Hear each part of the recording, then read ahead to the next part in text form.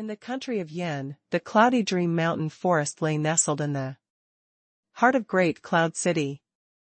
It was the height of summer, and a heat wave swept through the mountain forest, causing the grass and trees to rustle.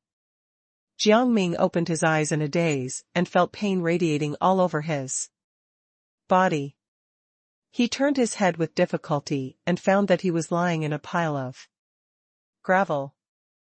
Moreover, he was clad in coarse clothes and covered in blood. What happened? I was sitting in front of the air conditioner, singing and looking at pretty girls. How did I end up here? All of a sudden, a series of fragmented memories entered his mind. There was a teenager, also named Jiang Ming, who had just turned 16 years old. His parents had died early, and his body was weak. He made a living by picking herbs in the mountains. Today, on a cliff, this Jiang Ming found a rare herb and wanted to take the risk of picking it. Alas, he did not expect to slip off the cliff and fall to his death. F***ck. As the noble Qijin saint, Jiang Ming instantly understood the situation. This isn't a dream. I've transmigrated.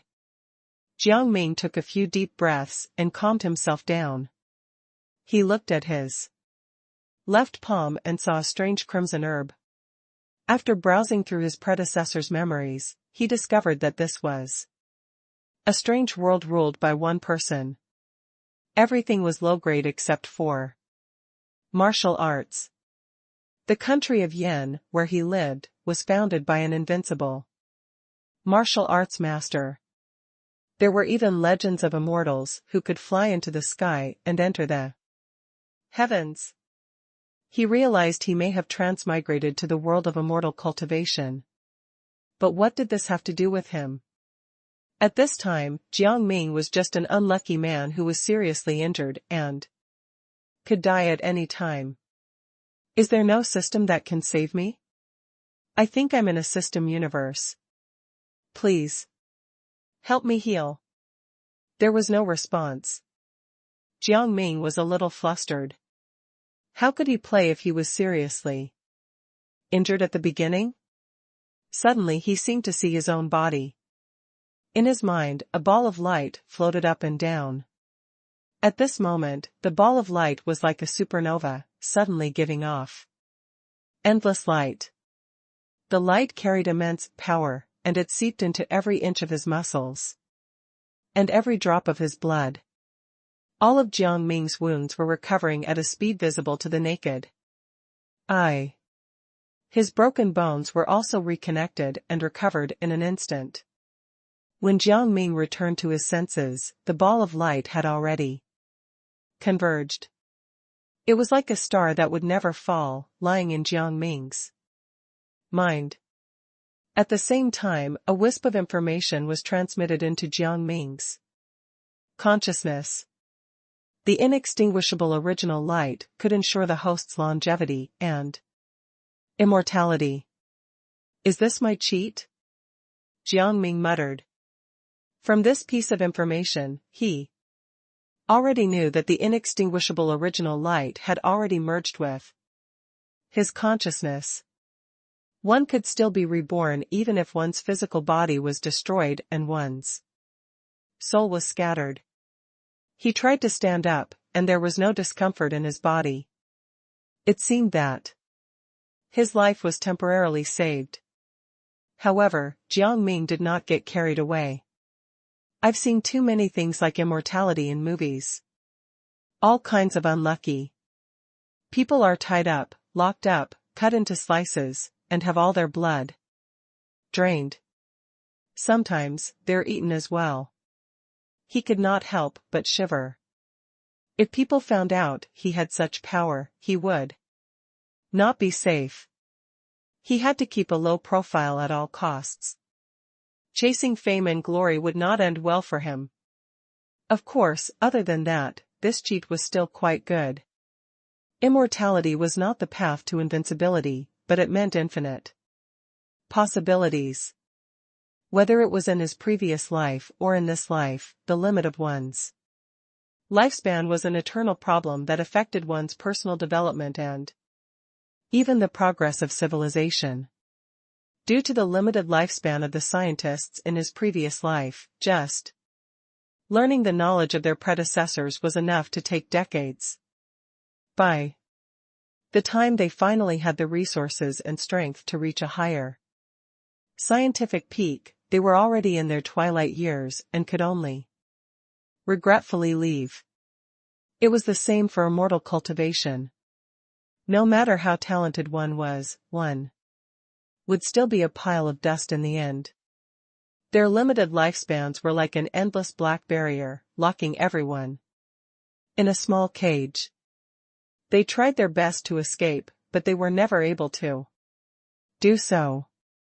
The current Jiang Ming was like a frog that had jumped out of a deep well. Although he was very weak, he had infinite possibilities.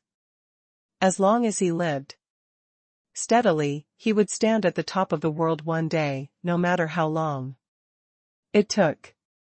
Of course, all of this relies on not getting caught and chopped up. Jiang Ming muttered to himself.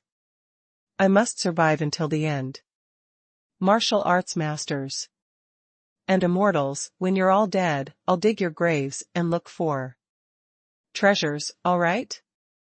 Just as Jiang Ming was letting his imagination run wild, he heard the sound of footsteps not far away. A middle-aged man with a herb basket on his back and clothes full of patches appeared before him. Little Ming? The man was surprised. Jiang Ming looked up. The man was sallow and thin, with deep eye sockets and a look of qi and iron deficiency. He was staring at Jiang Ming with a hatchet in his hand. Jiang Ming recognized him. He was also an herb gatherer at the foot of the mountain. He only knew that he was called Old Ghost Huang, but they usually did not have much interaction. Every herb gatherer had their own route, and some areas where rare herbs grew were even more secretive. It was not a happy occasion to meet other herb gatherers in the mountains. Jiang Ming looked at him and did not speak. You got injured while picking herbs? Is it serious? Old Ghost Huang spoke with concern. His eyes fell on Jiang Ming's hand, and a trace of fire flashed in his eyes. Jiang Ming's heart sank. Damn it, I was too excited and neglected to hide it. No, it's not serious. I'll be fine after a short rest, he quickly replied. Old Ghost Huang laughed hoarsely. It's good that you're fine. Little Ming. You're so lucky to have found a fire cloud grass. You can sell it for 30 taels of silver. That's enough to live for a few years without worrying about food and clothing. I'll also hurry into the mountain to see if I can try my luck. He waved his hand and continued walking. Jiang Ming let out a long sigh of relief and seemed to have let down his guard. However, just as the two of them were about to pass each other, Old Ghost Huang's eyes suddenly revealed an ominous glint. Little brat, go to hell. He raised the hatchet in his hand and slashed it toward Jiang Ming's chest. F***ck this. Jiang Ming's eyelids kept twitching. He had long expected that this guy had bad intentions, but he did not expect that he would directly want to kill him. Without thinking, Jiang Ming took out the medicine shovel from his waist and slashed at Old Ghost Huang's neck. The medicinal shovel had been sharpened by the mountain rocks all year round, and was sharper than an ordinary blade. As long as it cut into the skin, blood would splash out. However, Old Ghost Huang's eyes were filled with disdain. This brat was still too inexperienced, and his reaction was too slow. Squelch! The hatchet stabbed into Jiang Ming's heart and came out from his back, bringing with it a river of blood. Ha ha ha! With this stalk of fire cloud grass, I'll be awesome. Old Ghost Huang laughed out loud in joy and reached out to take the fire cloud grass. In his opinion, Jiang Ming, who had been stabbed in the heart, had no power to resist. However, the moment he let his guard down, a cold light suddenly flashed in front of his eyes. It was fast and ruthless. Stab. The shovel cut through his flesh like a knife cutting through paper. A line of blood quietly appeared on old Ghost Huang's neck, and then blood spurted out like a spray of water. How? He stared at Jiang Ming in disbelief, but his throat was blocked by blood, and he could not say anything else. In front of him, Jiang Ming's body was still impaled with the hatchet. Blood was flowing nonstop, and he was in so much pain that he was gritting his teeth, but he was still standing firmly. Just because life is difficult doesn't mean you have to murder people. Jiang Ming looked at old Ghost Huang and spat out a mouthful of blood. Under old Ghost Huang's frightened gaze, Jiang Ming gasped, slowly pulled out the hatchet from his chest, aimed at his neck, and slashed down again. Squirt. Blood spurted out, and old Ghost Huang fell to the ground. F***ck, it hurts. Jiang Ming finally breathed a sigh of relief. He threw away the hatchet and sat on the ground, gasping for breath. It was his first time killing someone, so it was a little daunting. But Jiang Ming did not regret it. If you were still alive, you'd definitely bring me a lot of trouble. Thus, I can only ask you to sacrifice yourself for the greater good. The wound on his chest slowly healed. Jiang Ming looked at the corpse next to him without any pity, but he had a deeper understanding of his own situation. If one's strength is low, then one's life is as cheap as dirt. Anyone can come and step on them. According to his predecessor's memories, even if he had not met old Ghost Huang today, he would have been exploited on many levels when selling this fire cloud grass and might have even brought about a bloody disaster. He would be lucky enough to get 100 copper coins, let alone 30 taels of silver. If I continue to hide like this, life will be meaningless. There were different ways to hide. However, Jiang Ming did not want to waste his life away in hiding. Only by becoming stronger can one survive more steadily. So, my first goal is to practice martial arts in secret, to become stronger and live a better life. Jiang Ming straightened out his thoughts and made a goal. He went to the bottom of the cliff to pick up his fallen shovel, herb basket, and other items, ready to leave. As for old Ghost Huang's corpse, he was not too worried. In his memories, this guy had always been alone. He often went into the mountains for about a month at a stretch and rarely interacted with others, but he would always reap a lot of rewards. By the time someone remembered him, his body would have decomposed. Every year, there are at least 3 or 4 herb gatherers who fall off the cliff, encounter wolves, or eat poisonous mushrooms. It's not a big deal. Anyway, you're dead, and it's so hot. It was not easy to kill you, and I won't be stabbed for nothing, Jiang Ming muttered to himself. His hand had already reached out to old Ghost Huang's body and began to grope. There were about 20 copper coins, insect repellent powder, and some dry rations. What? Jiang Ming suddenly widened his eyes. He found 2 pieces of silver, which added up to about 1 tael. He's that rich? Jiang Ming was shocked. Silver was not an ordinary item. A tael of silver was equivalent to 1,000 copper coins.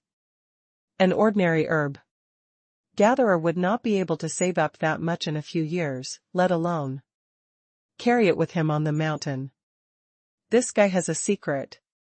Jiang Ming's heart stirred, and he touched the silver carefully. However, he did not find anything after a long time. Just as he was about to give up, he suddenly found something wrong. On old Ghost Huang's tattered clothes, there was an unremarkable gray-white patch. It did not feel like a piece of sackcloth, but rather like a piece of high-quality animal skin. Jiang Ming tore off the palm-sized patch and looked around. This was a piece of a kasaya, the traditional robes of a monk. His eyes narrowed. The back of the patch was filled with dense, small, pitch-black characters. Jiang Ming managed to read it roughly because his predecessor learned how to read from an old neighbor for a few days. Prescription? Jiang Ming finally understood why old Ghost Huang was so rich and always looked like he was short of qi and iron. It was a prescription that used human blood as the primary medicine, but it was for animals. After ordinary birds and beasts ate this medicine, they could develop a trace of spirituality and gradually obey the person who provided them with blood. In the memories of his predecessor, old Ghost Huang had indeed fed animals, such as cats, dogs, rabbits, and so on. It seems that he used his own blood to refine medicine and drove animals into the mountains to find medicine for him, thus making a lot of money. However, in his memories, old Ghost Huang's animals had changed a lot.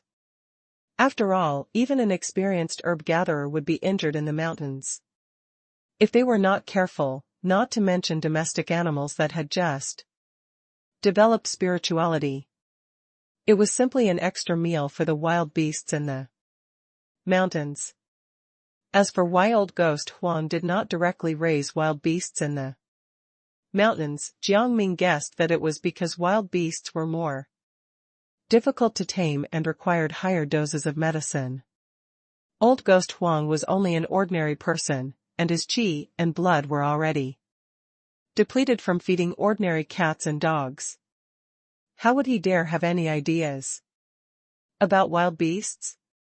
For ordinary people, this is simply a forbidden technique that harms the body. However, these problems don't exist for me at all. Jiang Ming's eyes lit up. He had a feeling that this prescription might play a great role in his life. He carefully kept the animal skin in his pocket, took away the money and rations, and did not touch the remaining things of old Ghost Huang. After all, he might be recognized. Recalling the usual herb-picking route, Jiang Ming put on the old bamboo hat, carried the herb basket, and continued to walk into the mountain.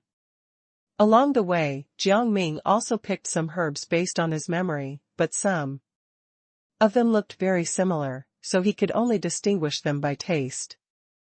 For other herb harvesters, randomly eating herbs was an extremely dangerous move, but for Jiang Ming, it was not much of a problem. Even if it was a poisonous herb, it would only make Jiang Ming's stomach hurt for a moment. Later, Jiang Ming even tried all the plants he saw along the way and categorized them in his mind. My stomach hurts. It's poisonous. It's refreshing, but it gives me diarrhea. It's bitter and slightly poisonous.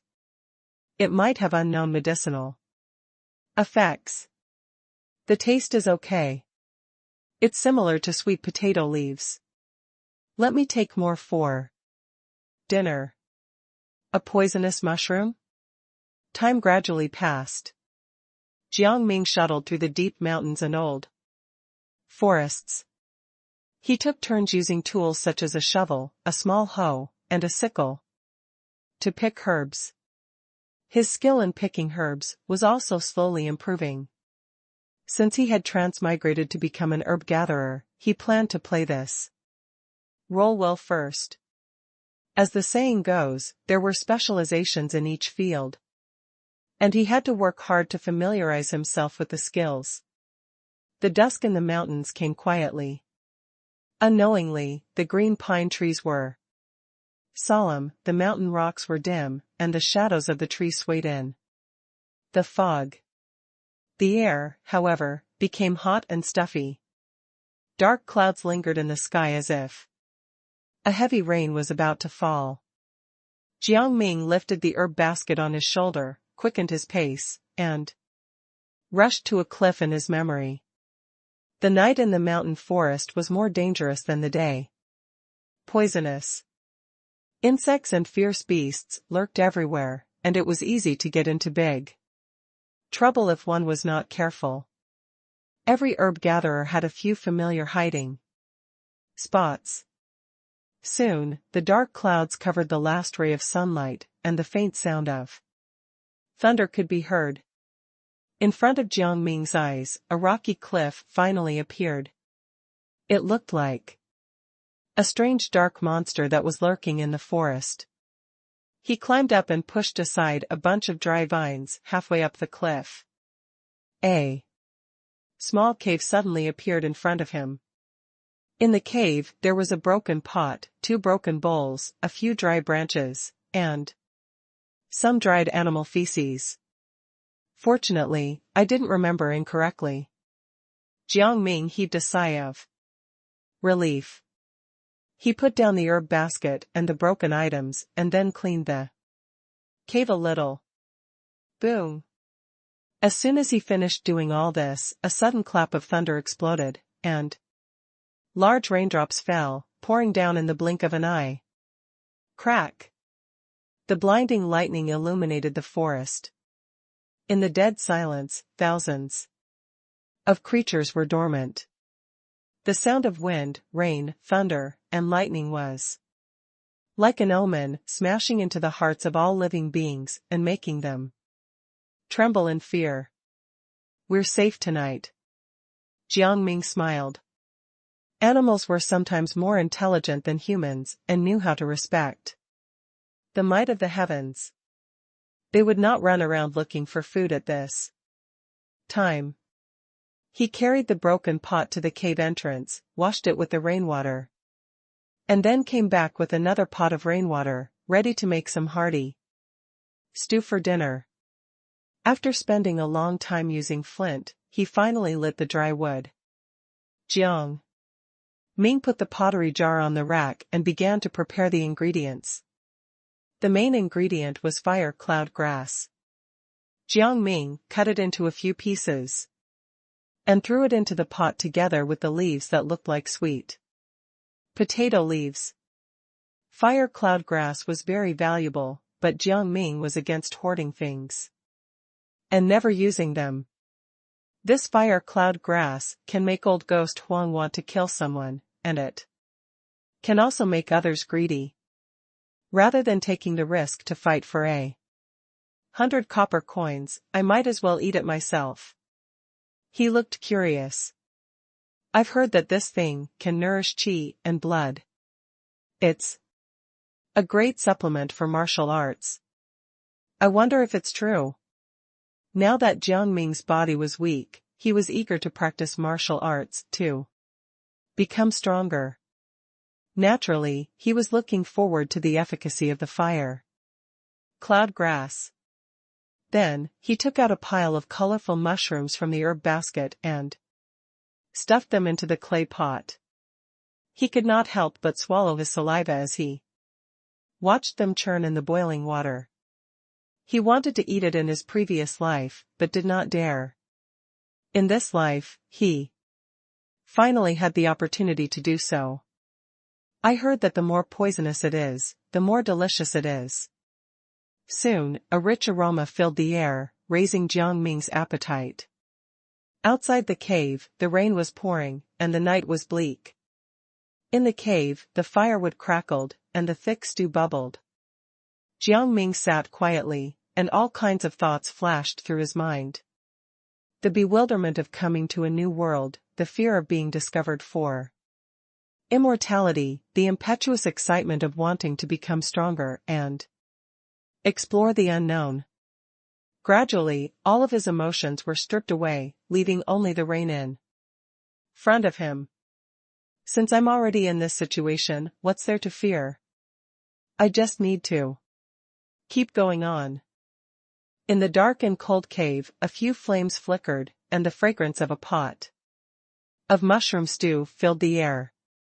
Jiang Ming returned to his senses and filled the bowl with the stew. In the golden stew, there was a trace of flame-like red light, which was very strange. This bowl of stew can probably put down an elephant. Looking at the colorful mushrooms in the stew, Jiang Ming could not help but grin. Then, he blew on the hot air and could not wait to eat. Hiss! After a mouthful of the stew, it was so fresh that it almost melted Jiang Ming's tongue. The mushrooms were also delicious. An unknown burning force swirled in his body with the heat of the mushroom stew. Jiang Ming was so content that he almost moaned out loud. The cold of the rainy night was dispelled in an instant, and his whole body was warm and full of energy. This is the power of the fire cloud grass? Jiang Ming was extremely shocked. His weak body seemed to be cheering and jumping for joy, showing an intense desire for the stew in front of him. He immediately went all out and destroyed the remaining mushroom stew. As he drank, there seemed to be little people dancing in front of him, but they soon disappeared. His body gradually warmed up, and Jiang Ming's thoughts gradually became lively. Things like fire cloud grass and beast taming prescriptions aren't something that can be found so easily in an ordinary martial arts world. It seems that this is indeed a world of immortal cultivators. I just wonder if there are really immortals here? The immortal path is ethereal. It's useless to overthink. At present, martial arts is the only way to become stronger. Jiang Ming took a deep breath and suppressed the doubts in his heart. He lay down by the fire and gradually fell asleep. The storm was still raging outside, with occasional thunderclaps. The fire in the small cave gradually weakened and returned to darkness. Asterisk asterisk asterisk. The following day, the rain and clouds dispersed. The sky was as clear as a mirror. Rays of sunlight passed through the vines and shone into the cave. Jiang Ming stood up and looked down in a daze. The toughest thing in the world is no longer steel. This medicine is too strong. Jiang Ming was speechless. He felt his whole body burning up.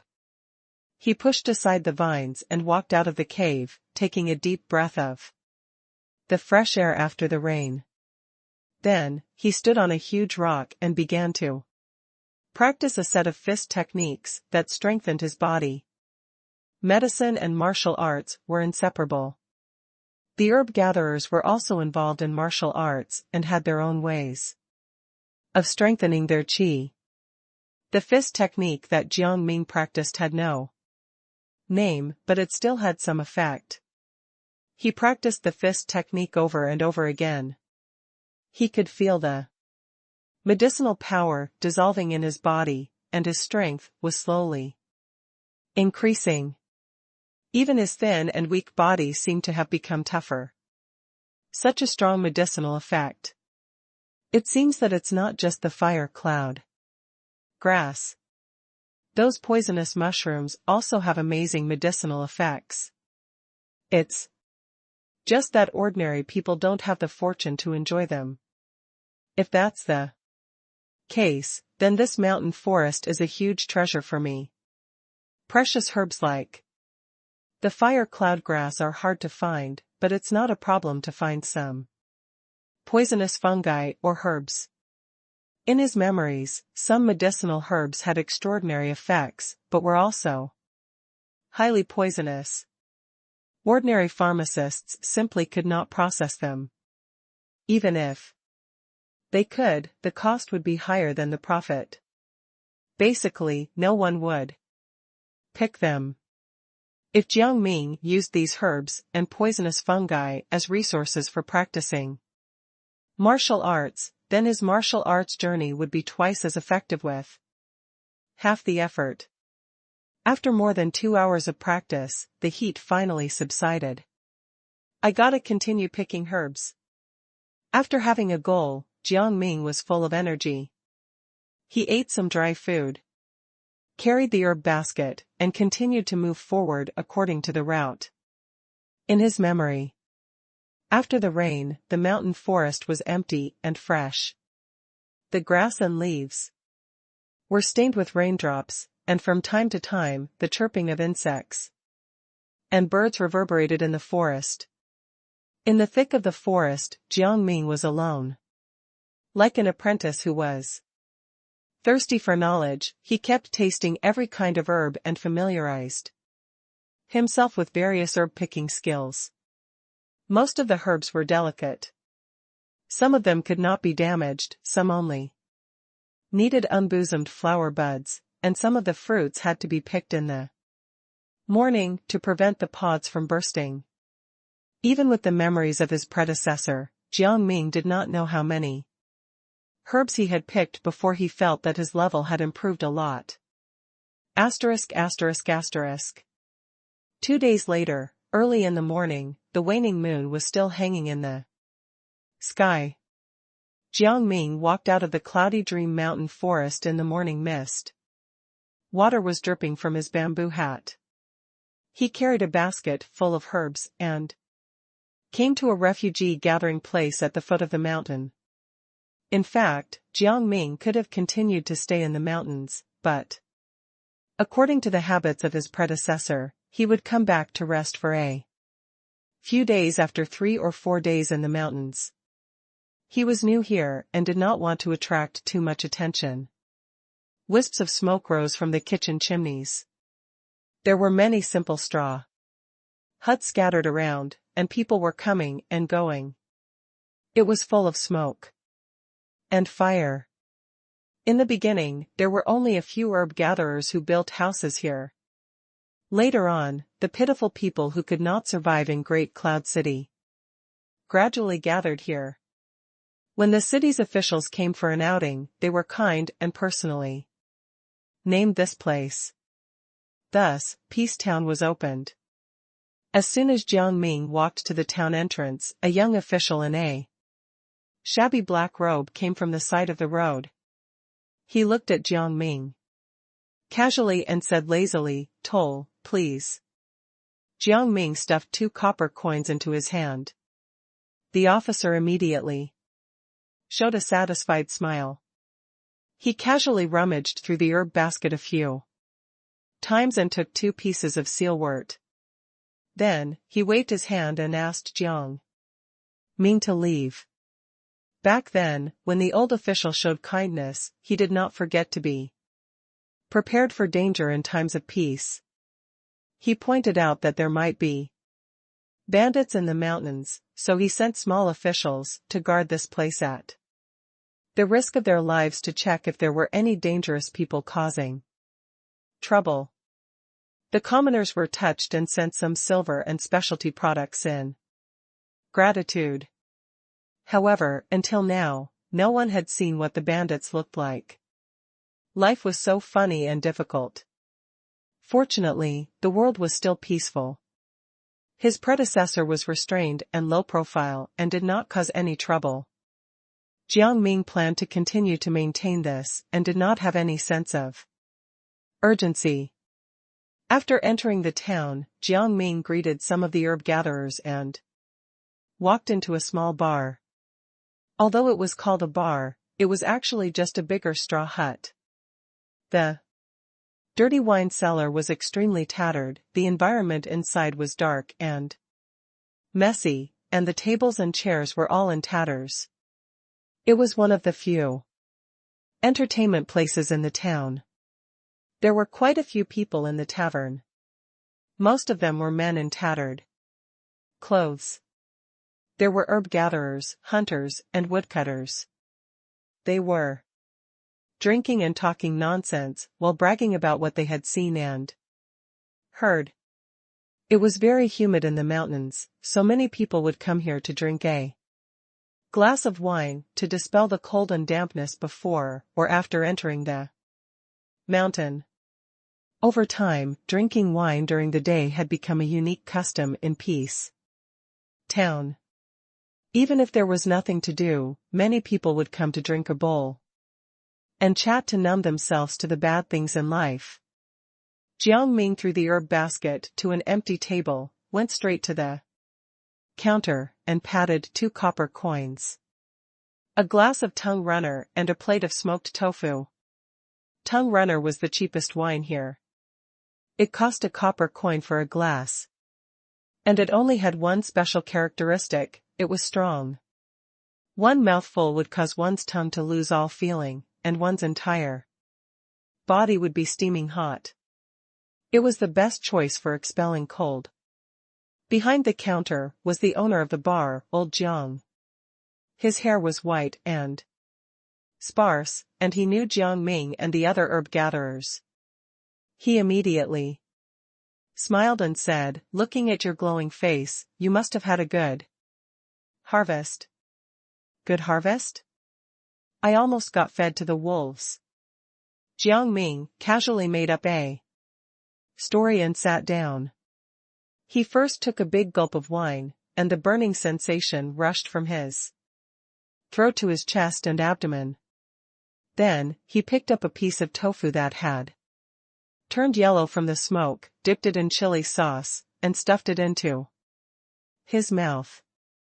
The aroma of strong wine and tofu intertwined in his mouth. Jiang Ming smacked his mouth and listened to the surrounding drinkers boasting. "I heard that the Wang family's reward has been raised to 50 silver taels." "So what? Fire cloud grass isn't white cabbage. Where can we find it?" "If I can find it, I'll book the top courtesan of Qinghe Tower, Miss Schwer, for 3 days and 3 nights.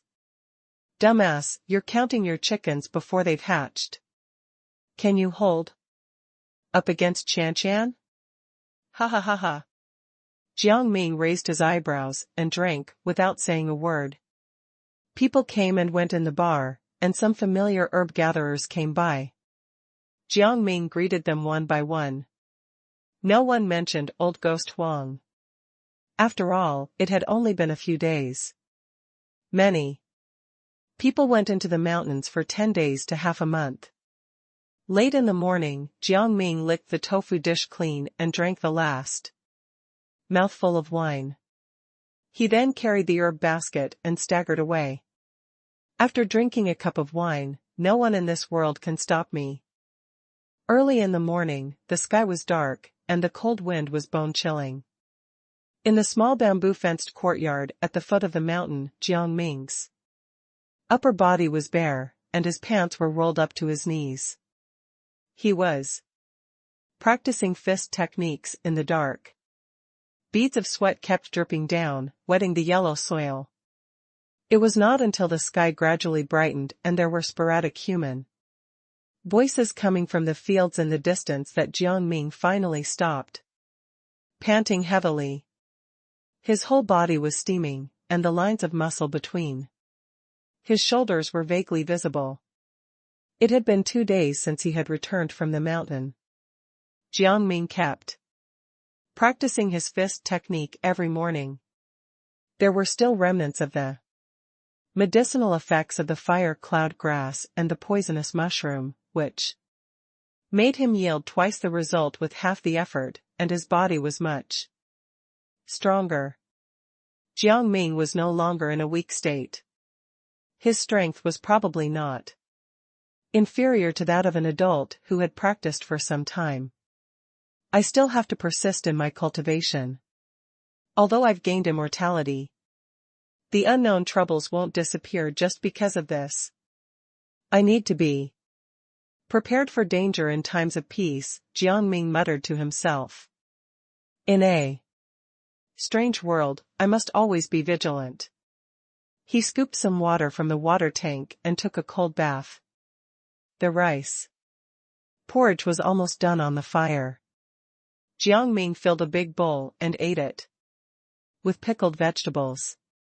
After eating his fill, Jiang Ming leaned on the bamboo chair and looked at the distant mountains and forests. The faint mist had not yet dispersed and shrouded the peaks. The soft sunlight reflected in the fog like a layer of golden gauze. I'll buy some tea leaves, brew tea at the foot of the mountain, and cultivate. When I'm free, I'll go up the mountain to pick herbs and flowers. It's really a paradise. Jiang Ming enjoyed the beautiful scenery in front of him and then sighed. It's a pity that I have to bend over for the sake of daily necessities. His predecessor did not leave any money behind. If Jiang Ming wanted to practice martial arts, he had to find a way to make money. Whether it was learning martial arts from a master or buying fist techniques and pills, they all required a large amount of money. Martial arts was not a game for the poor. Jiang Ming got up and carried out a basket of fresh medicinal herbs that had been picked in the past few days. He spread it on the ground to dry it. There were also some roots and stems that were difficult to dry. Jiang Ming still needed to produce charcoal and dry them carefully.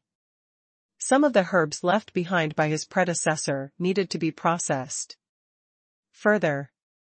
They were poured into a pot and stir-fried with a low fire to prevent mold from growing. When he finally finished, the sun was already setting. Jiang Ming munched on a biscuit and thought, while chewing with great effort. We can make a trip to the medicine market tomorrow morning. His predecessor left behind quite a few medicinal herbs, and with the ones he had just picked, he should be able to sell them for some money. After drinking a large cup of cold water and clearing his throat, he began to pick out the medicinal herbs that could be sold. He then tied them up with grass ropes and carefully put them into the herb basket. ******. The next day, Jiang Ming opened his eyes at dawn and practiced the fist technique twice. Then, he pulled out the hidden herb basket from the bedside, covered it with polished animal skin, and carried it out of the door. The medicine market was located in an open space on the other side of Peace Town. A simple bamboo fence surrounded it. Even in the early morning, many people had already gathered there. Jiang Ming walked in, found an empty space, and spread out the animal skin. He put the herbs one by one, then squatted on the ground and began to set up a stall. However, before any guests arrived, a burly middle-aged man with a hideous knife mark on his face came over with a few punks. "Oh, Ming, so many goods are out today. Are you saving up to get a wife?" Jiang Ming looked up and immediately cursed the man in his heart, but his face still showed a look of awe. "Good morning, Uncle Ba." As he spoke, he took out 5 copper coins from his pocket and placed them in the man's hand. Uncle Ba was the head of the Old Snake Gang in the prefecture. The Old Snake Gang set up this medicine market. In Peace Town, every herb gatherer had to come to the medicine market to sell herbs. Everyone who sold medicine in the medicine market had to pay the venue fee. This was the rule. Someone once sneaked into the town to sell medicine without paying, but his legs were broken immediately. It's almost impossible for these herb gatherers to make a profit. Jiang Ming sighed in his heart. The officials in the prefecture were extremely shrewd. Medicinal herbs were such a big business, how could they let these bumpkins get rich? Behind the Old Snake Gang, there were many families and officials who were making up their minds. With a fake smile, Uncle Ba used the tip of his foot to scratch around on the medicinal herbs. It looked like he was about to damage a few. There are so many goods this time. Rent is also going up. Uncle Ba is right. Jiang Ming quickly smiled and handed over 3 more copper coins. It's good I didn't bring the fire cloud grass back. Otherwise, forget about making money, I might even die. Jiang Ming thought in his heart, but his face was full of smiles as he watched the scarred man leave the market. Asterisk asterisk asterisk. After sending Uncle Ba off, it was only after a while, when the sky was bright, that people walked into the medicine market to purchase. Jiang Ming looked around and saw that most of the people who came to buy medicine were neatly dressed and had soft skin. At first glance, he could tell that they were from the city. Many of them even brought their attendants. This was the herb business. Herb gatherers were only at the bottom of the herb chain and could only be exploited by the herb merchants and gangs. Jiang Ming watched the people from the city walk around and pick and choose. Finally, an old man in a gray robe came to him. How much are you selling pig's ear mushrooms for? Jiang Ming quickly straightened his back and said, You look familiar. If you want them all, I will charge you 25 copper coins. Pig's ear mushroom is not easy to find now. This price is also pretty low. What do you think? Picking pig's ear mushrooms required a lot of experience and were very difficult to find. However, if you found the right place, you could dig up several. His predecessor was lucky to find a place where pig's ear mushroom grew, and it was considered a treasure trove. In order to sell the goods quickly, Jiang Ming also lowered the price. The old man raised his eyebrows. Kid, you know how to drive a bargain. All right, ring them all up. He gave a look to the people behind him, and an attendant immediately came forward to pay for the medicine. Before the old man left, he told him, black tea medicine and water gold vine are things I'll buy for double the price. Also, you'll be heavily rewarded if you find fire cloud grass. Jiang Ming did not say much and just nodded. This was also one of the rules. The people who came to purchase some medicinal herbs would sometimes ask the herb gatherers to find some medicinal herbs that were in urgent need. It was considered a bounty mission. The reward of such a mission was generally higher, but the medicinal herbs were also relatively difficult to find. Especially fire cloud grass. Jiang Ming's heart moved slightly. Fire cloud grass was even rarer than a 1,000-year-old ginseng. This year, however, there were suddenly more of them. Although they were still difficult to find, it was said that 2 or 3 people had already found them. This doesn't even include the one I ate. Jiang Ming's eyes flickered. The families and gangs in the city have increased the price of their bounties, especially the Wang family. I heard that the price of their bounties is already 60 taels. If Jiang Ming had 60 taels of silver, it would be enough for him to find a good martial arts school in the city and study for several years. Jiang Ming thought of the town's officials, Uncle Ba, and those old men who bought medicine with fake smiles, and his heart suddenly became calm. This windfall was not something he could make at the moment. Little brat, do you still have more pig's ear mushrooms? A rough shout made Jiang Ming come back to his senses. He raised his head and saw a familiar customer.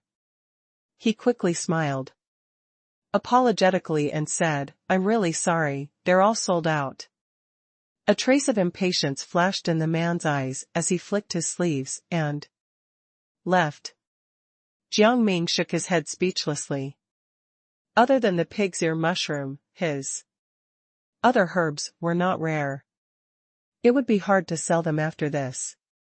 Sure enough, by noon, most of the people who bought the medicine had left, but Jiang Ming still had half his goods, and no one was interested. He had made 60 copper coins. Alas, Uncle Ba and a minor official forcefully charged a fee, therefore, he was left with 50 copper coins. And this was with the inventory from the previous life. Sigh, life isn't easy. Jiang Ming sighed, put the remaining herbs into the herb basket and bought some rice and noodles before going home for a walk. Perhaps it's time to try that prescription. On the way home, Jiang Ming lowered his head and thought to himself. It was late at night, and the candles in the thatched cottage were dim. Jiang Ming spread the grayish-white animal skin he got from old ghost Huang on the table and looked at it carefully. This recipe needs 2 mountain dragon eyes, 2 pieces of snake flower root, a pig heart, a cicada shell, a leech, and a 9 fragrances worm. Take 3 liters of water, boil it, and add a drop of blood every 3 days. At noon, when the sun is at its peak, take the red liquid and seal it for later use. Jiang Ming's mouth twitched. No wonder old ghost Huang was so emaciated all day. He drew blood every day for 3 days. How could an ordinary person withstand it? But this prescription is simply tailor-made for me. Jiang Ming's eyes flickered. It seemed that the way to make a fortune was in this prescription. There are a few medicinal herbs that are not common in the mountains, so we can only go to the medicine market to try our luck.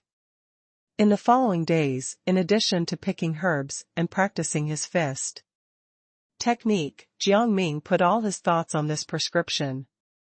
Every time he went to the medicine market to set up a stall, he would put up a wooden sign and write the herbs he needed with charcoal ash. In order to avoid attracting attention, he only wrote 1 herb each time. Asterisk asterisk asterisk. More than a month later, deep in the cloudy dream mountain forest, a vigorous figure moved between the pine and cypress trees on the cliff and picked a dark plant growing on the cliff. Then, with a light jump, he easily climbed up the cliff and landed steadily. If it were a month ago, I wouldn't have been able to pick this black tea herb. Jiang Ming carefully put it into the herb basket, his face full of joy. The Jiang Ming of today seemed to have been reborn under his loose clothes. His muscles were firm and smooth, full of explosive power, and his eyes were clear and bright. The path he did not dare walk in the past and the herbs he did not dare pick were nothing to him now. Now, even 3 or 4 ordinary adults combined are not my match, Jiang Ming muttered to himself. He had been practicing his fist technique every day for more than a month. He had eaten all kinds of mountain herbs and unknown poisonous bacteria without any qualms. It seemed that the toxic bacteria contained an unknown medicinal power, making Jiang Ming's strength grow. Today, he was several times stronger than ordinary people. If these mushrooms weren't poisonous, I'm afraid I wouldn't have had the chance to eat them. Jiang Ming sighed with emotion. Who would have thought? These poisonous things contained medicinal effects beyond imagination? However, it seems that it has come to an end. The growth of his strength had become slower and slower, and his progress was minimal. Ordinary body-strengthening fist techniques can no longer satisfy me. I have to find a way to practice martial arts. During this time, Jiang Ming had a deeper understanding of this world. There were legends about immortals and gods, and martial arts existed in the world. Martial Tao was not just simple martial arts, but a cultivation method that transcended the mortal world. Not only did he need an external refining method, but he also needed a corresponding internal breathing method to set foot on the road of martial arts. The nameless fist technique that Jiang Ming practiced was, at best, a kind of low-class external refining method. If it were not for the constant nourishment, ordinary people would not be able to master it in their lifetime. The most important thing now is to solve the money problem. Jiang Ming had already found a way to learn martial arts, but if he really Wanted to learn it, it could not be settled with a few dozen copper coins. Thinking of this, Jiang Ming got up and rushed in another direction. In the familiar cave, a jar of pungent medicinal liquid was placed on the ground. The surface was covered with a layer of light red liquid that was crystal clear, which was very strange. This was the place where Jiang Ming stayed for the first night when he came to this world. He stared at the medicinal liquid in front of him with anticipation. I hope I can succeed this time. Jiang Ming could not help but have a headache when he thought of the trouble he had gone through for this prescription over the past month. The medicinal herbs had been collected long ago, but the prescription on the animal skin was basic. Many details were unclear, such as how long it needed to be boiled, and whether the leech needed to be alive or dried. As a result, Jiang Ming failed several times before he managed to find a way. Later on, he simply brought medicinal herbs and dry food into the mountains, picking herbs and refining them at the same time. Finally, the medicinal liquid looked correct. Near noon, Jiang Ming moved the medicine pot out of the cave and placed it against the hot sun. Finally, when the sun was at its strongest, the layer of light red liquid in the medicine pot slowly turned red, like a blood diamond, emitting the fragrance of plants. It's like colored glass and has a fragrant smell. It's finally done. Jiang Ming's eyes were filled with excitement. He quickly took out a medicine bottle, poured the red liquid into it, and sealed the mouth of the bottle. The next step would be to find a suitable animal to test the effects of the medicine on. In the evening, Jiang Ming returned to the cave with a gray rabbit. Drink this, and we'll be friends. Jiang Ming opened the medicine bottle with one hand and smiled roguishly. As soon as the bottle was opened, the rabbit in his hand let out an anxious cry. It flapped its limbs and stuck its head into the bottle as if it had a fatal attraction to the liquid. This thing is really something. Jiang Ming revealed a strange look. He poured the red liquid into a broken bowl and then plopped the rabbit on the ground. The rabbit directly rushed up and madly licked the broken bowl. In a short while, it had finished all the red liquid, and then stayed in place, not moving. Jiang Ming waited patiently. Half an hour passed. Just as Jiang Ming was wondering if the rabbit was dead, it suddenly quivered and looked up at Jiang Ming. Its ruby-like eyes flashed with a trace of spiritual light. Then, it turned around and ran. Jiang Ming was fast, and he picked it up. The dose isn't high enough. He was not surprised by his guess. It seemed that wild animals were indeed difficult to tame. He used a rope to tie the rabbit to the cave and began a new round of refining.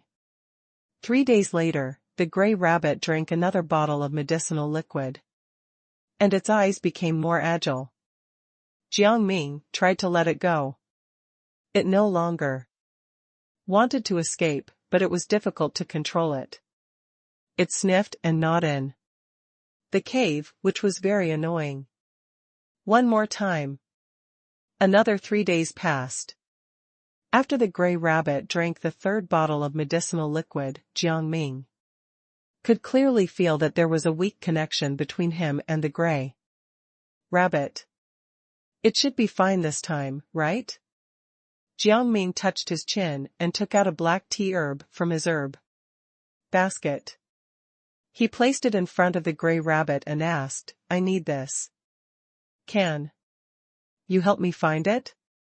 The gray rabbit sniffed a few times, then turned around and ran out of the cave. Jiang Ming revealed a trace of joy and quickly followed it.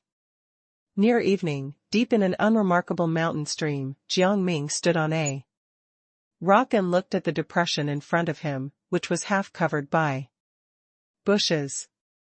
He was somewhat dumbfounded. In the marshland, more than a dozen dark black tea herbs grew wantonly.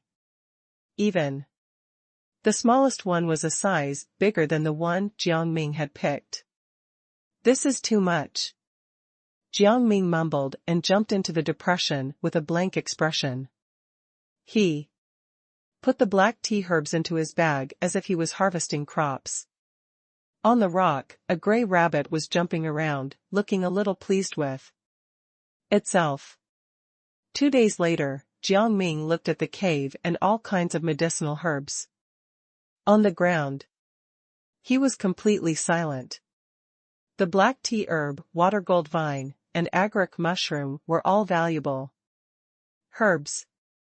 They could probably be sold for more than 2 taels of silver. "It's not a waste of my blood," Jiang Ming sighed. "Master Hui, we'll have something to eat in the future.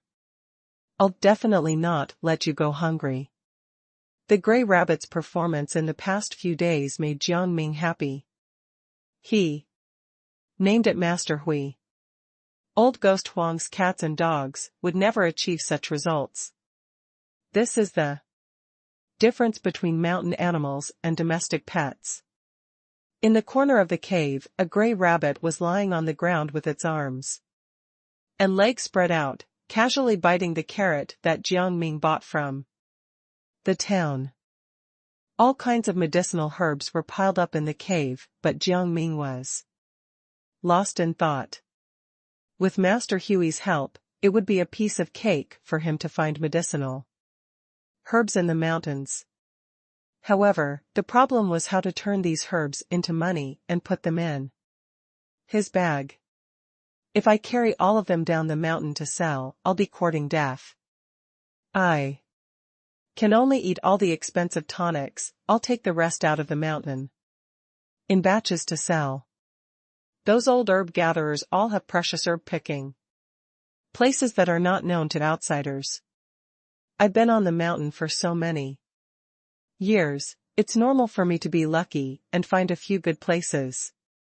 Maybe it would still attract covetous eyes, but it was just a few more copper coins." Jiang Ming did not care. He would slowly save money. He had all the time in the world to waste. The following day, Jiang Ming returned to Peace Town. In the herb basket behind him, more than half were ordinary medicinal herbs. The other half were 6 stalks of black tea herbs and some pig's ear mushrooms. "Whoa, what good luck!" The eyes of the minor official at the town entrance turned red. Jiang Ming quickly gave him 7 or 8 copper coins, and the other party left, looking back at him every few steps. At the medicine market, Uncle Ba made his usual rounds. "What a selection," Uncle Ba said lightly and took another 20 copper coins from Jiang Ming. Jiang Ming's face expressed heartache, but he was relieved in his heart. It seemed that as long as it was not rare medicinal herbs like fire cloud grass, these people in charge would not do anything to rob it. At most, they would just exploit him a little more. The black tea herb's value has been on the rise recently. One stalk can be sold for at least 20 copper coins. In total, it's more than 100 copper coins. It's enough to break even. He calculated the profit he could make. Sure enough, a few dark black tea herbs were extremely eye-catching. After a while, a young man wearing a gorgeous purple robe walked over with large strides while waving a folding fan.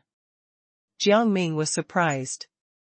The people who came to the medicine market to buy were all familiar faces. It was the first time he had seen such a flashy guy.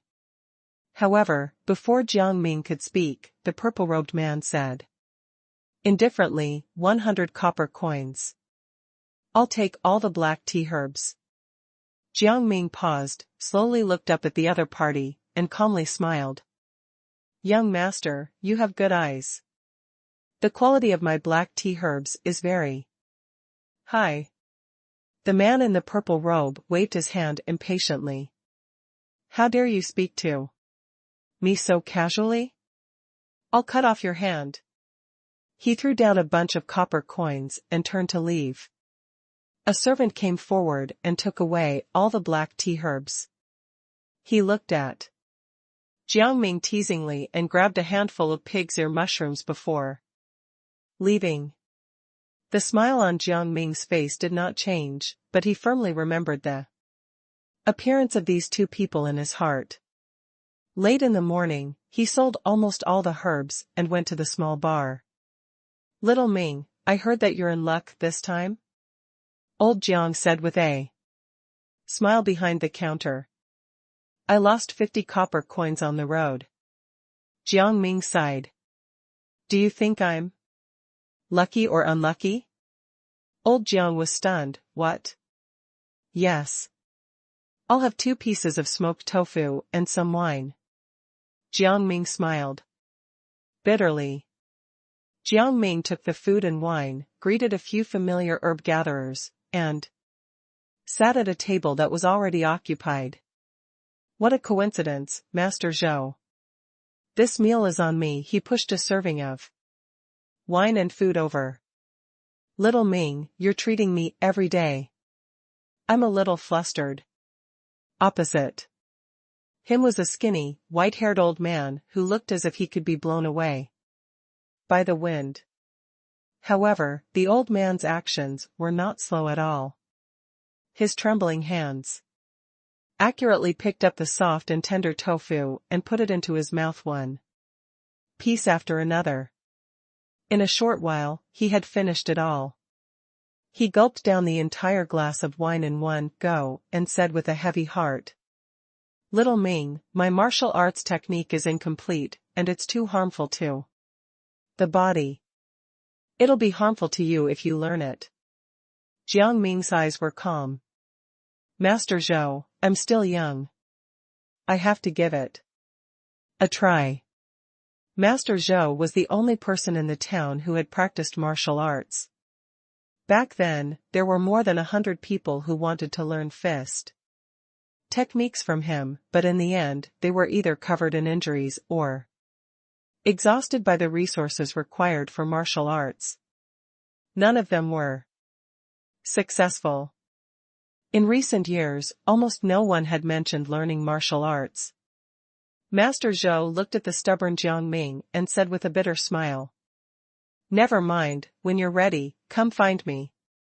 Maybe you will be able to hold on for a few days before you give up. Thank you, Master Zhou.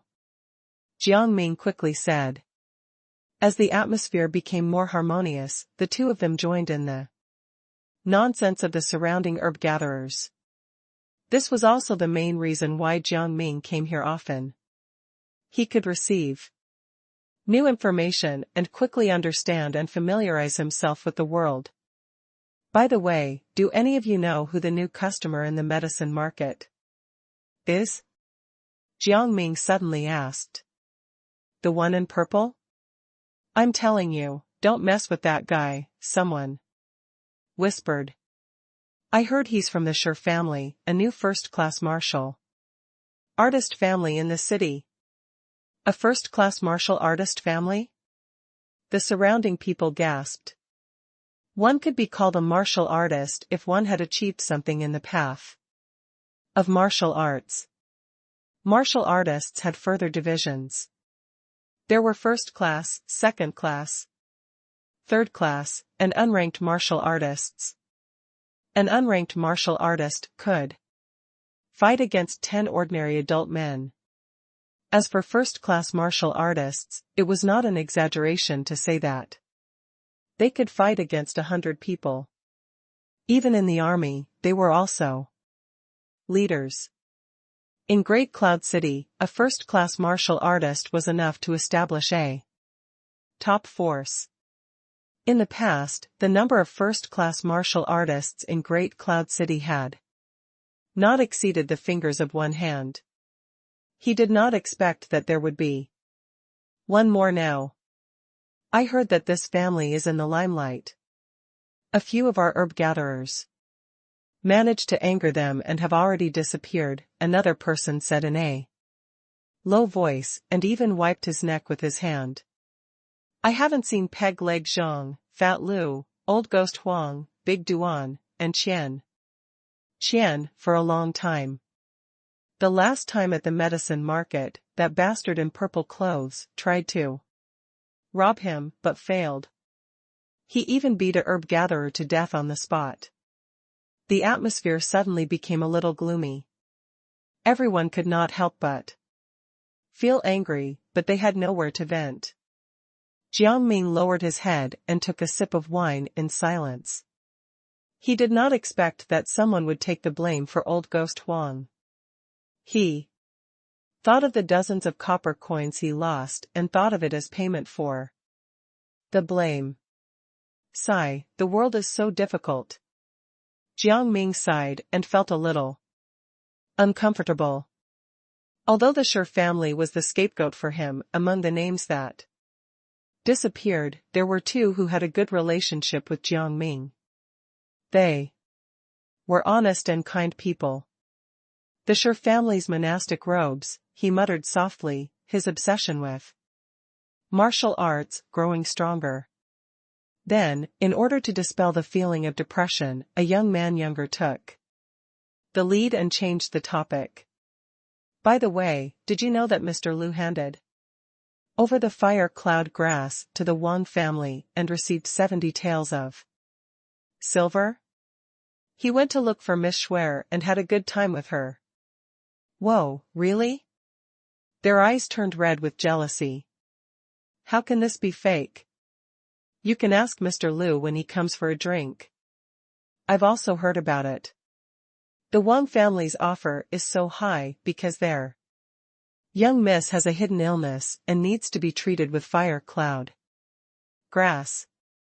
I heard that it's been cured now, and in order to fulfill her wish, the young miss will personally come to the river at the foot of the mountain in a few days to release the spiritual fish.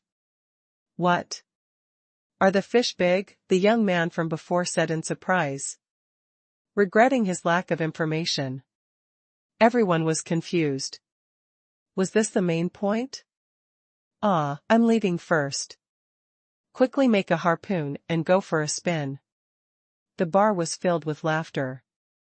Jiang Ming silently finished his drink and left. In his heart, he was praying for Mr. Liu.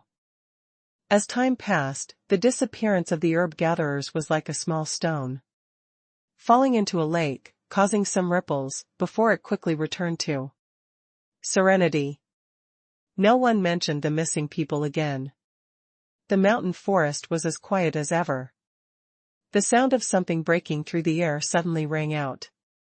A sharp arrow was shot out and accurately hit a big tree. It's not difficult. More than 100 feet away, Jiang Ming was holding a hunting bow, his eyes calm.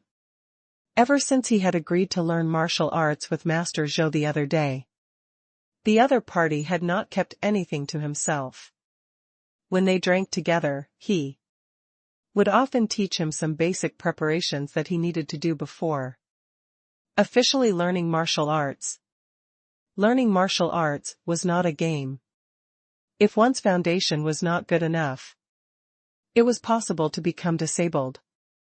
The first was his physical fitness. Jiang Ming's body was far beyond ordinary people, so there was naturally no problem. Other than that, the more important thing was the internal training of the breathing technique.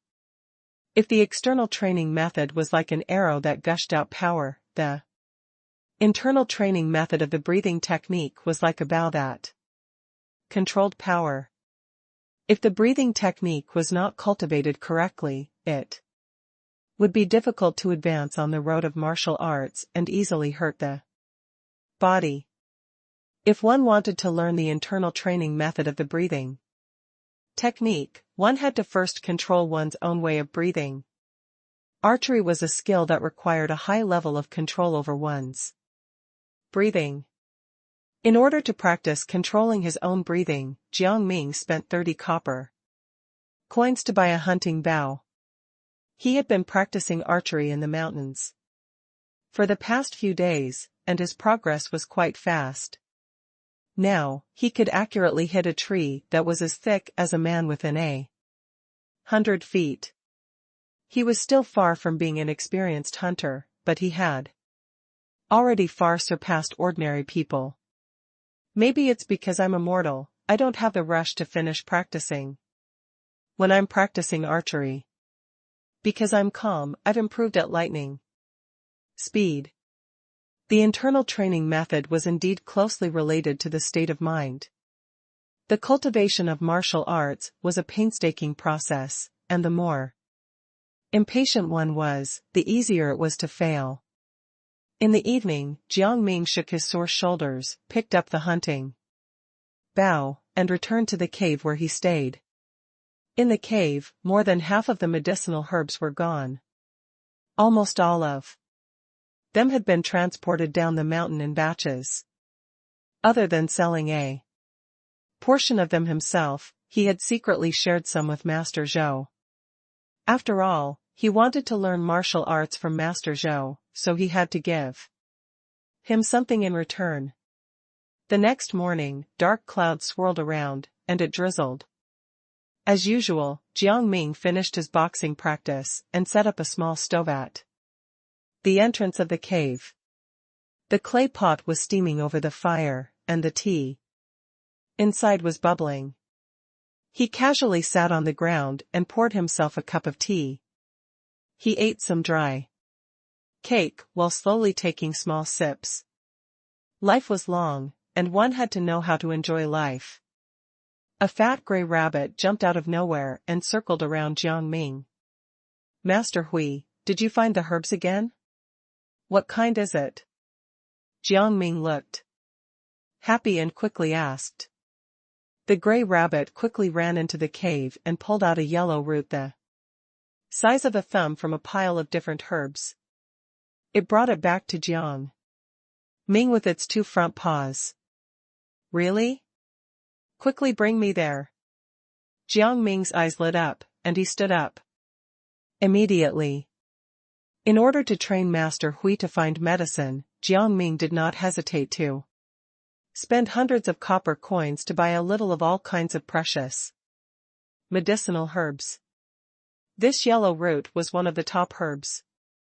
If he could find it, he would definitely make a fortune. Soon, the human and rabbit set off, heading into the depths of the forest.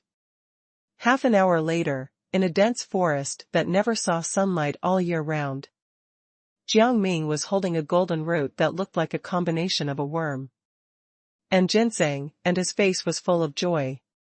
It was golden ginseng. One of them could be sold for 500 copper coins.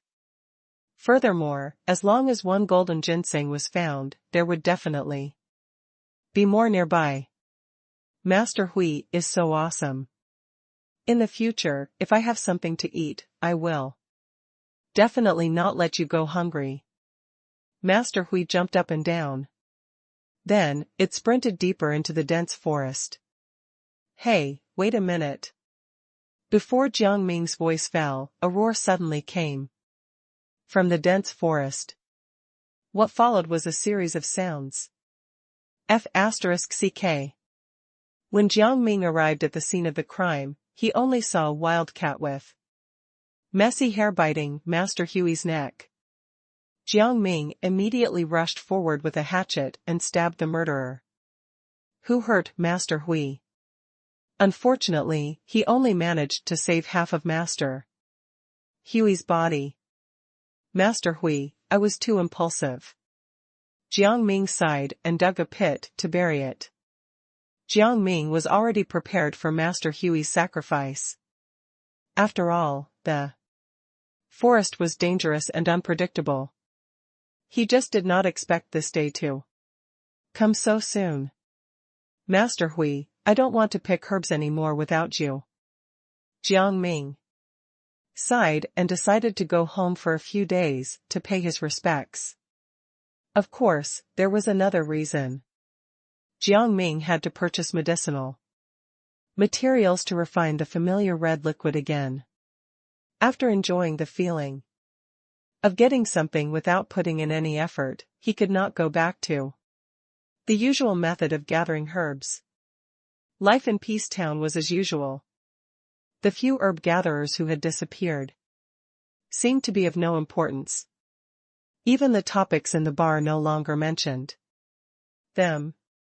However, Jiang Ming found that there seemed to always be some faintly discernible eyes in the town, sweeping over him. In the bar, Jiang Ming and Master Zhou sat at the same table.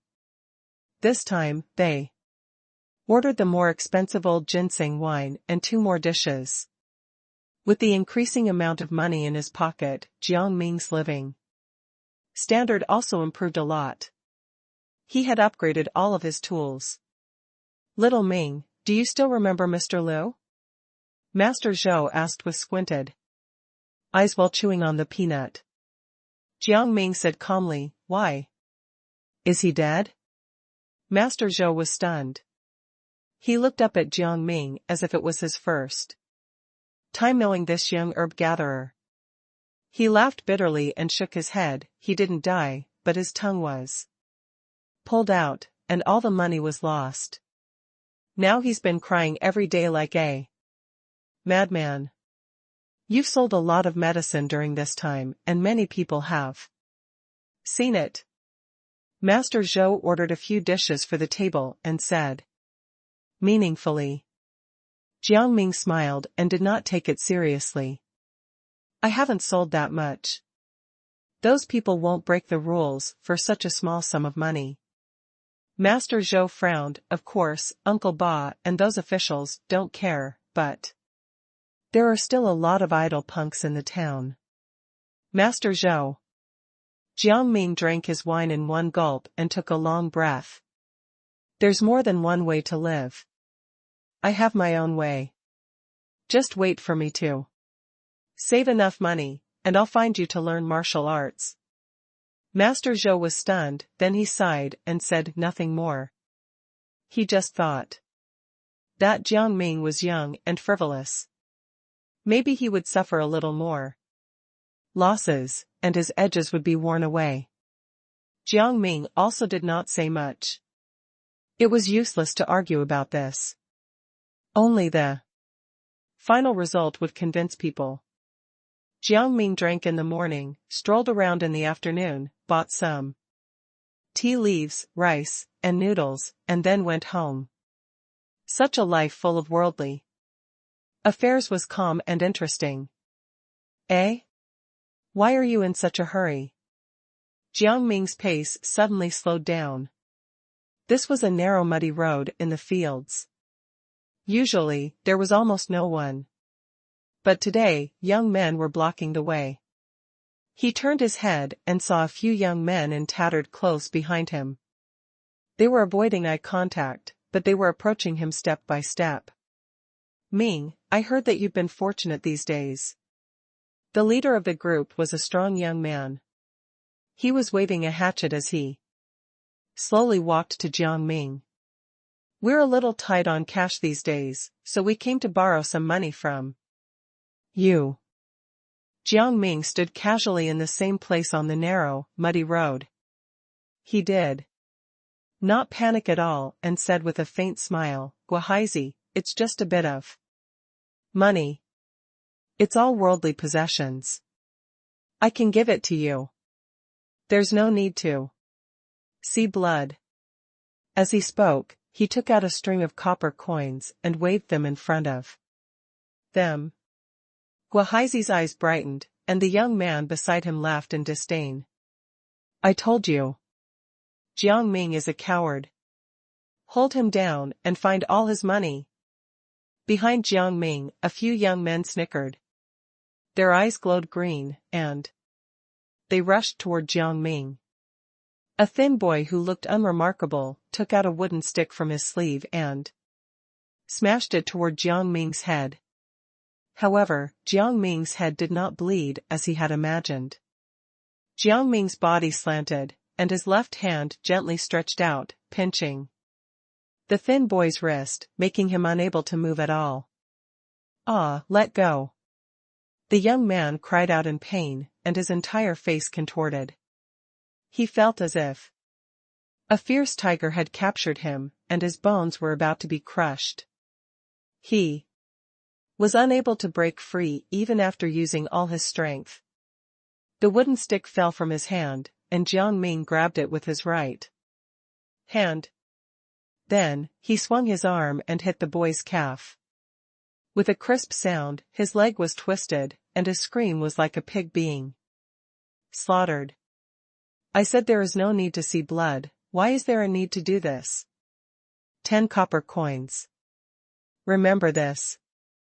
Jiang Ming said lightly and threw the thin boy away. The thin boy was flung away and fell into the mud field at the side, moaning in pain. The rest of them were so scared that they retreated when the thin boy screamed. They felt cold all over and were terrified. They usually just did some sneaky things. When had they ever seen such a ruthless guy who would break one of their legs without a word? In their impression, only people at the level of Uncle Ba and the officials were qualified to do such a thing. Guahaizi was even more shocked and angry. He pointed at Jiang Ming fiercely and said, "Do you know what kind of relationship I have with Uncle Ba? You dare hurt people in my territory. Aren't you afraid that I will chop off your hand? You, 20 copper coins." Jiang Ming's response was to point at Guahaizi's head with a wooden stick. "Damn you! You're looking for death." Guahaizi was utterly enraged. He called out to the others beside him to attack together. "Chop him up." The two of them rushed forward with their hatchets and slashed at Jiang Ming. However, in Jiang Ming's eyes, their actions were no different from toddlers throwing a fit. Over the past month, Jiang Ming had persevered in his fist technique practice. His strength, speed, and even reaction time had exceeded the limits of ordinary people. Even if he was only practicing ordinary body-strengthening fist techniques, it was more than enough to deal with a few village punks. In an instant, the wooden stick's shadow flew like rain and smashed into Guahaizi and his partner's bodies. Ah! Ow! Two screams, accompanied by the clear and melodious sound of bones breaking, rang out in the field.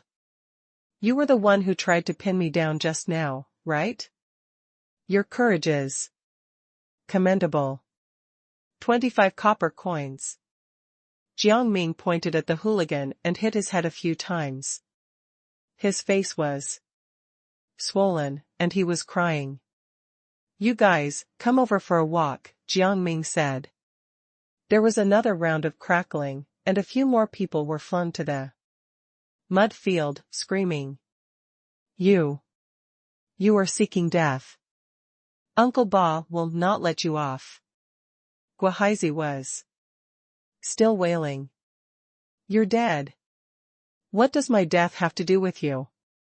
Didn't you come to borrow money?" Jiang Ming asked, casually. "Just take your money." What do you mean?" Guahaizi did not quite understand. Jiang Ming untied the rope and threw some copper coins at him. Then, he threw some to the hooligan and the thin boy according to the amounts he had just stated. "The rest of the coins will be divided among the others." Jiang Ming threw the remaining copper coins on the ground and smiled gently at the confused young men. "Keep the money. Remember what I'm going to say next." The few young men were even more confused. "First, I didn't give you money. Instead, I blocked you at the entrance of your house, beat you up, and took all your money away. Second, you must go to town tomorrow morning and cry about what happened today. That's all you have to say. Third, you can tell Uncle Ba the truth. But remember, as long as Uncle Ba can't kill me, I will kill you all." Of course, if you tell Uncle Ba, not only would you be beaten up, you might not be able to keep the money that you got. The loss outweighs the gain, Jiang Ming said slowly, then turned around and left, leaving the young men on the ground, who were getting increasingly confused. They gathered together and muttered. Asterisk asterisk asterisk. The next morning, a strange scene took place in Peace Town. One by one, people with bruised noses and swollen faces were crying all over the town, recounting how they had been beaten up and robbed of their money. That was the only money I had left for my food. He was trying to kill me. He's too vicious. He rushed into my room and broke my leg with a stick. Hee. I just want to live my life. How did I meet such a wicked person? At the entrance of the small bar, Guahaizi wrapped his arms with a white cloth and sat at the door, crying bitterly, looking like he was about to die. Jiang Ming is too vicious. The bar was abuzz with discussion, and everyone looked as if they had seen a ghost. What the hell was going on? Jiang Ming, the young man who was kind to everyone, actually dared do such a cruel thing? Master Zhou and old Jiang, who were behind the counter, looked at each other. Both of them had lived for more than 100 years, but they had never seen such a strange thing. Suddenly, Guahaizi, who was outside the door, seemed to have his throat pinched. He suddenly stopped making a sound. Rustling footsteps sounded, and a young man walked into the bar. He greeted everyone calmly, then ordered some food and wine. He sat opposite Master Zhou and began to eat and drink as if no one was around. The bar suddenly quieted down, and everyone's eyes quietly swept over Jiang Ming. This is your doing? Master Zhou lowered his voice and said with a trembling voice, you don't want to live? Guahaizi is with Uncle Ba. Jiang Ming looked up at him and sighed, Master Zhou, you're old. You can't see how the pugilistic world works anymore. Sometimes, if you want to live a peaceful life, you can't just retreat and endure. The more tolerant you are, the more people will want to suck you dry until you die. I want to learn martial arts and earn money. I will attract more and more attention. If I don't want to be bullied by evil people, then I have to become evil myself. Master Zhou was a little confused and hesitated, but will Uncle Ba let you off? He won't just spare me. Jiang Ming picked up a piece of smoked tofu covered with chili and enjoyed the spicy and mellow fragrance.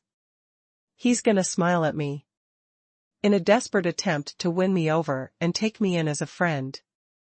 Master Zhou was dumbfounded listening to Jiang Ming's nonsense. He did not know if Jiang Ming was really confident or if his brain was fried.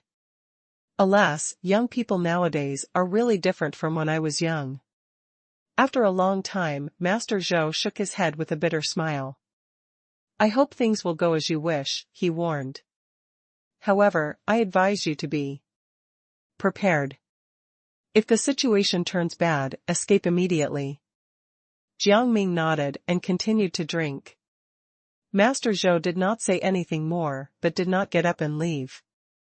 He was already thinking in his heart that if things really got out of hand later, he should be able to save Jiang Ming's life with his reputation in the town. Outside the bar, Guahaizi was still groaning, but there were more and more people in the bar. All the eyes were focused on Jiang Ming, and constant whispers were flying around. Jiang Ming is usually an honest man. How could he do such an evil thing? Maybe he has been bullied for too long and wanted to vent his anger. Although he's out of breath, he's going to be miserable. At least one of his hands will be broken by Uncle Ba. I think it's at least 2 hands. What kind of person is Uncle Ba? How can he Be provoked like this? One of them confidently said. Isn't that so? This man is really young and frivolous. He has never seen the means of Uncle Ba. Among the buzzing discussions, more than half of them were actually waiting to watch the show. Even many people who Uncle Ba had bullied were excited this time. Jiang Ming heard it and laughed silently. He understood what they were thinking. Some people were usually bullied to the point where they could not even lift their heads. When they suddenly saw someone who dared to resist the people who bullied them, their first thought was not to cheer for the resistance but to think, why should he resist? Wouldn't that make me look like a coward? You're just a lowly commoner like me, how dare you be so arrogant? I must be beaten until I obediently lower my head. Only then will my heart be balanced, and I will be able to move smoothly. Cattle and sheep would lose the will to resist after being kept in captivity for a long time. Jiang Ming shook his head and stopped thinking about it. Soon, there was a flurry of footsteps outside. A scarred face appeared in the bar. The bar fell into silence. Uncle Ba looked around coldly and finally fixed his eyes on Jiang Ming. He walked to the front quickly, pulled a chair over, and sat down. Behind him, 7 or 8 of his followers surrounded the table. The atmosphere suddenly became tense. Ming, you're really good at this, Uncle Ba said with a rough voice. He took a bowl of wine and drank it all. It's about to start. The onlookers were excited. Jiang Ming is going to pay the price for what he has done, hee. I'm still far from Uncle Ba, Jiang Ming said with a calm smile. Uncle Ba seemed to be so angry that he laughed. He leaned back and slapped the table. Tell me, what happened? You have to give me an explanation today. Many onlookers stretched their necks and waited for Uncle Ba to launch an attack. However, Master Zhou and a few other old foxes were puzzled. This was not the usual style of Uncle Ba. Normally, if someone dared pay less than a few copper coins, Uncle Ba would break one of his fingers without saying a word. Jiang Ming had made such a big mess, but why was Uncle Ba giving Jiang Ming a chance to explain? Jiang Ming was about to speak when Master Zhou coughed and said, Jiang Ming, explain it to me. If you have any difficulties, tell me. The meaning of his words was to let Jiang Ming shirk the responsibility and push it to Guohaizi and the others. After all, everyone knew what kind of people Guohaizi and the others were. Jiang Ming shook his head in his heart. I didn't spend dozens of copper coins to be a good person. And to be a good person now was like a cow or a sheep pretending to be pitiful in front of a predator, he thought to himself. It's nothing much. He did not think and said casually, I've been spending too much these days, so I'm a little tight on cash. I just heard that Guohaizi and his gang were always up to no good, causing trouble in the village. So I went to their house to teach them a lesson and borrowed some money to spend. It's just a few broken bones. It's not like they can't grow back. It's no big deal. Jiang Ming's expression was casual and indifferent. It was as if he had been pretending to be low-key and honest in the past, and today was his true self. At the entrance of the bar, Guohaizi leaned against the door sill, tears flowing. In the bar, there was an uproar. Everyone looked at Jiang Ming in disbelief. They thought that Jiang Ming was an honest man who could not stand being bullied, so he was angry and fought back to take revenge on these punks. No one would have thought that Jiang Ming's honesty was actually a disguise. In fact, he was actually an evil tyrant who did all kinds of cruel things. He Did evil things like robbing money and beating people, but he did not take it seriously. Jiang Ming is hiding too well. That's right. His honest face almost deceived me in the past. Everyone was talking about it, but the strange thing was that after Jiang Ming revealed his evil image, the gloating eyes from before quietly lowered and disappeared. What replaced them were expressions of fear and respect. Master Zhou was dumbfounded. He thought he knew Jiang Ming very well, but he really could not figure out why Jiang Ming would portray himself as a tyrant. However, after hearing that, Uncle Ba stared at Jiang Ming for a moment and suddenly laughed. Good, good, good. I didn't know you were such a big shot. Before. Those few pieces of trash didn't follow the rules. I've wanted to deal with them for a long time, but I didn't expect you to help me. I really have to thank you for this. Jiang Ming did not say anything. Naturally, he would not be stupid enough to take this sentence seriously. Uncle Ba asked old Jiang to bring 2 more glasses of wine. He stood up, raised 1 glass, and said, "There's no great enmity between us. After you and I drink this wine, we'll consider today's matter over. How about it?" Jiang Ming smiled and stood up with a glass of wine. "We'll listen to Uncle Ba." Their wine glasses clinked together, and the 2 of them drank it all in one go. "Little Ming, if you have any problems in the future, feel free to look for me." Uncle Ba put down his glass and said in a clear voice.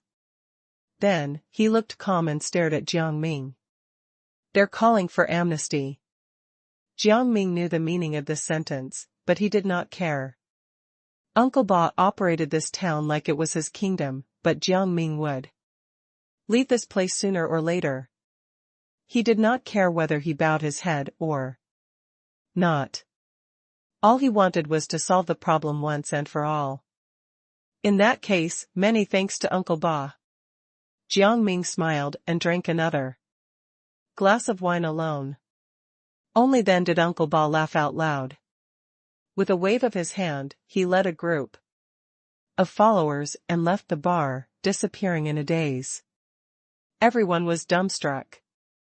The bar was silent for a long time before a buzz of discussion broke out. "It's over just like that?" No one could understand what was going on. It had only been a few minutes since Uncle Ba arrived. The originally explosive and bloody scene had actually been resolved with a glass of wine. Master Zhou was stunned for a long time, and there was a trace of half understanding in his eyes. "I seem to be too old." It was almost noon. In addition to old Jiang, only Jiang Ming and Master Zhou were left in the bar. In the townspeople's hearts, even if Jiang Ming could not be compared to Uncle Ba, he was still an evil person they had to avoid. Who would dare stay here? Old Jiang's eyes were filled with resentment. "Uncle Ba, you drank 2 glasses of my wine for nothing." Jiang Ming was still throwing peanuts into his mouth and spoke with dissatisfaction. Master Zhou was speechless. "You've already become a big villain that everyone wants to beat up. Why are you still trying to get these 2 glasses of wine? Hey, you're only half right." Jiang Ming immediately corrected him.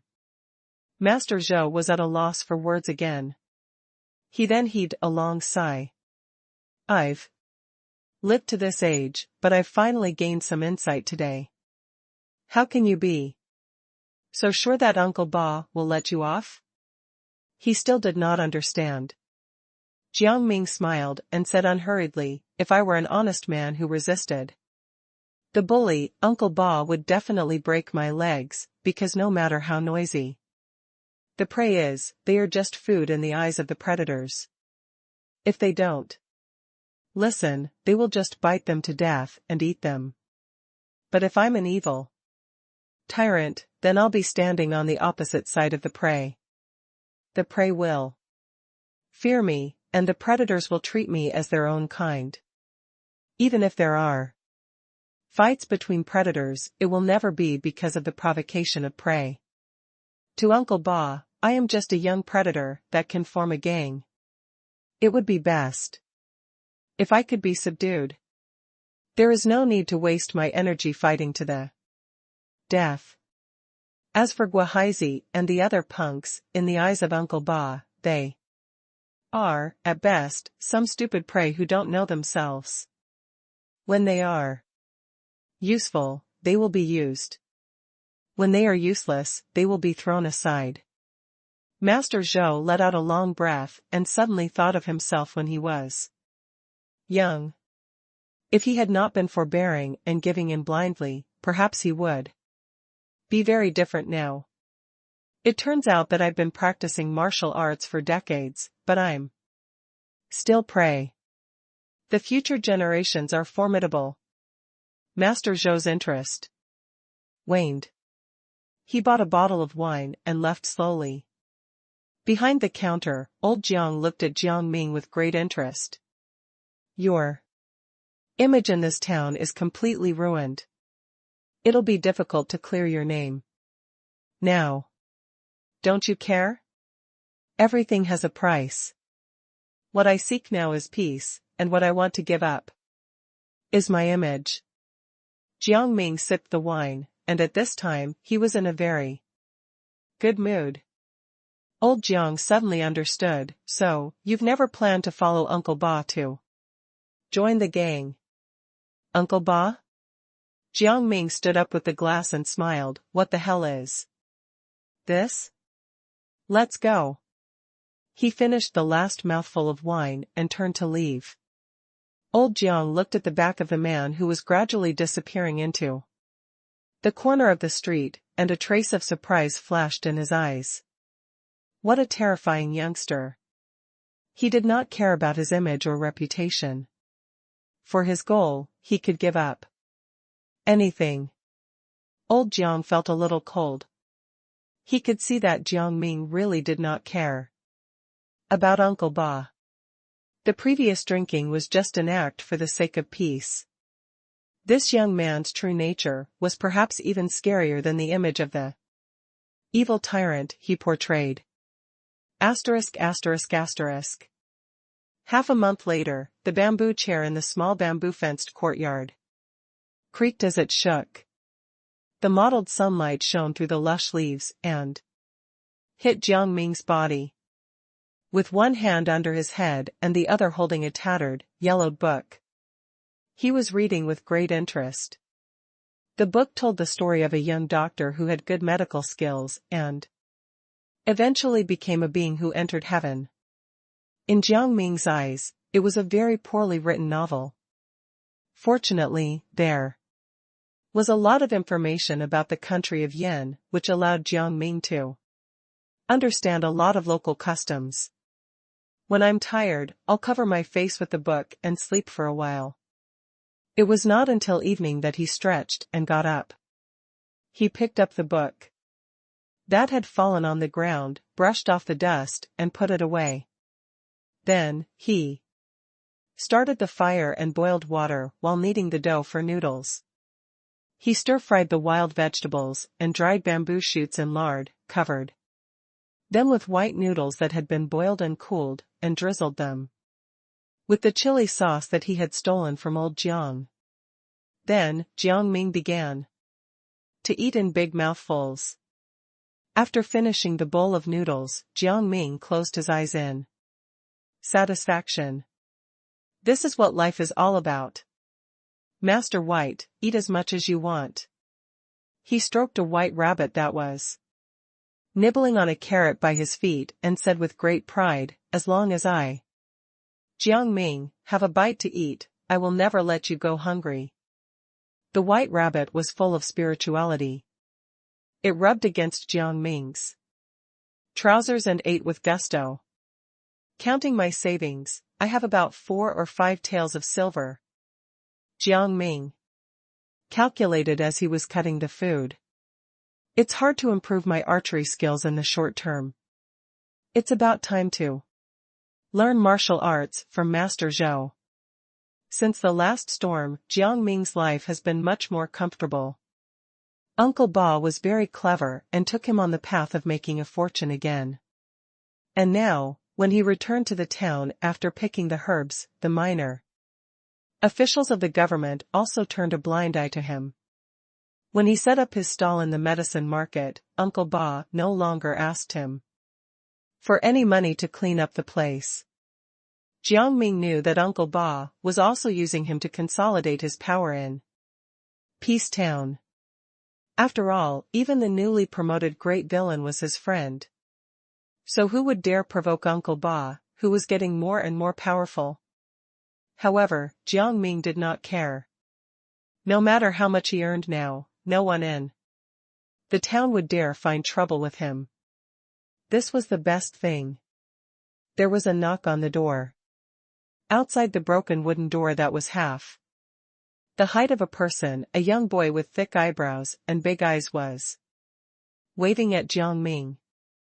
Ming, Miss Wang is still willing to release the fish by the Red Cloud River tomorrow morning. Watch my performance, he shouted. As he spoke, he waved the rotten fishing net in his other hand. Be careful not to return empty-handed, Jiang Ming laughed and said loudly. Hey, I've been practicing for almost a month. Just wait and see, he chuckled. And ran away with the fishing net like a broken kite. Jiang Ming shook his head speechlessly. Ah Fei was the one who hurriedly went to make a harpoon when he heard that Miss Wang was going to release the fish. After that, he picked up a rotten fishing net from somewhere and practiced catching fish in the river every day.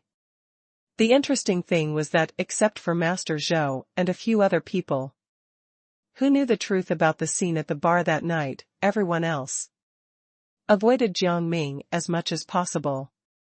Only Ah Fei did not care at all and maintained his relationship with Jiang Ming as usual.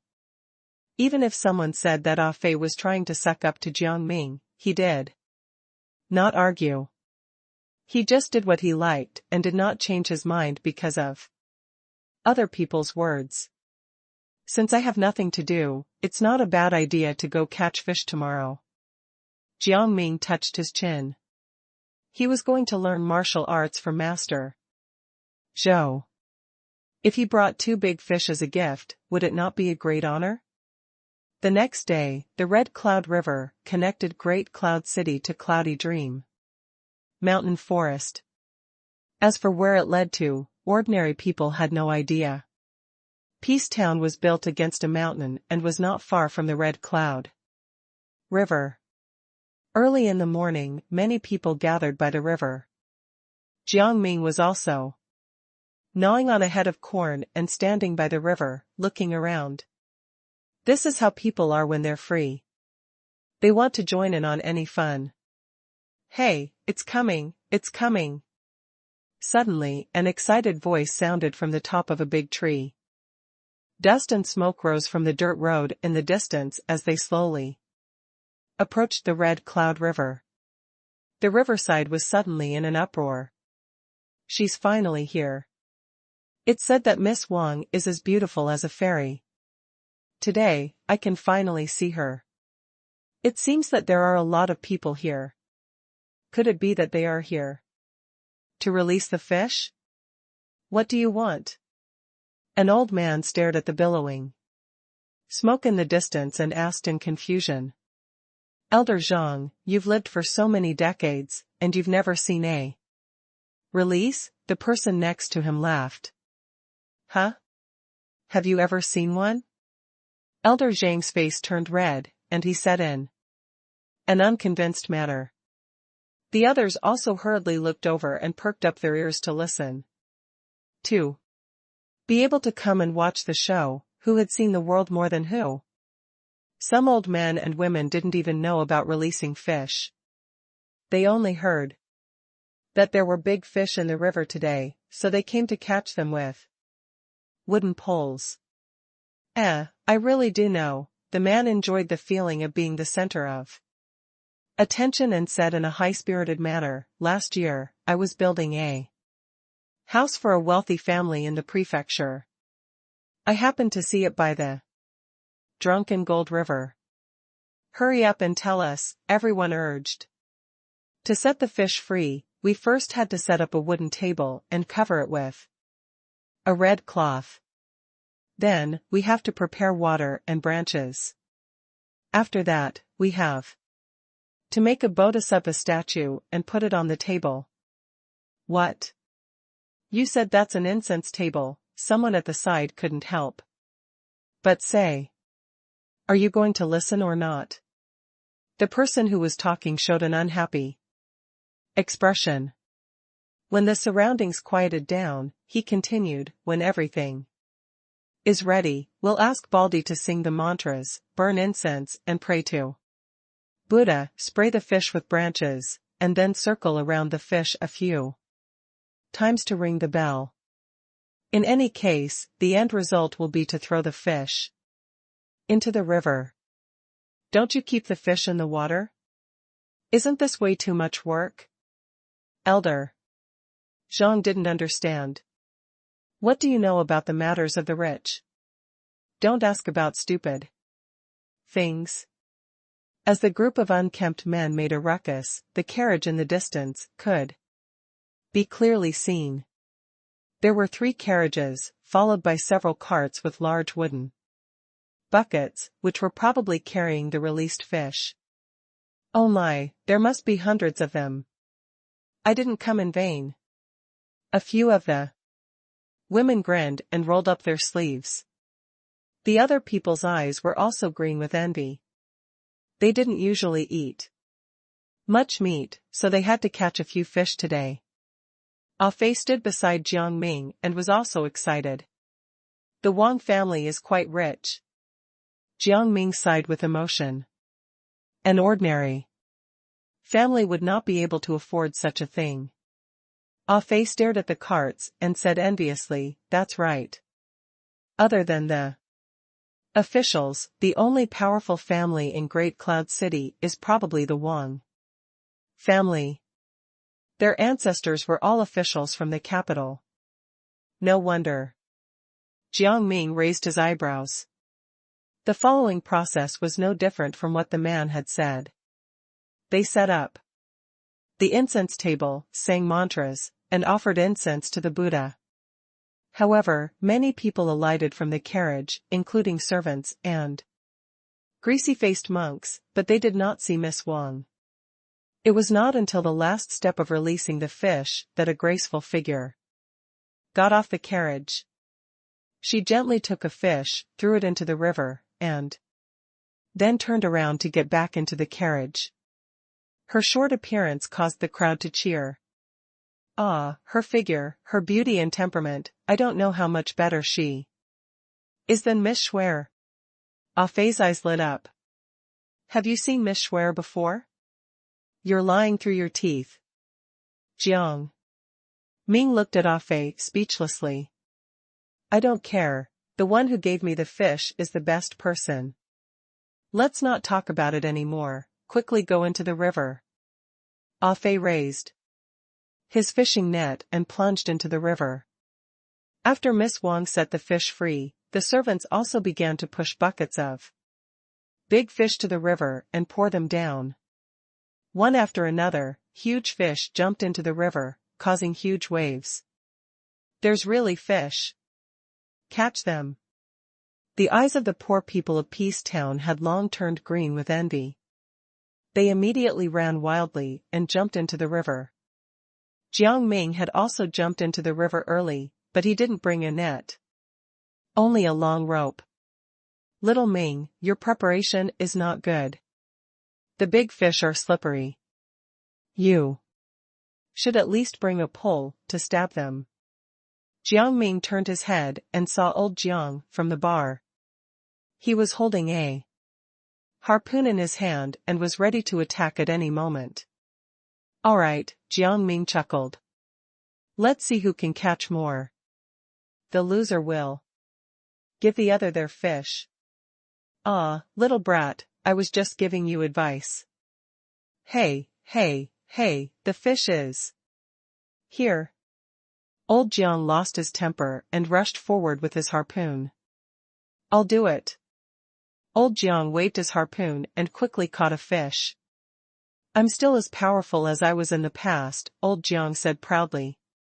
He turned his head and was ready to show off to Jiang Ming. But when he turned around, he was stunned. Hey, are you here to pick herbs or catch fish? Not far away, there was a rope wrapped around Jiang Ming's arm. The other end of the rope was thrown into the water, and 3 fat fish were still struggling to swim. Mr. Jiang, are you going to admit defeat? Jiang Ming laughed and said. Huh? Another one. Under old Jiang's dumbfounded gaze, Jiang Ming suddenly leaned forward and shot a hand into the water. He was so fast that old Jiang couldn't see clearly. Water splashed everywhere. The next moment, Jiang Ming got up and caught a big fish in his hands. He untied the rope on his arm, passed it through the gills and mouth, and then tied it again. As long as you're fast, no fish can escape. Jiang Ming winked at old Jiang. With his physical fitness, he didn't need any equipment to catch fish. He could just do it. What? Old Jiang said angrily, that is such a crude method. If you keep shouting, the fish will escape. Remember to give me one more. Jiang Ming said with a smile. Old Jiang was so angry that he was trembling. He quickly turned around and continued to look for more fish. Everyone, don't catch them. Don't catch them. Suddenly, there was a shout from the shore. The people in the river turned a deaf ear and continued to catch fish. Jiang Ming took a glance and saw that it was the monks who had accompanied Miss Wang. They were standing by the river and shouting anxiously. Huh? Why should we stop? Ah Fei wasn't offended by this and retorted. That's right, why can't I catch the fish you don't want? Continue to catch them, ignore him, the people around him responded. The monk in the lead stuck out his round belly and said bitterly, fish are also living creatures. Miss Wang is compassionate and does good deeds to let the fish go and pray for the people's blessings. But you guys are killing them. Like this. Don't you have any good intentions in your hearts? It's none of your business. A man immediately shouted. The flab on the big monk's face trembled with anger. You guys are happy, but what about these fish? Do they deserve this? Oh, shut up. The monk who came to beg for alms last time even said that. Buddha is the only one who can make people happy, Ah Fei said unhappily. I'm so happy now, but you're trying to stop me. Do you think you're friends with the Buddha? Are you a fake monk? Stop this. The fat monk was so angry that smoke was coming out of his orifices. What? You can't even answer? As expected, you're a fake monk. Ah Fei was beaming with joy. He couldn't care about catching fish anymore and shouted. Who the hell is Buddha? I think these fat fish are Buddha. If they can make Miss Wang happy, they can also make us happy. We can even eat the fish, so we're even happier than her. On the riverbank, a few monks' faces were flushed red. Ah Fei's barrage of verbal attacks almost made them faint. Warped logic, it's all warped logic. The fat monk pointed at Ah Fei in anger. Buddha said that karma is a cycle. Good and evil will be paid in kind. You will all get your retribution. It's warped logic. Survival is the most important. Jiang Ming tied a dozen fish on his rope and stopped fishing. He carried the fish and walked ashore. He twisted his wet clothes and looked at the fat monk. With a smile, the people are suffering, but you have never cut off your own flesh to feed the eagles as Buddha did. Don't use Buddhism to flaunt your knowledge. Using religion to show off your might is useless. How is this different from a predator exploiting its prey? Jiang Ming said lightly and pointed to the upper reaches of the shore. In addition, your master has run away, so don't bark here. The fat monk looked in the direction that Jiang Ming was pointing at and saw that the carriages had already started to turn around and leave. A slender hand pulled open the curtain of the carriage. Miss Wang glanced at the fishing sight and then lowered the curtain. Go. The coachman flicked his whip, and the carriage left. You blabbermouth. You evil thief. You will never be blessed by Buddha. The fat monk immediately panicked and ran back with his men while cursing. They chased after the carriage and left. Heh, this old thieving baldy's body is covered in fat, but he runs quite fast. He didn't let me argue. Afe also carried his heavy fish basket and came ashore. He cursed, we're not blessed by Buddha? Why are all those officials and nobles so blessed by Buddha? Old Jiang climbed ashore with his hands on his hips. He handed a fish to Jiang Ming with a dark face and sighed, you two are still too naive. Why are you fighting with those bald donkeys? They can even make the dead come alive, and they hold grudges. Stay away from them in the future. Jiang Ming pushed the fish back with a smile. Put it on my tab and give me 3 free drinks. You little be ****. Old Jiang almost jumped up in anger.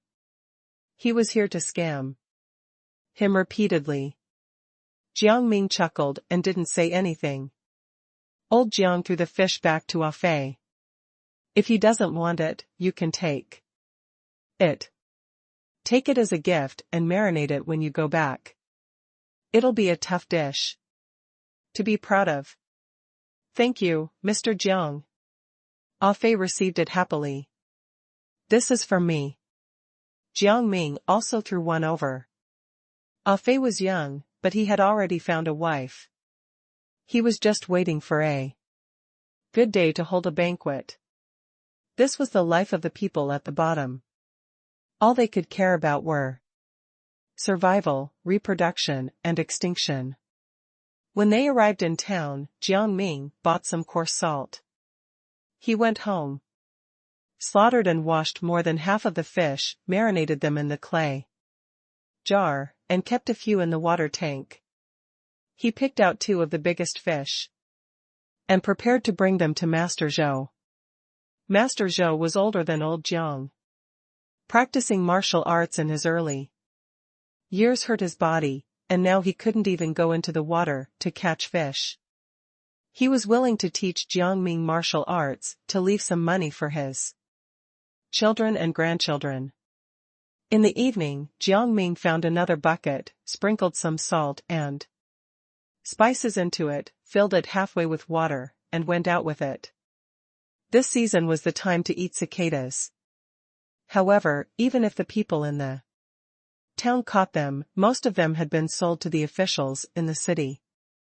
They were often reluctant to eat them. The next morning, the sky was clear.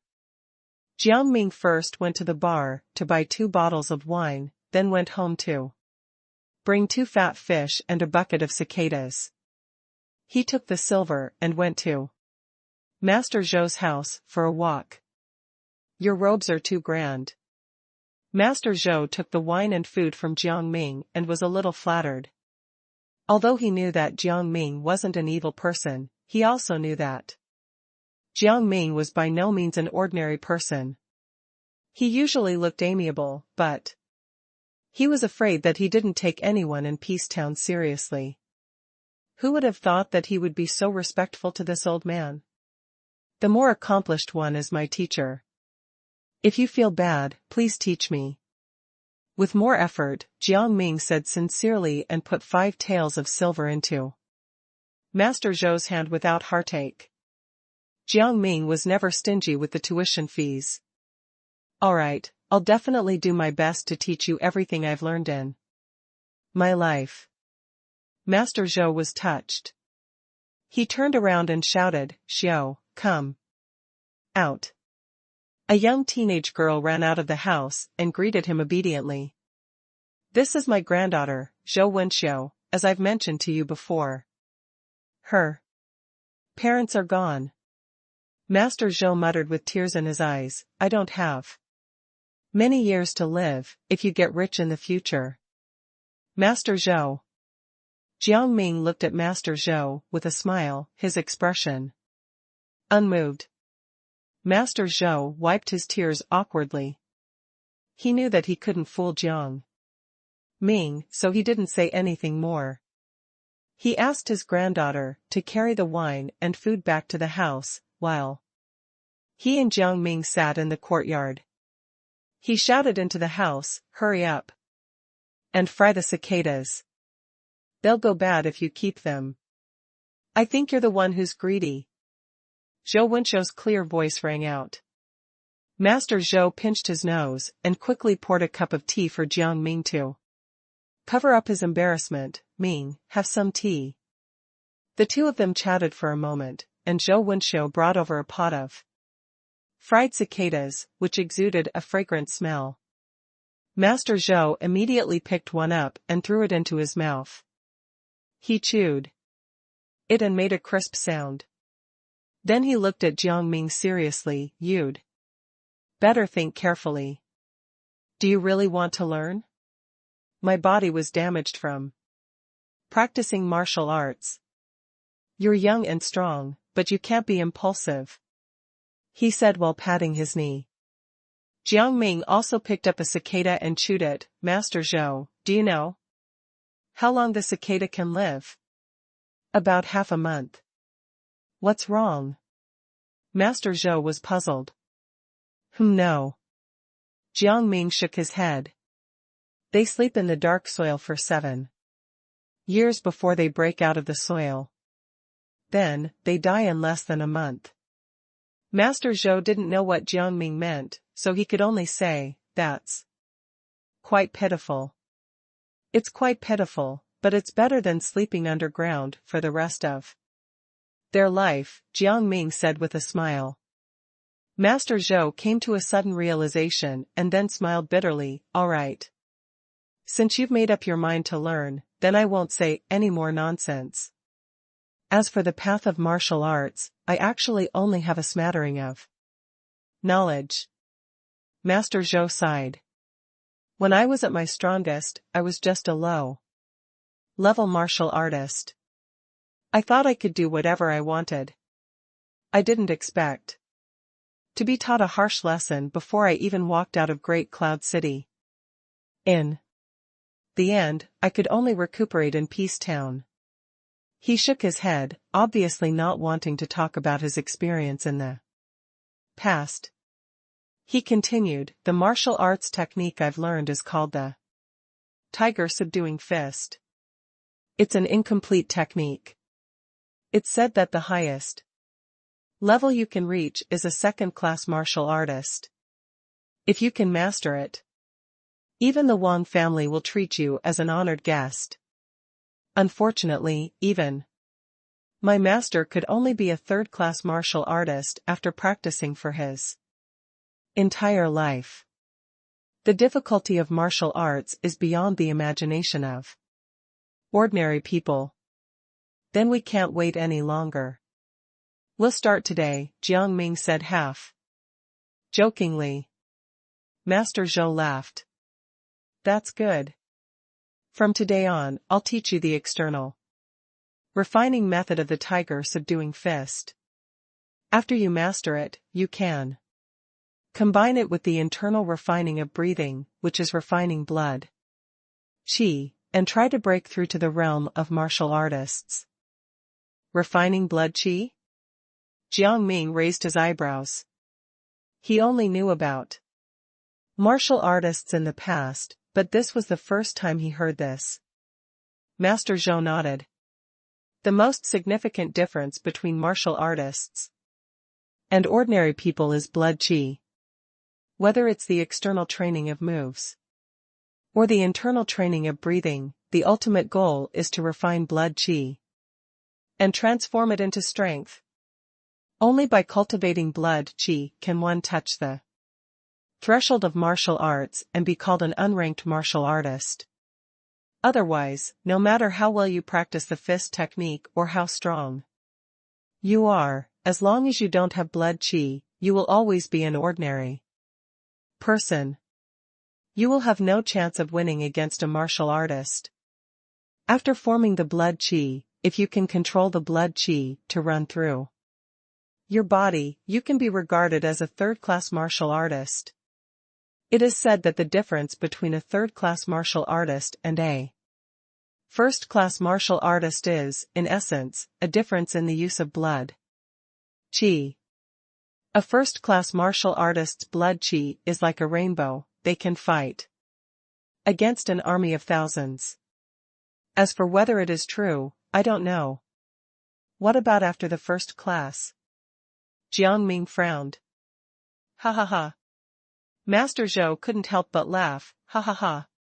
Ming, you're really bold.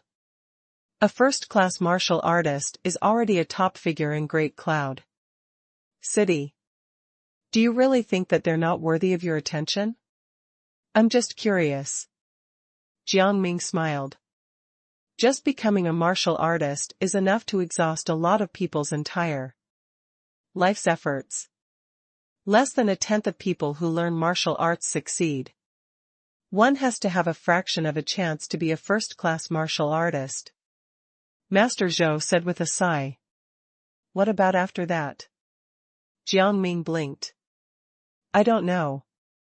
I'm not some big shot, Master Zhou said grumpily. I'm already considered very knowledgeable to know this. Let's start. Now is a good time to practice martial arts. Master Zhou took off his shirt and warmed up. Although he was old and skinny, his muscles were still well defined. It seems that even if a martial artist's qi and blood qi have declined, he is still not as weak as ordinary people, Jiang Ming thought to himself. If Master Zhou did not have an underlying disease, Uncle Ba would have to bow his head to him. First, get into the stance. Master Zhou squatted slightly, his legs as firm as iron rods.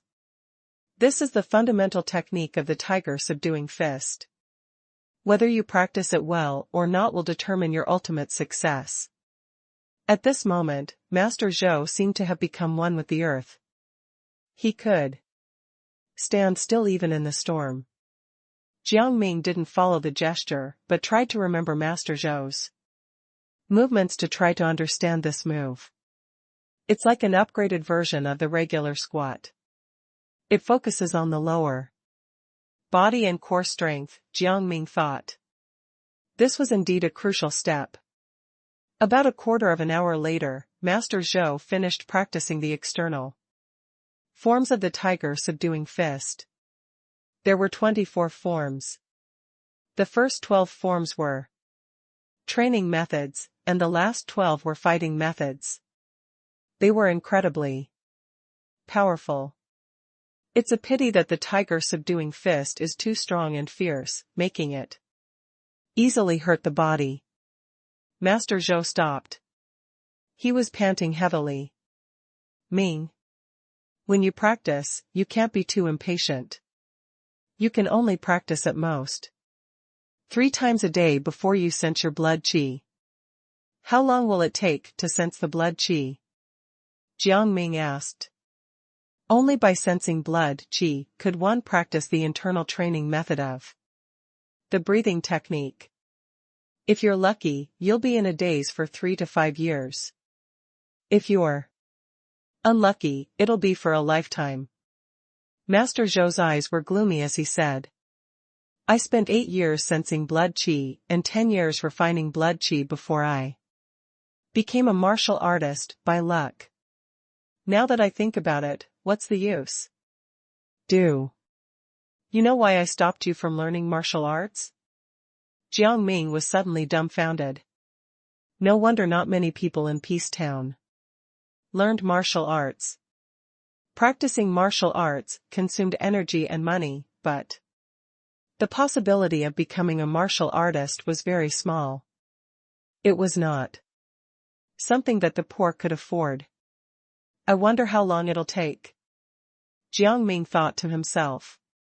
Naturally, he was not afraid of harming his body. He did not need to care about the restriction of 3 times a day. Of course, if it's supplemented with great tonics such as golden ginseng and scarlet bloodvine, it will speed up martial arts progress, Master Zhou suddenly said. In addition, there is a secret medicine for martial arts.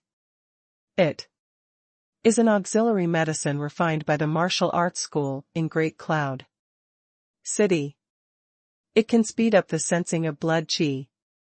If you have enough money, you can ask the old men who buy medicinal materials about Great Cloud City. Jiang Ming's eyes lit up. Thank you for your advice, Master Zhou. I'll do it again for you to see. If there's anything wrong, please give me some advice. As he spoke, he recalled Master Zhou's movements and began to practice them. One by one. Master Zhou chuckled. While chewing the crunchy cicadas, he watched Jiang Ming's moves carefully. He was willing to say so much, because Jiang Ming was really to his liking. He used to be a martial artist, and Uncle Ba was also polite to him. If someone else came to learn martial arts, he would not put in so much effort to help. As he looked at him, Master Zhou's eyes were filled with surprise. Although Jiang Ming's moves were very slow, and he looked like a newbie at first glance, his movements were very standard. There was also a beauty of strength in his movements. All right. Master Zhou clapped his hands and praised, Ming, you're so much stronger than I was back then. Jiang Ming rolled his eyes in his heart and thought, I've been practicing the fist technique for 1 or 2 months. I've built up my foundation for so long. If I'm not as good as you were in the past, then I've practiced in vain. In the following days, he practiced martial arts and ate a lot. When he was tired of practicing, he would go into the mountains to pick herbs. Before he knew it, another month had passed. The fall wind was bleak, bringing up the fallen leaves in the sky. In the depths of the mountain, a tiger-like figure leaped down from the cliff. He stretched out his hand and hung off a protruding rock. Scarlet blood vine. Jiang Ming used a medicinal sickle to cut off a red vine as thick as a finger, and showed a satisfied smile. Every season's medicinal herbs were different. Now was the time to pick the scarlet blood vine. Ever since Master Zhou mentioned the herbs that were beneficial to martial arts practice, Jiang Ming had been focusing on these herbs. On the top of the cliff, a fat white rabbit stuck its head out and cheered for Jiang Ming, who had picked the medicine. Ha ha ha, you are indeed my lucky star. Jiang Ming climbed up the cliff and rubbed the rabbit's head. Master White, I'll bring you to eat delicious food tonight. As long as I have something to eat, I won't let you go hungry. Late at night, in the cave, in a clay pot, various medicinal herbs were simmering on a small fire. Jiang Ming was lying on the ground at the side, his eyes shining. I'm only 1 step away from sensing my blood qi. I'll try again tomorrow. These few days, he could vaguely feel his blood qi, but he could not maintain that feeling. During this period of time, he had practiced the tiger subduing fist at least a dozen times a day and had never stopped taking all kinds of medicine. However, he had never expected that he would advance so quickly. Maybe this is the difference between quantity and quality. The difference between only practicing 3 times a day and practicing more than 10 times a day can't be calculated by addition and subtraction alone.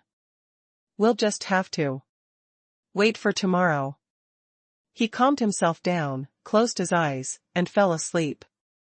The next morning, outside the cave, before dawn had risen, Jiang Ming had already practiced the tiger subduing fist 7 or 8 times.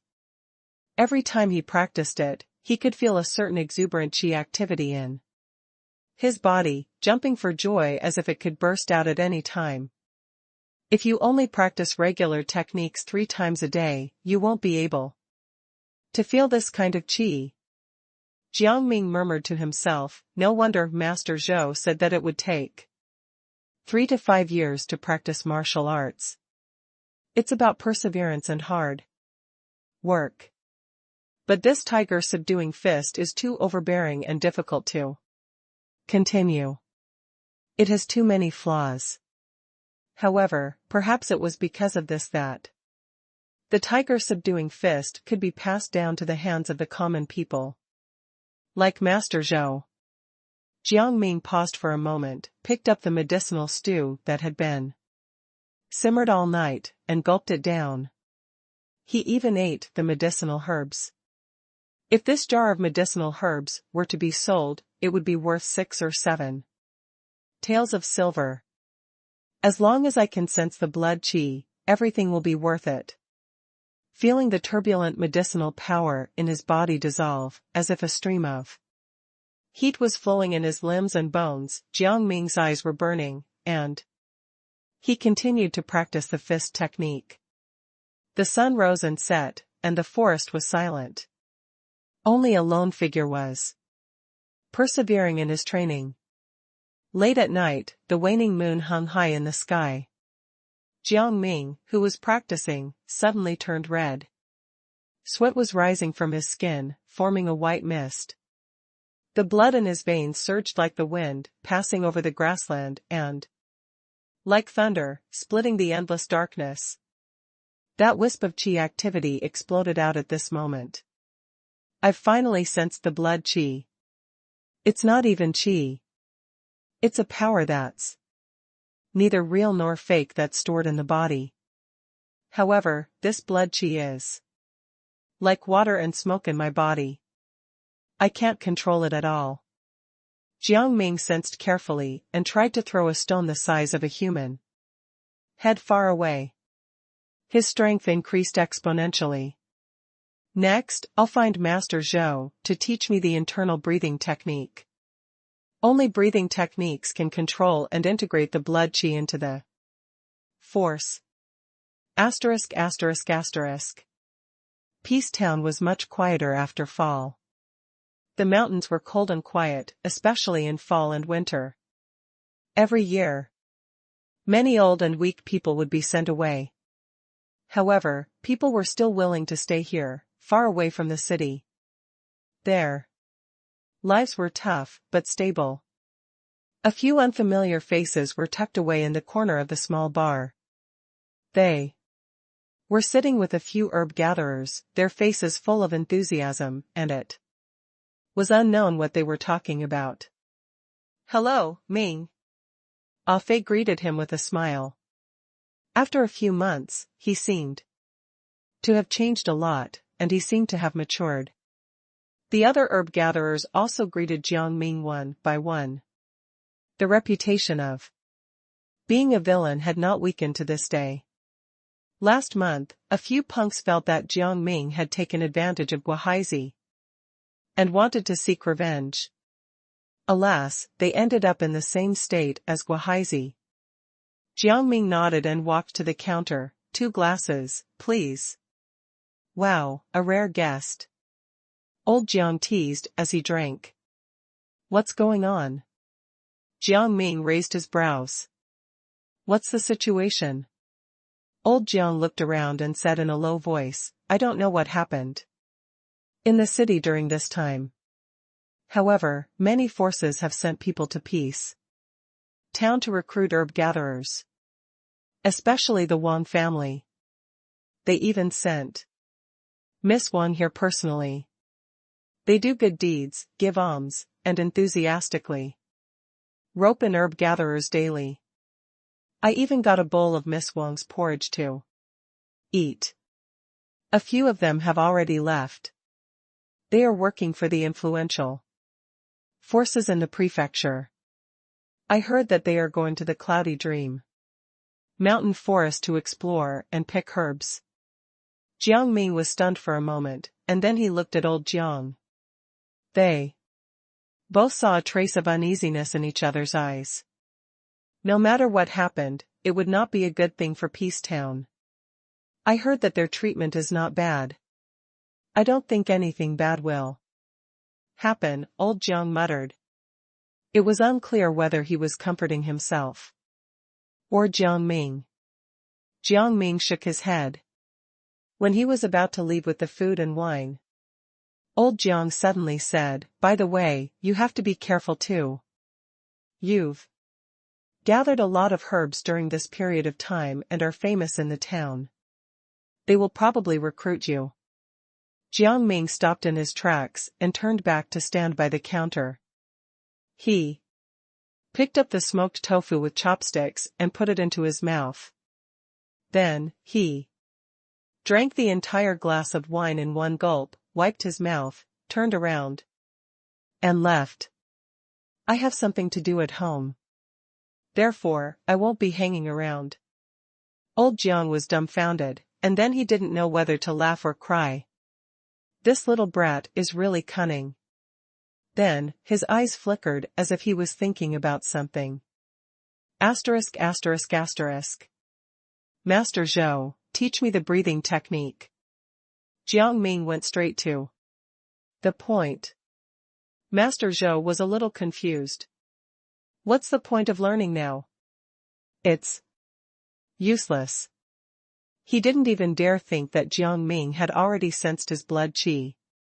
Because even if he took great tonics and secret martial arts medicine every day, it would still be impossible. Jiang Ming sighed. Master Zhou, can't you see that Peace Town is no longer peaceful? First, the herb gatherers kept disappearing and being killed. Now, those old men have changed their tactics and come to recruit them again. I'm terrified that if I get caught, I might not be able to come back. Let's just learn what we can learn first. Jiang Ming didn't say that he could already practice the breathing technique. But he didn't lie. These were indeed his concerns. Besides, aren't you getting older? Jiang Ming asked mischievously at the end. I'm so angry. Master Zhou was so angry that he almost stomped his feet. Then he sighed, it's indeed not very peaceful.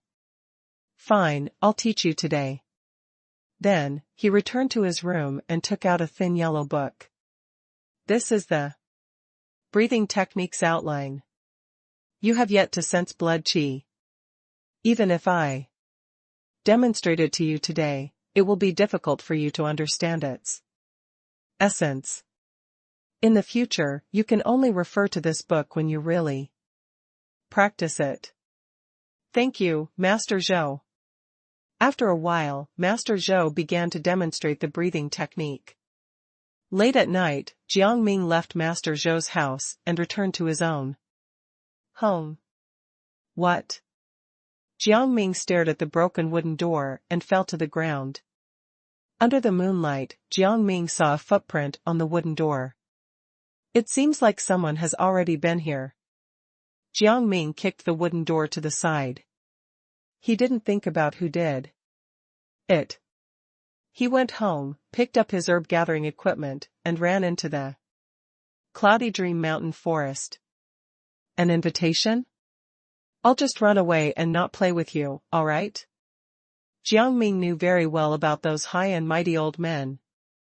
They might be kind initially, but if they couldn't gather enough people, in the end, they wouldn't be kind anymore. Herb gatherers would be kidnapped directly and face persecution. Catching only herb gatherers means that a large number of herbs are needed. Jiang Ming was in the cave, holding a bowl of hot mushroom stew, eating slowly. While thinking, if it's not a great plague, then it's a war. The plague is normal, but war is troublesome. Heavy rain fell, and the mountain touched the clouds. The fall mountains were beautiful, but also terrifying. Poisonous insects were active. Wild boars and black bears went out to hunt for food, which could cost people their lives if they were not careful. Most of the herb gatherers were only active in the outer perimeter during this season. They picked some wild mushrooms, vegetables, and firewood in preparation for the winter. However, the prices of seasonal herbs in fall and winter rose due to this. As a result, some herb gatherers still took the risk to enter the mountains for a stroll. Jiang Ming met two of them in the mountains and learned from them that the situation in the town was getting more and more lively. About half of the herb gatherers had been invited away by the old man of the city. It was said that they had brought strong men to pave the way in the mountains and collect herbs wantonly. There seemed to be a war somewhere, and the demand for medicinal herbs had significantly increased. "You're too impatient." Jiang Ming couldn't help but shake his head when he thought of this. The medicinal herbs in the mountains seemed to grow randomly, but in fact, they all had their own unique growing environment. Such a large number of people opening up a path in the mountains would be devastating to the survival of the medicinal herbs. In addition, those old men would probably not care about the environment like the herb gatherers. However, all of this didn't affect Jiang Ming. He hid in the mountain and had peace and quiet. Every day, he studied the breathing technique of the tiger, subduing fist. When he was tired, he would drink tea, read books, and sleep. The fall wind was blowing outside the cave, and sometimes it would drizzle. He lived like an idle man in the wild. "I can't keep doing this. I need to build a house." When people are idle, it's easy for them to get bored. Jiang Ming looked at the messy cave and couldn't stand it. He wanted a nice living environment. Moreover, he didn't know when the situation in Peace Town would stabilize. Jiang Ming didn't plan to go back for a while, so it was better to build a residence. "If I were in my hometown, I wouldn't even have a plot of land. Now, I finally have a chance. But I don't have any materials. It's time to go to the city." Jiang Ming had been in this world for a few months, but he had never been to Great Cloud City. He wanted to take a look. He thought for a moment, then carried his herb basket and walked out of the cave for a stroll. It had just rained, and the wild mushrooms in the mountains had popped up. Jiang Ming picked a basket full of hazelnut mushrooms and returned with a full load. He was going to bring them to the city to sell. Wild goods from the mountains could also be sold for a good price in the city. One had to pay an entrance fee to enter the city. When the people at the foot of the mountain entered the city, they would usually bring some mountain goods to sell. If they entered the city empty-handed, they would attract attention. It wasn't a good time to collect herbs now, so Jiang Ming could only get something else. However, the hazelnut mushroom was the most delicious when used to stew chicken, so he didn't have to worry about selling it. The next morning, Jiang Ming set off with his herb basket and a few strings of copper coins. After he went down the mountain, he bypassed Peace Town and went straight to Great Cloud City. He had taken away all the money in the house, except for a few salted fish in a jar, so there was nothing valuable left. After walking along the yellow dirt road for nearly 4 hours, the travel Warren Jiang Ming finally saw a city in front of him. The city wall was several feet tall.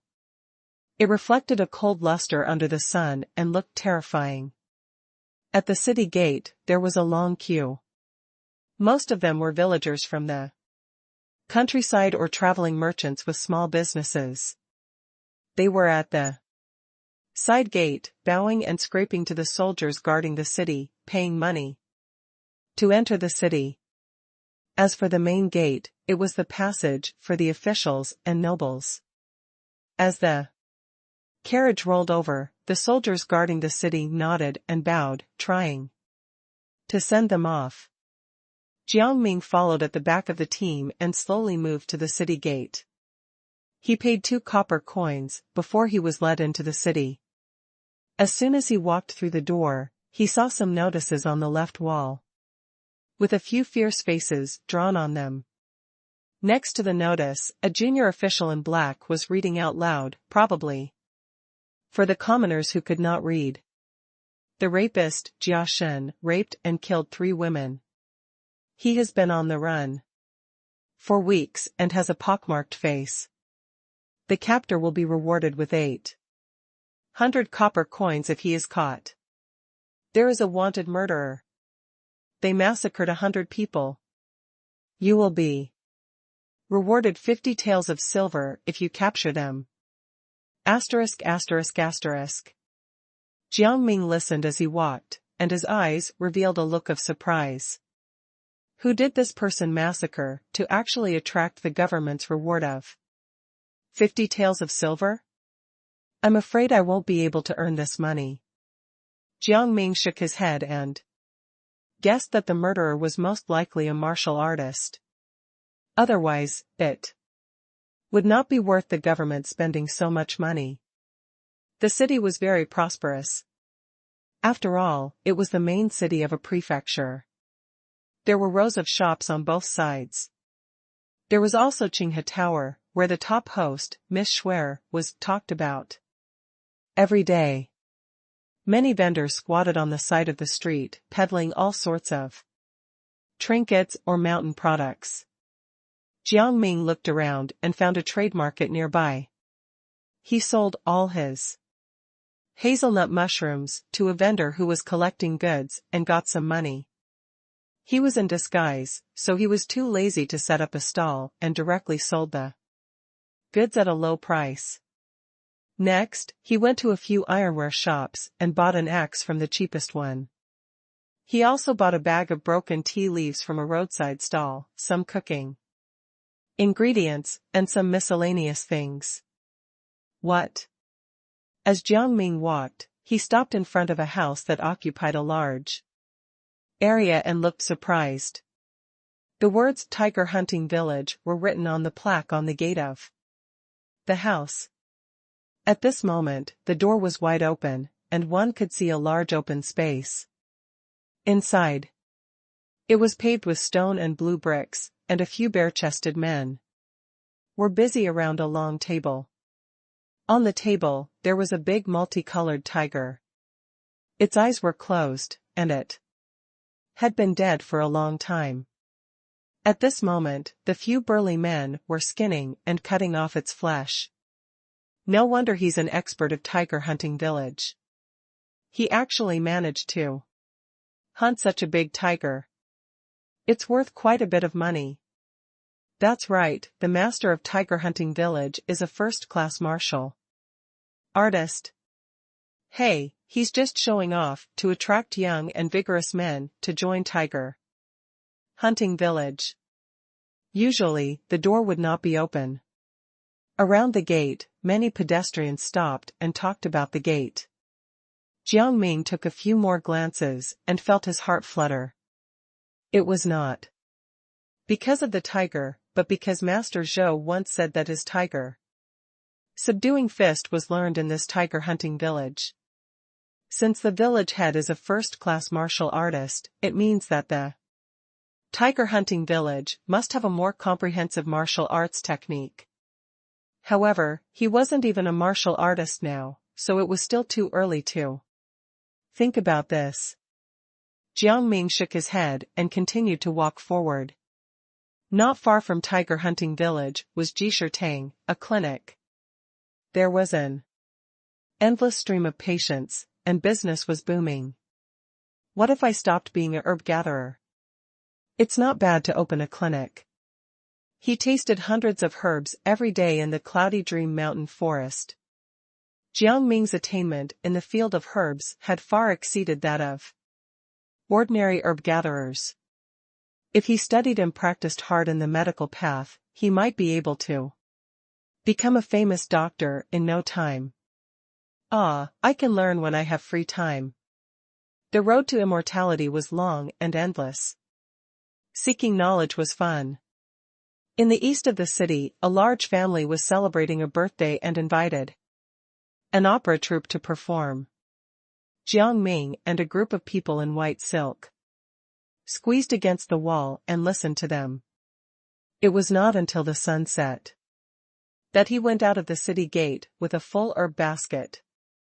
At the city gate, a few beggars with unkempt hair and dirty faces were wandering around casually, but their eyes kept sweeping over the people entering and leaving the city. He just seems to be a poor merchant.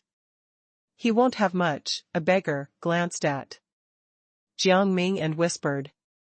The others didn't even look at him and searched for their next target. Jiang Ming still didn't know that he had inadvertently avoided trouble because of his caution. He hummed a little tune as he walked back to the mountain. He was in a good mood and was already thinking about how to build a house and where to dig a vegetable field. What? Jiang Ming's footsteps suddenly stopped. It seemed like trouble was brewing.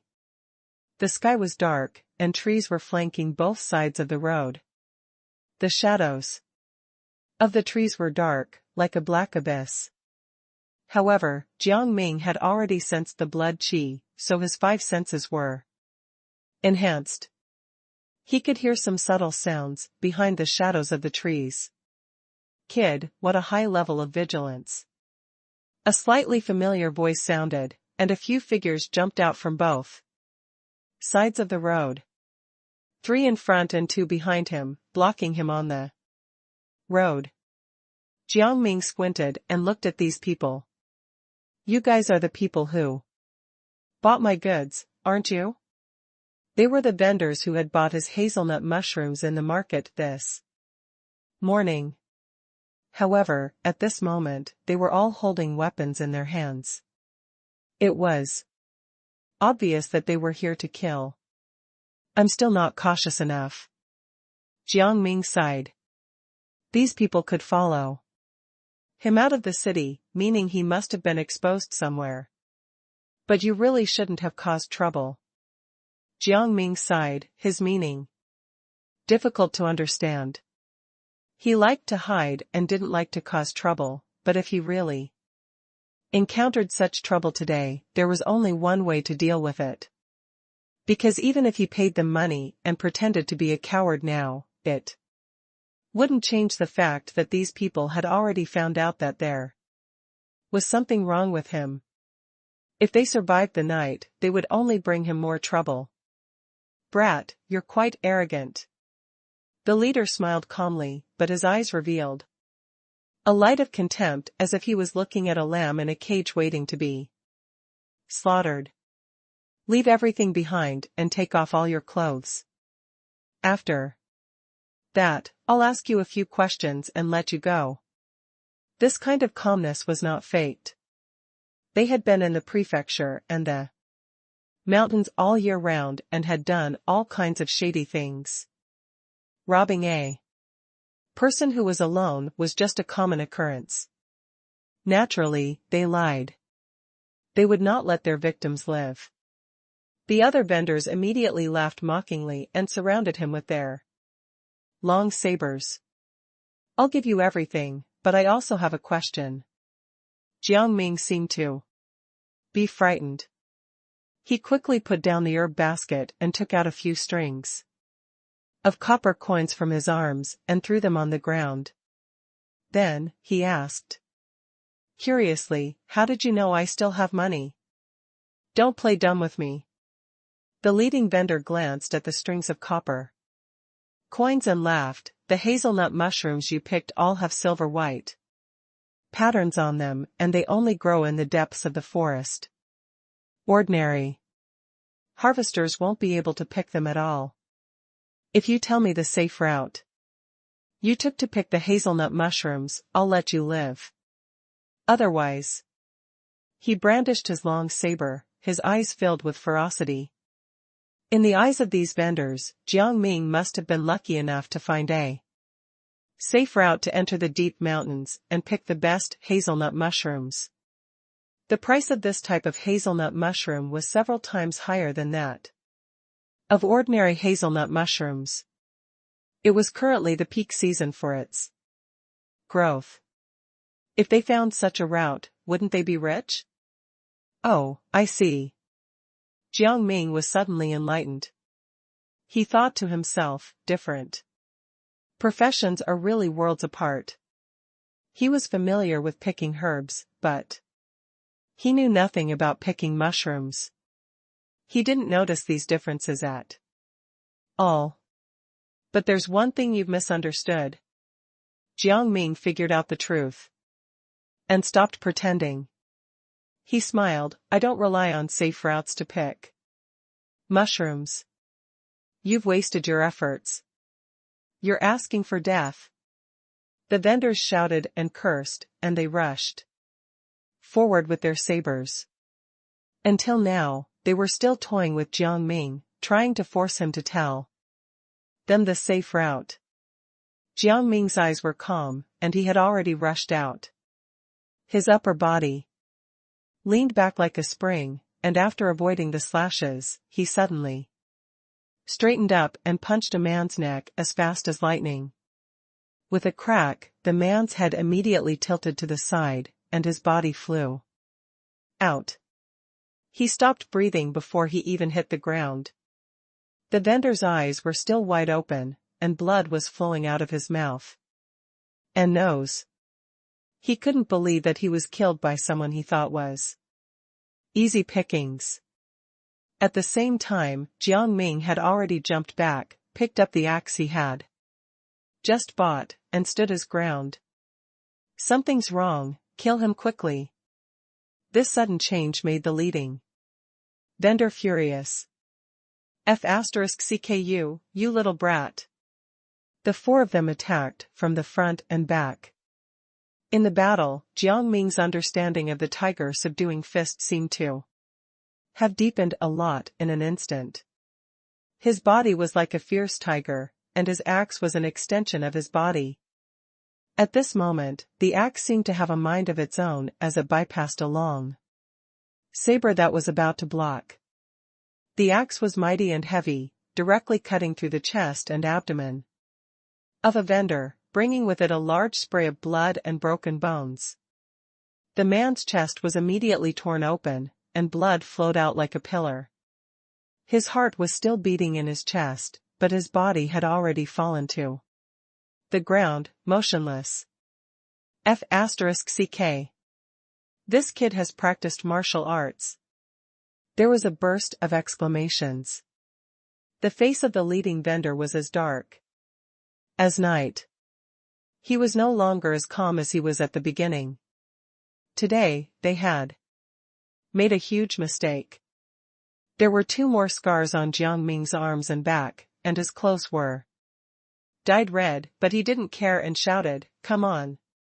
He's injured, go," the leading vendor shouted angrily. Tonight, for the sake of some money, they had actually lost 2 people. It was truly a great loss. However, after just 10 breaths, when the third person's head was chopped off and he fell to the ground, the leading vendor and the other person were already frightened. "Why aren't you dead?" He looked at Jiang Ming's stomach, where a long blade was dislodged, and his face was full of horror. Jiang Ming sighed, "Your weakness is that your eyes are too sharp." The other person was scared out of his wits.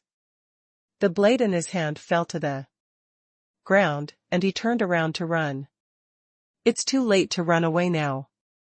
Jiang Ming pulled out the blade from his stomach and threw it. It pierced the chest of the man who was running away and nailed him to a big tree. In the blink of an eye, only the leading vendor was left in the group of 5. He was so scared that he fell to the ground and said incoherently, Don't kill me. I won't tell anyone. Jiang Ming's eyes were calm. From the moment you came to me, there was only one ending for this matter. The axe cut into his neck, and his begging stopped abruptly. Phew. I was so scared. I was almost exposed. Jiang Ming let out a long breath, looked at the 5 motionless people, and nodded with satisfaction. I can continue to hide away again. On the quiet mountain road, the air was filled with the thick smell of blood. Jiang Ming's wounds had all healed. He looked around and immediately began to search the corpses without any delay. They're all quite rich. Jiang Ming found a total of 3 or 4 taels of silver on the other 4 vendors, but in the clothes of the leading vendor, in addition to a dozen taels of silver, he also found a banknote worth 50 taels of silver. In total, he had almost 70 taels of silver. One can't earn so much money just by collecting mountain products. Jiang Ming's eyes were cold and sharp. This group of people seemed to have robbed and murdered many innocent victims. This was probably not all their wealth. Eh? What is this? Jiang Ming took out a thin book from the arms of the leading vendor. Disguising technique. Looking at the words, Jiang Ming was surprised. He tried to scrape the corpse's face with the back of his knife, and it really did scrape off a thick layer of makeup, revealing a completely different face. No wonder he could rob so wantonly as a vendor. Even if the matter was exposed, he could still change his face and continue to do evil in Great Cloud City. It's really a good tool for killing and robbing, but it's not the time to study it. Let's escape first. Jiang Ming put the money and the thin book into his arms and picked up his axe, herb basket, and other things. He didn't deal with the corpses anymore, and quickly left the place. He still didn't go to Peace Town. Instead, he went straight into the cloudy Dream Mountain forest and returned to the cave. After taking a bath in the stream and washing away the blood stains all over his body, Jiang Ming finally calmed down. Although it wasn't his first time killing someone, the feeling of being in trouble and out of his control still made him uncomfortable. His fear came from his lack of power. The tea on the stove was gurgling. Jiang Ming was wearing an animal skin to warm his body while recalling today's battle. My strength and speed are far superior to those vendors, but I still lack combat experience. Even though I've practiced the tiger subduing fist to perfection, I couldn't display much of it today. Instead, I was slashed a few times for nothing. Getting injured was not a big deal for Jiang Ming, but it was the most likely situation to cause trouble.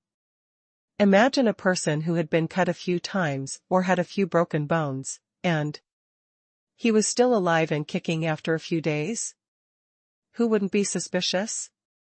Furthermore, if those people were a little stronger or a little smarter, they would turn around and run as soon as they saw that the situation was not right.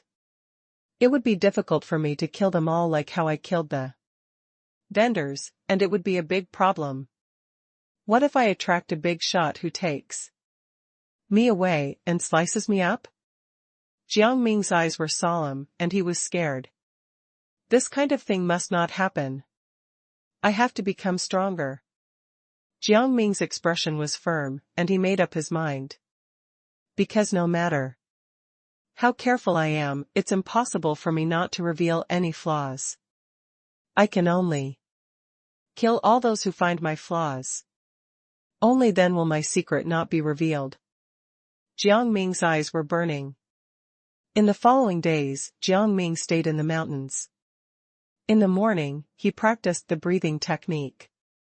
In the afternoon, he went up the mountain to gather materials and ingredients. In his spare time, he relaxed and studied. Asterisk asterisk asterisk. Half a month later, in the deeper parts of the mountain forest, on a flat terrain upstream of a river, a house made of solid wood had basically taken shape.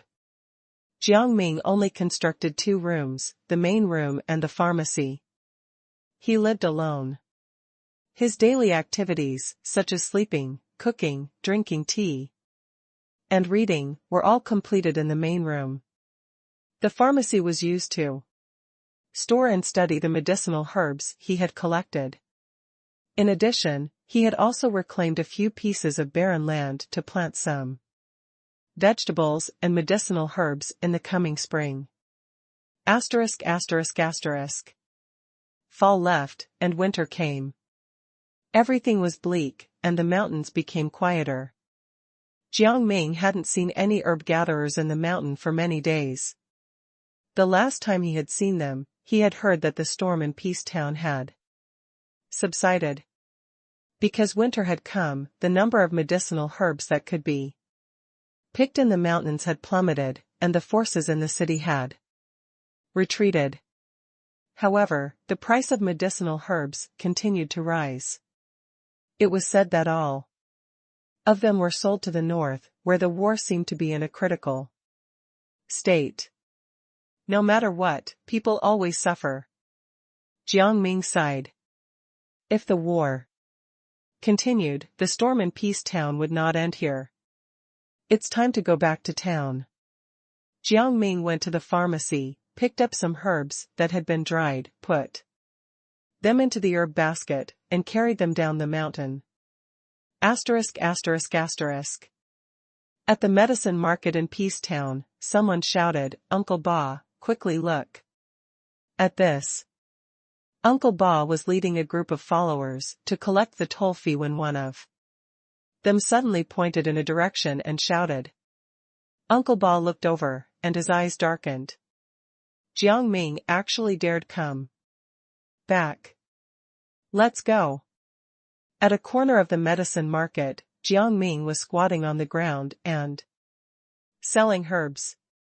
The last time he heard from the people who entered the mountain that Jiang Ming had disappeared, Uncle Ba even had people look for him for a long time.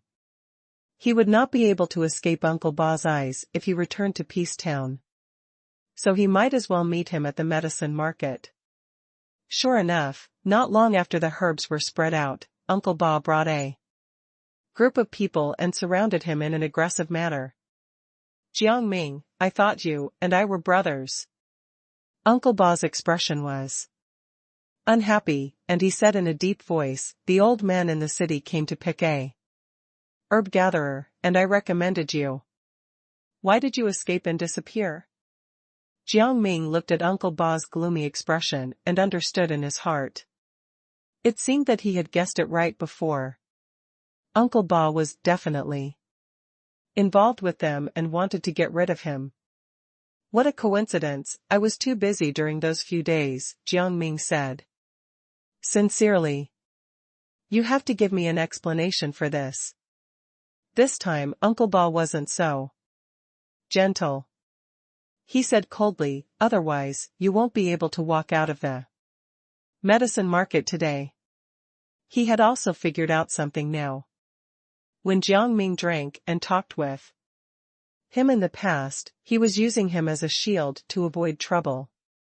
Uncle Ba, please calm down.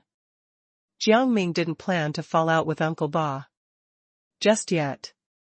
These punks were nothing, but if he provoked the old snake gang behind them, it would be a lot of trouble. If he were to touch Uncle Ba, he had to kill him in one blow and not let others know. Jiang Ming's smile became more genial. I promise you, the next time those old Men come looking for herb gatherers, I'll be the first one to rush in. This time, it's my fault. A while ago, I just happened to pick 2 pieces of golden ginseng. I processed them and brought them down the mountain to give you as an apology. I hope you will kindly accept them. As he spoke, Jiang Ming took out 2 pieces of dried golden ginseng from the herb basket and handed them over. Uncle Ba's eyes brightened. In the current market, 2 pieces of golden ginseng were worth nearly 2 taels of silver. Even if he collected protection fees for more than 10 days, he might not be able to earn so much. After all, he still had a group of people to feed, and he had to hand over a large portion of the money to his superiors. Ah, Ming, you're sensible. I really misjudged you. Uncle Ba laughed heartily. Everyone, go away, there's nothing to see. Ming and I have an excellent relationship. In a corner of the medicine market, Uncle Ba and the others stared at Jiang Ming, who was packing up and leaving. Uncle Ba, are you going to let him off, just like that? One of his followers could not help but say. What else can we do? Uncle Ba snorted coldly. In the end, that kid didn't break any rules. I've been in Peace Town for many years, and although I'm ruthless, I do things according to the rules, at least on the surface. If I really do something to this kid in public today, I'm afraid it'll be hard for me to convince the people in Peace Town in the future. Then what Uncle Ba means is that we should secretly take care of him. The follower's eyes rolled as if he had understood something else. Uncle Ba played with the 2 pieces of golden ginseng and shook his head. This kid is quite skilled. We might lose a few people if we take care of him. The gang is short of manpower during this period of time. We can't cause any more trouble in Peace Town. However, he has toyed with me several times. I will get my revenge sooner or later. Uncle Ba's eyes were fierce. Let Jiang Ming jump around for a few days first. After winter, the gang will send people over, and by that time. ******. Uncle Ba is easier to deal with than I thought. Jiang Ming was walking in the town and was a little surprised. It seems that the image of a bad person I'd built up in the past has some effect. No matter how unreasonable Uncle Ba was, he was just an ordinary person. He had to rely on the old Snake Gang's reputation to suppress the lower class commoners of Peace Town, who feared the rich and powerful. However, the strong were afraid of the weak. According to the townspeople, Jiang Ming was a hothead who was not afraid of anyone. He was a single man, and he would beat people up if there were a disagreement. Even Uncle Ba could not do anything about it. Strength still decides everything. Jiang Ming sighed. *****. The small bar was even more lively in the winter. No matter if it was herb gatherers or harvesters, they could not enter the mountain now, so they drank there all day to pass the time. The bar was noisy. Old Jiang was so happy that his face was red. He even hired Ah Fei to be his temporary waiter. The wooden door was pushed open, and the cold wind gushed in. The customer at the door glared at him and was about to curse. Who are you staring at? Jiang Ming looked at him with a faint smile. Ming, the customer stammered, you're back? The bar was silent for a moment. The great villain of Peace Town had returned. Drink your wine, and don't stare at people. You'll get beaten easily. Jiang Ming patted him on the head, maintaining his image of a villain, and strode to the counter. A bottle of wine with whatever food you have. Jiang Ming gave him 10 copper coins. Ming, long time no see. You're still so impressive, old Jiang joked. In this world, it's good enough to still be alive. Jiang Ming shook his head. Seeing Master Zhou was there, he went over and sat with him. There's a lot fewer herb gatherers. Jiang Ming sighed with emotion. Master Zhou laughed bitterly. You ran into the mountains alone, to have fun. This town is in chaos. Many people were not willing to go. Uncle Ba threatened their families, both openly and secretly. It's so chaotic. He's being so reckless? Jiang Ming frowned. Do you still remember the Shi family? They're a newly promoted first class family. That person who killed several herb gatherers is now with the old snake gang. Who would dare say anything about them? It's almost the new year, why didn't you release it? Jiang Ming asked. At this time of the year, the main force could not enter the mountain. Master Zhou's eyelids drooped, and he sighed before he slowly said, I heard that some of Xuanji City's herb gatherers have already been sent to the northern battlefield to serve as military doctors. I don't know how many of them will be able to come back.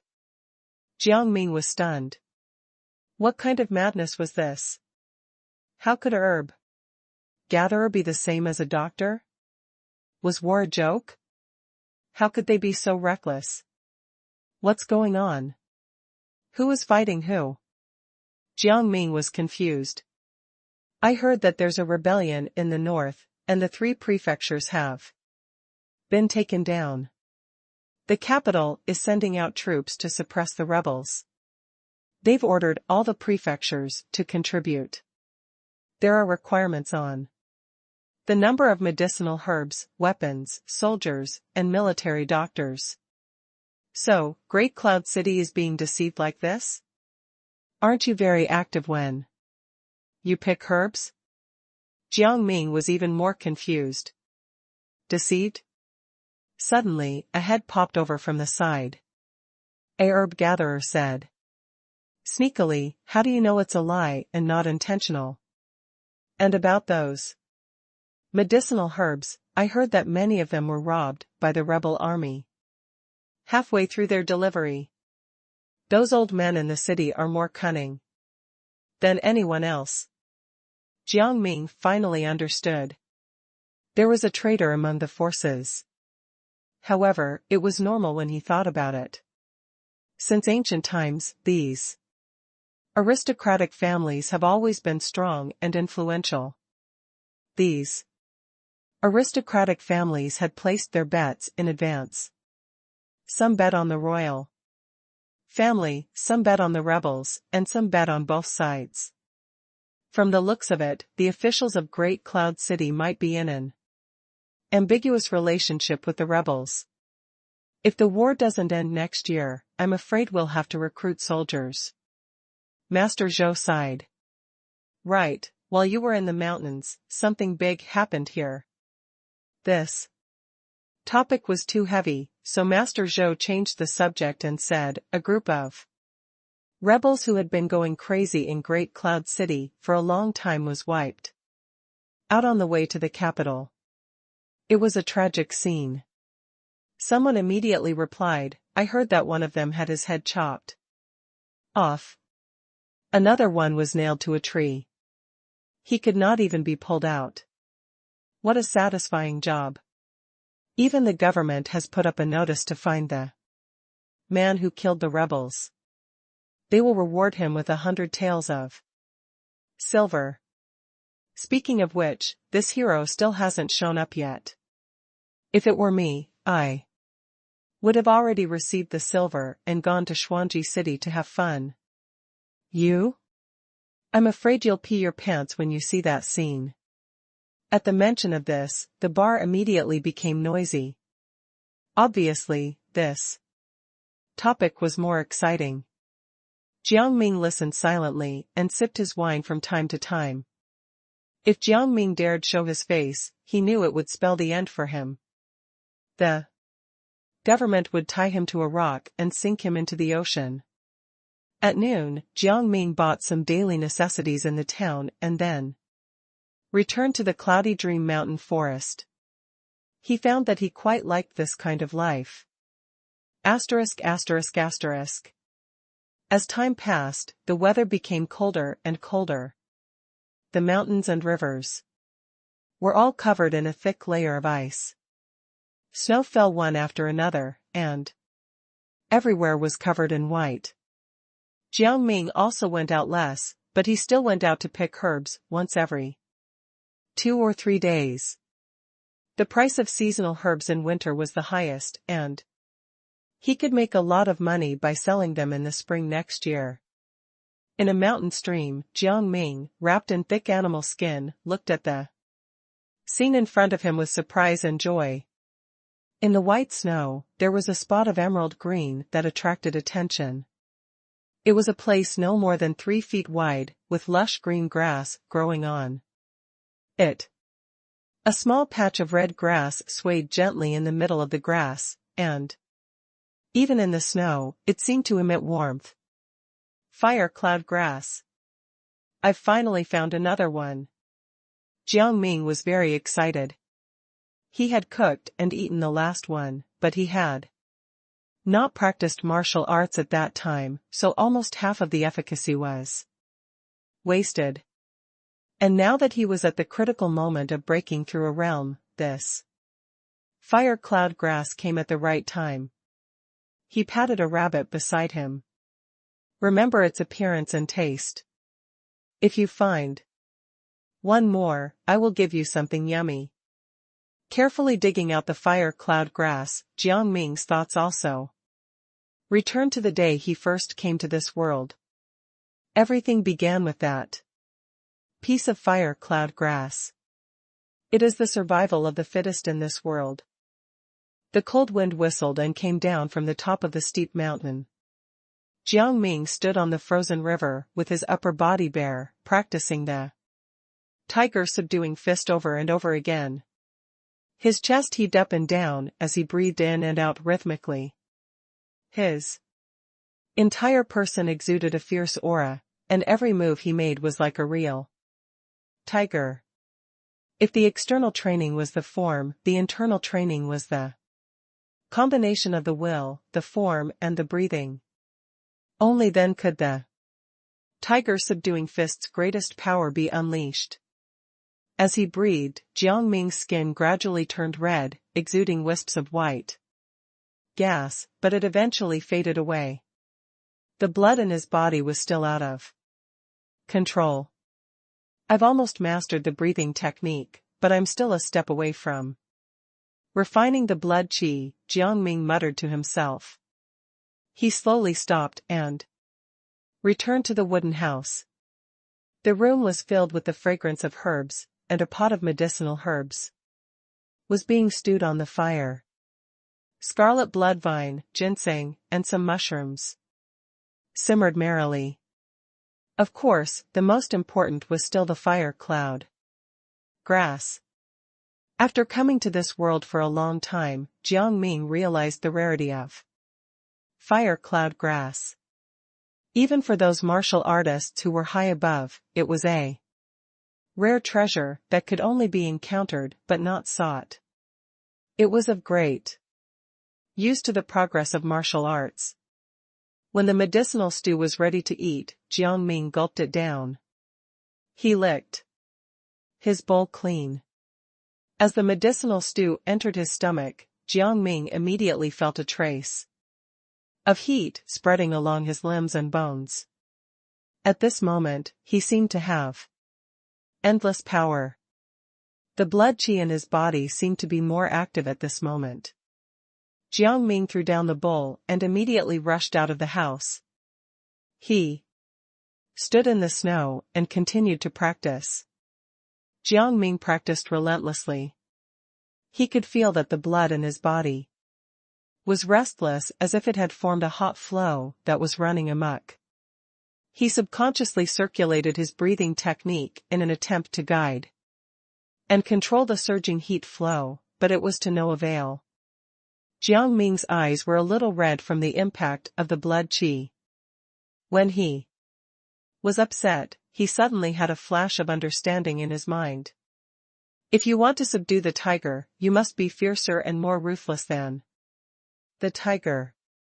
So this was the true meaning of the tiger subduing fist. He had the power of immortality. No matter his situation, he always thought there was still a way out. Thus, he had never been really angry. Even when he killed those few vendors, he did it out of rational consideration. When he was practicing martial arts, although Jiang Ming persevered and never slacked, he never had the belief to advance bravely. When he was tired, he would take a break. He only thought that his life was endless and that one day he would succeed. However, his intent needed to master the tiger subduing fist was wrong. He needed to stop being lax and learn to fight to the death. Since that's the case, I won't stop until I take you down today. A fierce nature rose in Jiang Ming's heart.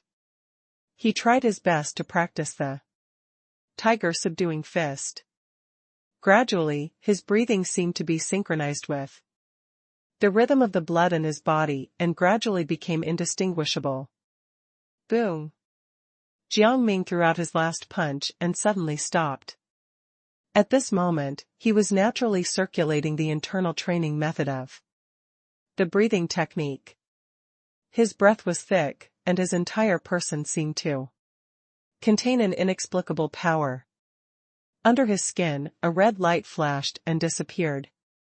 The blood qi in his body moved rhythmically with his breathing. It was completely refined by Jiang Ming and developed a new power. Jiang Ming took a deep breath, gathered the power of the blood qi, and punched the frozen river. Ice shards flew in all directions, and a hole, the size of a human head, appeared on the ice, revealing the river water flowing underneath. Jiang Ming shook his slightly numb arm, but he was unscathed. After months of hard work, I've finally become a martial artist. From today onwards, I can be considered to have truly embarked on the path of martial arts. Jiang Ming's heart was surging with emotions, and he was more and more convinced that there must be a way to cultivate immortality in this world.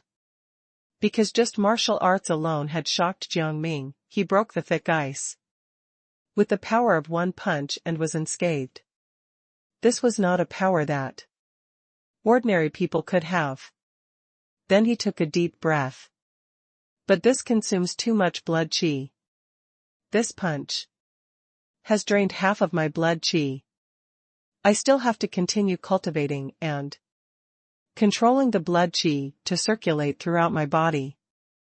Only then can I step into the third-class realm and control more blood qi. As for the second-class martial artists, they needed to use blood qi to temper their skin membranes. The top ones were almost invulnerable and were the strongest. However, becoming a second-class martial artist would normally take at least a decade or two of effort. Although I don't lack time, it's indeed time for me to leave this peaceful place. After the excitement of breaking through as a martial artist died down, Jiang Ming also began to think about his future path. The many medicinal herbs in the Cloudy Dream Mountain forest were a treasure. But he did not have the recipe for the secret medicine for martial arts. Every time he made a big pot of stew, he would waste almost half of the medicinal effects. It did not matter if he was not a martial artist in the past, but if he wanted to continue practicing martial arts in the future, this method probably would not work anymore. Perhaps even drinking 10 pots would not have any effect. Jiang Ming wanted to learn more profound martial arts and real combat methods, and learn recipes for secret medicines that would enhance his strength. These were things that Peace Town could not give him. Only Great Cloud City would have what he needed. Besides, I can't always be a herb gatherer. The true way of living was not about keeping a low profile, but choosing the most appropriate way of doing things according to one's own strength, time, and opportunity. Only then could one live smoothly in this world. When Jiang Ming was weak, he was an ordinary herb gatherer. He secretly saved money and practiced martial arts. Naturally, there was no problem. However, now that he was a martial artist, he needed to earn more money to sustain his martial arts expenses and spend more effort to find a way to cultivate to a higher realm. If he continued to pretend to be a herb gatherer, he would only become more and more out of place. After this winter, I'll go to the prefecture for a walk. Jiang Ming recalled what he saw and heard when he went to the prefecture last time and gradually made a decision. Asterisk asterisk asterisk. It was the dead of winter, and Peace Town was very lively. Many people in the town were working in the prefecture. Now that it was close to the end of the year, they returned to the town to slaughter pigs and chickens to prepare for the new year. To these poor people, this was perhaps the highlight of their year. Jiang Ming stepped on the snow and returned from the depths of the forest. He liked peace and quiet, but he was not a hermit. During the new year, there had to be some fireworks. In addition, Ah Fei was getting married soon. Therefore, he also brought a fish as a gift. Jiang Ming greeted people along the way and returned home with his herb basket. I haven't been home for a few months. I'm afraid it's already a mess, eh? Jiang Ming looked at the door and was a little stunned. It was a cold winter morning. Jiang Ming looked at his courtyard suspiciously. He was here. But why did something feel wrong? The area in front of the door was clean. There were no weeds, no dead branches, and no fallen leaves. It was cleaner than when he lived at home. Even the wooden door that someone had broken when he had been running through the night had been repaired and replaced. It felt quite strong and much stronger than before. Don't tell me someone has taken over? Jiang Ming muttered to himself. Was his reputation as a villain not strong enough? However, when he pushed open the door and walked into the courtyard, it was just as he had imagined. Dried grass was everywhere, and rotten leaves were piled up in several layers. Looks like I'm overthinking it. At this moment, a series of voices sounded not far away. Father, the meal is ready. Don't panic, don't panic. Wait for me to fix this chair in Elder Wang's house. Jiang Ming turned his head and looked. In another small courtyard next to him, a young girl wearing coarse clothes and looking a little delicate was carrying some food and handing it to a white-haired old man. The old man had a hunched back, and his hands were full of calluses. It was obvious that he had been working hard all his life. He was busy working on a broken wooden chair, glanced at the rice bowl, and then continued working. Eh? Someone's living here? Jiang Ming raised his eyebrows. Jiang Ming learned from his predecessor's memory that no one had lived in the courtyard next door for more than 10 years. It was so dilapidated that even if they had just moved to the town, no one was willing to clean it up. It was better to build a new house. At this time, the girl also noticed Jiang Ming and quickly waved her hand. We just moved here. My name is Li Qingqing, and this is my father. Please forgive us if we've disturbed you. I still have to thank you for helping me clean and repair the gate, Jiang Ming said with a smile. The neighbor on the other side was a middle-aged woman, but she did not have the kind heart to do such a thing. It was already good enough that she did not throw garbage into Jiang Ming's house. Yeah, how did you know we did it? Li Qingqing was surprised, and then she smiled in embarrassment. After we moved in and cleaned up, we saw grass growing outside your house, so we cleaned it up. But I didn't dare enter the yard, afraid that the owner would be angry when he returned. My father built that door. He's good at it, right? As Li Qingqing spoke, her tone became inexplicably proud. He's simply too powerful. Jiang Ming praised her seriously and said a few polite words. Finally, he sent some dried wild mushrooms over to express his gratitude. It was a mess both inside and outside the house. Jiang Ming was too lazy to clean up, so he threw the herb basket away and went out. The town was lively. They were slaughtering the meat for their celebrations. There were more wild vegetables in the mountains. Those who could afford oil would be able to stir-fry them. If anyone could bring out a few dried hares and pheasants at this time, it would be enough to occupy the highest point of contempt among their neighbors. After all, it was said that they relied on the mountain to make a living, but not everyone could survive on the mountain. Asterisk asterisk asterisk. The small bar was as usual, but it seemed to be even more dilapidated. Master Zhou looked even older now.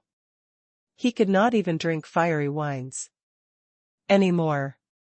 He could only drink a small glass of medicinal wine to nourish his body and then be taken back home by his granddaughter.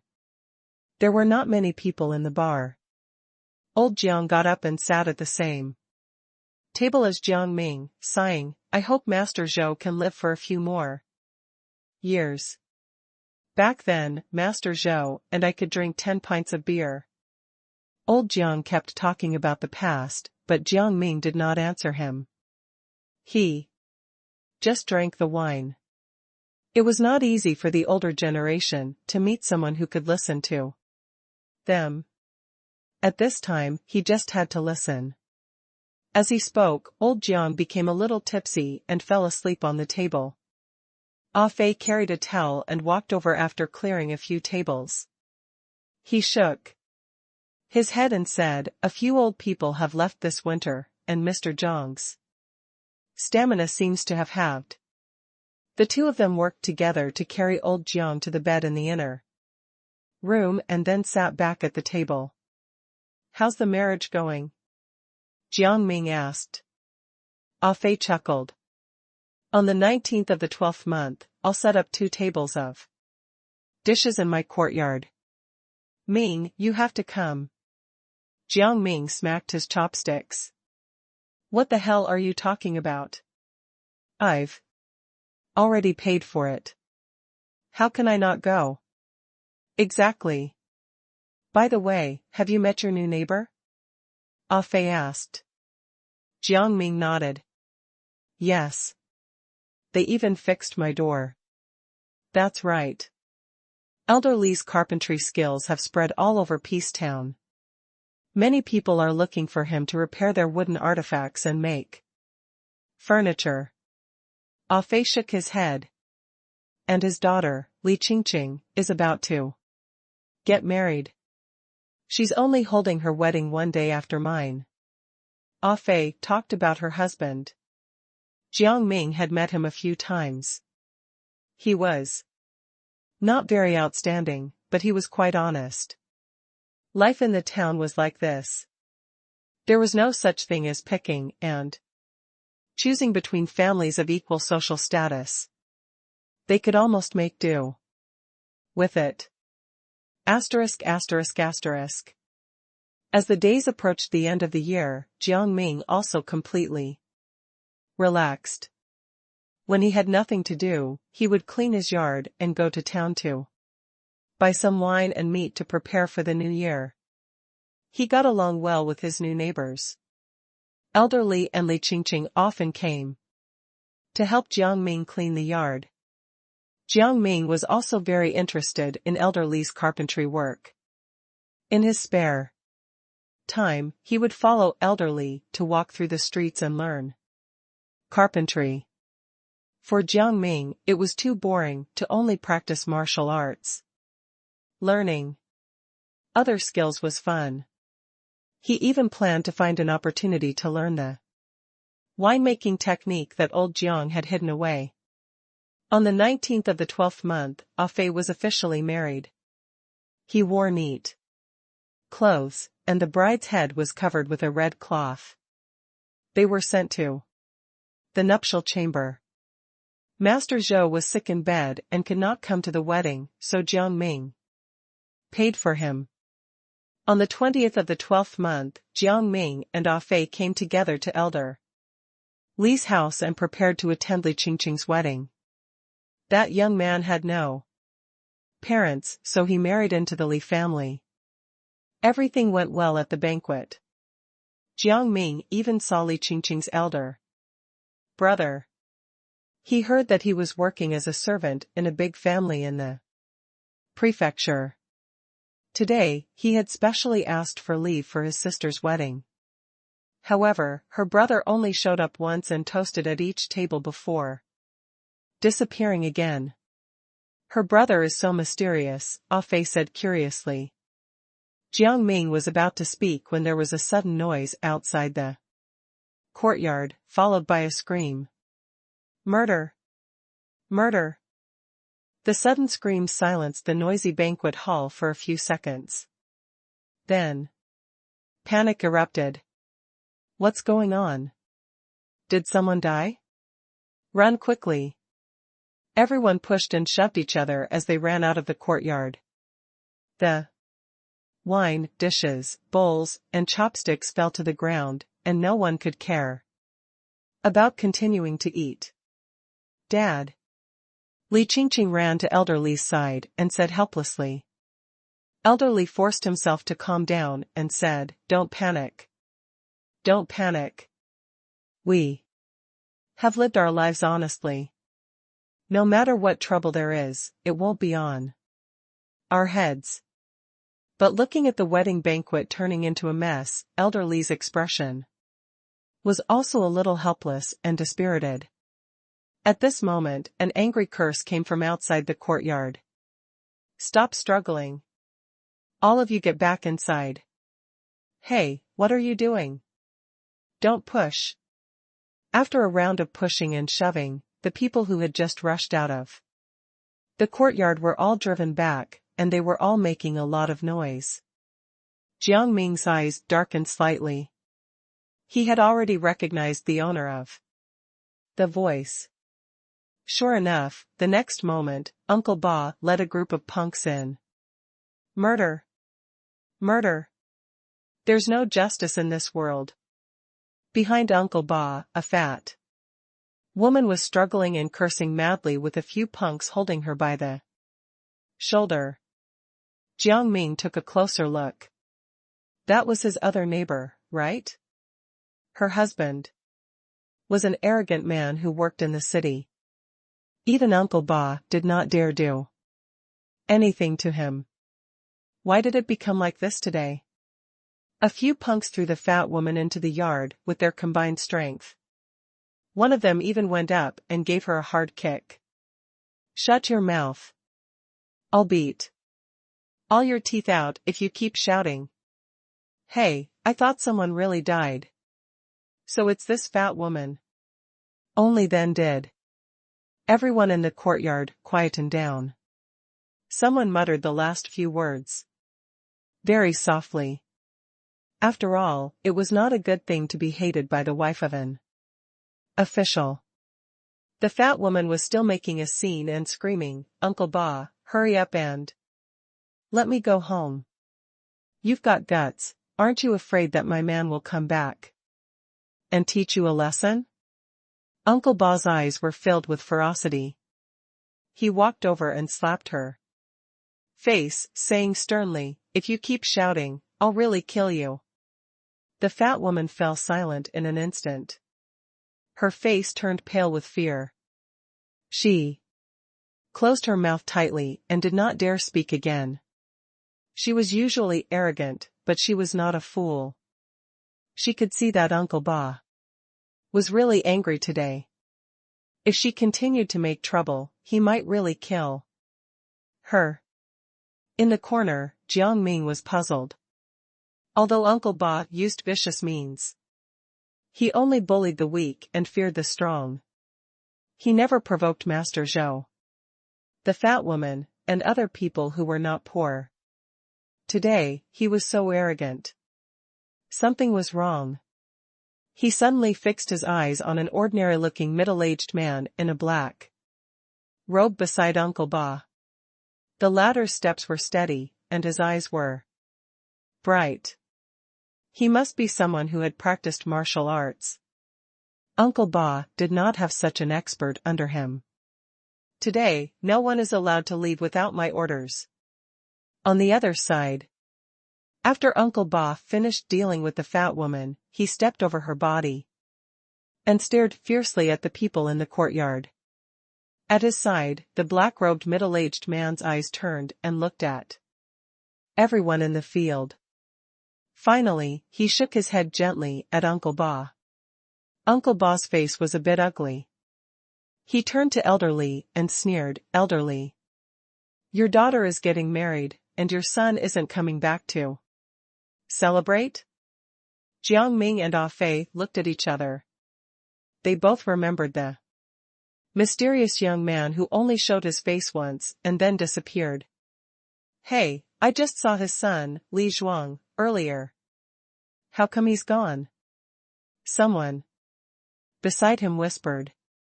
"I heard that Li Zhuang is working as a servant in some big family in the city. Did he do something wrong?" Elderly's face changed. "Did these guys come for his son?" His lips trembled, and his face was pale. "I wonder what happened to Zhuang." Uncle Ba snorted and was about to explain the reason when his eyes suddenly flashed, and he said, "He's gambling in the city and owes the gang a lot of money. I can't find him, so I came to ask you." Elderly was a little stunned and quickly shook his head. "That's impossible. Why would Zhuang do such a thing? If your son doesn't show up to pay the 30 taels of silver he owes us, you'll have to pay for him. I heard that you've been doing very well in this town. You must have saved a lot of money." Uncle Ba laughed. Elderly's body was even more hunched, and his face was full of fear. He trembled and said, "Uncle Ba, I only know some carpentry. How can I save so much money this way? I don't care. I only care about money." Uncle Ba glanced at him and said with a faint smile, "Besides, you've moved to Peace Town for so long. Have you paid any rent for the house you've lived in for a few months?" "Rent?" Elderly turned pale with panic and trembled as he said, "When my daughter and I first moved in, we gave all our money to the town's official. The official pointed out a yard for us to live in, and we had never heard of any rent." Uncle Ba glanced at him and sneered, "The officials collect money for the land, and I collect rent. How can you mix them up?" Elderly's lips turned white, and he did not dare speak. Uncle Ba heaved a long sigh and pretended to be generous. "I think you're pitiful. You owe us your son's gambling money and your rent. I'll round it off to 40 taels of silver." "What?" Elderly was so shocked by this number that his whole body turned cold. He had never earned so much money in his life. Li Qingqing was also very angry. She was about to rush up to argue with Uncle Ba, but Elderly and her husband held her back. Uncle Ba glanced at Li Qingqing and then looked at the family teasingly. He said casually, "It's only right to pay back what you owe. I'll give you one day. If you can't pay me back by tomorrow, then you can use your daughter to pay off the debt. You can probably sell her for dozens of taels of silver at Qinghe Tower." Elderly's legs went soft, and he immediately knelt on the ground and kowtowed madly. "Uncle Ba, I'll do anything you want me to do, but please don't take my daughter away. Remember, there's only one day left. Don't even think about running away. That will only make things worse. Uncle Ba showed no mercy. He kicked Elder Lee away with one foot and left with a group of punks. Before he left, Uncle Ba glared at Jiang Ming with an unfriendly look. Obviously, he also noticed Jiang Ming's hesitation. After Uncle Ba's disturbance, the banquet could not be held anymore. The courtyard was soon empty, and a mess was left. Elderly sat on the ground powerlessly, his mouth unconsciously muttering. How is this going to work? What are we going to do? Li Qingqing could only support Elderly. She was at a loss and did not know what to do. Jiang Ming squatted beside the two and whispered, no matter what, don't go to Li Zhuang. He could not understand the real reason for Uncle Ba's fuss, but he was sure that it was not just about money. The key to everything was Li Zhuang. Once Li Zhuang was found, the consequences would not be good. Ming, what do you think we should do? Uncle Ba will definitely send people to watch over him, so he can't escape even if he wants to. Elderly looked at Jiang Ming with hope as if he was the only one who could save them now. Li Qingqing also wiped her tears and looked at Jiang Ming. Jiang Ming sighed. To be honest, he had a good impression of this family and did not want to see anything happen to them. However, Jiang Ming was not a saint. If Li Zhuang really did something to offend people in the city, he could not blame anyone for the mess. Elderly, if you need money, I can lend you some. Jiang Ming was silent for a moment and slowly continued, but I can't decide for you how to deal with this matter. You have to think about it. Can you really solve this problem by giving the money to Uncle Ba? Elderly looked hesitant as if he wanted to say something, but in the end, he just sighed heavily. It seems that this elderly really knows the truth, Jiang Ming thought to himself. But that was all he could say. He did not say anything more and returned to his home. In the cold room, the tea on the stove was emitting wisps of smoke. Jiang Ming looked at the bubbling water and whispered to himself, after the New Year, I'll go to the prefecture to learn martial arts. It's not wise for me to take the initiative to cause unnecessary trouble.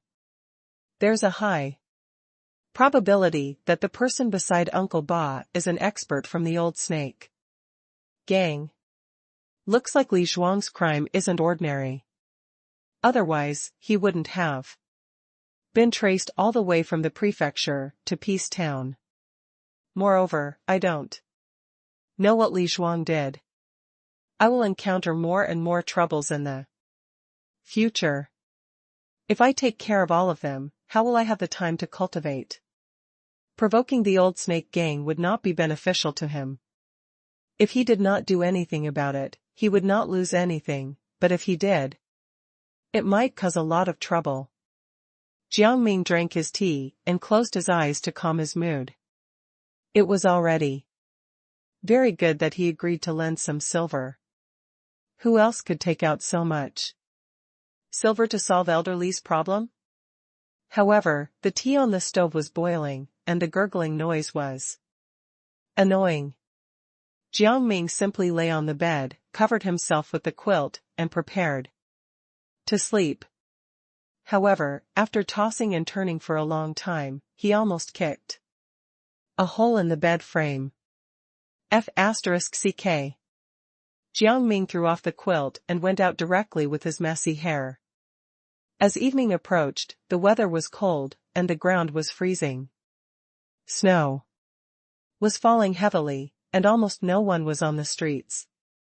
Jiang Ming walked on in frustration, leaving a string of crooked footprints on the snow. At the bar, old Jiang looked at the unkempt Jiang Ming and was a little stunned. what happened? It was the first time he had seen Jiang Ming like this. Master Jiang, what do you know about Elder Li's son? Jiang Ming asked. Directly. Li Zhuang? Old Jiang was shocked.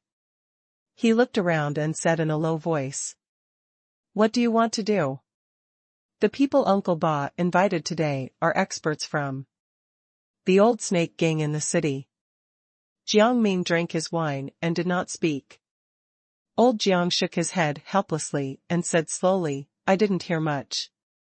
I only know that Li Zhuang is a servant of the Shi family's young master. He doesn't usually cause trouble, but he has complained to his father that he doesn't want to work in the Shi family anymore. The Shi family's young master is not a good person. I guess this matter has something to do with the Shi family. Jiang Ming stuffed a mouthful of smoked tofu into his mouth. No wonder the old snake gang would come forward to criticize them. The current old snake gang was almost equivalent to a dog of the Shi family, doing all the dirty work. Don't be rash. No one will be able to save you if you offend the Shi family.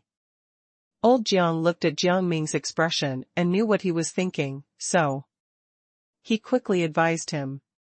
How can that be? Jiang Ming forced an ugly smile and took a big gulp of wine. But I just don't feel good. Old Jiang sighed. Nothing is more important than living. Everyone has their own fate. No matter what happens to Elder Li's family, you don't have to feel guilty as long as you didn't cause the disaster. Jiang Ming did not say a word and drank his wine. The sky turned dark. Late at night, even with Jiang Ming's martial artist physique, he was a little drunk, but his heart was more and more restless. Mr. Jiang, I'll be leaving first. Jiang Ming did not drink to his heart's content. He took a bottle of wine and turned to leave. The town was silent. Jiang Ming walked alone, looking at the stars above his head, but suddenly remembered the expectations he made for the future when he first obtained the immortal cheat. One day, he would sit at the highest point and watch the endless scenery. If there is such a day, I will be invincible in the world, looking down on everything. Then, will I remember what happened today? Will I remember what happened to Elder Li and Li Qingqing? As he walked, Jiang Ming was already close to his small courtyard. At this moment, Jiang Ming suddenly saw a light in front of him. It seemed that the corner was Elder Li's house. Not good. Jiang Ming was shocked. He quickly sped up and rushed to Elder Li's house.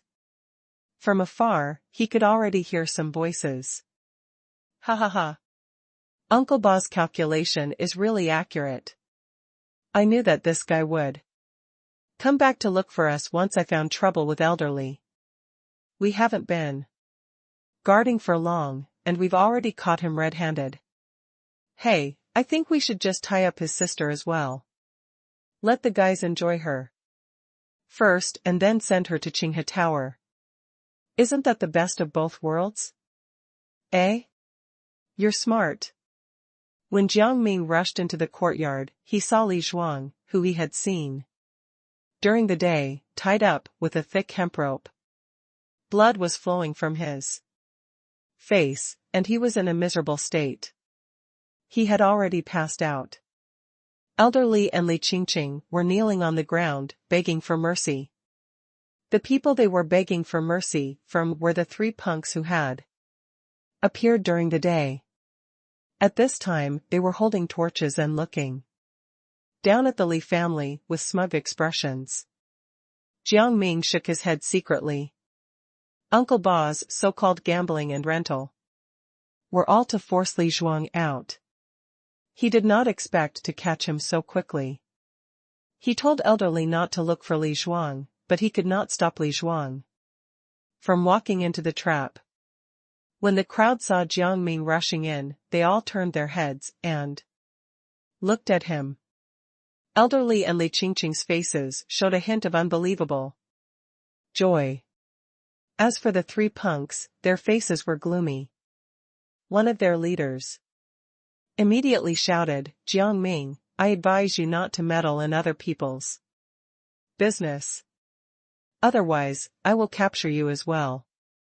Jiang Ming smiled and waved his hand. "How would I dare meddle in other people's business?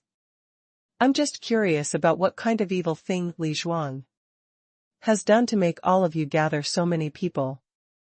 Humph, he can only blame himself for seeing and hearing things he shouldn't have.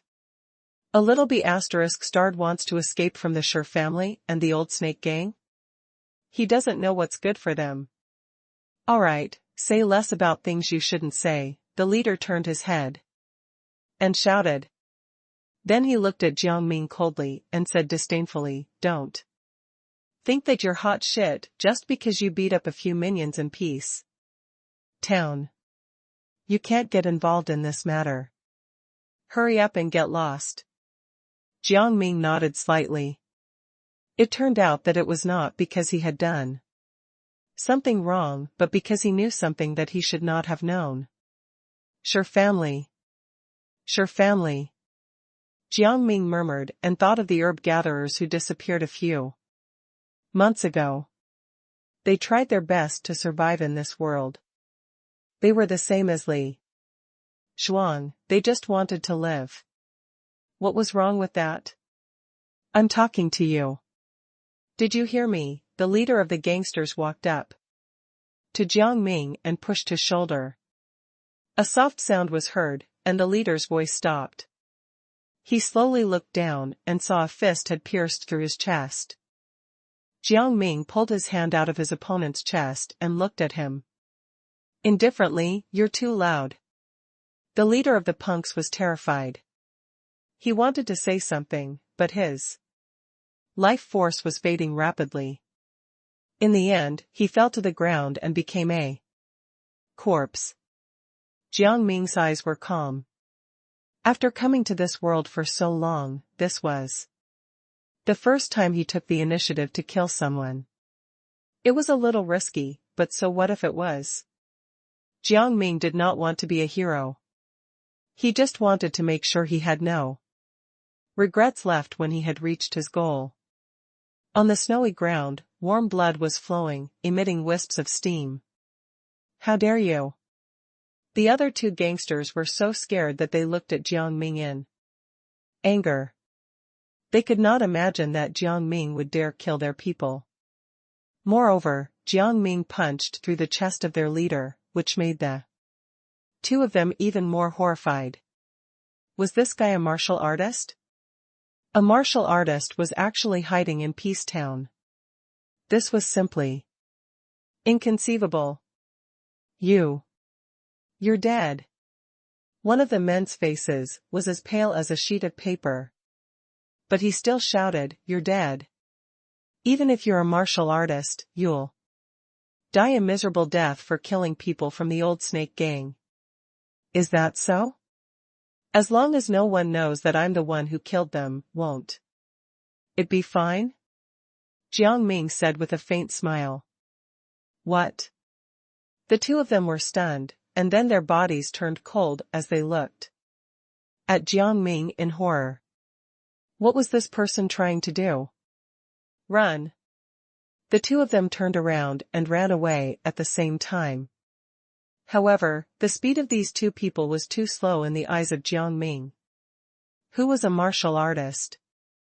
He stomped on the ground, causing snow and ice to fly in all directions.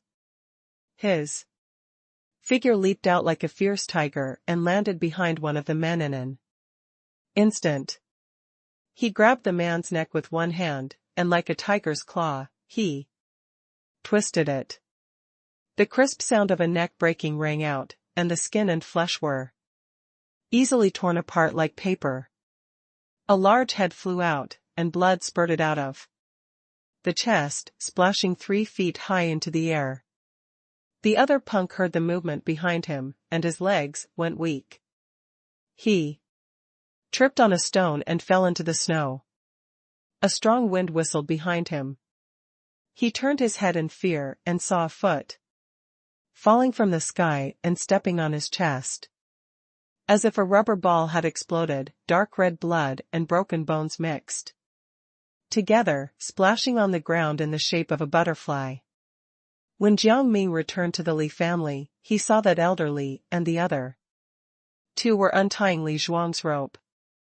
The latter had also slowly woken up, but he was still a little confused about the situation. When Li Qingqing and her husband saw Jiang Ming, their faces were filled with fear. "Ming, you've done too much." Elder Li's face was full of guilt. "It's all my fault." He knew very well that Jiang Ming would bring himself a lot of trouble by killing these people. "If you really feel apologetic, pack up your bags tonight and leave Great Cloud City with your family. Don't ever come back," Jiang Ming said lightly. Elder Li's expression froze. "This is a world of ice and snow. How are we going to escape?" Li Zhuang, who had just woken up, could not help but say, "This is no different from seeking death." Jiang Ming glanced at him. "If you stay here, you'll die faster." Li Zhuang was speechless. "Tomorrow morning, I don't want to see any people in this courtyard." Jiang Ming shot a deep look at Elder Li and turned to leave. Elder Li's heart trembled.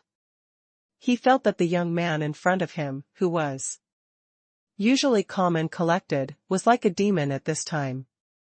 "Qingqing and I saw him killing people." Thinking of this, Elder Li's body turned cold. He somewhat understood what Jiang Ming meant. Forget it, forget it. There's no place in the world that I can't go to. This Great Cloud City will just be a waste if I leave now. Asterisk asterisk asterisk. Li Zhuang may look silly, but Elder Li is a smart man. He knows what to do. Jiang Ming thought so in his heart. He picked up a hatchet from the corner of his courtyard and strode in a direction. He raised the bottle of wine he had brought back from the pub and gulped it down. "Since we're going to kill them, then let's kill all the troublesome punks in this town." As the strong wine entered his throat, the ferocity in Jiang Ming's heart was also stimulated. He, who had lived 2 lives, had only lived for a few decades. How could he be like an old monster who had lived for thousands of years and could turn a blind eye to injustice? "Uncle Ba has taken so much money from me these past few months, let's settle this account as well." His footsteps creaked in the snow, and the world was quiet. Every household in Peace Town had its doors tightly closed. What had happened during the day made everyone in the town feel insecure, and no one dared to show their faces on the streets. Jiang Ming finished the last mouthful of wine and threw the bottle aside. He started singing. Asterisk asterisk asterisk. In a small stone-walled courtyard that occupied quite a large area, the lights were brightly lit, and the sounds of drinking and quarreling could be heard. Jiang Ming stood in the dark outside the wall, listening to the arrogant voices of Uncle Ba and those punks coming out of the room, his face as calm as stone. "Uncle Ba, your plan is not bad. You'll definitely be able to fish out Li Zhuang," an unfamiliar, deep voice said. Uncle Ba laughed and said in a rough voice, "What's this compared to you, Elder Tong? After we capture Li Zhuang, I'll invite his sister over for Elder Tong to have a look." "That's not good, haha." The unfamiliar voice clicked his tongue and then burst into laughter. "Elder Tong, you're an expert who'll become a martial artist in the future. I'll be counting on you to take good care of me in the future." Uncle Ba quickly struck while the iron was hot. There are too many troublemakers in this town, it's really making me annoyed and impatient. Oh? Elder Tong snorted arrogantly, who still dares to provoke the old snake? Gang? Uncle Ba quickly said, there's a guy called Jiang Ming. I heard that he's been learning from Master Zhou for 2 days. His skills are amazing. We really can't take care of him. Good skills? Hee hee. Elder Tong laughed coldly. After this matter with Li Zhuang is settled, I'd like to see how many of my punches Jiang Ming can take. Many thanks, Elder Tong. Uncle Ba's excited voice sounded.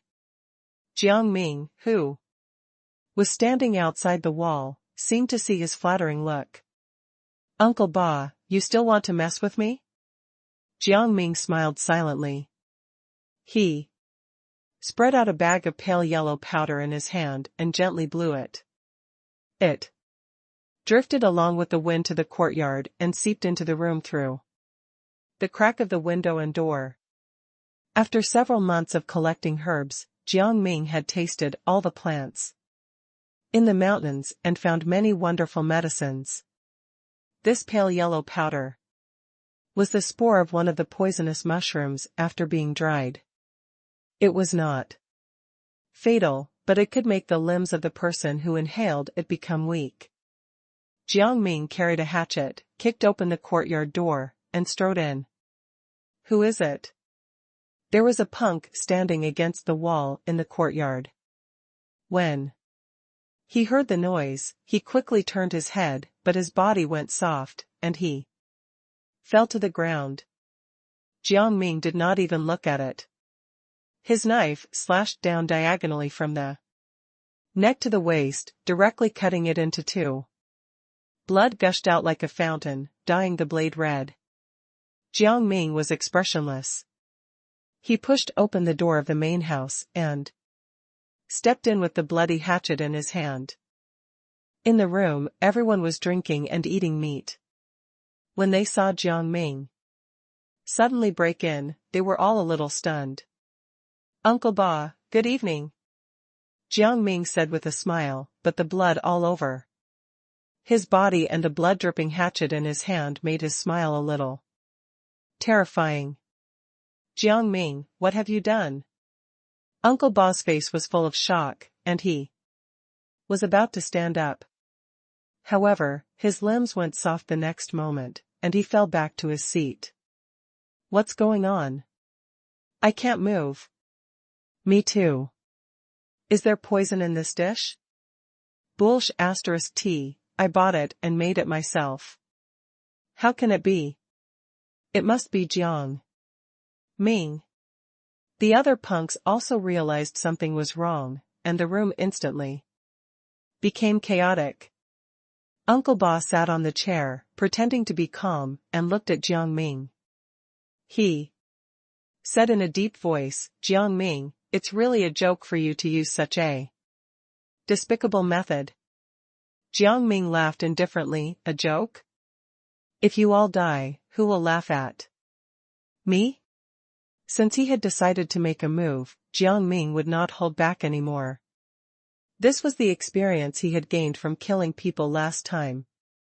How dare you? Hearing Jiang Ming's words, Uncle Ba was shocked. Do you know who you've offended? The old snake gang, the Sher family, who else? Let's hear it all, Jiang Ming said lightly. Then do you know what happens to people who offend these forces? Uncle Ba said in a deep voice, his eyes revealing a baleful look. If it were ordinary people, they might really be frightened. Jiang Ming looked at him as if he was a fool. I know. That's why I'm going to kill all of you to prevent you from telling on me. Uncle Ba almost could not catch his breath, but then he thought about it and had to admit that what Jiang Ming said made sense. He was cursing in his heart, but his face instantly changed into an extremely friendly expression. Ming, this is all a misunderstanding, eh? Misunderstanding. If you let me off today, I'll definitely reward you. Handsomely. You can reward me in your next life. Jiang Ming glanced at him and stopped talking nonsense. He slowly walked to the table, picked up a punk's head, glanced at his appearance, and said lightly, when the Sher family killed the herb gatherers, I heard from Mr. Jiang that you were the one who helped catch them. No, no, no, spare me, the punk cried and begged for mercy. Jiang Ming's expression was indifferent. He held his head in one hand and a hatchet in the other. Like slaughtering a lamb, he slowly cut through his neck. Blood spurted out, splashing on the faces of the people at the table. Jiang Ming threw the man down, took 2 steps forward, and grabbed the head of the second man. In the summer, didn't you break elder son's leg and tell him that he couldn't make it through the winter? Blood spurted out from his neck. Jiang Ming threw the man away and continued to walk to the third person. His actions instantly shocked everyone. The entire room was filled with an oppressive and terrifying atmosphere. They watched as their comrades were killed one by one. They knew that it would be their turn soon, but they could not change anything. Help! Help!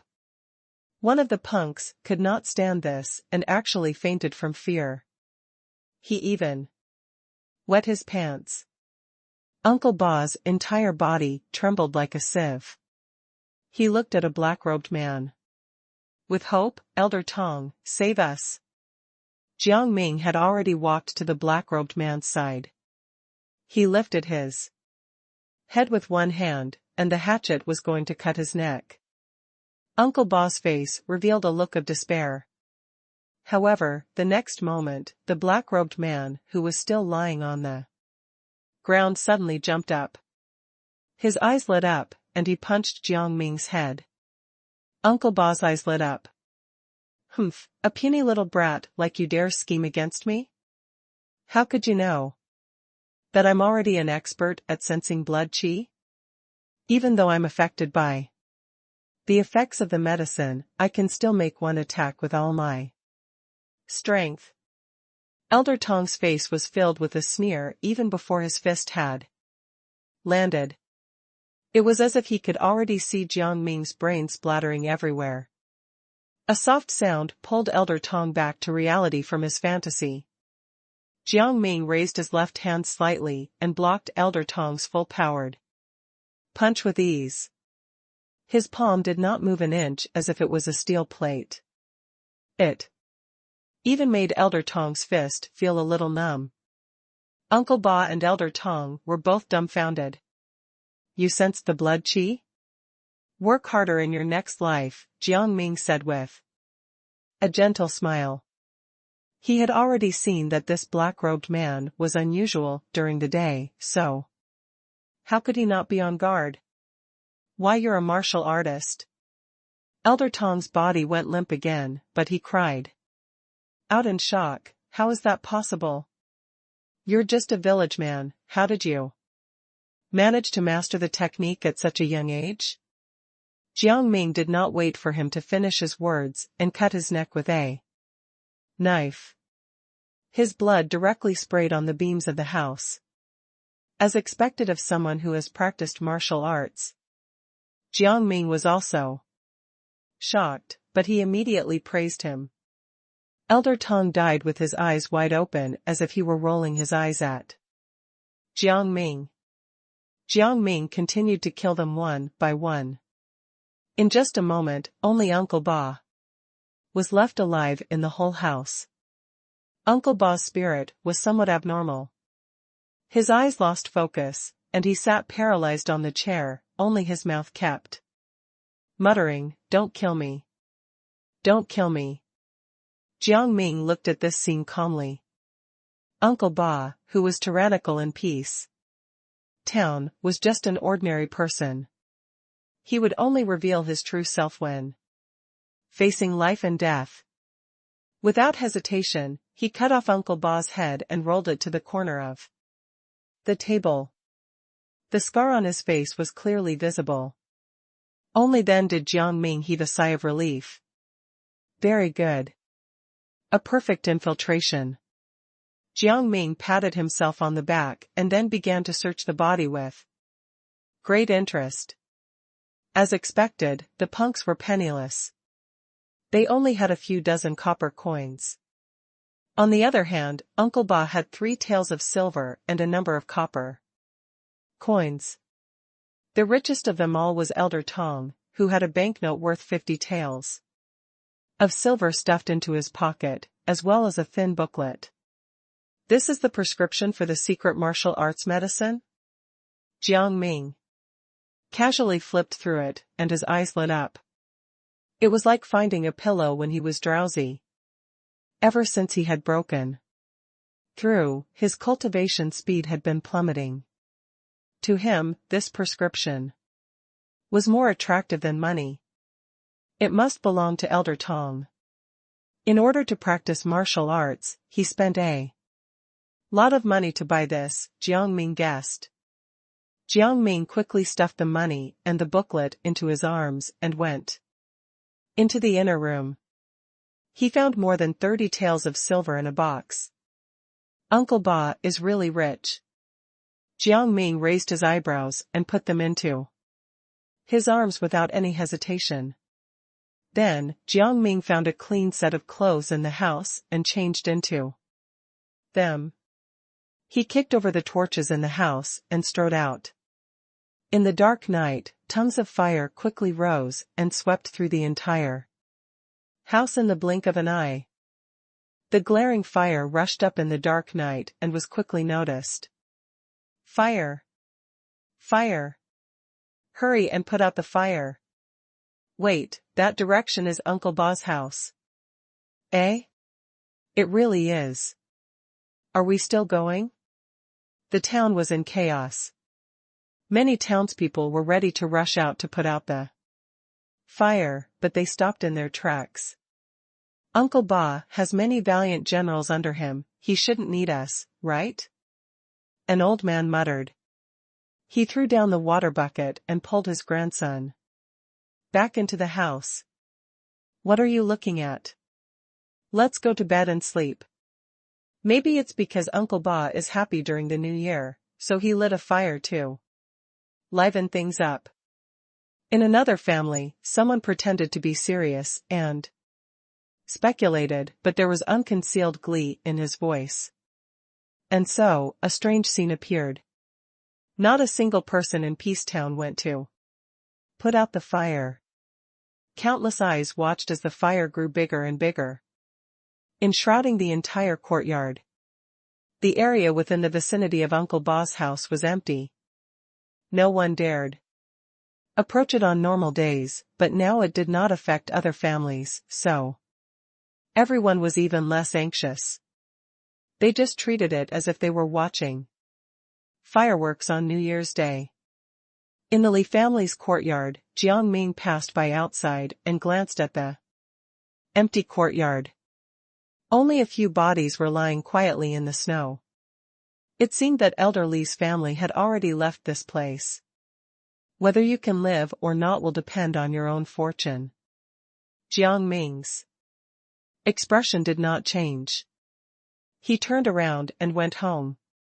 He had already done everything he could. People had to rely on themselves in order to live, and no one could help them for the rest of their lives. After washing the blood off his body, Jiang Ming lay quietly on his bed and finally felt much more comfortable. After this incident, he finally understood what he wanted. Longevity was good, but unhappy longevity was unbearable. What was the point of it? I can live for a very long time. Even a century is just a fleeting moment for me. But even so, I have to live every day to my heart's content. However, I'm not strong enough. Only by becoming stronger can I settle the score faster. If I were a first-class martial artist, I could directly annihilate the old snake gang and the Sher family. I could kill anyone who might come to find trouble with me. I would be much safer this way. Jiang Ming reflected on himself and finally fell into a deep sleep. Asterisk asterisk asterisk. The next morning, the noise outside woke Jiang Ming up. He knew what was going on, but he still opened the door and walked out with a blank face. A group of people gathered in front of the Li family's courtyard, pointing at the corpses that had died miserably. Their faces were red with excitement as if they had discovered a gold mine. Jiang Ming was a little stunned. This was different from what he had imagined. He thought that everyone was in danger and was terrified. This scene is so weird. He shook his head in disbelief. Ming, how can you sleep? Ah Fei rolled up his sleeves and stood outside the door. What do you mean?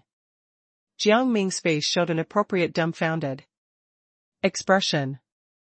Uncle Ba and his gang of punks, they're all dead. Ah Fei lowered his voice and grinned. 3 people died in front of Elder Li's house, and each one was more miserable than the last. Uncle Ba's yard was also burned down and swept clean. Jiang Ming was shocked. I was wondering why no one put out the fire last night. It turns out that they've been roasted whole. What a pity. What a pity, an old herb gatherer sighed. What are you so regretful about? Ah Fei was confused. It's a pity I didn't see such a happy event with my own eyes. The old man slapped his thigh in regret. Jiang Ming was speechless. Soon, a minor official, who was not even dressed in black, rushed over in a hurry, his face unsightly as he shouted, Go away, go away. I'll arrest whoever stays here as the murderer. If you have the ability, catch the real murderer. The townspeople gradually dispersed, but a festive atmosphere quietly spread in Peace Town. Some families hung up red paper lanterns to celebrate the new year. Some people even put up red packets in advance. Some people even walked around in advance and paid their respects to their ancestors. Jiang Ming wanted to keep a low profile, but even the fat woman beside him had 2 big red lanterns hanging up and was wearing a red dress. Obviously, Uncle Ba's fuss that day had caused her a lot of harm. If I don't do something, I won't get along with the crowd, therefore, Jiang Ming also bought a pair of red packets and pasted them on the door in advance.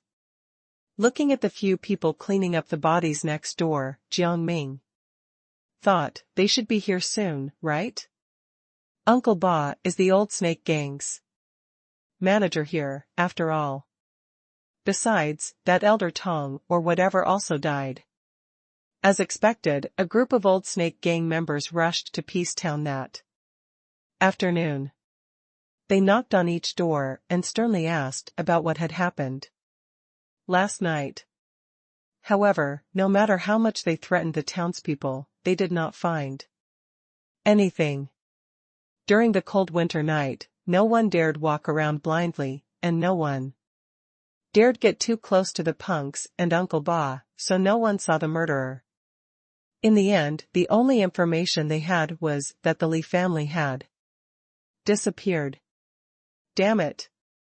The old snake gang's leader's face was as dark as stone. His eyes were burning with rage. Not only did he fail to capture Li Zhuang, but he also lost an expert who could sense blood qi, Elder Tong. It was a double loss. However, when he saw those corpses, his anger seemed to have been doused by a basin of cold water and was instantly extinguished. A martial artist definitely caused this wound. Perhaps there's more than one of them. Even if they were martial artists, it would be difficult for them to kill Elder Tong and Uncle Ba simultaneously. The leader was shocked. Maybe it's one of the gang's enemies.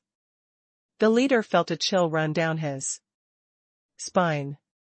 The old snake gang was used to being arrogant and had made countless enemies. To the old snake gang, a martial artist might not be considered a threat. However, if the other party had made up their mind to constantly plot behind the scenes instead of directly confronting them, even the old snake gang would have run into trouble. I have to report this to the gang. I can't be so arrogant in Peace Town anymore, the leader thought to himself.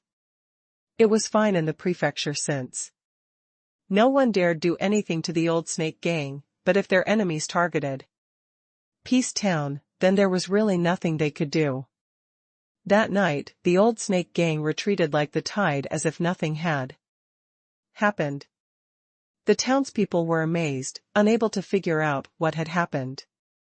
They're scared. Only Jiang Ming and old Jiang were left in the bar late at night. Are you scared? Old Jiang was stunned and muttered. The old men in the city are also afraid of this person.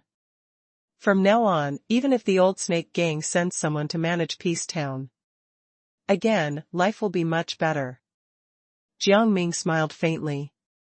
Old Jiang poured a glass of wine for Jiang Ming and said with emotion, I still have to thank that unknown hero. Time ticked by, and it was getting closer and closer to the end of the year. It was snowing non-stop, and the whole place was covered in white. In just a few days, the small courtyard at the head of the town that had been burnt black was completely covered in snow. It was as if Uncle Ba had disappeared for decades, and no one mentioned him again. The old snake gang acted quickly as well. 3 days after the incident, they sent a new manager to take charge of the medicine market. The new manager did not say anything about what had happened before, as if he did not know anything about it. He just set a lot of new rules. The biggest rules were the toll fee of the medicine market was only 10% of the vendor's profit, and the penalty for not paying was 10 times this amount. The townspeople of Peace Town were not dissatisfied. Instead, they smiled more and felt like they had a new goal in life. Because although this rule was still very harsh, it was countless times better than Uncle Ba's way of doing things according to his mood. Common people were easy to please. As long as they had food and shelter, they would be fine. Jiang Ming was drinking hot tea while looking at the snow. He muttered to himself, it's a pity that some old men only want to squeeze them to death. At this moment, there was a knock on the door. Ming, Mr. Dong is looking for you. Jiang Ming raised his eyebrows. Mr. Dong was a new official of the old snake gang. He had never met him before. Now, he was looking for him. Could it be that something had happened? It shouldn't be that bad. Otherwise, why would someone come to invite him? They would have directly come to his door. Jiang Ming only thought about it a little, so he got up and followed the person. The person who came was a young man. He bowed and smiled. Ming, don't overthink. It is a good thing that Mr. Dong invited you. In the future, we will ask you to take care of us. Jiang Ming glanced at him. This person was also a familiar face in the town. His name was Wu Yi. He used to be low-key, honest, and inconspicuous, but now he had also latched onto the new official of Peace Town. However, he did not say much. The new replaced the old in the pugilistic world, and everyone had their own way of living. He did not like to point out other people's ways. At most, he could just find a way to cut them down when he did not like them. Wu Yi, who did not get a response, was immediately rebuffed. He could only mutter in his heart, as expected of the great villain of Peace Town. Soon, the two arrived at old Zhang's bar. There were only a few guests in the bar. A burly middle-aged man was sitting quietly at the table. Seeing Jiang Ming's arrival, the burly man stood up with a smile. "I've long heard of you, but I didn't expect you to be such an elegant young man. Please take a seat." "Thank you for your appreciation, Mr. Dong." Jiang Ming raised his eyebrows and sat down. At this moment, he was the great villain of Peace Town, so he naturally had to put on a good attitude. He immediately took a big gulp of wine and said in a carefree manner, "May I know why you invited me to the bar? Do you want to drink with me?" When Mr. Dong saw Jiang Ming's attitude, a trace of undetectable disdain flashed in his eyes. He slowly sat down, and the smile on his face remained. "Of course, we can drink. However, I'm here today for another important matter. We would like to invite you to join the Old Snake Gang." Jiang Ming was shocked, but he had expected it. He had killed all of Uncle Ba's men, and now that Mr. Dong had taken over as a new official, he would be a high-ranking commander. He would definitely have to find some followers in the town, and the great villain of Peace Town was naturally a great choice. However, Jiang Ming could not agree. He immediately waved his hand and said, "Mr. Dong, you must be joking. I hate forming gangs the most. When there are too many people, I'll have a headache and pick herbs alone to exchange for wine. Once I save enough money, I'll go to Qinghe Tower to see Miss Schwer. That's the life I like living." Mr. Dong still wanted to say something, but Jiang Ming shook his head. "Mr. Dong, please don't say any more. I really can't do this kind of thing." "Ah, since you're so determined, then let's just forget about it. We'll just move on from this loss. Then let's drink. I'll buy you a drink." Mr. Dong's face was filled with regret. "All right." Jiang Ming laughed and immediately drank it in big gulps. After drinking for a while, Mr. Dong found an excuse to leave. Jiang Ming's face was placid, as if he did not know anything. He continued to eat and drink until he fell on the table. Old Jiang quickly asked Ah Fei to carry him home to take a walk.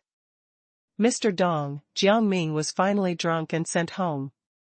In the middle of the night, in a room, Wu Yi, who brought Jiang Ming to the bar, was reporting to Mr. Dong.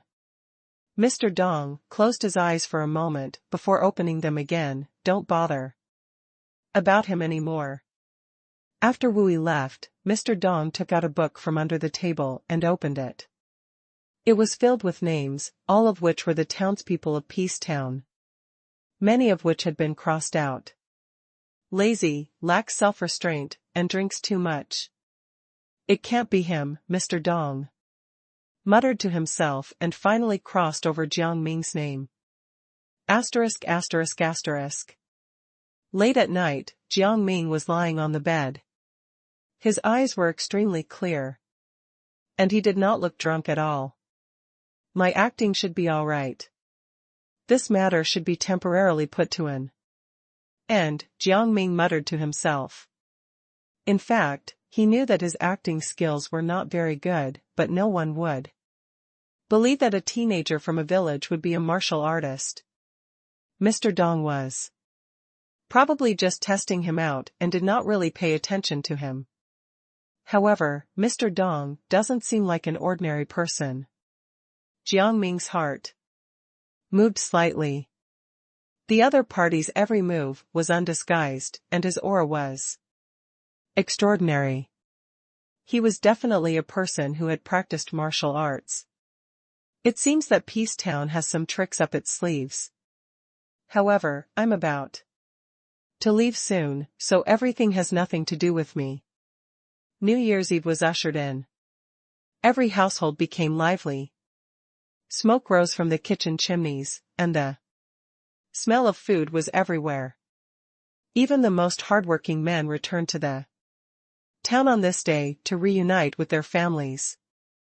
Jiang Ming was planning to spend the new year alone, but Master Zhou sent his granddaughter to call him over, so he brought wine and meat to Master Zhou's house.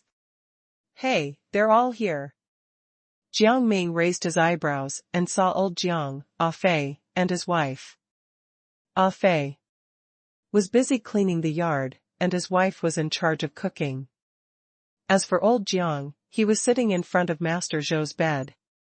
No one knew what the two old men were talking about, but from time to time they would let out a laugh. Mr. Jiang, if you let my grandfather drink again, I'll go and smash your bar. Zhou Wenshou had just returned when she saw old Jiang take out a bottle of wine. She immediately shouted with her hands on her waist. I won't let him drink, don't worry. Old Jiang looked like a child who had done something wrong and quickly hid the bottle. It was New Year's Eve, and it was snowing heavily outside. A group of people squeezed into a small house and gathered together to have a New Year's Eve dinner. I hope everyone can live happily next year. Old Jiang raised his wine glass and said seriously. After the new year started, things slowly eased back to normal. It was cold in spring, and the ice on the river had not completely melted. The herb gatherers of Peace Town carried their herb baskets into the mountain and began their New Year's work. In the depths of the forest, the ice and snow on the wooden roof slowly melted, forming a few puddles of water on the ground. Unknown water bugs were running around in the puddles. Under the eaves, a small stove was burning, and the tea was gurgling. Jiang Ming was lying on the bamboo chair with his arms and legs spread out. His eyes were slightly closed, and he was humming a song from his previous life. He had originally wanted to stay in town for a few more days, but he did not expect that just after the new year, many strangers would come to Peace Town. And they would wander around all day long in a mysterious manner. Jiang Ming was too lazy to inquire about it. He handed the house over to Fei to take care of. He carried the herb basket and went into the mountain. Every day, he practiced martial arts and drank tea leisurely and at ease. He had almost finished studying the prescription of the secret medicine for practicing martial arts that he had obtained. However, there were a few medicinal herbs that were not available in the mountain, and the medicinal stew that was brewed was always a bit lacking. But it's still much better than a chaotic stew. Drinking a bowl of this medicinal stew daily has strengthened my blood qi. It's more than 3 to 5 times stronger than when I first became a martial artist. I'm only one step away from becoming a third-class martial artist. It's time to go to the prefecture to learn martial arts. Jiang Ming let out a long breath and stood up from the chair. There was no point in staying here any longer. Master Zhou had been wandering in the unranked realm for his whole life, but he had never been able to cross the threshold. Now, he had fallen ill. Jiang Ming walked into the pharmacy, which was almost empty. Most of the herbs had been carried to the medicine market to be sold. There were only some rare herbs left, which were more expensive. Jiang Ming stuffed them all into the herb basket and prepared to bring them to the city to sell to the medicine shops.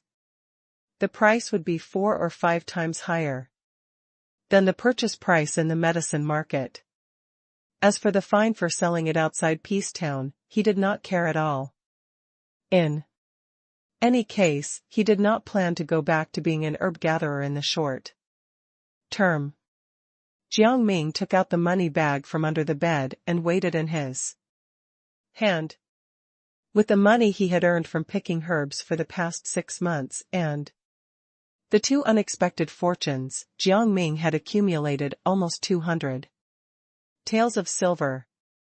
This was more than enough for him to live comfortably for a year. Asterisk asterisk asterisk. The next morning, cold fog filled the air, and the moon hung high in the sky. Bunny, we'll meet again if fate allows it. Jiang Ming put a white rabbit back into the mountain and waved his hand. During the winter, the wild animals in the mountains were dormant, but his fourth rabbit had survived until now.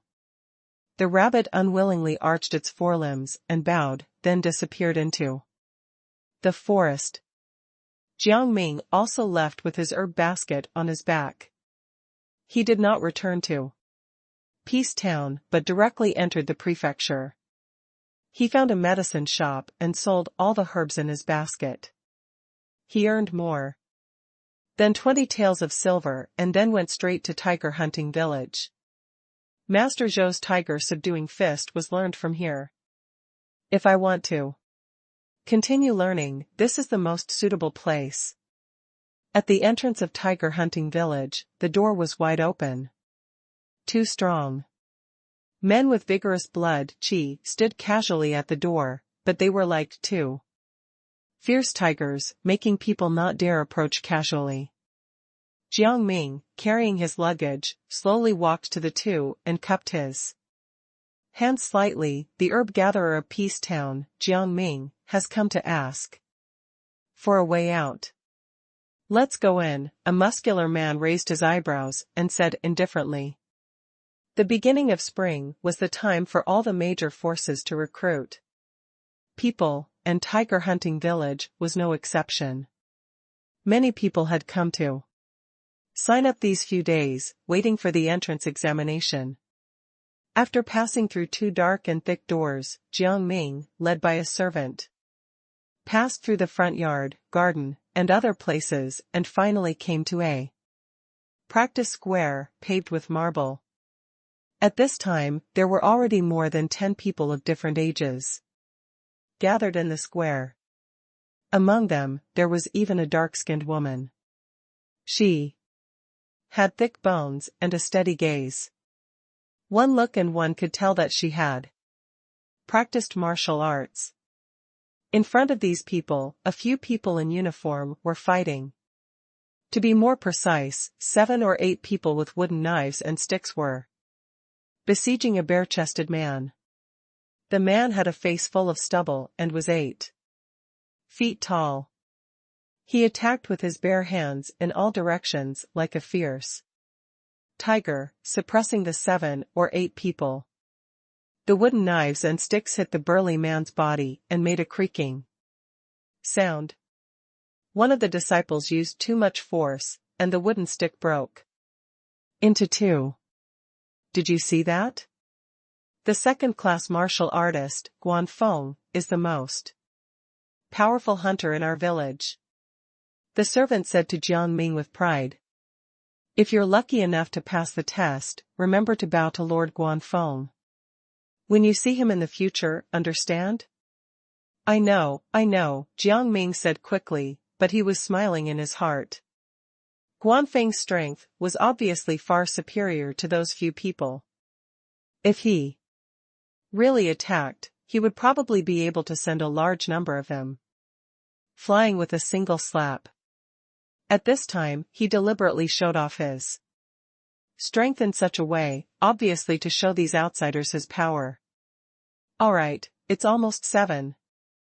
Guanfeng seemed to have just noticed Jiang Ming and the others. He ordered, close the door and begin today's assessment. The servant quickly left. Guanfeng turned his head and stared at Jiang Ming and the others. His body was still exuding heat. No matter who his eyes swept across, they would make the other person's body tense up, as if a fierce tiger was staring at them. I know that everyone has come here to join tiger hunting village. Guanfeng finished his assessment and said, I believe everyone has heard of the rules of this manor. We won't accept your money if you can't pass the assessment. Even if you give us money, we won't accept you. And if you pass the Assessment: you will be a member of the tiger hunting village from now on, and you will share the honor and disgrace together. No matter where you are. Bullied in Great Cloud City, you can come to me.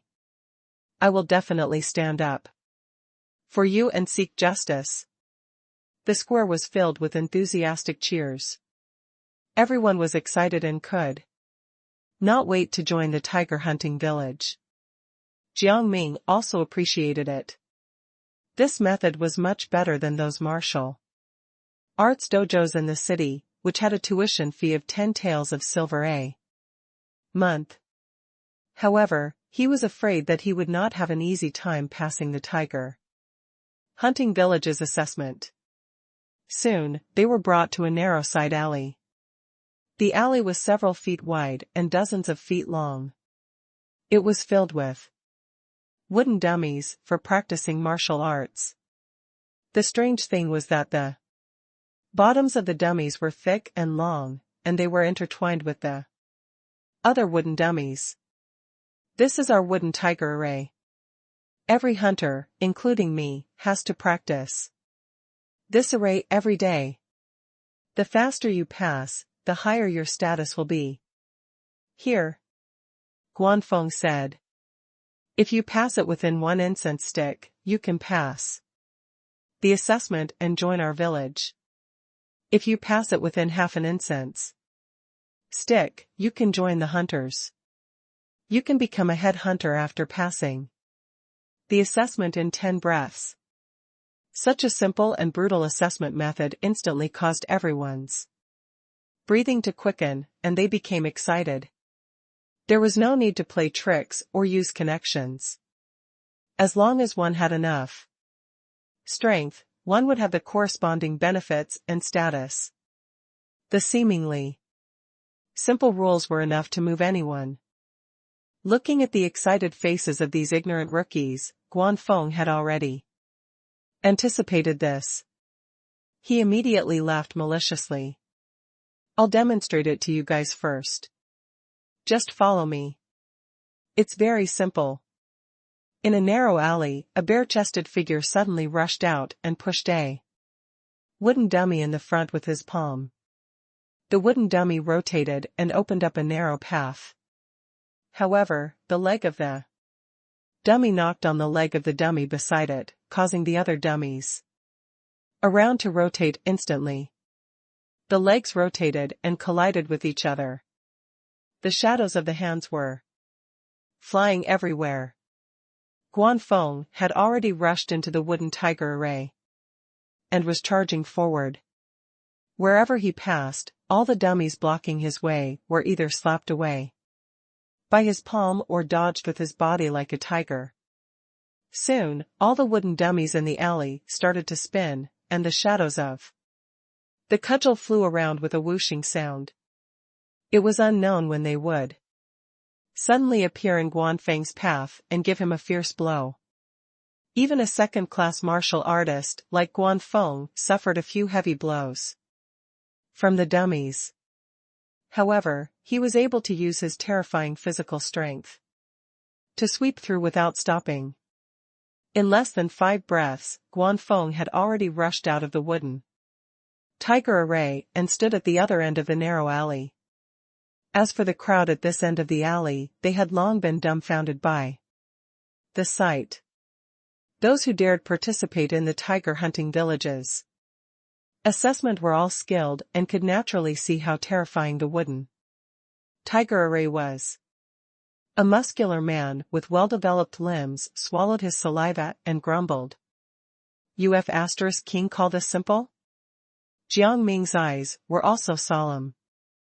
This wooden tiger array would affect the whole body. He knew if he was patient, he could pass. However, the assessment required them to complete it within the time it takes for an incense stick to burn, so they had no choice but to rush. Ordinary people can't get through it all, Jiang Ming estimated. However, he was secretly happy. This trip was not a waste. Just this wooden tiger array had opened his eyes. If he cultivated here every day, he would have a huge improvement. These were his weaknesses. Let's start. Guanfeng suddenly opened his mouth and said, in the time it takes for an incense stick to burn, stand by my side and you will be a member of the tiger hunting village. Beside him, a man from tiger hunting village was already holding a match, ready to light the incense at any time. There was only silence. Damn it, I'll go first.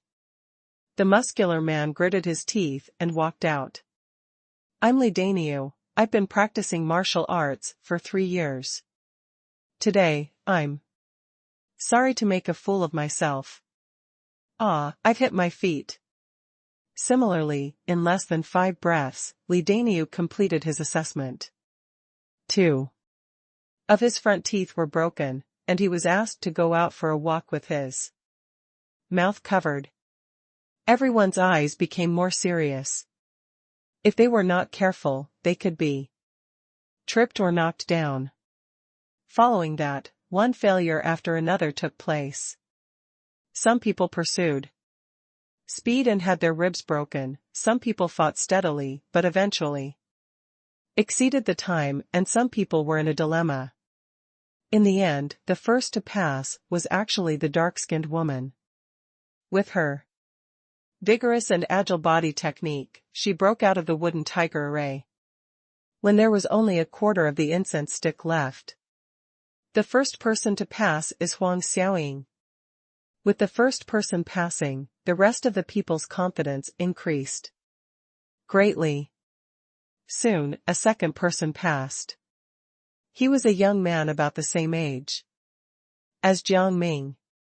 His name was Fang Lai, and he took less time than Huang Xiaoying. After 2 more people passed, Jiang Ming's turn arrived. I'm Jiang Ming. He seemed to be a little nervous as he cupped his hands and slowly walked to the front of the wooden tiger array. He took a deep breath and pushed his palm toward the dummy in front of him. The wooden tiger array was activated. Jiang Ming gritted his teeth and rushed indirectly as if he was facing death. His speed was not fast, but he was able to dodge the dummies by a hair's breadth. He was like a fierce tiger hunting for food, running quickly in the dense forest, but he was able to avoid all the rocks and grass.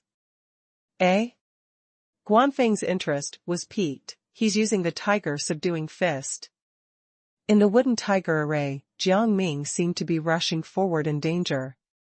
But his heart was calm. The few people who had passed the test before did not even sense blood qi. As a martial artist, it was easy for Jiang Ming to pass the test.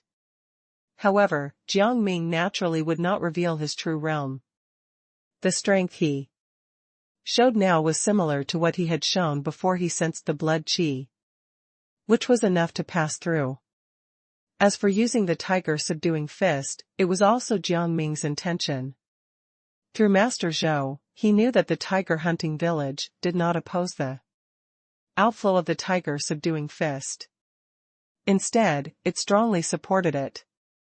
4. Those who had achieved success in their cultivation, they would also invite them to join the tiger hunting village. This is also a way to select talents. When there was only 1/10 of the incense stick left, Jiang Ming finally rushed out in a sorry state, and his body suffered more than a dozen heavy blows. As soon as Jiang Ming stood up, Guanfeng asked, "You're practicing the tiger subduing fist?" As expected, Jiang Ming thought in his heart, but on the surface, he said in fear and trepidation, "Master, I learned this from the old people in town." Not bad. Guanfeng laughed. It's really rare for you to be so proficient in the tiger subduing fist at such a young age. In the future, when you practice the leather tiger bone technique from our village, your strength will definitely improve by leaps and bounds. The rest of the people were a little envious. Jiang Ming was the slowest one. But he was the only one who got Guanfeng's praise. Next. Carry it away. Asterisk asterisk asterisk. After that, no one else passed the wooden tiger array. In the end, only 5 people successfully joined the tiger hunting village. Peng Lu, take them to their lodgings to rest and talk about the rules of the village. Tomorrow morning, they will come here to train. Guanfeng gave his orders and then left. Follow me. After Guanfeng walked away, the man in charge of lighting the incense beckoned to him and walked forward. There are actually no strict rules in the village, the man named Peng Lu said as he walked. You're new here, so just remember to practice your techniques at 7 in the morning and start cooking at 7 in the evening. In the morning, you have to help with the work of the village, such as processing the corpses of prey and going out to sell goods. After 3 months, if you are still willing to stay, you will receive a tael of silver as your monthly allowance. How many people leave? One of them asked. Peng Lu chuckled and said meaningfully, our village is not like those fancy martial arts clubs that wait for you to see blood a few times for you to know if you want to leave or not. The few of them looked at each other. After a moment, Peng Lu led the few people to a courtyard, pointed to a few small houses side by side in the corner, and said, all of you can be considered official members of the village. Each of you will be given a room. Don't look at how small it is much better than those servants who live in the shared house. Many thanks, Mr. Peng. The few of them quickly thanked him. After Peng Lu left, the few of them each picked an empty room to stay in. There were also a few rooms whose doors were tightly locked as if they were already occupied. The room was narrow and stuffy, and there was a musty smell, but Jiang Ming did not care. He lay on the bed and fell asleep with his arms and legs spread out. In the evening, a rough knocking sound woke Jiang Ming up, and there were unpleasant curses outside the room. There's really trouble everywhere I go, Jiang Ming muttered to himself. Unsurprised. However, this was also Jiang Ming's biggest motivation to learn martial arts. Even if he were to hide, he could not avoid all troubles. Therefore, he could only make himself stronger and get rid of all troubles so that he could continue to hide, drink tea, and watch the snow fall. He got up and went outside the house. He saw Fang Lai and the others being blocked by 6 or 7 unfamiliar men. New brats, who let you stay here? A fierce-looking red-faced man stepped on the stone bench and put on a fierce posture. He said fiercely, clean up the courtyard and the toilets, then wash our clothes. Don't even think about sleeping tonight if you can't finish those chores. Here it was, the expected bullying. Jiang Ming chuckled in his heart. All right, we'll go now. The 2 people who came with Jiang Ming quickly bowed. Huang Xiaoying was silent, but Fang Lai said in neither a humble nor haughty manner, I'm not going. This isn't my job. Hey, kid, you've got guts, haven't you? A thin, tanned young man raised his eyebrows and was about to punch him. Jiang Ming took a step forward and said lightly, we're all in the same courtyard now, who can be nobler than the other? You came here earlier than us and still live in this shabby place. I'm afraid your status in the village is at the bottom, right? Jiang Ming had just arrived and did not want to be too high profile, but he knew that he could not act coy at this time. Once he acted coy, this group of people would definitely keep looking for trouble. His wave of ridicule instantly enraged the few people. The thin, tanned young man, who was about to attack, directly rushed towards him with large strides. Be asterisk starred, what did you say? Before he could finish his sentence, a fist landed in front of his face with a strong wind. Bang! The thin, tanned young man flew out and crashed onto the ground, blood flowing from his nose.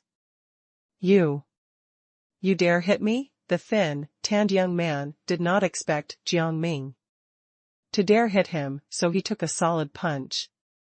As if he had suffered great humiliation, he struggled to get up and shouted, "I'll beat you to death." Jiang Ming did not say a word. He rushed up and kicked him over. He sat on him, raised his fist, and beat him up. Even though the thin, tanned young man had practiced martial arts, he had no room to fight back after being punched by Jiang Ming. After a few punches, the face of the thin, tanned young man swelled up. His head was bleeding, and he let out a scream. Damn it, why did they start fighting? The red-faced man was also shocked. He did not expect the newcomers to be so stupid. This was tiger hunting village. He did not even bother to pose. He quickly jumped down from the stone bench and wanted to rush forward to pull Jiang Ming away. A broom suddenly came from behind his head. The red-faced man heard the movement and wanted to turn around, but he was hit on the head by the broom. Thump! With a muffled sound, the man was sent flying and fell flat on his face, seeing stars. Fong Lai threw down the broom and stepped on his back. He squatted down and slapped the man's head a dozen times. Then, he said calmly, "I only want to learn martial arts in tiger hunting village. It's wrong of you to ask me to sweep the floor." The red-faced man's head was buzzing. Were the newcomers these days all crazy? I was beaten up like this when I first came here. Why am I getting a beating now? The red-faced man's face was on the ground, and his tears seemed to have soaked the ground. Jiang Ming hit the thin, tanned young man until he cried and begged for mercy. Before he stopped, he looked around with a slightly crazy look and sneered. "What? Do you still want me to sweep the floor? It's a misunderstanding." It's a misunderstanding. The others were so scared that they retreated. They were not fools. As soon as they saw Jiang Ming holding on to a man, they knew he was really ruthless. Everyone was just here to make a living. No one wanted to provoke such a crazy person. "Let them go," someone shouted. "If you don't let them go, I'll call for help." "Sure, call the headhunter over. At most, we'll be kicked out of tiger hunting village together," Jiang Ming said indifferently like a ruffian. "You coward." The few of them immediately lost their temper. They were assigned to this courtyard because they had no background. It was not easy for them to join the tiger hunting village, so they were not willing to be kicked out for fighting. And Jiang Ming also saw this, so he attacked without any scruples. But he did not expect that Fong Lai, who looked peaceful, would fight without any sloppiness. "Are you convinced? You be asterisk starred." Jiang Ming saw that this group of people was shocked, so he patted the head of the thin, tanned young man and laughed. I'm convinced. Please let me go," the thin, tanned young man quickly cried and begged. "If you don't have the strength, then don't act all high and mighty. Understand?" Jiang Ming stood up and pulled him up. Seeing this, Fong Lai also got up from the red-faced man's body. He looked at Jiang Ming and smiled. "In the future, we'll be neighbors, so let's get to know each other. My name is Jiang Ming, and I used to pick herbs in Peace Town," Jiang Ming said. The red-faced man touched his head and said, "My name is Wang Dong. My family owns a butcher shop in the west of the city. My father asked me to learn some things to protect myself. Actually, we've only been here for a few days. My name is Zhao Xiaolu. I've been doing odd jobs in the martial arts school for several years, and my money has always been deducted. I heard that I could eat my fill at tiger hunting village, so I came here. This kid is not good at other things, but his movement technique is like a monkey's. Wang Dong came up and said. Jiang Ming laughed. Wang Dong remembered how Zhao Xiaolu was knocked out by a single punch and stopped talking. My father is a teacher. Fang Lai took the initiative to speak and said. Seriously, the saint in the book said many great truths, which I have always regarded as the truth. Then, one time, I saw on the street that an official had kicked over a hawker's tofu stall. I wanted to reason with them, but they beat me up. I found that reading could not solve all problems. Thus, I turned to learning martial arts. As it turns out, learning martial arts is still useful. Fang Lai looked at his hands, not knowing what he was thinking. Wang Dong's face immediately darkened. I used to be a farmer. Something happened to my family, so I came here to learn some skills. Huang Xiaoying gathered her courage and whispered. This time even Jiang Ming was a little surprised.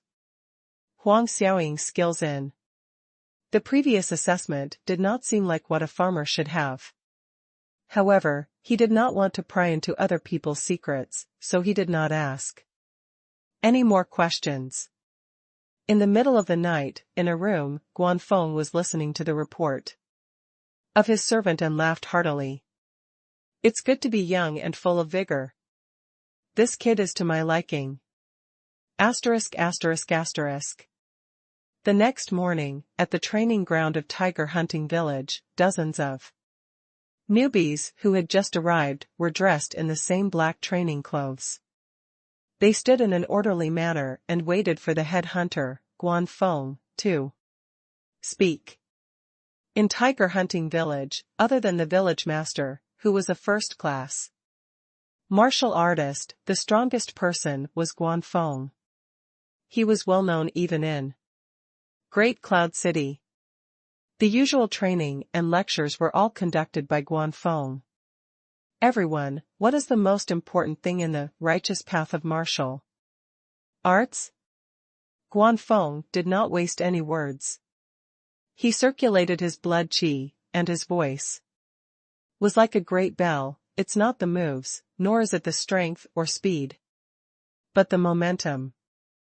The soft-flowing water force, the fierce river force, and the solid ice force are all the same things, but they have different forces and can display different effects. Without control, our skills are useless. It's the same for martial arts. Even if you have the skills, without the right amount of control, you will fail. Guanfeng went on to explain the basics to them. The reason why martial artists are divided into the unranked and the ranked is because of their control of force. Only when one can control their force can one circulate blood qi throughout the body and step into the third class realm. Only then can one be considered to have truly stepped into the door of martial arts. A third-class martial artist can carry a cauldron with ease and ride a horse with ease. He's invincible in the army, and he's able to move unhindered in Great Cloud City. Any force will treat him as an honored guest. Jiang Ming had a slight understanding in his heart. No wonder he could not step into the third class. It turned out that he had not entered the force stage. Perhaps he could rely on time to slowly grind and naturally comprehend and break through, but now that a second-class martial artist was personally giving a lecture, it was like pointing out the direction for Jiang Ming to move forward. This time would be greatly shortened. Wang Dong's big face was swollen like a bun, and he asked longingly, "Master Guan, what's next?" "Haha, you didn't even sense your blood qi, yet you dare think so far ahead?" Beside Guanfeng, a few old men who had been here for a long time laughed. "If you think like this, you'll never advance. You've been beaten into a pulp, but you still have dreams." Guanfeng stretched out his hand and pressed down, suppressing the voices of several people. He pretended not to see Wang Dong's swollen face and said with a faint smile, "It's a good thing to have a goal, so I'll tell you. After learning to control force is the comprehension of intent. As the name implies, the intent is the intent realm. By combining force with technique and storing intent and force, one can control blood qi to temper the body, making it difficult for blades and spears to penetrate. They are known as second-class martial artists." "What is intent?" Everyone was at a loss. Guanfeng smiled and did not say anything. He suddenly looked at Wang Dong. Wang Dong suddenly screamed, staggered back, and almost fell to the ground, scaring everyone. I think I saw a fierce tiger pouncing at me," Wang Dong muttered, with lingering fear. He subconsciously touched his chest as if he had really been injured by the tiger's claws. Everyone was shocked. Were martial artists trained to such a high level that terrifying? With just one look, he could scare off a strong man who had practiced martial arts. Jiang Ming was also shocked. At that moment, even he felt a chill all over his body, as if he had felt great danger. Is this still a martial art? Is it really not immortal cultivation? Jiang Ming thought to himself. This is the intent. When you reach this level, you will naturally understand what you can't do, Guanfeng said simply. Over the years, the tiger hunting village had recruited hundreds and thousands of people, but only a few of them had become second-class martial artists. It was useless to say more. Such masters could not be trained by teaching. Master Guan is amazing. I'm afraid that not many people in Great Cloud City are a match for you, Wang Dong and the rest immediately said. Don't talk nonsense.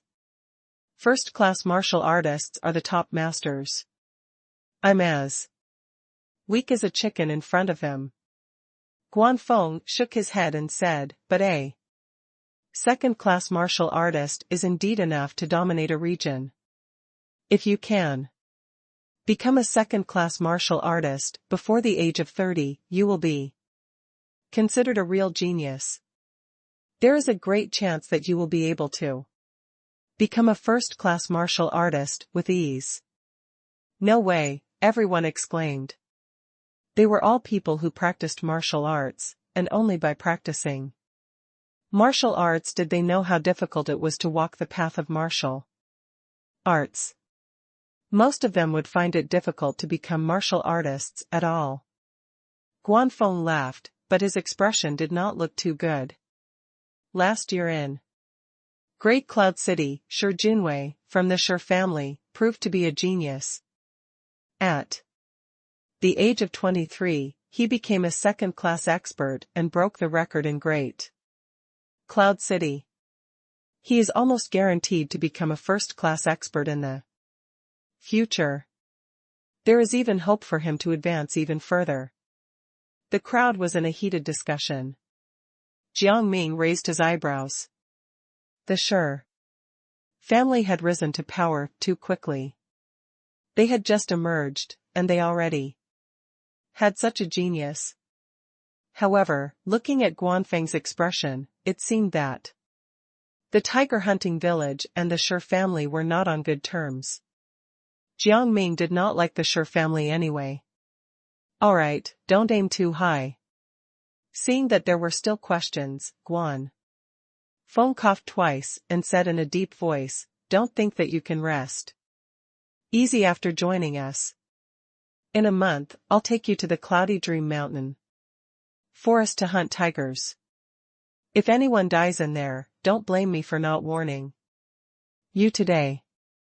Everyone's heart trembled, and they all agreed. Before they came, they already knew that the tiger hunting village did not teach martial arts for free. During the hunts, they encountered all kinds of danger, and people would die yearly. Guanfeng nodded with satisfaction. Next, I will teach you the leather tiger bone technique. This technique focuses on the momentum of a fierce tiger. Only with the heart of a fierce tiger and an indomitable state of mind can you truly learn it. If you can master it, you can become a second-class martial artist. Everyone's breathing quickened. They did not expect the tiger hunting village to be so generous as to teach them a second-class martial arts technique. Guanfeng could tell what they were thinking and said, actually, martial arts cultivation isn't a secret to the major forces. You must always remember that. Martial arts cultivation is about the person, not the cultivation of the art. If you can't reach the second class, taking this technique is a waste. If you can reach the second class, it's naturally a good thing for tiger hunting village. Just as everyone was about to praise him for his great setup, Guanfeng continued, I'll allow you to spread the technique, but I don't recommend it. This method needs to be combined with our village's unique secret martial arts medicine to practice. If you practice it rashly and hurt yourself, don't come to me. Everyone shook their heads speechlessly. So, this was the condition. Next, Guanfeng began to teach the external practice of the leather tiger bone technique and the internal breathing technique. After Guanfeng had finished teaching, the newcomers began to practice in the square. Jiang Ming practiced the external fist technique methodically, but he thought to himself, this technique is somewhat similar to the tiger subduing fist. Maybe the tiger subduing fist is the inferior version of the leather tiger bone technique. Jiang Ming's progress was extremely fast with the tiger subduing fist as the foundation. After a few rounds, he gradually entered the best state. Guanfeng also cast his attention on him. This kid is a person of great potential, Guanfeng thought to himself. However, he still needs to train his temper. In the past, newcomers had also practiced the tiger subduing fist and thought they were geniuses just because they had some achievements. In the end, they became arrogant and complacent and could only become the disdain of others. Peng Lu, exchange moves with them. As he thought of this, Guanfeng raised his head and shouted, a bunch of fancy fists and legs. Just looking at them makes me feel annoyed.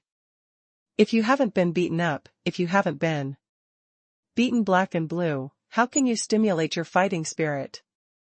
Whoever can last 10 moves under Peng Lu will be rewarded with a bowl of martial arts secret medicine for breakfast. Guanfeng coldly snorted, this was supposed to be something that you can only drink 3 months later after you have officially stayed in the village. Upon hearing these words, this group of people's eyes instantly turned red. Each and every one of them held and charged toward Peng Lu. Time flew by, and in the blink of an eye, half a month had passed.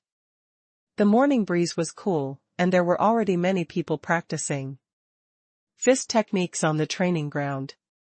Jiang Ming also got up early and came here to practice the leather tiger bone technique. In half a month's time, Jiang Ming still had not broken through to become a third-class martial artist, but he was not in a hurry. The martial arts experience and skills he learned here were things that he could not learn in his life in Peace Town. Although he was already a martial artist, he was still lacking in experience. and skill. Now, he could endure the loneliness and trained hard every day. In addition to Peng Lu's daily training, his actual combat ability had increased rapidly, and his blood qi was also more stable. It's a pity that I haven't had a chance to drink a bowl of secret martial arts medicine until now. Jiang Ming was shocked. Peng Lu was a true martial artist. Even if he suppressed his strength, up until now, no one could last 6 or 7 moves under his hands. I was planning to fish in troubled waters once someone could withstand 10 moves. Then, I'd pretend to be lucky and get a bowl of medicinal stew. However, since no one passed the test, Jiang Ming did not want to stand out and attract too much attention. Anyway, he would be able to drink it in 3 months. A few months was nothing to him. Suddenly, a strong wind came from behind him, like a fierce tiger roaring and pouncing at him. It's Peng Lu. Jiang Ming cursed in his heart. He turned around and threw a punch, but it hit the air. Master Guan? Jiang Ming was shocked when he saw the man. Did he find out that he was a martial artist? In a flash, Jiang Ming did not dodge. He stomped his feet, and his fist force turned into a claw, aiming at Guan Feng's heart. It was a completely life-risking fighting style. However, Guan Feng's figure flashed and bypassed Jiang Ming's attack, going around to his side and back. Not good. Jiang Ming quickly turned around and saw that Guan Feng was already standing aside, looking at him with approval. If you had backed away from my claw earlier, I would have been able to unleash my full power and easily tear your throat apart, Guan Feng said in a calm voice. However, you advanced instead of retreating. You used a desperate move to counter me and restrained the power of my move. Moreover, this kind of courage to exchange a life for a life might even scare the enemy away. I'm still far from you, Master Guan. Jiang Ming cupped his hands and said.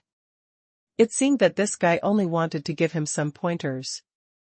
You're already very good. I heard that you used to be an herb gatherer from Peace Town? Guan Feng asked, with a faint smile. Jiang Ming was stunned and nodded. Have you ever picked fire cloud grass? Jiang Ming's heart skipped a beat, but he shook his head regretfully. I haven't seen one until now, but I heard that several people have already harvested it since last year. Medicine is rare, naturally, it's hard to find fire cloud grass. Guan Feng smiled mysteriously and encouraged him. Practice well. Maybe when we return to Peace Town in the future, we'll need you to bring us into the mountains to pick herbs. Then, Guan Feng turned around and left. A question rose in Jiang Ming's heart. What exactly was the origin of fire cloud grass? Why did the head hunter of Tiger Hunting Village pay attention to it? Could it be that there were some secrets in the fire cloud grass that he did not know about? And what do you mean by returning to Peace Town? Jiang Ming could not help but think of the strangers who said they were going to build a big building in the town before they left. Could it be that the Tiger Hunting Village was also involved? The world is in chaos. I'd better practice. Jiang Ming stopped thinking about it. The best way to avoid trouble was to have the strength to smash trouble with one punch. After breakfast, Jiang Ming and the others left and participated in the various chores in the village. A butcher like Wang Dong, who had been sent to deal with the corpses of his prey since he entered the village, now had the honorific title of Master Wang. He could eat free meat every day, which was much better than the kitchen. On the other hand, Feng Lai taught the children in the village how to draw and read every day. His days were the most leisurely, and his progress in martial arts was the fastest. Now, he could even sense blood qi from time to time.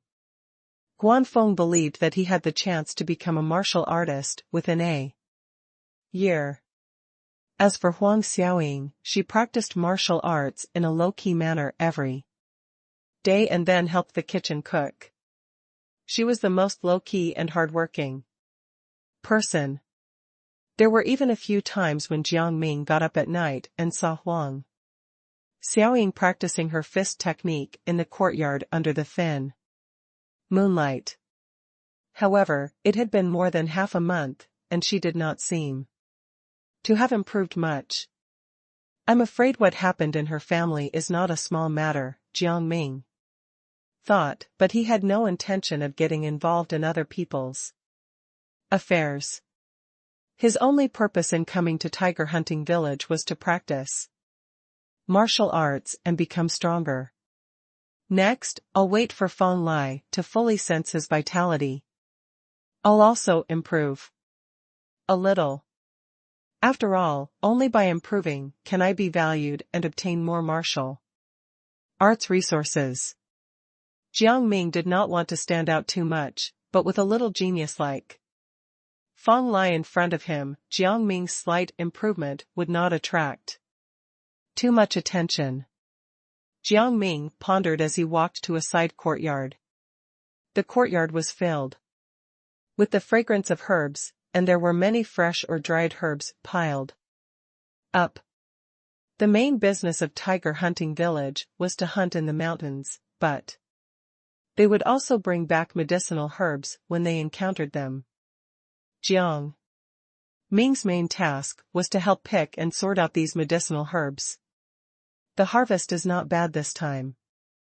Jiang Ming laughed as he flipped through the pile of fresh herbs. Ah, Ming, I was just waiting for you to come and deal with it. A white-haired old man heard the noise and ran out of the house. Two teenage girls in the courtyard were helping organize the medicinal herbs. They also ran to Jiang Ming and chattered, Jiang Ming, you're so amazing. Remember the little yellow flower that you picked out last time? I sold it next door for 300 copper coins. They said it was some kind of healing medicine. And that gray ginseng? It's very useful for improving blood qi. Why? Haven't I heard of it before? Jiang Ming was not proud of himself even though they were praising him liberally. He had tasted countless plants in the Cloudy Dream Mountain Forest and studied countless medicinal herbs. Naturally, his understanding of medicinal herbs was incomparable to that of ordinary people.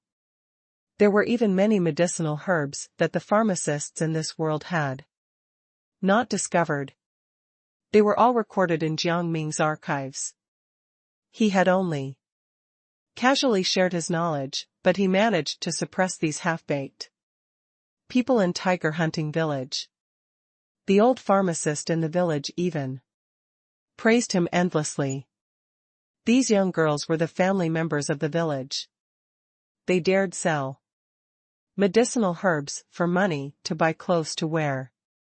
They looked kind, but who knew when they would turn hostile because of unhappiness? Jiang Ming did not want to provoke them. He smiled and squatted in front of the pile of herbs and began to sort them out. By the way, there's a job this afternoon. I wonder if Ming would like to go. The white-haired old man looked at Jiang Ming, who was working hard, and suddenly laughed. At your command, Pharmacist Feng, Jiang Ming said. He was very clear about his position. He was now a small shrimp in Tiger Hunting Village, and he was mainly low-key. Pharmacist Feng smiled with satisfaction. More than half of the prey that we hunted has been sold to the big families in the city. Usually, it's the men in the village who are responsible for transporting the prey over. It's the spring hunt now, and many people have entered the mountains. The village is short of manpower. He blinked and continued, there's a truck of goods this afternoon. They're going to be delivered to the Wang family. You can follow me for a run if you have nothing to do. You can come to me and get a bowl of secret martial arts medicine to drink when you return. A bowl of secret martial arts medicine? Jiang Ming was shocked. Didn't they have to wait 3 months later at tiger hunting village before they could drink it? Immediately, he realized that pharmacist Feng was taking care of him on purpose. The delivery of goods to collect the medicinal stew was just an excuse. Pharmacist Feng was in charge of the distribution of the secret medicine in the village, so it was nothing to give a bowl to anyone. However, Jiang Ming was a newcomer, after all, so he could not do anything too outrageous. He did not expect that his low profile and serious work would bring him such benefits. Thank you, Pharmacist Feng, Jiang Ming quickly said. All right. Go back and prepare after you're done sorting out the medicinal herbs. I'll go and boil some medicinal stew, Pharmacist Feng said with a smile. He was extremely satisfied with Jiang Ming. He was not in a hurry. Diligent and low-key. It would be even better if he could become a martial artist. He still had an unmarried granddaughter. Asterisk. In the afternoon, Jiang Ming went out with 2 men from the village, escorting a carriage full of goods to the Wang family. There were 3 big crock jars tied to the cart, and even though they were covered with cloth, the strong smell of blood still came out. Mr. Peng, what's inside? Jiang Ming asked. One of the men was Peng Lu.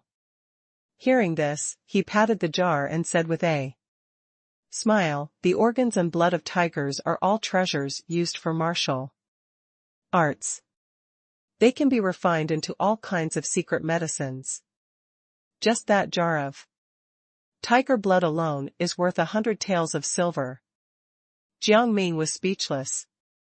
Not everyone can earn this kind of money. It was said that the fierce beasts in the deepest part of the cloudy dream mountain forest could even tear martial artists apart. They were extraordinary. Even Guanfeng did not dare break into the deepest part of the cloudy dream mountain forest. The 3 of them passed through several streets of the city and finally entered a secluded courtyard that occupied a large area. It was the Wang family's residence.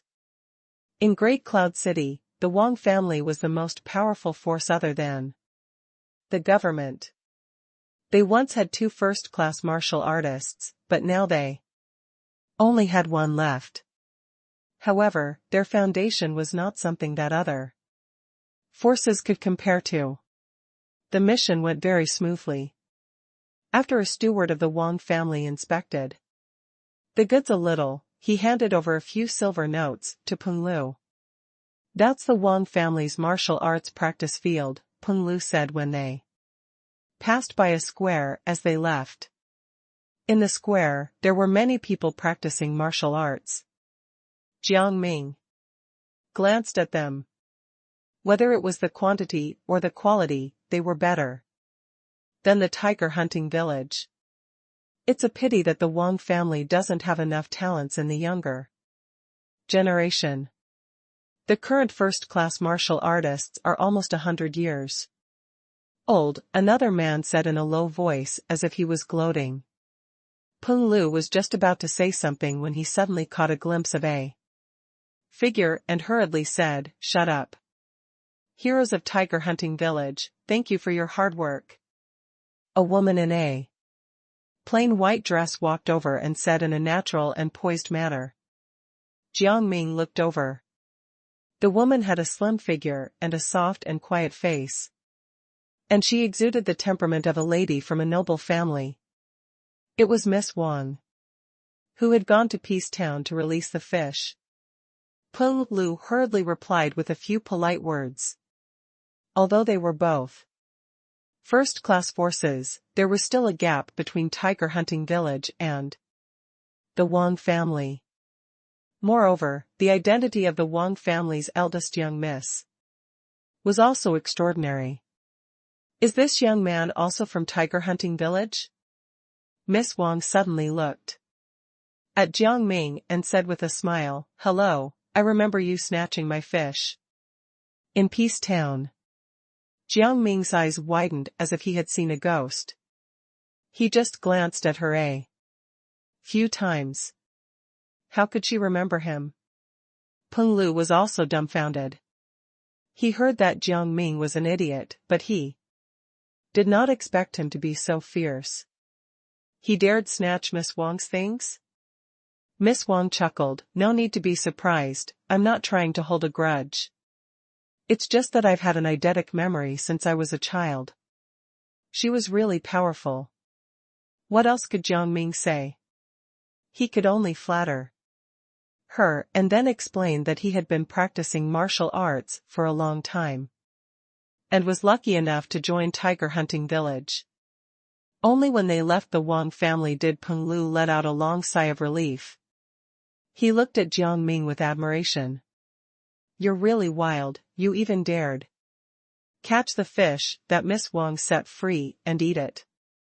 Jiang Ming said indifferently, "The life in that town has no next meal. Who cares if it's the Wang family's fish?" However, this incident also made Jiang Ming vigilant. In the future, in addition to always paying attention to his style of doing things, if he really wanted to do something that could not be seen in the light, it was better to change his appearance. "I've had that disguise technique for a long time, but I haven't really used it yet. It seems that I have to learn it." After returning to the village, Jiang Ming and the other two each took a bowl of secret martial arts medicine practice and drank it. Then, they began to practice their fist techniques in the training field. Peng Lu and Jiang Ming did not say much about Jiang Ming getting the secret medicine. They had a tacit understanding of this kind of thing. After all, their secret medicine was also in the hands of pharmacist Feng. The effects of this secret medicine are indeed extraordinary. Jiang Ming practiced the leather tiger bone technique and was happy. The secret medicine that he had gotten from Elder Tong was more focused on increasing muscle strength, which in turn increased blood qi. However, after drinking pharmacist Feng's medicinal stew, Jiang Ming could feel that his blood qi was boiling, and the blood qi in his body seemed to be relaxing. "Perhaps I will be able to break through today." Jiang Ming was excited. He practiced the leather tiger bone technique again and again. His speed was steady.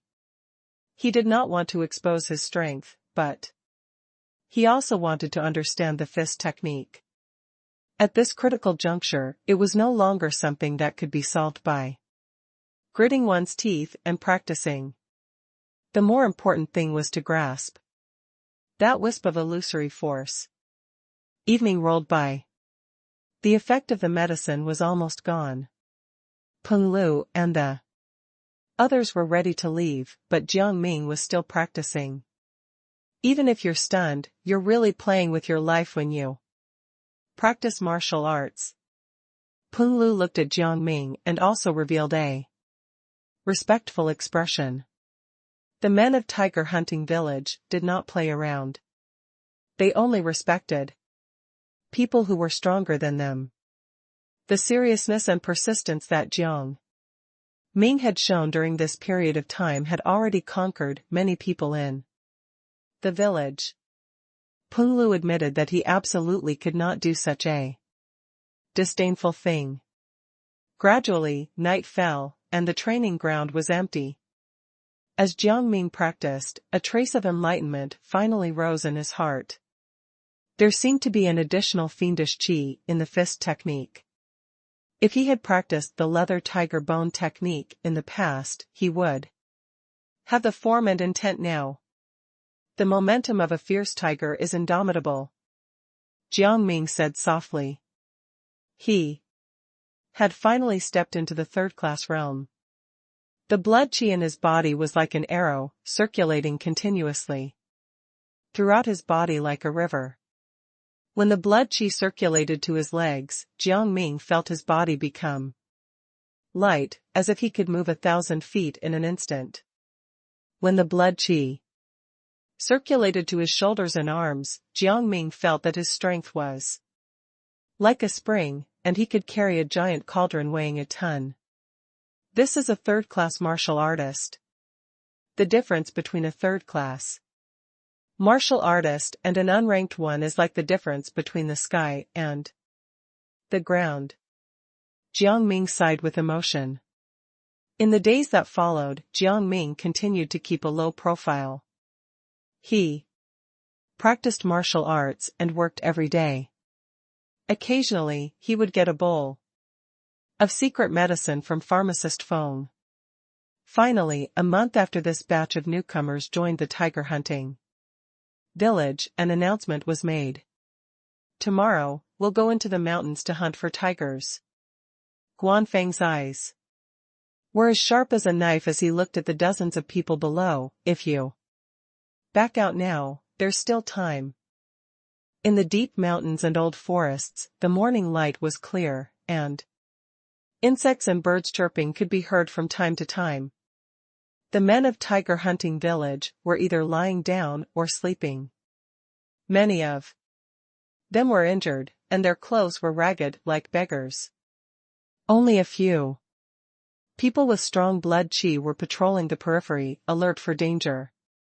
On a flat open space, Jiang Ming was practicing the leather tiger bone technique. The friction with the air made a whistling sound, and from time to time a surging aura broke out. A few days ago, Feng Lai had completely sensed his blood qi. One morning after entering the mountains, Jiang Ming had improved while practicing his fist techniques. From time to time, he began to sense the dense blood qi. You're not messing around at all. Guanfeng carried a big bow on his back, walked to Jiang Ming, and smiled. Jiang Ming retracted his fist and looked around. I've always been in the mountains and forests, so I might have gotten used to it. Besides, it's getting messier and messier. Only by practicing my combat skills can I face danger better. However, I never knew that the depths of Great Cloud City's Cloudy Dream Mountain Forest could be so dangerous. As he spoke, Jiang Ming's face was also cautious. When he was a herb gatherer in the past, the range of his activities had never been so deep. The wild beasts he encountered were also within his scope of dealing with. But this time, the mountain forest was completely different. It had been 5 days since Guanfeng had brought this group of newcomers into the forest. Despite being full of confidence, they had suffered a huge blow in the past few days. The deeper they went into the forest, the more terrifying the wild beasts they encountered. On the first day, they were still able to kill a few wild deer happily.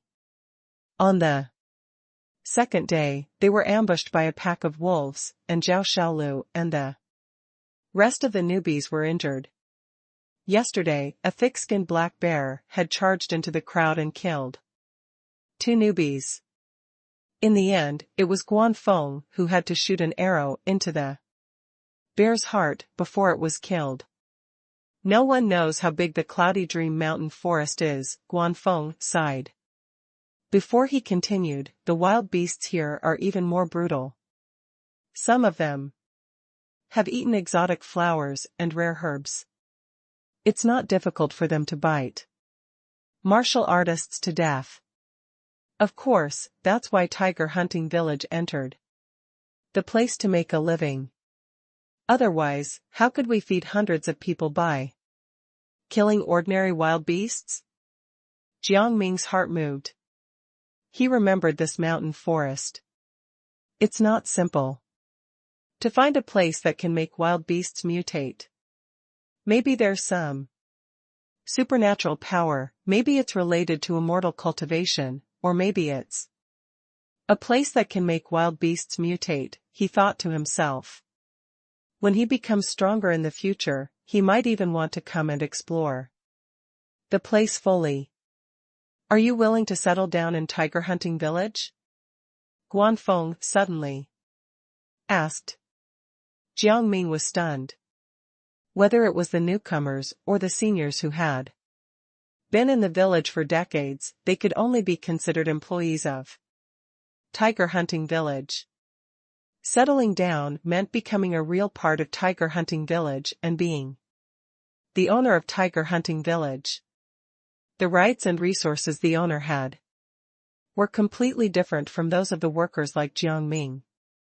However, it was not easy to settle down in tiger hunting village. At the very least, he had to become a third-class martial artist like Peng Lu. However, the strength that Jiang Ming displayed today was only that of sensing blood qi. Could it be that Guanfeng had seen through his true strength? Jiang Ming shook his head secretly. Of course not. Unless a martial artist stimulated his own blood qi, it would be difficult for a first-class martial artist to see the background of others. However, Jiang Ming had been with the people from Tiger Hunting Village for a month. He knew that they were a group of men who seemed rough, but were sentimental. Guanfeng had treated him well, so he did not want to lie. Thinking of this, Jiang Ming raised his head and said frankly, I don't want to lie to Master Guan, but I only had one purpose when I first came to Tiger Hunting Village, and that was to learn martial arts and become stronger. When I was in Tiger Hunting Village, I would naturally do my best and not slack off. But my ambition is not in Tiger Hunting Village, nor is it in this place.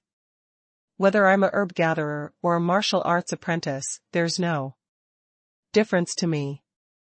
They're just experiences on my way to growth. Jiang Ming was like a frivolous teenager, but these were indeed his true thoughts. For him, how could he spend his immortality in tiger hunting village? However, this was not something that outsiders could know. Guanfeng clicked his tongue in wonder. Do you know how much the elders in the village are willing to fight for a place to settle down? The world is not as romantic as you think. With your strength, you'll only die if you go out and make a living. It's not as safe as joining the tiger hunting village. Jiang Ming laughed freely. Master Guan, you taught me on the first day that I should press forward with the momentum of a tiger. Why are you talking about stability now? Is it because you have stayed in the village for too long that the tiger's momentum has been worn out? Guanfeng was stunned for a moment, before he burst out laughing. Good, as expected of the young man I admire, you're both smart and arrogant. Don't worry, just stay in the village and learn martial arts. As long as it's something I know, I can teach it to you. If you become rich one day and the tiger hunting village is in trouble, don't forget to give me a hand, Guan. Feng joked. Yes. Jiang Ming nodded seriously. I will. Many of the newbies had been exhausted over the past few days and were in a deep sleep. At this time, they were woken up by Guanfeng's loud voice. Just as they were about to curse at the man, they shut their mouths after seeing who it was. Peng Lu brought a few people over and said in a solemn voice, Boss, I've already scattered the tiger luring powder. Alright, this trial ends here. Guanfeng grinned and said, take these newbies with you and carry the prey to Peace Town. There will be people waiting for you there. Whoever wants to leave after returning to the village will get 100 copper coins as a leaving gift. The rest of you must follow me deeper into the village. We can finally leave the mountain? Zhao Xiaolu clutched at his injured arm and cried out. Many people heaved a sigh of relief, and a few people's eyes even flickered with fear, not wanting to enter the mountain again. Guanfeng saw all these people and shook his head in disdain. He turned around and walked deeper into the forest. Peng Lu directed these newbies to carry the roosters, hares, and other prey. He himself, on the other hand, gave a light shout and directly carried the black bear that was as tall as 2 people on his back, walking down the mountain with quick steps. As expected of a third-class martial artist, Fong Lai carried a bunch of roosters and a deer on his shoulder. I wonder when I will be able to cultivate the blood qi and become a martial artist. Jiang Ming was dragging a wild boar and asked, curiously, since when did the village have a stronghold in Peacetown? Fong Lai scratched his head and said, I heard that all the major forces in the city are building a large number of branches in Peacetown. Our village should have participated in it, right? Jiang Ming nodded. He thought of Ah Fei, old Jiang, and the others. It would be good to go back and have a look. They reached Peacetown. The familiar minor official still stood at the entrance of the town, collecting protection fees from every herb gatherer who returned to the town. However, when he saw Peng Lu, who was carrying a black bear and walking as if he was flying, and also saw the group of burly men behind him, the frivolous and arrogant expression on his face instantly changed into flattery and humility. You must be the heroes from Tiger Hunting Village. This way, please. Your village's stronghold is in the best place in the center of the town. Although he was a government official, he was just a small official without any rank. Compared to the martial artists of Tiger Hunting Village, he was nothing. When Jiang Ming walked past him and exchanged a glance with him, the official was stunned, and panic flashed in his eyes. Long time no see, haha. Jiang Ming laughed. The minor official revealed a smile that was uglier than crying. Ming, so you've joined Tiger Hunting Village. I've offended you in the past, please forgive me. As he spoke, he quickly took out a bunch of copper coins from his pocket and wanted to hand it to Jiang Ming. Keep it for yourself. Jiang Ming shook his head and left. The person who used to act like a tyrant was now bowing down to him.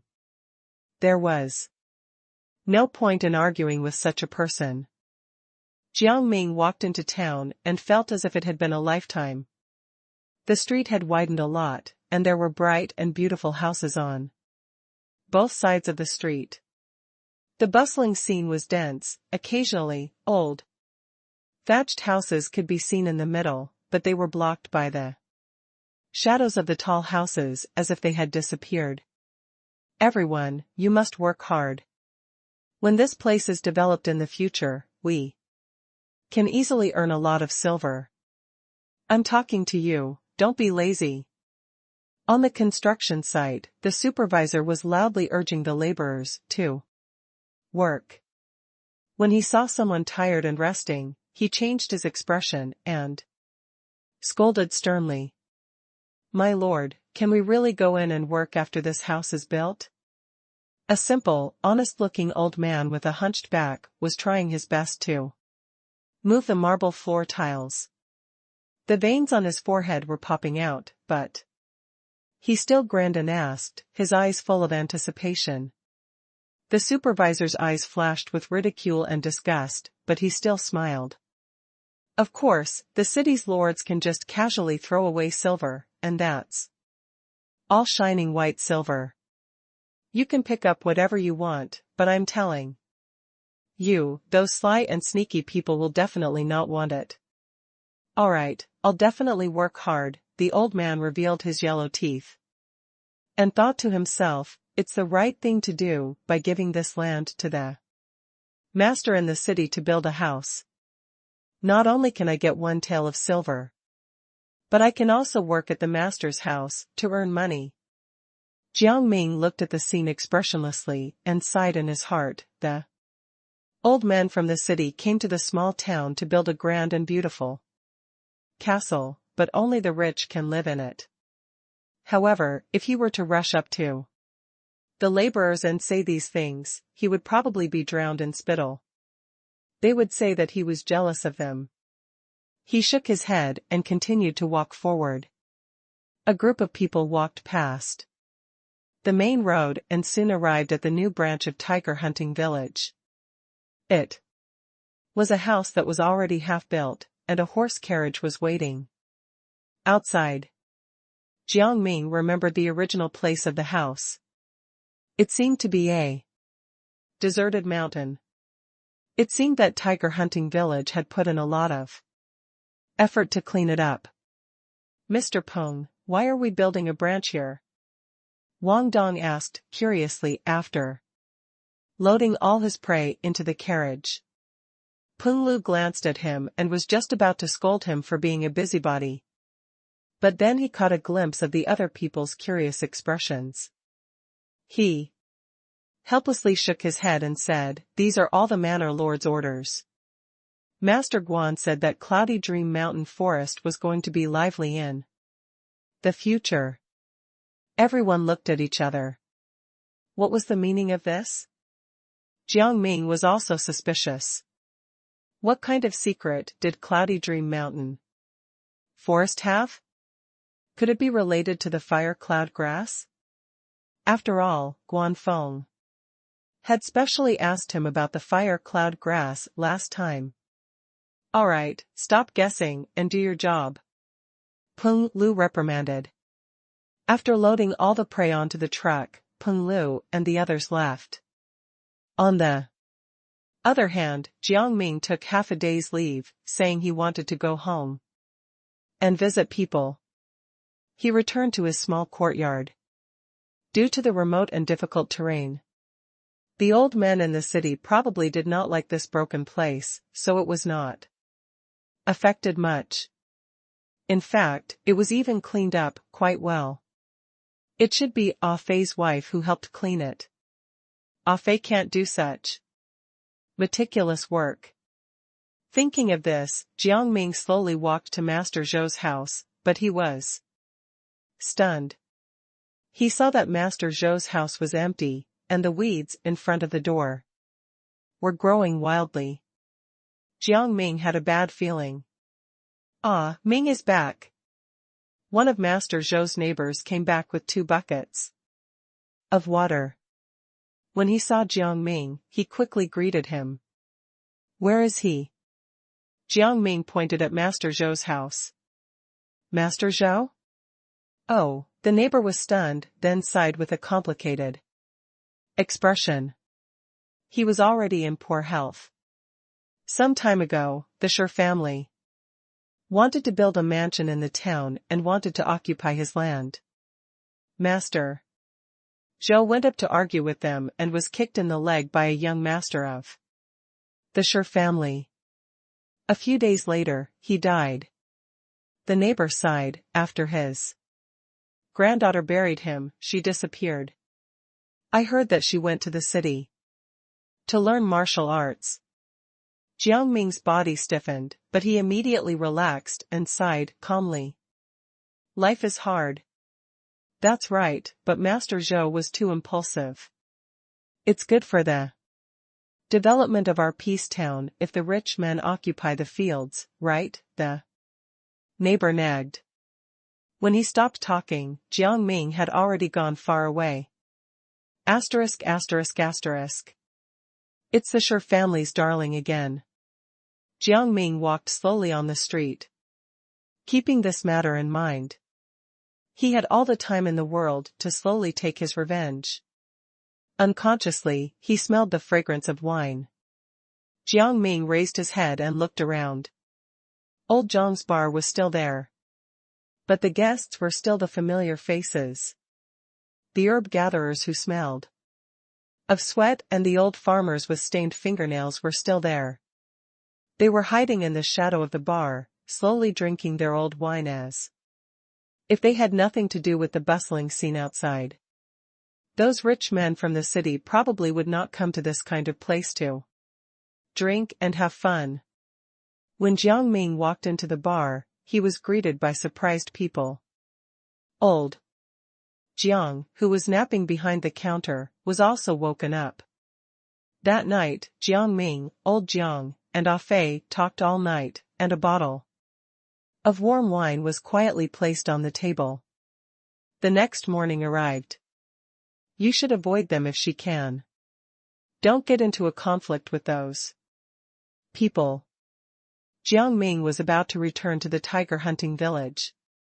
Before he left, he said, if anyone takes over my courtyard, just give it to them. Perhaps after a period of time I will be back. Ah Fei nodded to show that he understood. Old Jiang looked at Jiang Ming and said, the Shi family is different from Uncle Ba. They are a family of martial artists.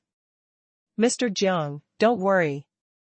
Jiang Ming cupped his hands at him. Both of them were smart people, so old. Jiang did not say anything more and watched Jiang Ming leave. Asterisk asterisk asterisk. Back at Tiger Hunting Village, when Jiang Ming came back, he found that several people had left the small courtyard. Only he, Feng Lai, and Huang Xiaoying were left in the same group as him, and Wang Dong was the only one who came earlier than them. This group of cowards. Wang Dong's shoulder was also wrapped in gauze. I thought that Zhao Xiaolu was a man. I didn't expect him to be a sissy too. Jiang Ming smiled. Everyone has their own ambitions. Not everyone can put life and death aside. Oh right, Ming, go get the medicine. Feng Lai quickly reminded, this time. The village is kind enough to let all the newbies who participated in the hunt get a bowl. It'll be very useful for cultivating the leather tiger bone technique. I feel like I'll be able to sense blood qi tomorrow. Wang Dong's face was also filled with excitement. Huang Xiaoying was silent, but her dark face was also a little red, obviously excited. Jiang Ming touched his nose. He could not say that he had already drunk a few bowls, right? However, it was naturally more profitable to drink an extra bowl. Jiang Ming also changed into an excited expression, ran to pharmacist Feng, took the medicinal stew, and gulped it down. I heard that you have sensed blood qi? Pharmacist Feng asked with a smile. I wonder what advice Pharmacist Feng has for me. Jiang Ming quickly nodded. Pharmacist Feng chuckled and said, do you know that there's a saying that medicine and martial arts cannot be separated? Medical and martial arts cannot be separated? Of course, Jiang Ming had heard of this statement, but he only had a rough understanding of it. He immediately cupped his fists and said, please enlighten me, Pharmacist Feng. Medicine and martial arts are inseparable. The surface meaning is naturally easy to understand. Medicine and martial arts are interlinked. Martial arts strengthen the body, while medicine nourishes the body. Different paths lead to the same destination. No one can leave the other. Pharmacist Feng stroked his beard and continued, to go deeper, what is the cultivation of martial arts? It is the dense blood qi, but you people who learn martial arts are all boorish. You only know how to practice according to the cultivation method. How can you understand the true meaning of the circulation of blood qi? If you don't understand blood qi, you'll naturally progress slowly, and even waste blood qi. Jiang Ming was stunned. What pharmacist Feng said was right. Although his current technique was a second-grade martial arts technique, the description of blood qi was only vague. It could only be explored and realized by the martial artist himself. Even though Jiang Ming was now a third-class martial artist and could control the blood qi to circulate throughout his body, this circulation was still very rough. Every time he condensed the blood qi, he would consume a lot of blood qi. Pharmacist Feng said, the root of a doctor's treatment is to regulate blood qi. If blood qi is smooth, all diseases will be cured. I've seen countless patients. My research on blood qi is much more exquisite than that of you martial artists. If you have a doctor with great medical skills to help you adjust your blood qi when you practice martial arts, it might be more useful than drinking secret martial arts medicine. Jiang Ming's eyes lit up as if he had vaguely understood something. Pharmacist Feng shook his head repeatedly. I'm just an old man who knows how to brew medicine. I don't know these things. I heard it from Dr. Sun from the clinic next door when I was playing chess. He usually doesn't teach these things to others, but he can be bribed with food, Pharmacist Feng said as he blinked. Thank you for your guidance, Pharmacist Feng. Jiang Ming was stunned for a moment, then he thanked him. ******. The next day, Jiang Ming worked from morning to noon at the restaurant. Finally, he spent one tael of silver on buying 2 of the signature roast chickens and old yellow wine. It's so king bleak.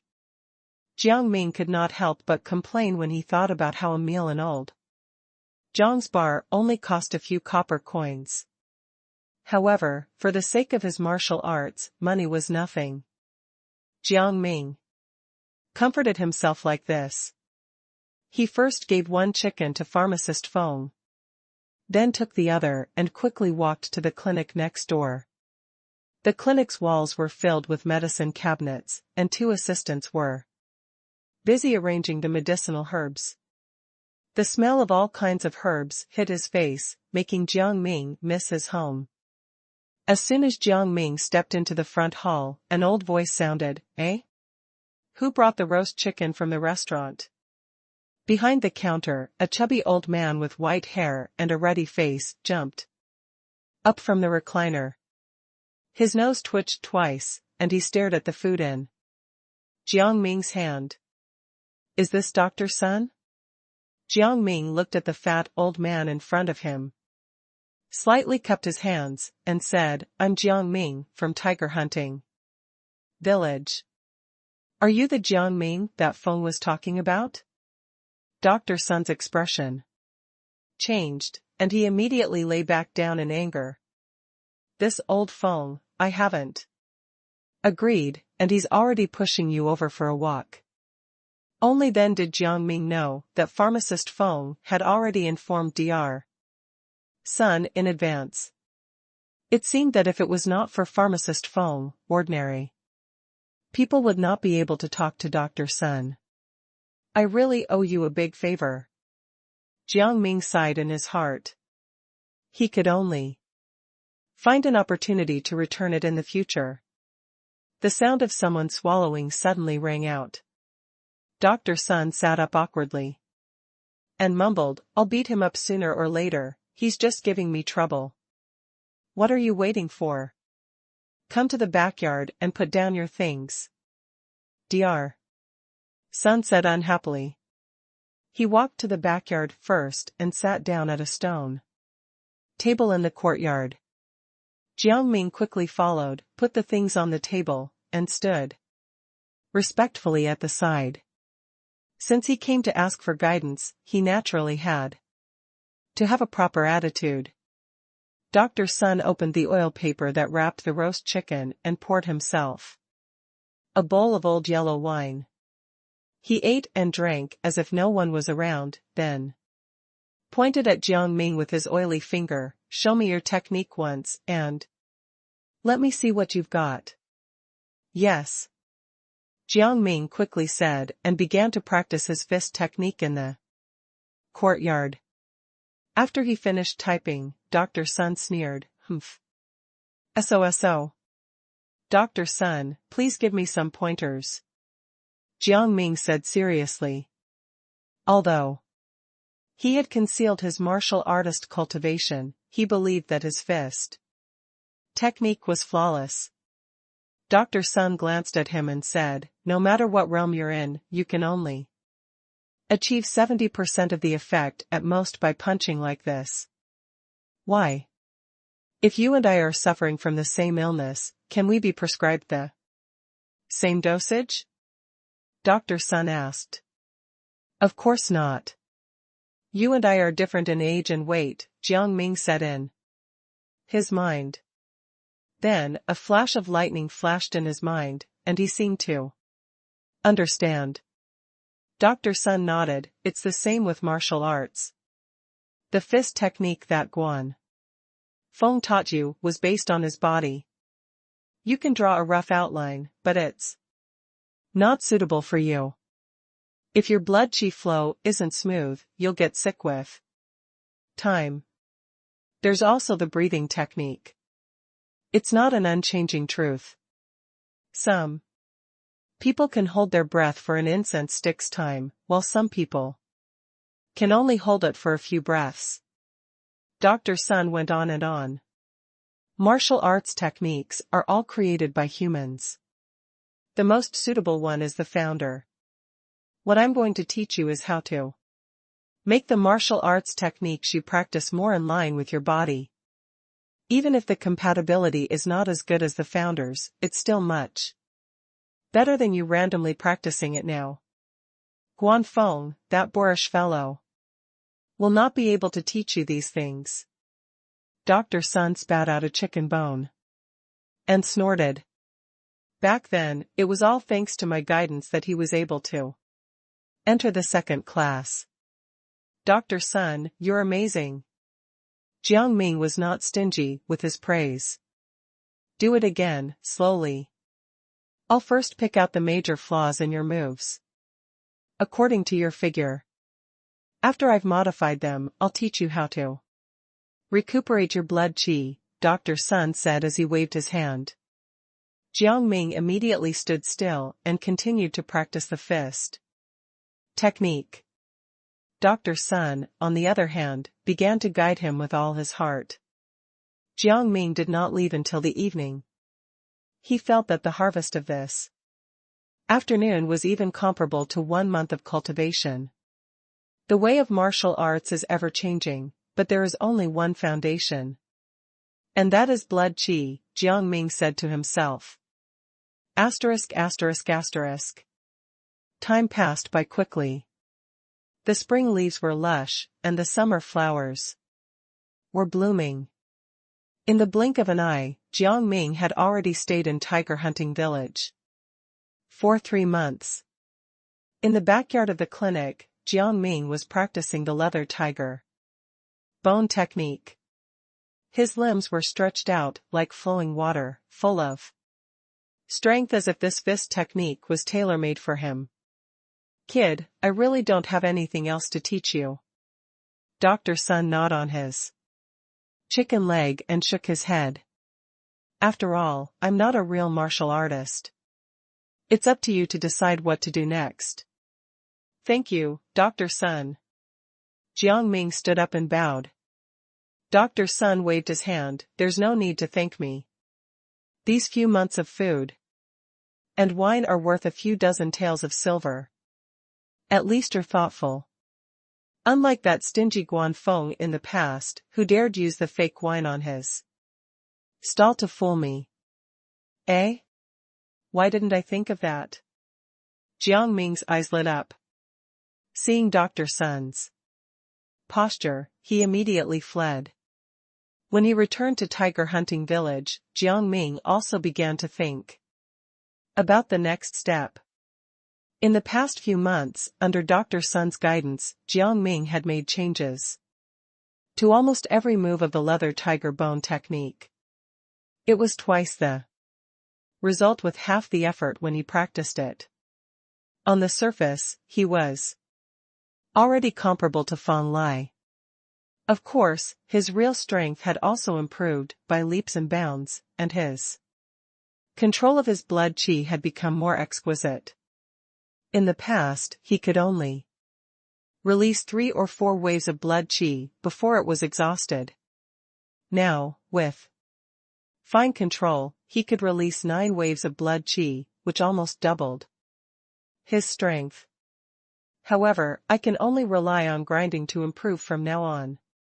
It should be difficult to have such a violent improvement unless I step into the second class realm. Jiang Ming shook his head. It was difficult to be a second-class martial artist. There were only a few of them in Tiger Hunting Village. If he stayed any longer, he would only be killing time if he did not have the opportunity to break through. A few days later, in cloudy Dream Mountain Forest, the afternoon sun passed through the gaps in the forest, casting down mottled shadows.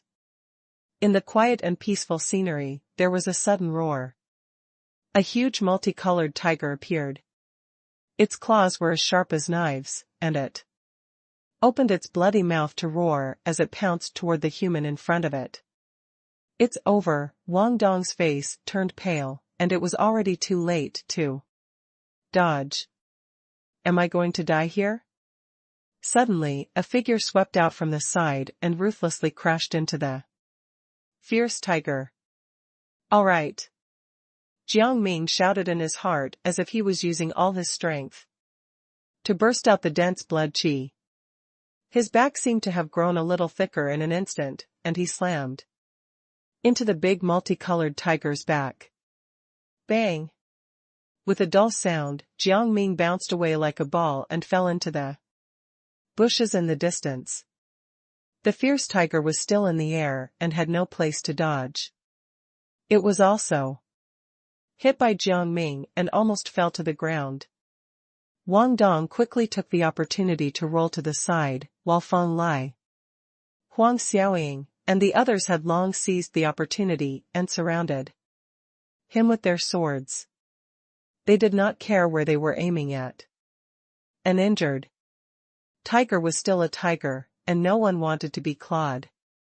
After the tiger bled for a while, the few of them would find an opportunity to rush up and kill it. After nearly an incense's worth of time, the fierce tiger finally fell to the ground, gasping for breath. All of them were injured. Jiang Ming was also covered in blood from the bushes. Jiang Ming had learned to control his accelerated healing. In this way, Jiang Ming did not have to be so careful all the time, afraid that he would be discovered when he recovered from his injury. However, it was only limited to this. If he suffered a fatal injury, the misty, immortal origin light would still repair his body in an instant. "That's why I have to keep a low profile," Jiang Ming thought. In the distance, Guanfeng, Peng Lu, and a few other old men strode over. They glanced at the tiger's miserable death and laughed. "Master Guan, we did well, didn't we?" Wang Dong's head was covered in blood, but he was still proud of himself. "Well, it's amazing. Even if it fell from a high cliff, it wouldn't fall so badly," Guanfeng said faintly. The other old people laughed even louder. Wang Dong was dumbfounded. Peng Lu used the tip of his knife to pull at the tiger's corpse and commented, "Such a good tiger, but its skin has been cut into pieces, and its blood has almost been drained dry. I don't think the organs are intact. This tiger that was originally worth 500 taels of silver is now less than 100 taels of silver." Wang Dong, Fang Lai, and the other newcomers' faces fell as they listened. Jiang Ming also looked ashamed. He was not a good hunter. Even if he did not hide his strength, he could, at most, smash the tiger's head with one punch. It seems like there's still a lot to learn, Jiang Ming muttered to himself, and added another item to the learning list. Jiang Ming had always thought that immortality was boring. What was interesting was that one could see endless mountains and rivers, taste endless food and snacks, master countless interesting skills, and do countless things that one wanted to do. The way of medicine and hunting were the same. There was no need to consider gains and losses. If one wanted to learn, one could learn. In any case, there was still a long way to go in this life. When he was in the mood, he could tame eagles and hunt tigers, be free in the mountains, or even create medicine to help the world. This is also a privilege of an immortal, right? Jiang Ming chuckled in his heart. He could not help but sigh when he thought of his previous life, which seemed to be very far away. Life was so busy that they even forgot what the starry sky at night looked like. When had they ever been so free and unfettered, not bound by any restraints? Alright, it's already not bad for this batch of newcomers to be able to kill a fierce tiger together. When Guanfeng saw that Ping Lu's strikes were almost done, he stood out and started to give them advice on how to improve. Guanfeng continued, 3 months have passed. This tiger hunt is the final test. Since you persevered until now, you're considered true members of Tiger Hunting Village. Welcome to Tiger Hunting Village. He said a few more words of formality and then ordered, all right, the rest of you should rest first. Jiang Ming, follow me. The two of them walked to the edge of a broken cliff. The clouds at the bottom of the cliff were rolling and spreading, and they could not see the ground. You've really decided? Guanfeng's figure was as straight as a pine tree as he said indifferently. Jiang Ming nodded. The branch in Peace Town needs manpower. Since I'm a part of the village, I naturally have to help. A few days ago, Guanfeng had announced the establishment of the branch in Peace Town and that he would be transferring manpower from the village. However, most people thought that it was a remote place. Few people responded. But they did not expect Jiang Ming to be the first to sign up. Guanfeng stared at Jiang Ming and snorted coldly. No matter how I look at it, you look like you want to go back to town and enjoy your life. You have just sensed the blood qi, and you are already so indulgent. Don't let me misjudge you. Jiang Ming looked at Guanfeng and said sincerely, Master Guan, you've misunderstood me. I just feel that it's hard to make any progress in martial arts these days. Maybe I need to change my environment and mentality in order to make further progress. Guanfeng stared at Jiang Ming for a long time, then shook his head helplessly. You little brat, sometimes I really can't see through you. Jiang Ming's eyes did not change, but he thought to himself, I'm telling the truth. It's not that I can't make any progress in my blood qi, but that I'm going to break through the second-class realm. Forget it. Since you have already decided, I do not like to force others. Moreover, the branch has just been established, and we do need someone to take charge. You have already sensed the blood qi, so you can be of some use. Guan Feng waved his hand and continued, after a few days, we'll sell the game, and you can go for a stroll after you get your share of the money. Thank you, Master Guan. Jiang Ming cupped his hands and asked in confusion. Why are all the major forces building branches in Peace Town? This isn't a secret. In the future, Peace Town will probably be called Peace County, Guanfeng said with a smile. Jiang Ming almost choked, then he asked, why? Guanfeng's eyes suddenly turned strange. This is an order from the capital. I heard that the old emperor was looking for alchemists all over the world to refine immortal pills. He was digging mines and looking for treasures. An alchemist found an ancient book from some unknown corner. He said that there was an ancient legend that there were rare treasures in Cloudy Dream Mountain forest.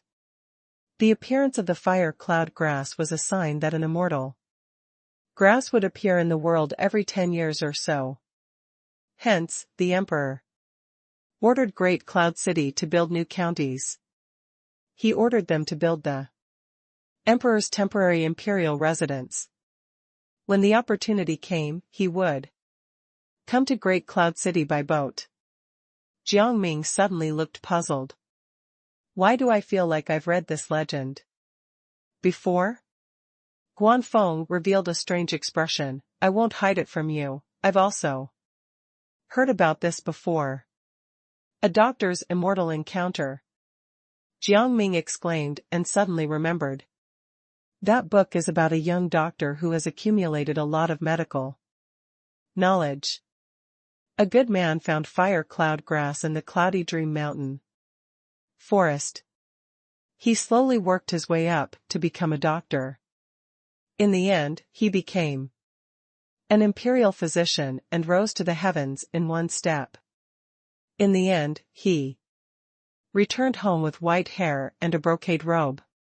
He obtained the immortal grass and became an immortal on the spot. Wasn't this King story written by a shoddy storyteller from Great Cloud City? Jiang Ming was puzzled. When he first came to this world, he had read it several times in order to understand the local customs. Could the storyteller be an immortal? He asked uncertainly. Immortal? Immortal, my ass, where in the world do immortals come from? Guan Feng sneered, to be honest, I've even listened to his stories. Calling him trash is an honor. More than 10 years ago, he had been wandering on the streets and almost starved to death. Jiang Ming suddenly felt a little ridiculous. The old farmers whose fields had been taken away, the homeless women and children, and those who had died under this wave, like Master Zhou, without causing any waves were all victims. All of this actually originated from a rotten book that a lousy storyteller fantasized about? Even if Jiang Ming did not dare believe it, he had to believe that it was the truth. He could only sigh, the world is preposterous. After sighing for a moment, Jiang Ming suddenly reacted and asked in confusion, that's not right. Even if this is approved by the emperor himself. Great Cloud City is far away from him. The various major forces have their own thoughts. They even dared rob the herbs sent to the army time and time again. Will Great Cloud City really listen to the emperor's orders and do his best to build Peace County? I don't think the families in Peacetown are playing around these days. Guanfeng glanced at him and said, of course, I'm not lying. Cloudy Dream Mountain Forest is rich and fertile. Who doesn't want to build their own power at the foot of the mountain? However, Cloudy Dream Mountain Forest is known as the dragon's vein of the country of Yin. The emperors of each generation cherished it very much and thought that it could affect the fate of the country. Therefore, they forbade any large-scale construction nearby. The straw huts in Peacetown aren't much, but whoever dares overstep their boundaries will be killed.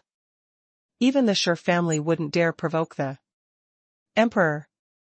However, now that the emperor has personally approved it, the families in Great Cloud City are naturally actively building it. For example, with the branch in Peacetown, the speed of our hunting transportation will increase by several times. The extra money will be shining silver. And as for The Sher family, not only do they want to take away our hunting business, but they also want to take away the Wang family's herb business. With a stronghold in Peace Town, things will be easier. There are many mineral deposits in the mountain. In the past, no one dared touch them. Now that they are taking advantage of the chaos of this large scale construction, I am afraid that a few families have already set their minds on it. Guanfeng shook his head and chuckled. It's ridiculous. The emperor placed more importance on the dragon's vein than he did on training his soldiers. The rebel army ravaged the 3 prefectures and 17 counties in the north, but he was not in a hurry to do anything. It was as if his throne would always be stable as long as the dragon's vein was not destroyed. However, when it comes to his own life, the dragon's vein is nothing but bullshit. Jiang Ming said faintly. Now he has the audacity to build peace county. If an alchemist tells him that he can become an immortal by cutting off Cloudy Dream Mountain Forest, I'm afraid he won't even hesitate. The cause and effect were finally clear, but Jiang Ming did not feel it was absurd anymore. Perhaps the world was like this. The interests of all parties, the stupid emperor, and the unpredictable and absurd opportunity of an immortal encounter, could create extreme chaos. After sighing for a moment, Jiang Ming felt bored and did not want to think about it anymore. Anyway, Cloudy Dream Mountain Forest was vast. He just wanted to go deep to practice, drink tea, study medicine, hunt, and do other absurd things. Let those absurd people do whatever they want. Asterisk.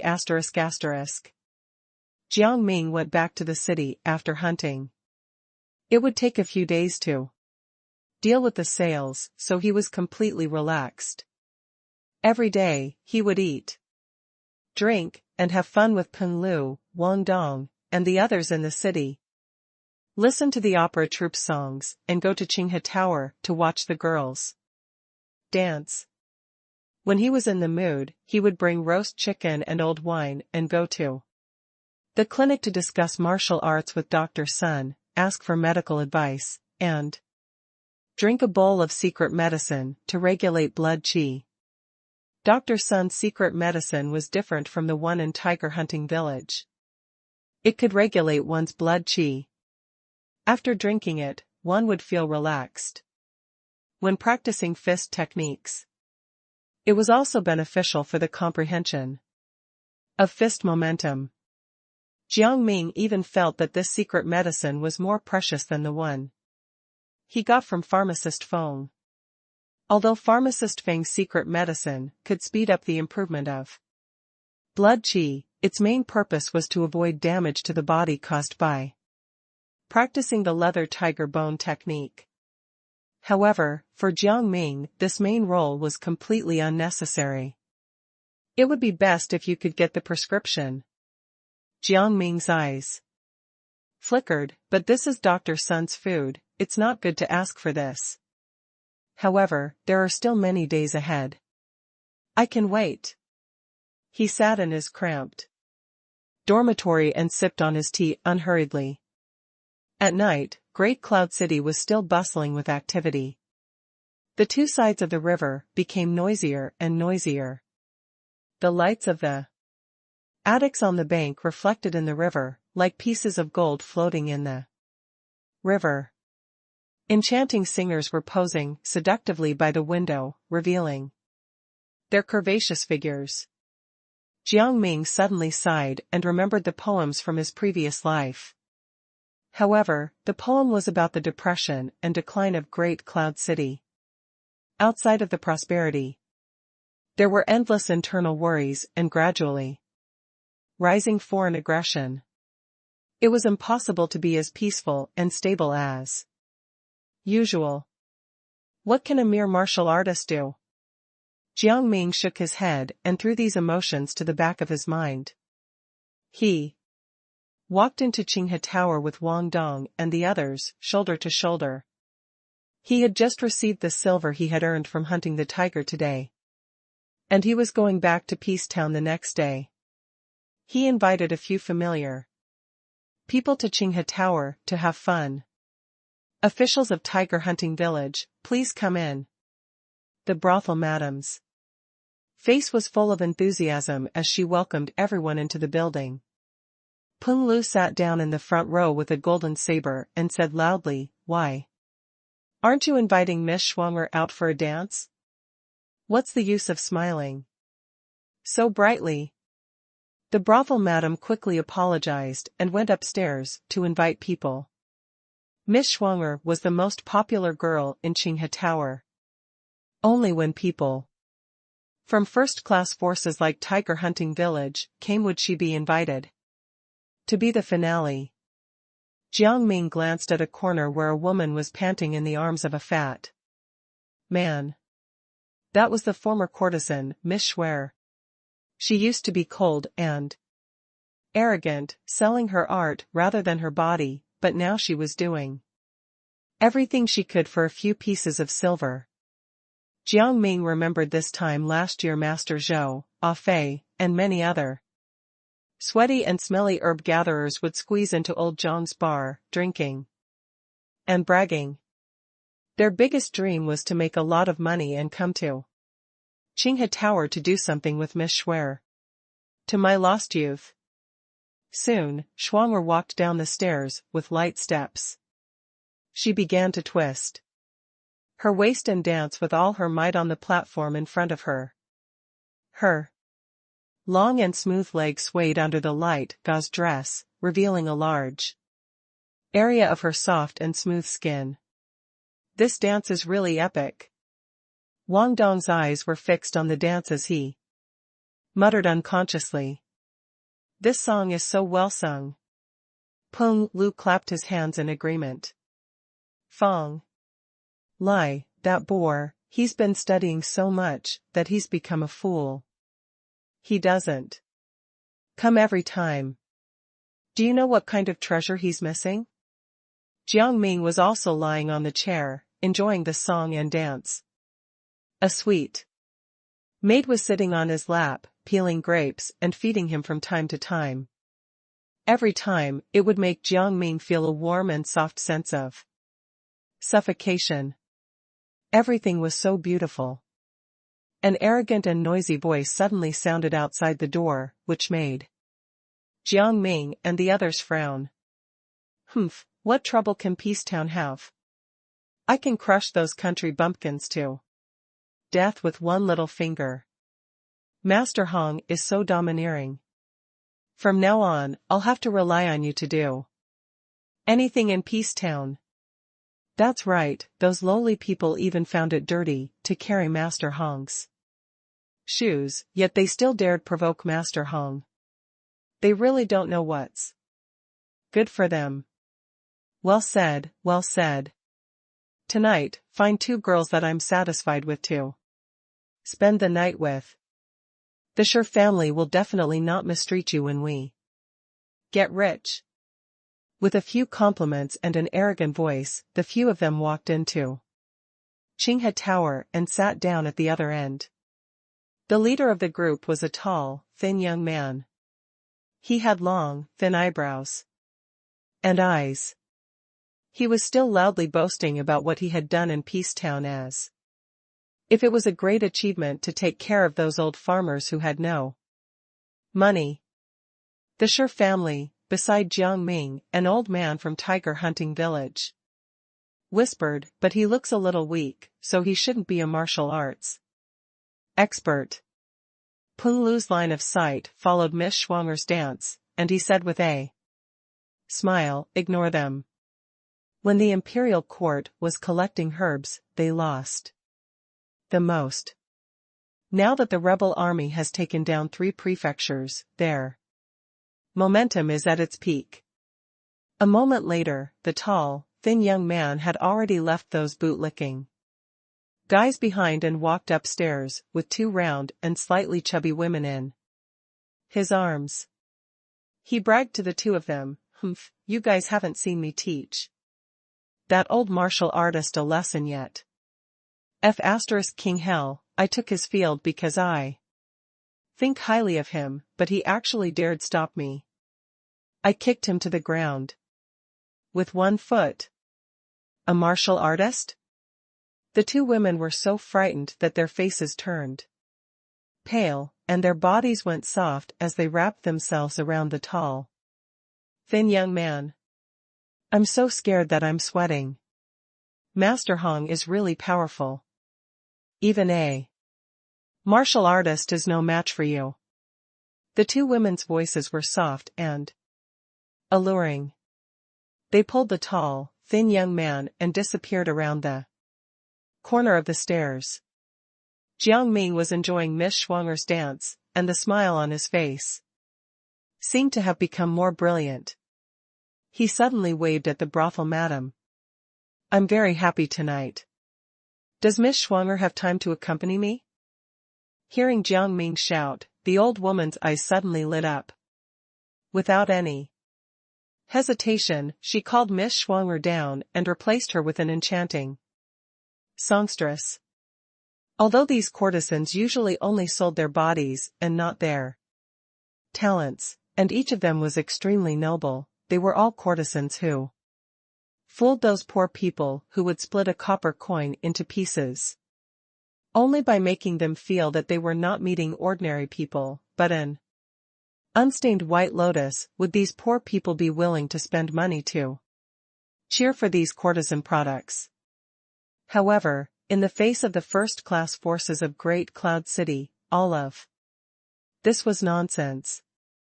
Jiang Ming looked at Miss Schwanger walking towards him. Her pure and flawless face seemed so innocent that he could not bear to ravage it, but he felt a little nostalgic. The audience around the table could only watch Miss Schwanger walk to Jiang Ming's side with eyes full of jealousy.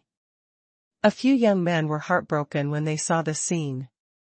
It was as if their world had collapsed. They could not believe that the pure and innocent Miss Schwanger would throw herself into the arms of a strange man. They had spent so much money on Miss Schwanger, and they had never even touched her hand. No, Miss Schwanger must have been forced. A young man suddenly stood up with red eyes and an expression of grief and indignation. "These guys from the big forces are rich, but heartless. They even want to bully a weak woman like her." Miss Schwanger's heart must be filled with despair. She must have fallen into this dark and dirty world, but she can't break free from the curse. As he spoke, tears filled his eyes, and he turned around and left. "Don't bully a poor young man. I will definitely save Miss Schwanger from this place." When Miss Schwanger heard this voice, her entire body seemed to tremble. She was a scared rabbit, and it seemed like what he had said was right. Jiang Ming sneered and pulled her over directly. Peng Lu laughed in a low voice. "Ming, you've finally been enlightened. Have a good exchange of talents with Miss Schwanger. I heard that she is a talented woman. She can use her tongue to write poems and draw portraits." Miss Schwanger's face was slightly red. She quickly hugged Jiang Ming's arm and buried her head in his arms as if she could not stand his teasing. "A talented woman and a talented man, let's have a good time." Jiang Ming felt a soft touch rubbing on his arm, and his face showed just the right amount of enjoyment. After drinking to their heart's content, Peng Lu and Wang Dong also danced, their hands moving up and down as they went upstairs. Jiang Ming was in Miss Schwanger's room. "Chief Jiang, you said you are a talented man. I wonder what talents you have?" Miss Schwanger asked in a soft voice, full of curiosity. Her tongue seemed to inadvertently lick her lips, which reminded people of her unique talent. "I have many talents, but I'm best at puns." "Oh? Then tell me, and I'll write them down." Miss Schwanger smiled, her tongue gently touching the tip of her nose. The candlelight went out, and the room was suddenly filled with harmonious and pleasant sounds of banter. Let's start with the first one, understanding. Chief Jiang, you're so bad. They bantered for a while. She noted everything he said. Miss Schwanger's strokes were exquisite and nimble. She gasped for breath. If you like puns so much, then I know a few too. Oh? Jiang Ming's inner thigh was numb. They bantered for a bit longer. The atmosphere was getting more and more intense. Jiang Ming was at a disadvantage several times. It was not until late at night that the two sides finally reached an agreement. Miss Schwanger admitted defeat to Jiang Ming and returned the favor. Jiang Ming taught the essence of his own talent to the other party. After this friendly exchange, Jiang Ming and Miss Schwanger finally became familiar with each other. Asterisk asterisk asterisk. Late at night, the room was quiet. Under the moonlight, Jiang Ming glanced at the sleeping woman beside him and sighed, I'm afraid that ordinary people won't be able to withstand such banter. I don't know if someone has had enough fun. He immediately sat up on the bed, his eyes clear and calm. The banter was only the appetizer. Tonight's main dish had not been served yet. Sure Junhong, Jiang Ming muttered softly. This was the person who took over Master Zhou's land and killed him. However, Jiang Ming did not expect to meet Master Hong at Qinghe Tower. He even used Master Zhou's death as a topic of discussion. I'm going back to Peace Town tomorrow. It's too shabby to visit Master Zhou's grave empty-handed.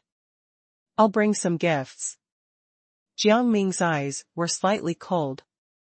He thought of the Sher family's steward suppressing his sales and robbing his herbs in the medicine market, and then he thought of the Sher family casually killing those innocent herb gatherers. Also, the evil deeds of the old snake gang could ultimately be traced to the Sher family. The old snake gang, the Sher family, none of them can escape. However, if you want to kill someone, you have to do it cleanly. Jiang Ming took out a small paper bag from his clothes, opened it, and took out a trace of yellow powder. He gently blew it into Miss Schwanger's nose. And her breath suddenly became more stable. If you inhale my improved bewilderment powder that has been added with more than a dozen poisonous mushrooms, you won't be able to wake up for 4 hours. Even if the sky falls. He put on his clothes and got out of bed. He stood in front of Miss Schwanger's mirror. No one could see how he did it, but the muscles on his face began to slowly change. From a handsome young man, he eventually turned into a big man with a fierce face. This disguising technique is really amazing. Jiang Ming touched his face and mumbled to himself. Even his voice had become completely different. The disguising technique he had obtained from the vendor was actually divided into 2 parts. The first part was to apply makeup on the face, which was, at best, a low-level trick. The second part required a third-class martial artist to use the blood qi to the face, changing the distribution of facial muscles and the thickness of vocal cords. Even if one's close relatives were in front of them, they would not be able to recognize them. It's time for me to use this identity, Jiang Ming muttered to himself as he looked at himself in the mirror. The best way to kill someone and escape was not necessarily to sneak attack with a mask or to escape 1,000 miles away. For Jiang Ming, who had mastered the art of disguise and had a golden finger, there was a better way. After the disguise was completed, Jiang Ming gently opened the window, jumped out, and then closed the window again. In one of the houses, Jiang Ming stole a set of clothes and changed into them. Then, he hid his clothes in a dilapidated house that had been empty for a long time. He was taking several steps to make sure he was not going to be caught. A moment later, a fierce-looking muscular man walked out with a majestic gait. He first went inside Qinghe Tower again. "My lord, please come in." The familiar brothel madam greeted him with a smile. The muscular man snorted and said in a rough voice, "I don't want to play with women today. Young master sure has something to tell me." "Where is he now?" "Young master sure is in room A1 on the second floor." The brothel madam was frightened by the fierce-looking muscular man's scary aura and quickly answered.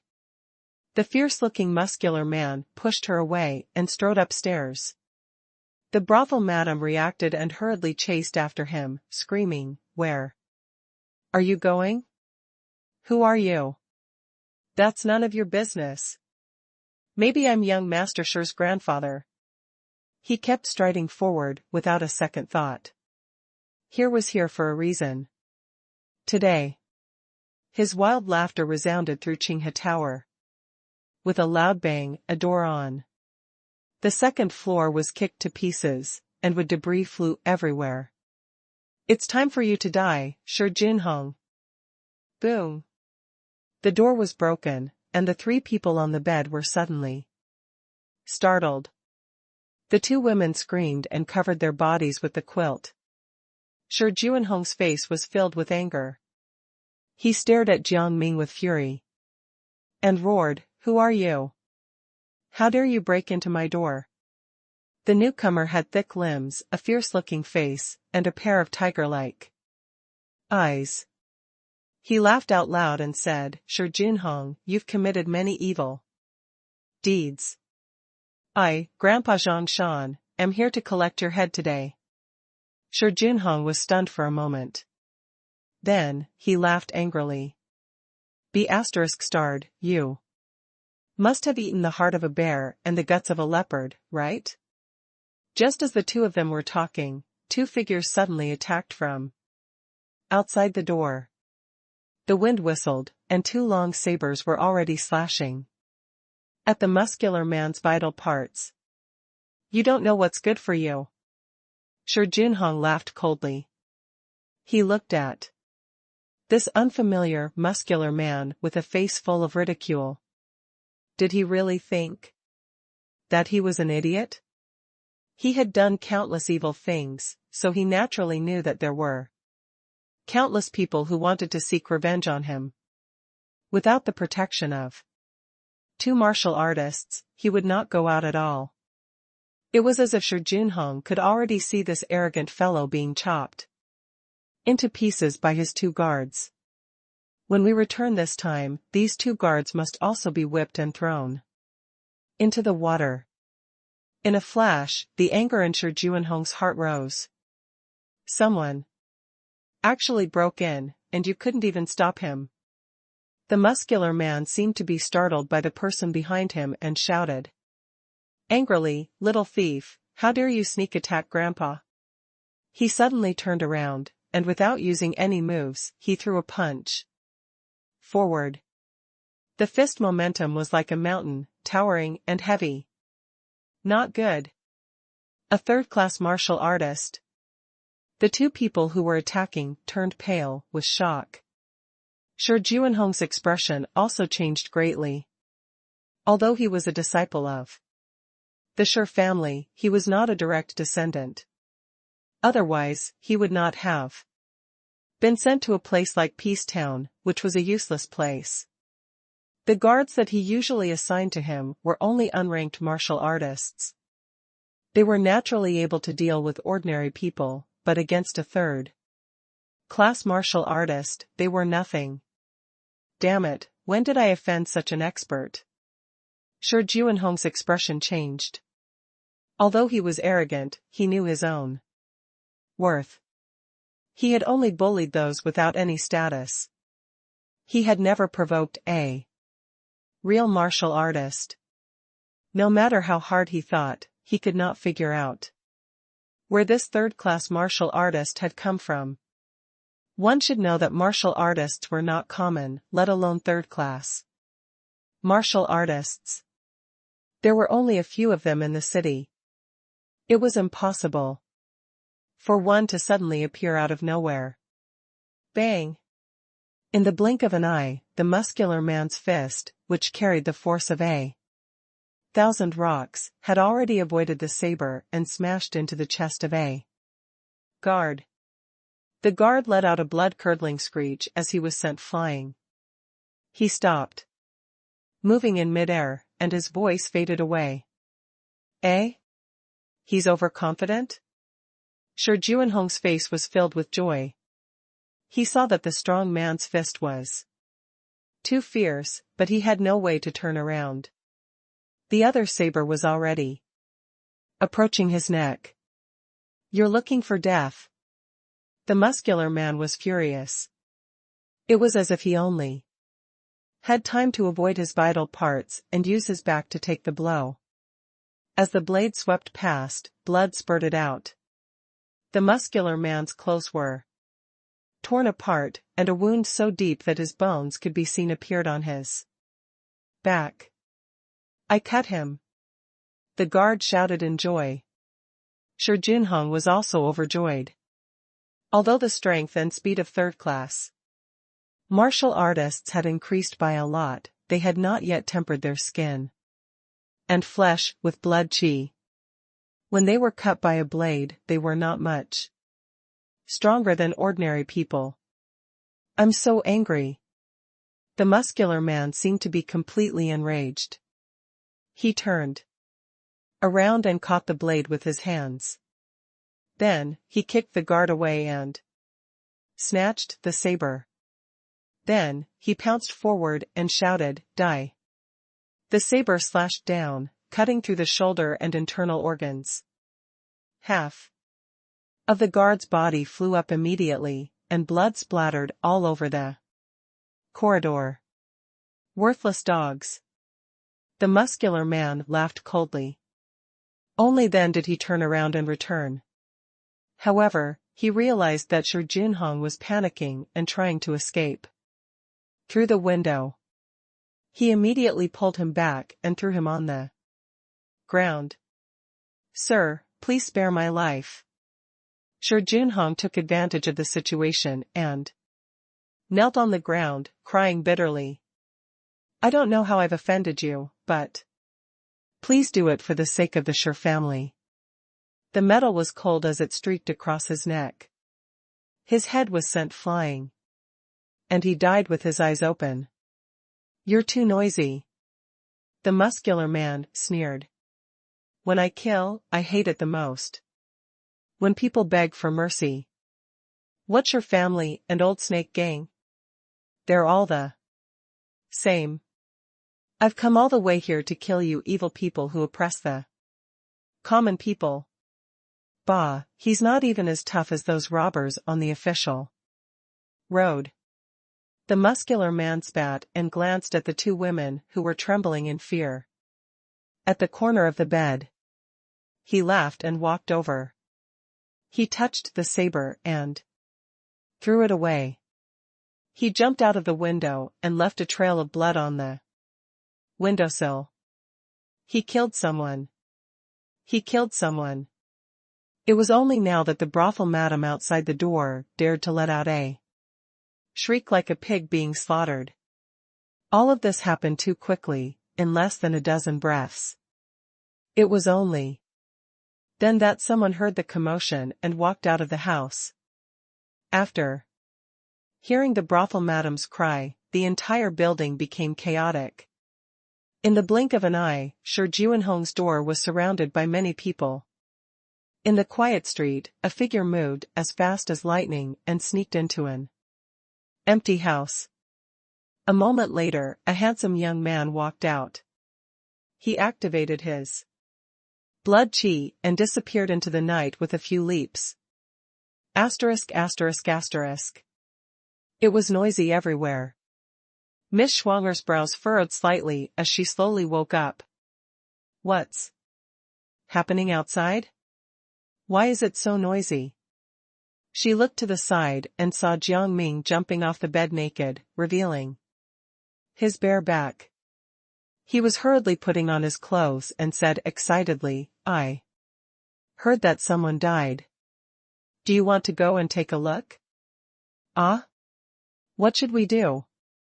Miss Schwanger was shocked, and then her face was full of worry. "It's affecting the business. I wonder who's the one who's dead."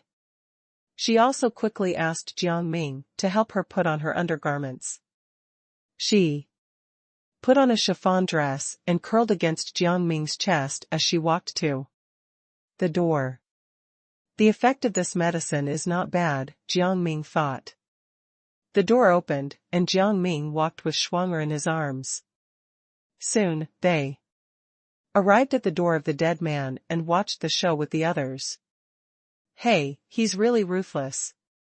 He's almost as good as the man who killed the bandits on the official road a few months ago. Maybe it's the same person. We haven't found that man yet, and the methods are so similar, both very rough and ruthless." Someone mustered up the courage to walk into the room and kicked the head beside the chamber pot to turn it around, revealing the face of the deceased.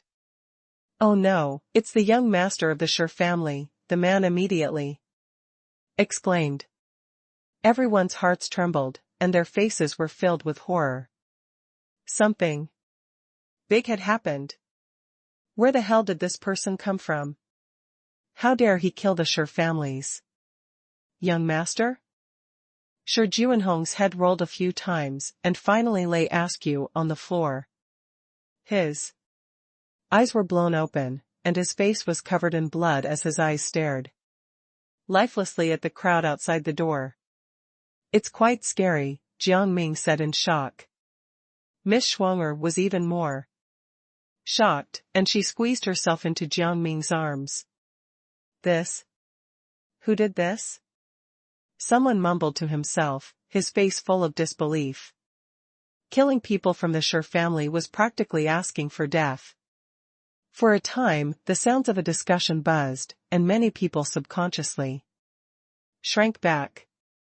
There was no other reason. The Sher family had been in the limelight for the past few years in not only Great Cloud City, but in the Great Cloud Prefecture as well. Everyone feared the Sher family. "He's a hero." Someone suppressed his excitement and said in a low voice, "The Sher family has finally received their retribution." "Shush, don't say that out loud." Just as the crowd was discussing, there was a sudden noise from downstairs, and a large number of armored soldiers barged in. "Seal Qinghe Tower. Don't let even a single fly out," the middle-aged officer in the lead shouted sternly. The soldiers behind him immediately spread out and guarded all the entrances and exits of the Qinghe Tower. "No, they are not soldiers," Jiang Ming squinted his eyes. The armor of the soldiers of Great Cloud City did not look like this. "How dare you touch the Sher family? I, Sher Chuanyan, will catch the murderer and execute his entire family." The middle-aged officer in the lead looked around the Qinghe Tower and said each word coldly. The murderous intent in his eyes solidified. The Sher family's dignity was not to be challenged. He had to use the murderer as an example to establish his authority. Qinghe Tower was silent. No one dared make a sound. They knew that the Sher family could really do such a thing. The Sher family really has rebellion written all over their faces. Jiang Ming shook his head secretly.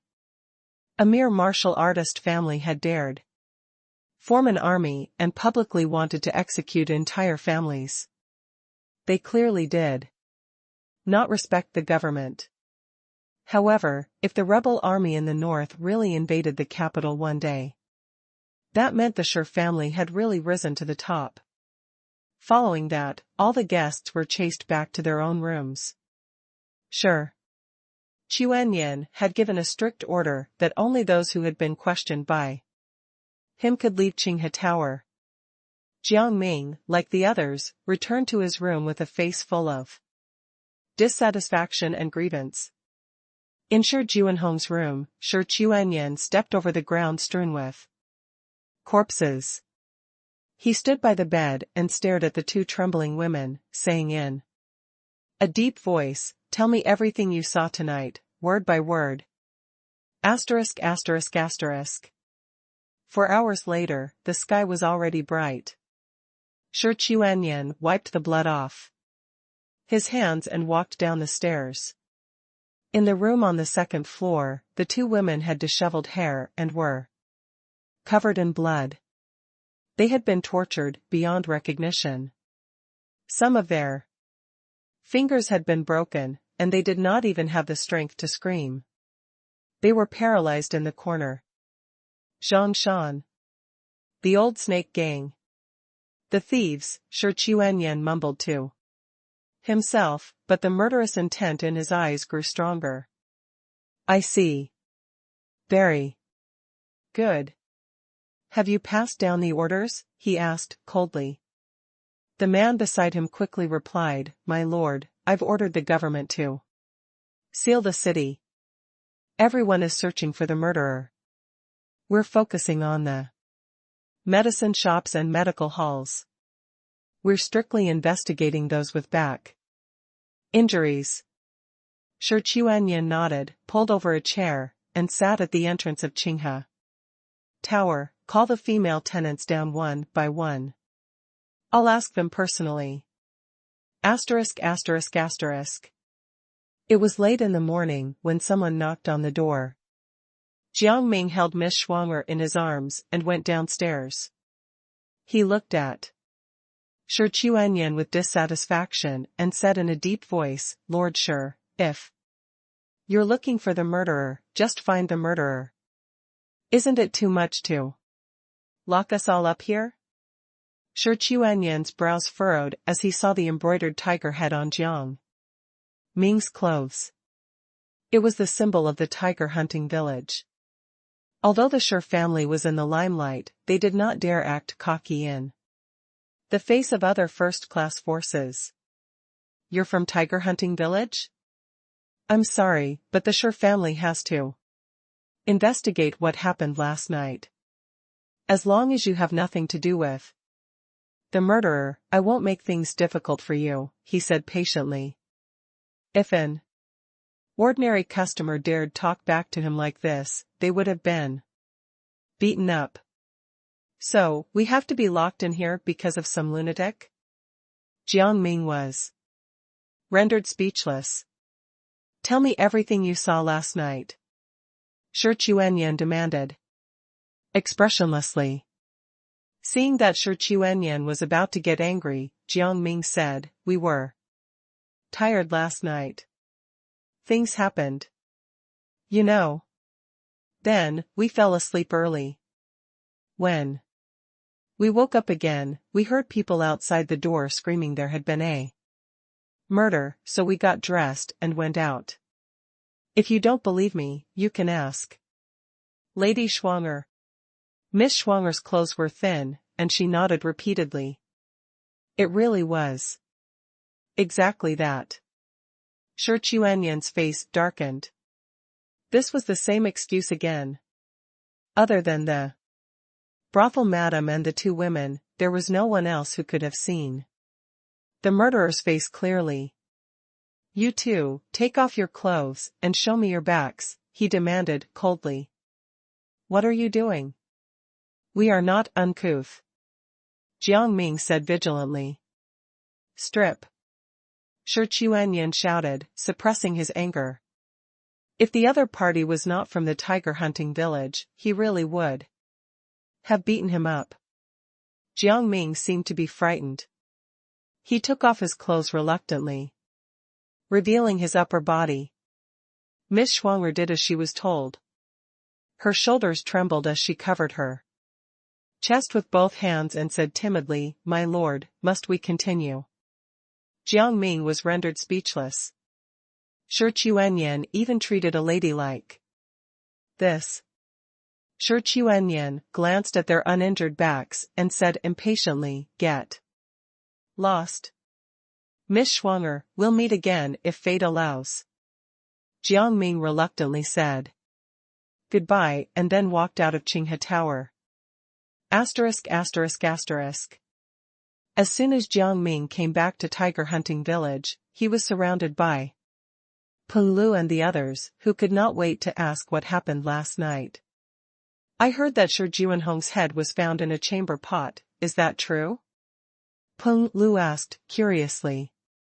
Wang Dong said excitedly, "I heard from my friend that the hero, Zhang Shan, had cut him in half. One half was used for meat, and he sucked the blood out of the other half." Everyone looked at Wang Dong. "What kind of King friend is this? You're all talking nonsense." "I heard that." Everyone was talking at once, which made Jiang Ming's head hurt. He only wanted to create an executioner, Zhang Shan, who abhorred evil as if it was his enemy. He did not expect this character he created to be regaled as a man-eating demon. Thankfully, Guanfeng arrived and rescued Jiang Ming. "The Shi family didn't make things difficult for you, right?" asked Guanfeng with a smile. He seemed to be in a good mood. Jiang Ming shook his head. "This time, the Shi family's image has really fallen." Guanfeng laughed out loud. "They are no longer as calm as they used to be. They spent the whole night trying to catch the murderer, but they still couldn't catch him. It's as if he has disappeared from Great Cloud City." What could Jiang Ming say? It would be a miracle if they could catch him. They're in the limelight now. Now that they've been slapped in the face, I'm afraid the Shi family will be in a mess for a while. Anyway, let's not talk about this. That's their issue. What's your plan for today? Let's practice today. No.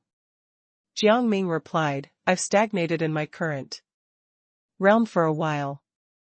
It's useless to stay here any longer." Guanfeng wanted to say something, but he shook his head in the end. "Forget it, you little brat. I don't think Tiger Hunting Village will be able to keep you in the end. Go to Pharmacist Feng's place later, I have something for you." Guanfeng waved his hand lazily and let Jiang Ming leave. Jiang Ming bowed respectfully and turned to leave. During his time in Tiger Hunting Village, Guanfeng had taken good care of him. In the small courtyard, Pharmacist Feng took out a prescription from the room and handed it to Jiang Ming. This is something that Guanfeng obtained by chance when he was out training. It has no direct effect on practicing martial arts, but it can calm one's heart and improve one's concentration. It's quite useful when you're in a bad mood. Pharmacist Feng laughed. He knows that you're dedicated to martial arts. This is also what he wishes for you. Don't get tempted by material things and stick to your martial arts path. Help me thank Master Guan. I will not let you down. Thank you, Master Feng. Jiang Ming took the prescription and cupped his hands. Thank you for taking care of me for the past few months. You don't have to be formal with me. Pharmacist Feng laughed and pointed at the prescription. However, you must remember that you can only drink this prescription once a month. Otherwise, you will have a splitting headache and be dispirited for a long time. It's best to use it at a critical time when breaking through a bottleneck. Jiang Ming raised his eyebrows and then nodded to show that he remembered it. After bidding farewell to Pharmacist Feng, Jiang Ming touched the prescription, but his mind was racing. I wonder what the effect will be if I drink it once a day. Returning to his small courtyard, Jiang Ming saw Feng Lai sitting under a big tree, reading a book about governance and world peace that he had read a few times. It was thicker than a brick. As usual, Huang Xiaoying was practicing martial arts at the foot of the wall. But she still could not sense her blood qi. Wang Dong, Peng Lu, and the others had long gone to the city's taverns to drink and inquire about the Qinghe Tower incident last night. When Feng Lai saw Jiang Ming return, he closed his book and walked over. Sighing, Ming, if you really want to go to Peace Town, what about your martial arts journey? Great Cloud City is the perfect place to realize your ambitions. Jiang Ming pointed at the book that Feng Lai had placed at the root of the tree and smiled. I'm an idle person who loves nature. Maybe my journey will lead me to the mountains, just like yours will lead you to greatness. For now, you need to focus on being less hot-blooded. Feng Lai was still a teenager. Thus, his face immediately turned red. I'm not hot-blooded. Jiang Ming patted him on the shoulder and smiled without saying anything. Huang Xiaoying's lips seemed to move slightly, as if she wanted to say goodbye. But in the end, she lowered her head and practiced her fist techniques without saying anything. Jiang Ming did not mind. He packed up his things and left tiger hunting village in big strides. Asterisk asterisk asterisk. He went to Jishirtang. Jiang Ming brought Dr. Sun roast chicken and aged wine and accompanied him for a meal. Finally, he mixed a bowl of medicinal soup to regulate blood qi before leaving. The city streets were in chaos. Rows of government soldiers and private soldiers of the Shi family were searching everywhere. The Shi family seemed to be really angry as they searched for the murderer. Jiang Ming looked calm. The person that the hero, Zhang Shan, killed had nothing to do with him. Why would he panic? At the city gate, Jiang Ming was stripped of his clothes and checked again before he was released. Outside the city, Jiang Ming looked up. The sky was bright and clear, and the cloudy dream mountain forest was in sight. When things are done, I'll wash my clothes and leave. I'll hide my identity and name as well. Jiang Ming smiled. An old man with a face full of wrinkles was driving an ox cart full of dried grass, slowly passing by him. Sir, where are you going? Jiang Ming waved his hand and shouted. The old man turned his head slowly, and his blank eyes focused on Jiang Ming. Then, he said slowly, Peace Town. Give me a ride. Jiang Ming threw a copper coin at the old man. He did not care if the old man agreed or not. He directly jumped onto the ox cart and lay on the dry grass. With a bang, he casually grabbed a stalk and put it in his mouth. Then, he lay down and closed his eyes to rest. The old man held the copper coin and looked at it carefully for a moment, then grinned and drove forward. When there was no one in the wilderness, he even started singing a folk song. Asterisk asterisk asterisk. Jiang Ming was drinking wine leisurely and eating the smoked tofu that he had not eaten for a long time in the small bar in Peace Town. He had been back for a few days and had reported to the branch of the tiger hunting village here. He knew that not everyone had arrived yet. After that, he went back into the mountains to pick herbs and drink tea, and only returned to town today. A burly figure suddenly strode over and sat opposite him. Mr. Dong, long time no see. Jiang Ming looked up and smiled. Now, Jiang Ming could almost be sure that Mr. Dong was a martial artist. After all, the old snake gang was going to establish a real branch here, so they still needed a martial artist to hold the fort.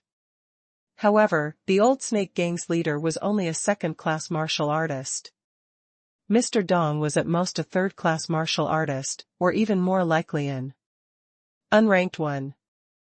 Now that Jiang Ming had entered the third-class realm, he had nothing to fear. Even if it was only based on status, Mr. Dong would not dare touch the people of Tiger Hunting Village. Mr. Dong's expression was somewhat unsightly as he said in a deep voice, "Back. When I invited you to join the old snake gang, you said you didn't like to join gangs. Why did you join Tiger Hunting Village?" Jiang Ming laughed out loud and said casually, "Mr. Dong, you're well informed, but times have changed, and the world is in chaos now. A fine bird chooses a good tree to live in, so what if I join Tiger Hunting Village?" You. Mr. Dong's expression changed, and his eyes were overflowing with murderous intent. "Are you saying that the old snake gang is incompetent? Compared to Tiger Hunting Village, there's still a slight difference between you guys." Jiang Ming did not care at all and said arrogantly, "I'm sure you understand, Mr. Dong." "Jiang Ming, how dare you? Mr. Dong is a martial artist, who do you think you are?" One of Mr. Dong's subordinates could not help but curse him. "Don't push your luck. I'll show you." As he spoke, he slapped Jiang Ming. Mr. Dong sat still, but a sneer appeared at the corner of his mouth.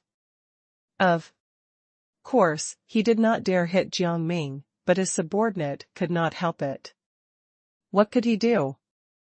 Jiang Ming's expression turned cold. He sat on the chair without moving. With a flick of his wrist, a wine bowl flew out and hit the subordinate's nose. Hard. The sound of bones breaking could be heard. Ah, the subordinate let out a blood-curdling screech and stumbled back a few steps. In the end, he could not stop his retreat and fell on his butt. His entire nose and the corners of his eyes were a bloody mess, and his broken bones were exposed. It was a very scary sight. "Wu-yi, you really are something else." Jiang Ming looked down at the young man indifferently. When Uncle Ba was in power, Wu-yi was still an honest mountain miner. Later, when Mr. Dong came to power, he latched onto him.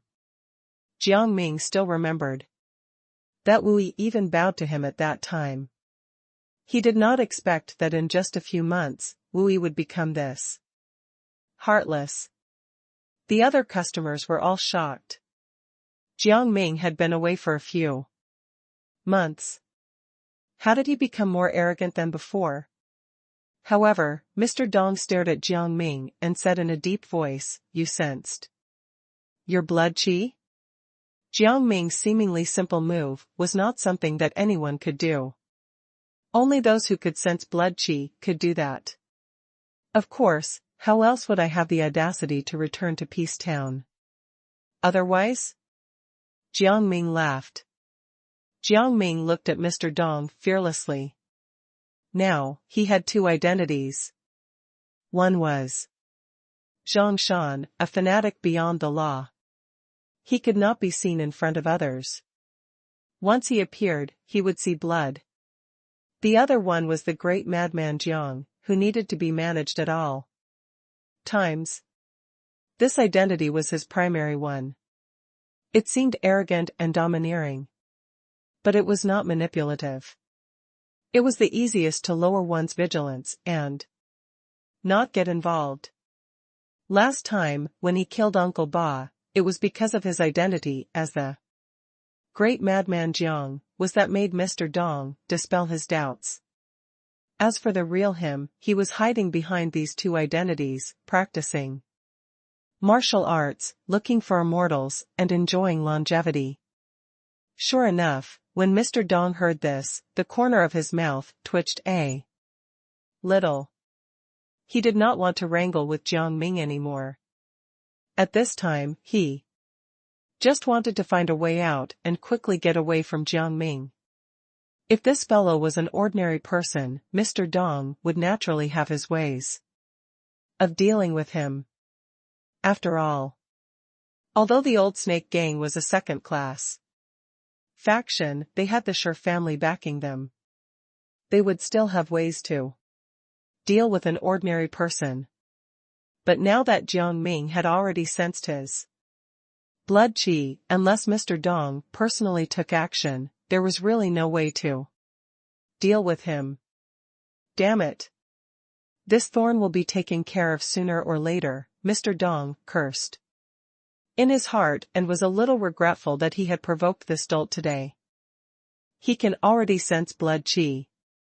Is he really that talented in martial arts? Mr. Dong stared at Jiang Ming and felt a headache coming on. He did not dare attack Jiang Ming personally. Otherwise, this branch of the Old Snake Gang would be razed to the ground in the blink of an eye by those boorish men from the tiger hunting village. Jiang Ming slowly drank his wine and smiled. Mr. Dong, this is just a misunderstanding between us. How about we just let it go? What if *King misunderstanding? Mr. Dong shot a glance at Wu Yi, whose face was covered in blood and was groaning, and felt his anger rise again. But now that things had come to this, he could only pinch his nose and admit defeat. He squeezed out a smile on his face. You're right. It's all a misunderstanding. Since that's the case, I'll take my leave. Jiang Ming laughed and strode out of the pub. Wu Yi clutched his face and walked forward. He endured the pain and said reluctantly, Mr. Dong, are we just going to let him go? As soon as he finished speaking, he was slapped by Mr. Dong and fell to the ground. Teeth and blood spurted out of his mouth. You trash. Don't ever let me see you again. Mr. Dong's face was cold as he shouted. In his heart, he hated Jiang Ming. You may have become a martial artist, but you won't be at the top for long. Let's wait a little longer. The day my branch of the Old Snake Gang rises to the top, tiger hunting village and the Wang family will all struggle on whilst at death's door under my feet. He stood up and left without looking back. Wu Yi laid on the ground miserably, his eyes burning with jealousy. Why am I still not as good as that Jiang Ming even though I've worked so hard? His eyes were filled with resentment as he stumbled to his feet. Like an injured lone wolf, he ran away. Asterisk. 3 days later, Jiang Ming came back to the small bar. Jiang Ming went into the mountains to practice his fist techniques for a few days. He wanted to come back for a drink. As soon as he entered the pub, the people around him stood up and greeted Jiang Ming with respect. Good morning, Mr. Jiang. Mr. Jiang. News of the incident in the bar that day spread like wildfire. The news of Jiang Ming's meteoric rise and his overpowering of Mr. Dong spread like wildfire throughout Peace Town. Jiang Ming sat in his seat, drinking wine and sighing to himself, so now I'm Mr. Jiang. Fei, a bowl of wine for each of you. It's on me. Put the rest on my tab. Jiang Ming waved his hand and threw over a piece of silver. With his current status, it was normal for him to have some silver on him, and no one would dare covet it. All right. Fei took the silver and started to get busy. Behind the counter, old Jiang was comfortably lying on the bamboo chair. He had already retired. Usually, the bar was taken care of by Fei and his wife. Many thanks, Mr. Jiang. Mr. Jiang, you're so generous. There were compliments all around. Jiang Ming showed a happy expression and asked, casually, anything interesting these days? Hey, of course, there is. Fei poured wine and said happily. You all know about the murder in the chamber pot at the Qinghe Tower, right? I know. The crazy blood-drinking demon. Zhang Shan. He's my idol. Now. Jiang Ming almost spat out the wine in his mouth. What the hell were these? Rumors? The others had already begun to argue, and there were all kinds of versions of the story being said. All right, stop quarreling. I'm going to tell you the news, Ah Fei said impatiently. Oh? Any new information? The others quickly asked. Ah Fei said mysteriously, I heard this from the Taoists. This hero, Zhang Shan, has done many a deed. What? Quickly tell us. Ah Fei didn't keep them in suspense and continued, do you remember last year? On the official road, a few robbers were cut in half and nailed to trees? I heard that the few people who died this time died in the same way. What? That matter was also done by the hero, Zhang Shan? He's my idol. Indeed. Really? It can't be, right? Some people found it hard to believe. Heh, that's pretty much the case. Ah Fei chuckled. That night, my friend was waiting outside the Qinghe Tower. He personally heard that the hero, Zhang Shan, shouted that he was going to kill anyone who oppressed the common people. Such as the Sher family and the old snake gang. Pfft, the Sher family bastards, huh? They're not as tough as those thieves. Wow. That's awesome. In the bar, there was a wave of applause. Now, a new restaurant had been built in Peace Town, with exquisite food and a variety of fine wines. Those who continued to patronize old Zhang's bar were those who had a hard life in the past. Now that they were drunk, they naturally cheered when they heard the news. By the way, you mentioned the old snake gang. Did that hero attack the old snake gang? Someone suddenly asked. You didn't hear? Have you forgotten where the fire broke out at the end of last year? Ah Fei asked with a strange look. Everyone was stunned and then shocked. Did that hero come to Peace Town? It turns out that Uncle Ba was also killed by this hero. Good. If there's injustice in my heart, I'll draw my sword too. I've been inspired. Zhang Shan is really a hero among people. Jiang Ming also joined in on the flattery. That's right, everyone agreed. Mr. Jiang, you're amazing as well. Old Jiang was lying behind the counter, but his face showed a trace of confusion. He had always thought that Uncle Ba was killed by Jiang Ming. Was he wrong? Because no matter how powerful Jiang Ming was, he couldn't be a third-class martial artist. I'm really old and muddled. Old Jiang shook his head and sighed. By the way, Ah Fei, where did you get such a knowledgeable friend from? At the table, someone suddenly asked this question. Ah Fei, who was talking with confidence, suddenly stammered. You didn't make it up, did you?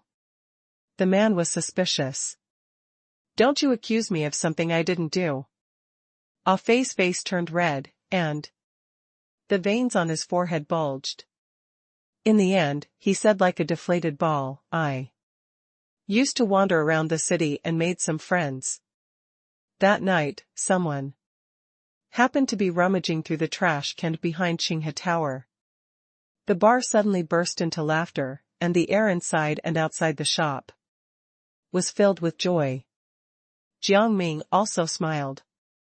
Since Ah Fei could hear the news, the story of the hero, Zhang Shan, should have spread throughout Great Cloud City. If I do anything in the future, I don't need to use the identity of Jiang Ming anymore, he whispered in his heart. After all, Jiang Ming's identity had a root and could last for many years.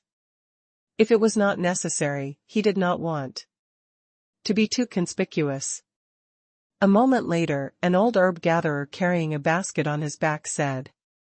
Speaking of the news, a group of wild beasts appeared in the mountains this year, and they are fighting herb gatherers everywhere. Have you ever seen them? A bunch of wild beasts? What do you mean by that? Another person took over the conversation and quickly said, I've seen them before. Are you talking about a few mountain deer, a tiger, and a few mountain boars? And a big white rabbit that's so fat that it can't be considered healthy, sitting on the tiger's head every day? Yes. I've seen that rabbit before. I've been looking for golden ginseng for a long time, but it gobbled it up in a few bites. It's ridiculous. A rabbit riding a tiger in the forest? What's next?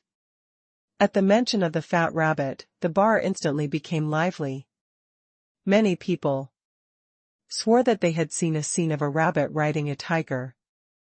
However, most of the people who had never seen it before were in disbelief. This was even more ridiculous than the legends of mountain gods and monsters. How was this possible? Jiang Ming's expression was strange, and he muttered in his heart. That's my fourth rabbit. What is it up to? That rabbit is definitely real. I saw it smacking the tiger's head with my own eyes. Did you drink some bad wine? A tiger getting beaten up by a rabbit? If it's true, the sky is going to fall. Stop this. What is all of this? Go home. Old Jiang said unhappily.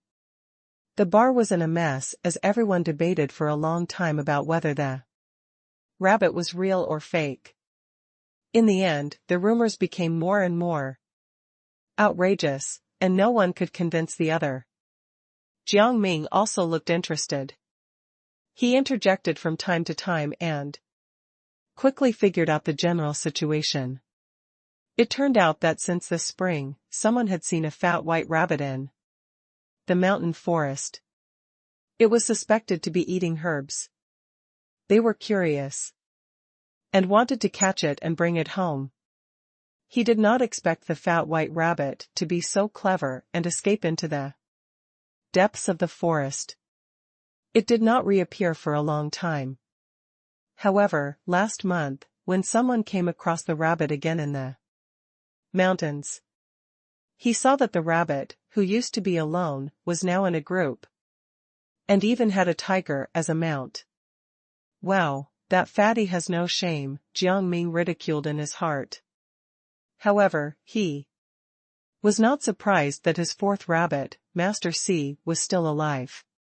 Since he had nothing to do last winter, he used his own blood to make 20 to 30 portions of the beast-taming medicine and fed them all to Master C.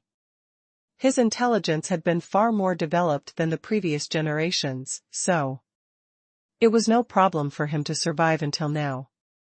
However, now he was a rabbit that could command fierce beasts like tigers and wild boars. This stunned Jiang Ming. Did he feed Master C too much medicine? What kind of mutation had occurred? If I have time, I can look for Master C to catch up, Jiang Ming thought to himself. In the bar, this seemingly hot topic quickly passed because the truth was so bizarre that many people did not believe it at all. They only thought that someone had deliberately made up strange stories to attract people's attention. Jiang Ming smiled. This kind of thing did happen from time to time. There were countless strange beasts in some remote villages and towns, and many villagers said that they really existed. But almost all of them were fake. However, this time, it's for real, Jiang Ming thought. However, if he found Master C, he would have to keep a low profile. Later in the morning, the people who had been drinking gradually left. Jiang Ming was also ready to leave. Today, the branch leader of the tiger hunting village arrived. This branch was officially in operation, and he also wanted to show his face. Mr. Jiang, wait a moment. Old Jiang sat up from his chair and called out to him. I'll always be Ming to you, Master Jiang, Jiang Ming said with a smile. Ming, do you still remember the guy you beat up here a few days ago? Old Jiang chuckled. Jiang Ming raised his eyebrows. Wui? Why? Did he suddenly wake up and turn over a new leaf? Old Jiang shook his head. He came to me to buy wine several times, but he never drank it. He always sold it. I also heard from Ah Fei that he's been acting sneaky every day and has appeared outside your yard many times. You have to be careful. Jiang Ming was stunned for a moment, then he sighed and slowly said, I know. He used to be a good person, and I wanted to give him a chance to change. Old Jiang's expression was complicated. When a person wants revenge, they're scarier than a villain. I know. Master Jiang, you don't have to worry. I'll handle it. Jiang Ming nodded gently and turned to leave the pub. Asterisk asterisk asterisk. In the Peace Town branch of the tiger hunting village, more than 20 people stood in the spacious courtyard. In front of the crowd was an aloof young man in his 20s or 30s. His brow bone was very high, and his eyes were a little gloomy. At this time, he was in high spirits and talking about working together and seeking glory.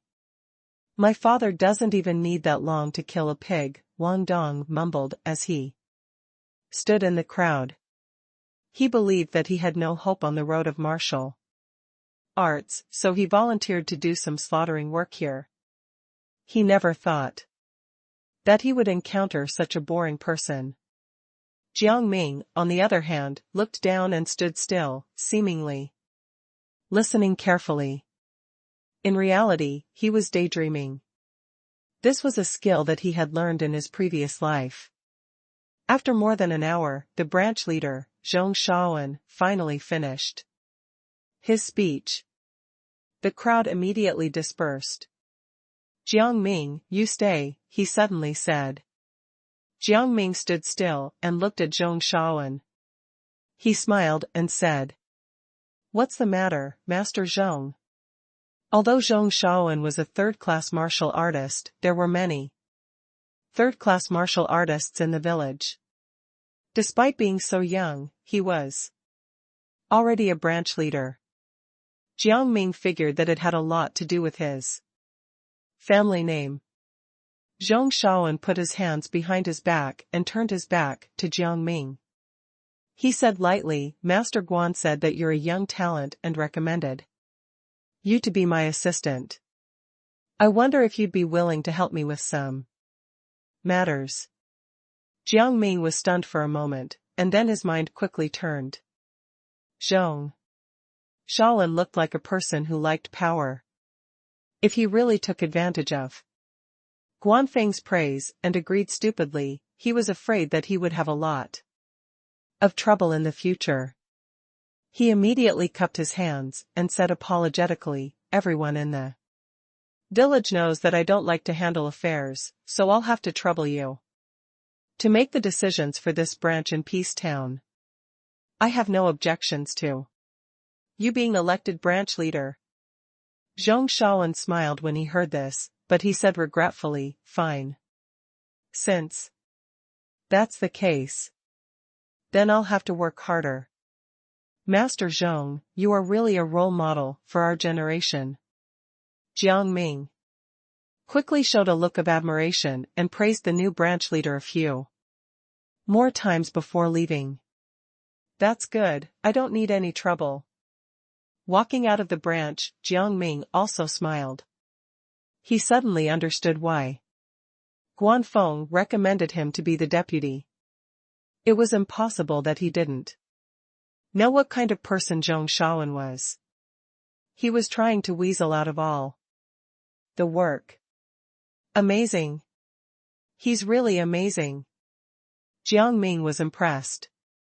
Now, I can go back to the mountains and practice happily. Jiang Ming was in a good mood. Asterisk asterisk asterisk. Late at night, in a grass hut in a small courtyard, a candle flame flickered. The light fell on Wu Yi's face. He looked ferocious. In front of him, there were a few bottles of alcohol. Jiang Ming. I'm going to take revenge on you this time. I'll burn your house down while you're asleep. I don't believe you'll be able to survive, he gritted his teeth and said with a vicious expression. The door suddenly burst open and broke into pieces. Who is it? Wu Yi was shocked. Jiang Ming walked in without any disguise. It was just Wu Yi. It wasn't worth him hiding his identity. So what if Mr. Dong found out? What could he do? What do you want? When Wu Yi saw Jiang Ming, he was shocked. Jiang Ming glanced at the few bottles of alcohol and said with a faint smile. You want to burn my house? Is that all you've got? It's nothing like that. Wu Yi's face was pale as he desperately shook his head. I just bought some drinks. Forgive me. Please spare me. You bought the wine to drink. What do I have to forgive? Jiang Ming smiled. Wu Yi was stunned and knew that he had let it slip. He knelt on the ground. With a plop and kowtowed desperately, I was wrong this time. Please be merciful and let me go. Jiang Ming was expressionless and said indifferently, this time? Do you think this is a wrestling tournament with several rounds? Wu Yi raised his head in fear. Jiang Ming picked up a piece of broken wood from the door and threw it forward. The sharp piece of wood pierced into Wu Yi's forehead, and blood gushed out. He suddenly stopped breathing and fell to the ground. From the day you latched onto the people of the martial world, you should have known that you would die in the martial world. Jiang Ming glanced at the body and strode away. Asterisk asterisk asterisk. A few days later, in the cloudy Dream Mountain forest, Jiang Ming had been picking herbs in the forest for several days, and he finally saw Master C's figure. In the forest, a fat white rabbit was holding a ginseng root in its paws and gnawing on it like it was a carrot. Under its butt, a big multicolored tiger was lazily lying on a stone, basking in the sun. It shook its head from time to shake off the bits of meat that the rabbit had eaten.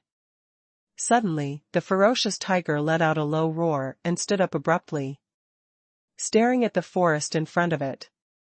The fat rabbit was also shocked. It hurriedly stuffed the ginseng under its butt, and its little claws clutched the tiger's fur tightly. The grass swayed, and a figure slowly walked out.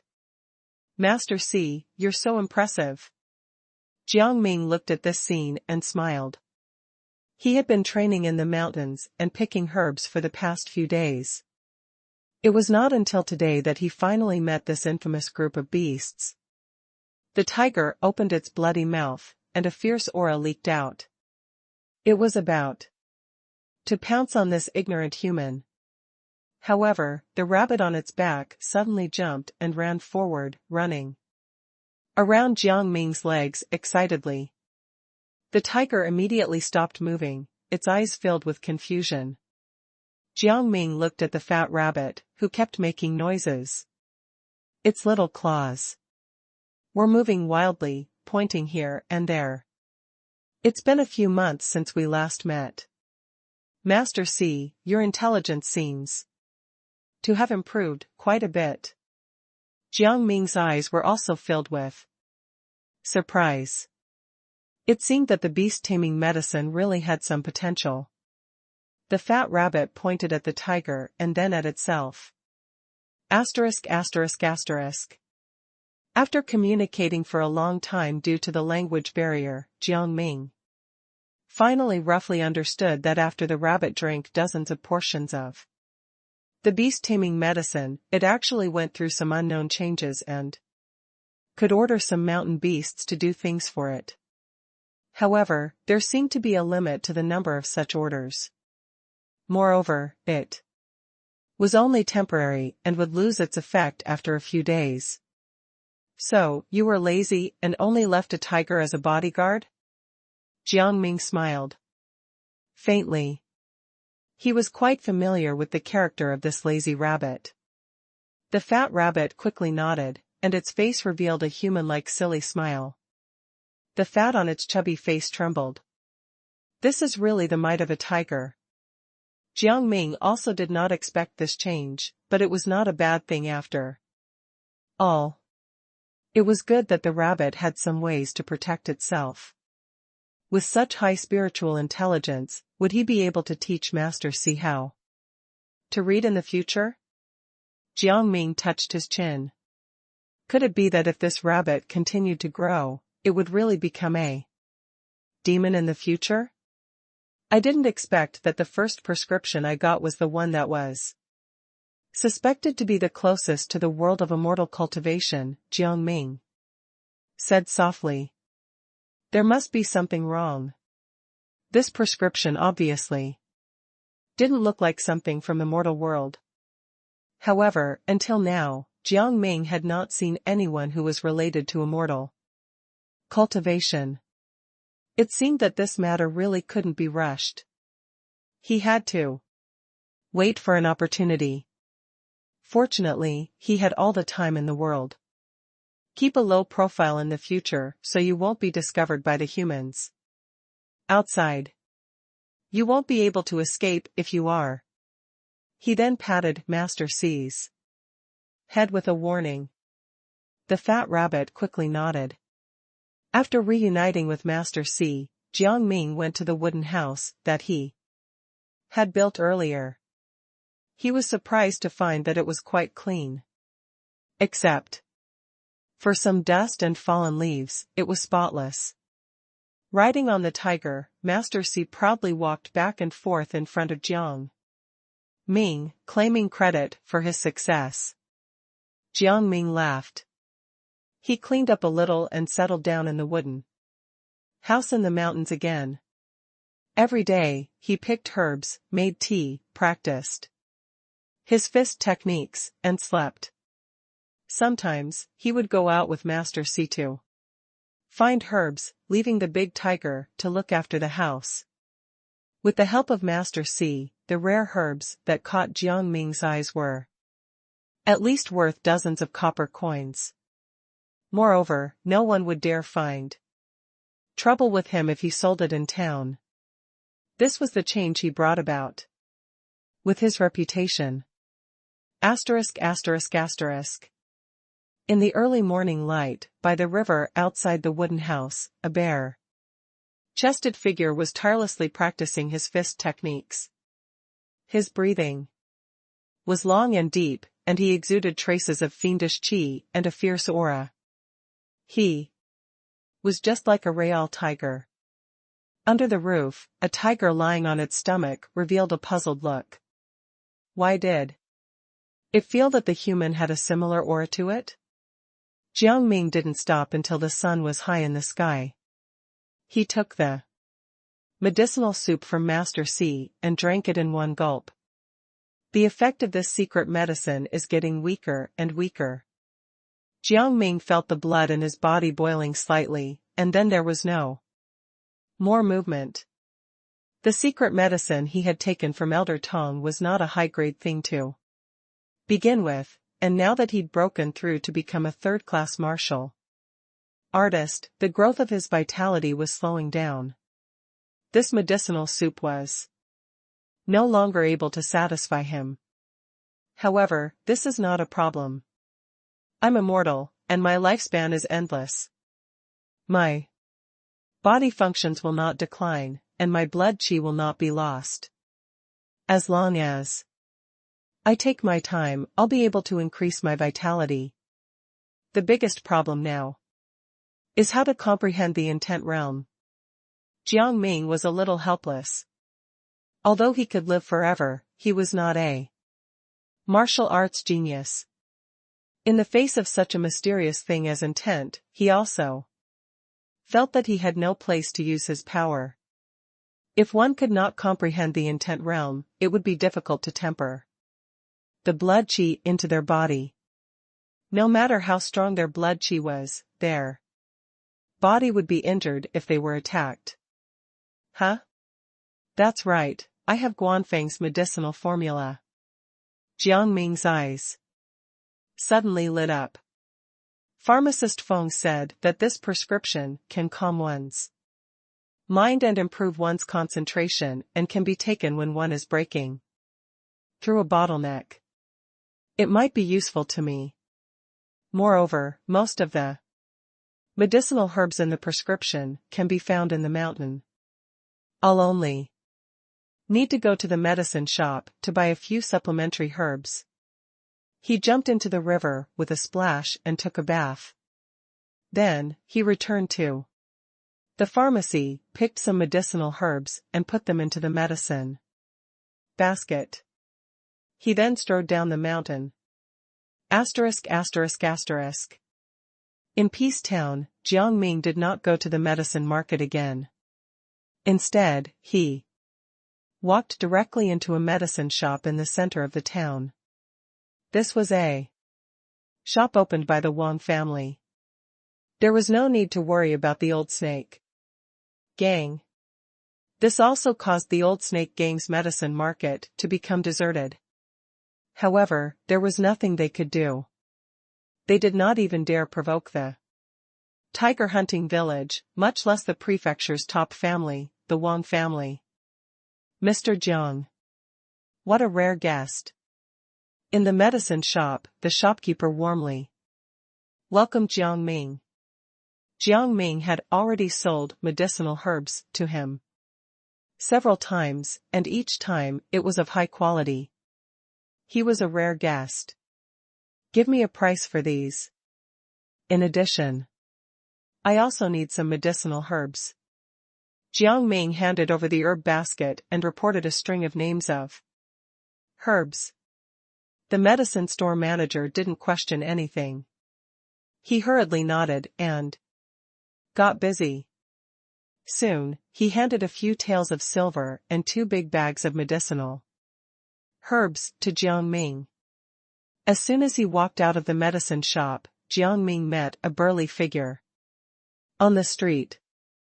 Mr. Dong, it seems like you're working hard, Jiang Ming said with a smile, and continued to walk forward. Mr. Dong's expression was unsightly as he blocked his path. Wu Yi is dead. I wonder who did it. Jiang Ming was surprised that he was this angry. In the future, you have to restrain your subordinates and not provoke people who should not be provoked. He chuckled and walked past Mr. Dong, disappearing from the street in large strides. Mr. Dong clenched his fists tightly, veins popping out on his forehead. Very well. I'll remember this smear against the Old Snake Gang. *****. Mr. Dong is even more narrow-minded than Uncle Ba. Jiang Ming walked home and thought to himself, the Old Snake Gang is really a nest of snakes and rats. It's a pity that I'm not strong enough now. When I break through to the second class, I mean, when the hero, Zhang Shan, breaks through to the second class, the Old Snake Gang will be no more. Mr. Dong did not know that while he was holding a grudge against Jiang Ming, Jiang Ming was already thinking about how to destroy him.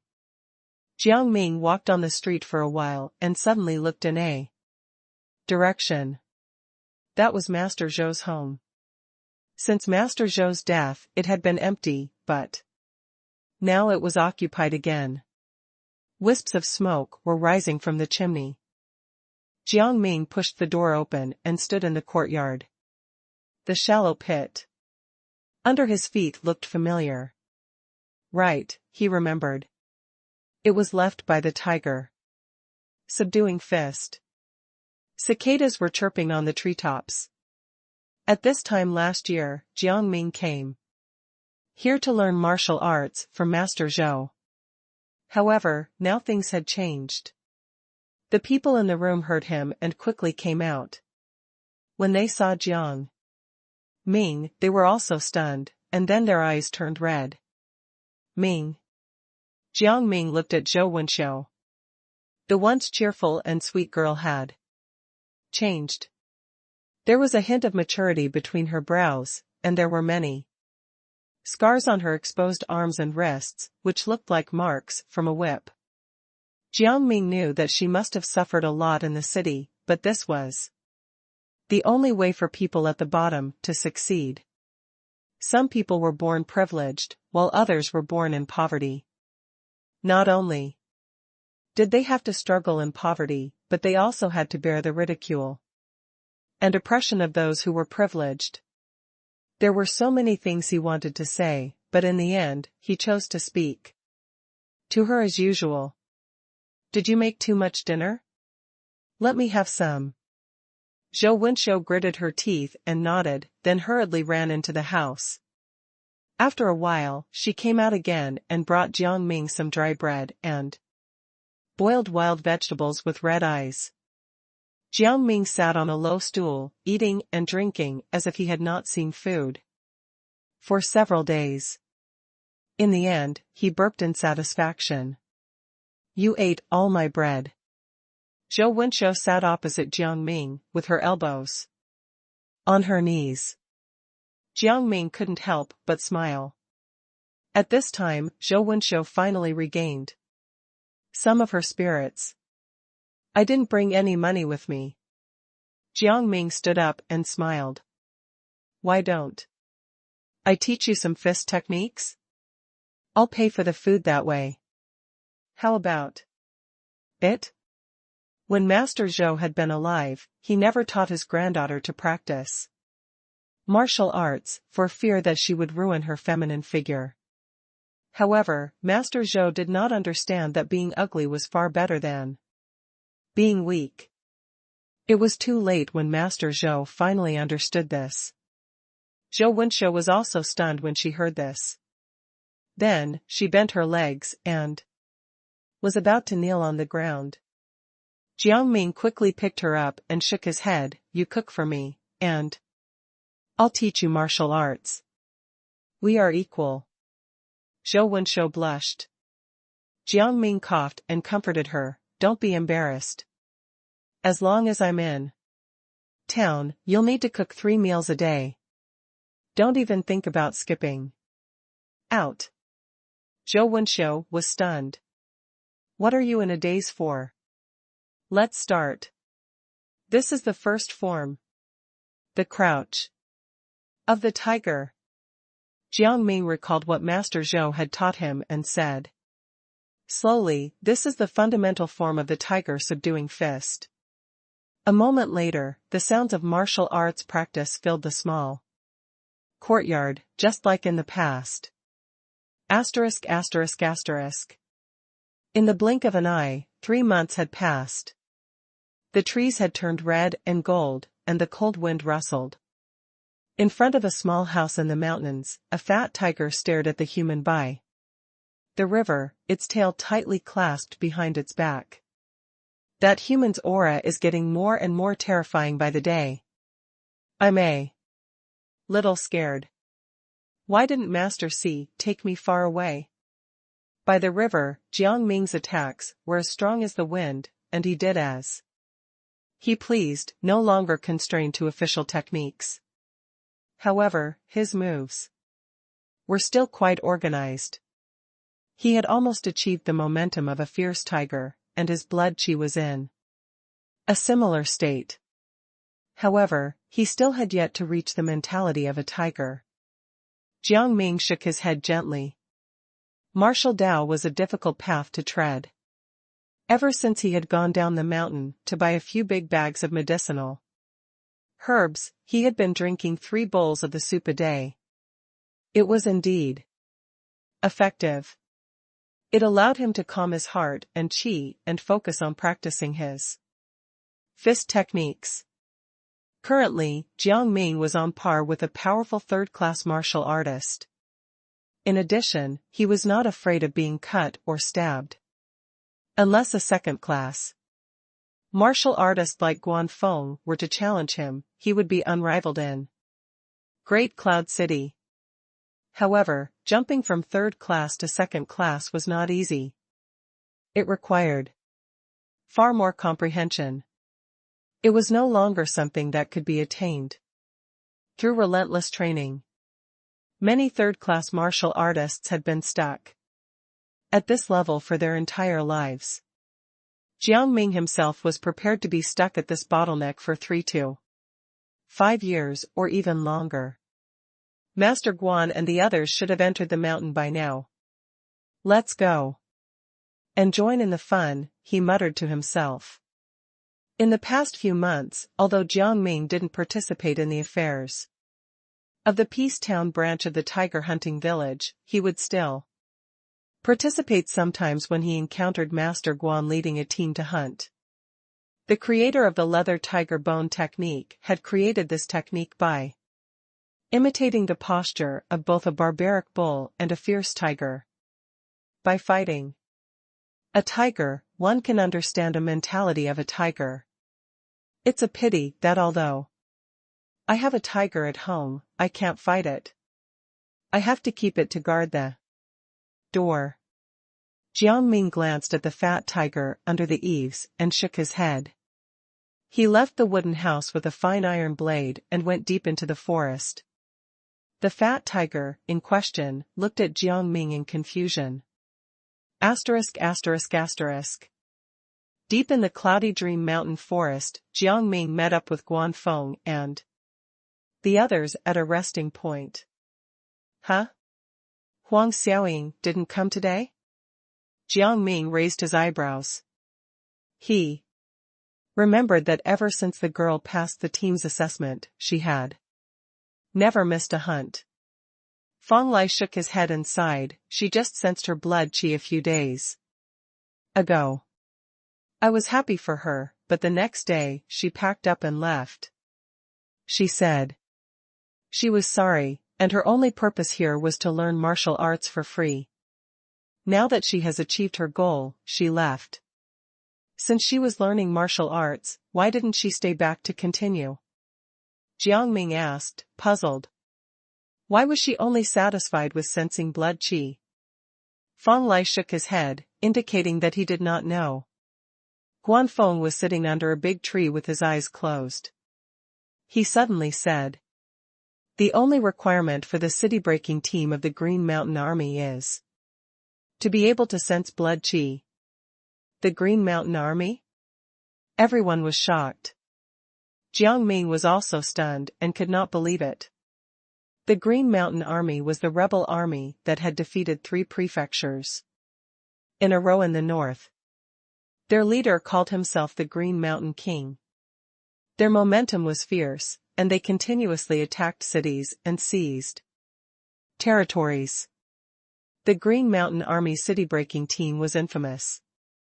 They made people tremble with fear and set a record for breaking through a prefecture city in a mere 6 hours. In the beginning, the city-breaking team was made up of martial arts practitioners. Later on, when the force grew stronger, their entry requirement was raised. Now, one had to be able to sense blood qi in order to join. However, everyone, including Jiang Ming, couldn't believe it. The low-key and honest Huang Xiaoying was going to join the rebel army? She came to find me the day she left. Her family is in Qinglin village, north of Dayun town, Guanfeng said. Her family offended the officials and were all killed. Even her 70-year-old grandmother was not spared. She was the only one who managed to escape with her life and made it to Great Cloud City. She only has one goal in life, and that is to kill her way into Qinglin village and kill the official who killed her family. Everyone was silent. After a long time, someone sighed and said, "This world is f***ked." Suddenly, a voice came from the front, "Yeah, this world is f***ked." A few figures slowly walked out of the forest and appeared in front of everyone. Who are you guys? Peng Lu stood up abruptly, his face vigilant. On the opposite side, a young man who looked to be in his 20s slowly walked to the front and said with a faint smile, I am Wei Yan. What? You're him? The murderer who massacred 100 people? The atmosphere in the mountain forest suddenly became tense. Jiang Ming looked at the young man in front of him and also remembered the notice posted at the city gate when he first entered the prefecture city. The person with the highest bounty on their head was Wei Yan. The man was accused of massacring over 100 people. However, Jiang Ming could not help but think that the fierce-looking bearded man in the portrait looked nothing like the scholarly-looking young man who stood before him. It'd be a miracle if they could catch him. Jiang Ming rolled his eyes. Massacred 100 people? The young man shook his head and smiled. These officials have given me a bad reputation. I only stole some rice and took some official silver. Everyone was speechless. Peng Lu was a little nervous and turned to look at Guanfeng. After all, this was a wanted criminal. Guanfeng was calm as he said, I've heard a lot about you. May I know why you've come here? Only then did many people realize that this was not a chance encounter in the mountains. Wei Yan had specifically come here. Ha ha ha. As expected of you, Master Guan. You have such sharp eyes. Wei Yan laughed and cupped his hands. Then I'll get straight to the point.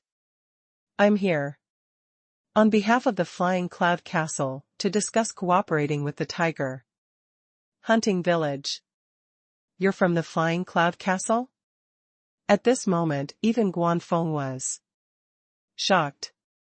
The Flying Cloud Castle was rumored to be a powerful force that dominated the Cloudy Dream Mountain Forest. They had been in the limelight in recent years. It was rumored that the Flying Cloud Castle robbed the rich to help the poor. They had even killed several corrupt officials and destroyed countless nests of bandits who had hurt innocents. They were well known in the Great Cloud Prefecture and even among the people in the surrounding prefectures. Wei Yan nodded and was about to continue speaking. Guanfeng waved his hand. Just say your piece. We're straightforward people. Jiang Ming laughed internally.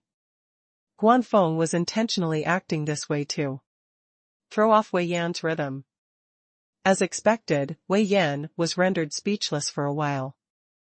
In the end, he could only bitterly smile and say, if that's the case, then I won't waste any more time.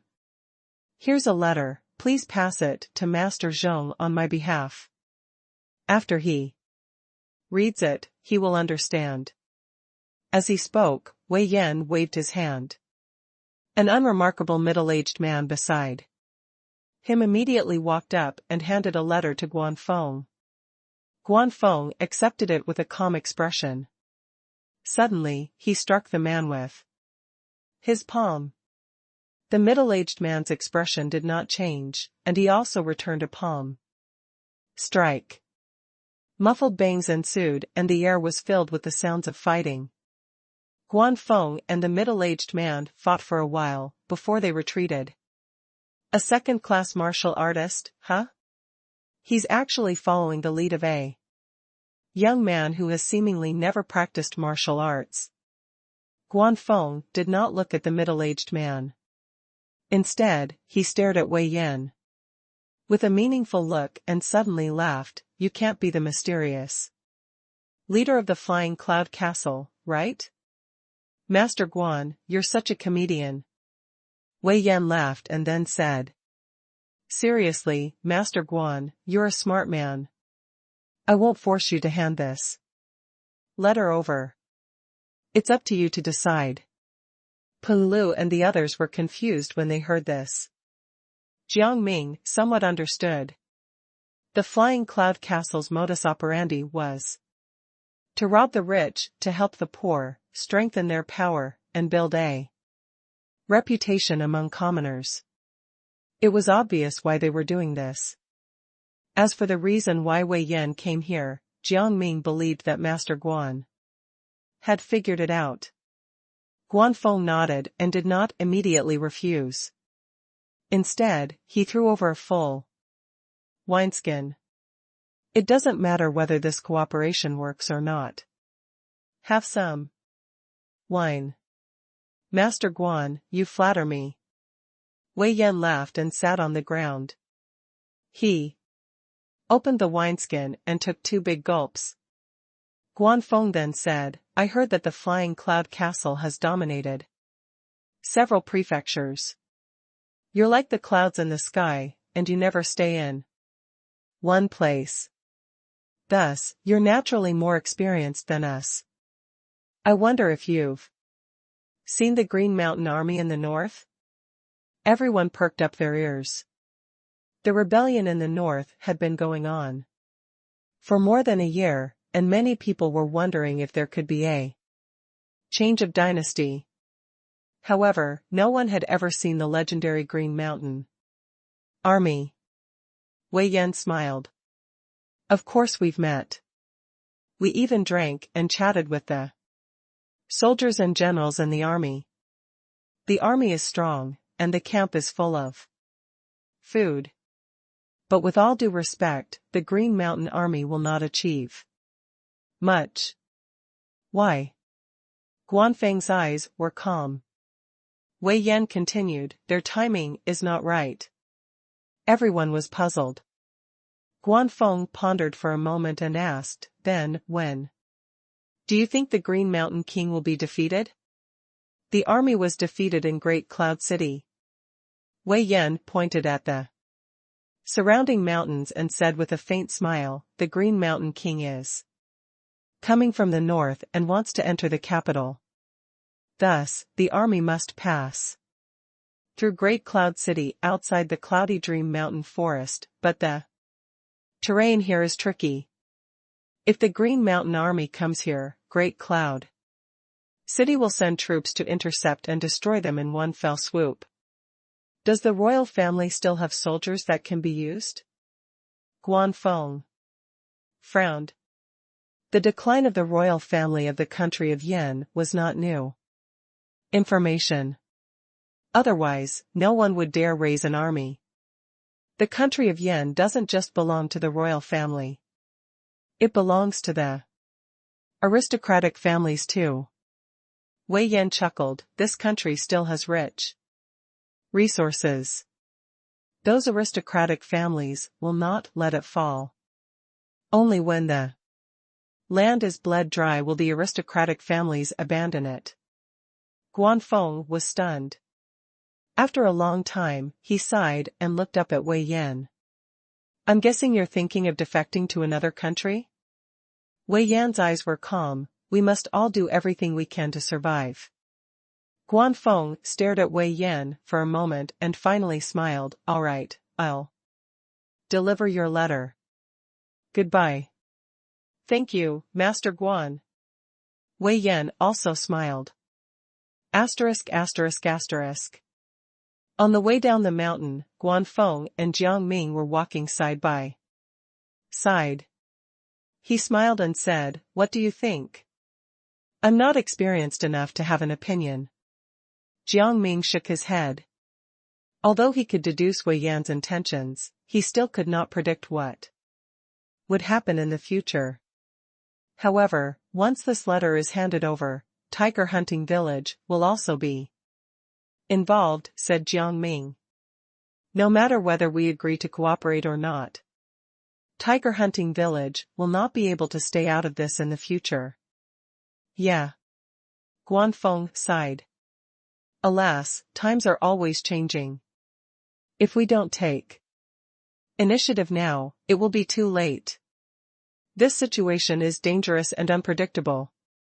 I hope that in the future, no matter where we are, we can still be friends, Master Guan, Jiang Ming said. Seriously. Guanfeng smiled. Thank you for your kind words. I hope so too. Back at Peace Town, Jiang Ming sold the herbs he had collected in the Wang family's medicine shop, then walked to old Zhang's bar with the empty herb basket on his back. Ever since the war in the north started, prices have soared, and business has been difficult. Jiang Ming put a few taels of silver into his pocket, but he did not look too excited. I have to make preparations. If I can break through to second class, I will have enough power to protect myself. Unfortunately, it's not that easy. As soon as he walked into the bar, he heard a customer complaining, Mr. Jiang, how did this beer rise to 2 copper coins a pint? We're all regular customers. Old Jiang jogged out from behind the counter and said with a bitter smile. I'm not earning as much as I did before. The prices of ingredients have rocketed, and I've had no choice but to increase my prices. I don't know when it'll end. If the price of ingredients rises again, I won't even be able to afford to brew wine. What you said makes sense, Mr. Jiang. I believe you. Give me my usual. Jiang Ming sat down and laughed. The others instantly fell silent. If Jiang Ming, who had joined the tiger hunting village, did not complain, how could they? They could only blame the war. If this war continues, we won't be able to live. In my opinion, the Green Mountain Army should just attack the capital and kill all the officials now. Maybe our lives will be better. It doesn't matter. We won't be any better off if the emperor is replaced. Just focus on planting your crops. Jiang Ming listened to the discussion and sighed. When the war reached its peak, they would probably not even have wine to drink. He bought another 2 bottles of wine and got some pork from the butcher. He took them home and called Zhou Wenxiu to cook for him. After their meal, he taught her how to practice martial arts. Asterisk. Half a month later, Feng Lai rushed to Peace Town from the prefecture. Has the matter been settled? Jiang Ming and Feng Lai sat opposite each other in the former's courtyard. It's almost time. After the meeting with Wei Yan, Feng Lai seemed to have calmed down a lot overnight.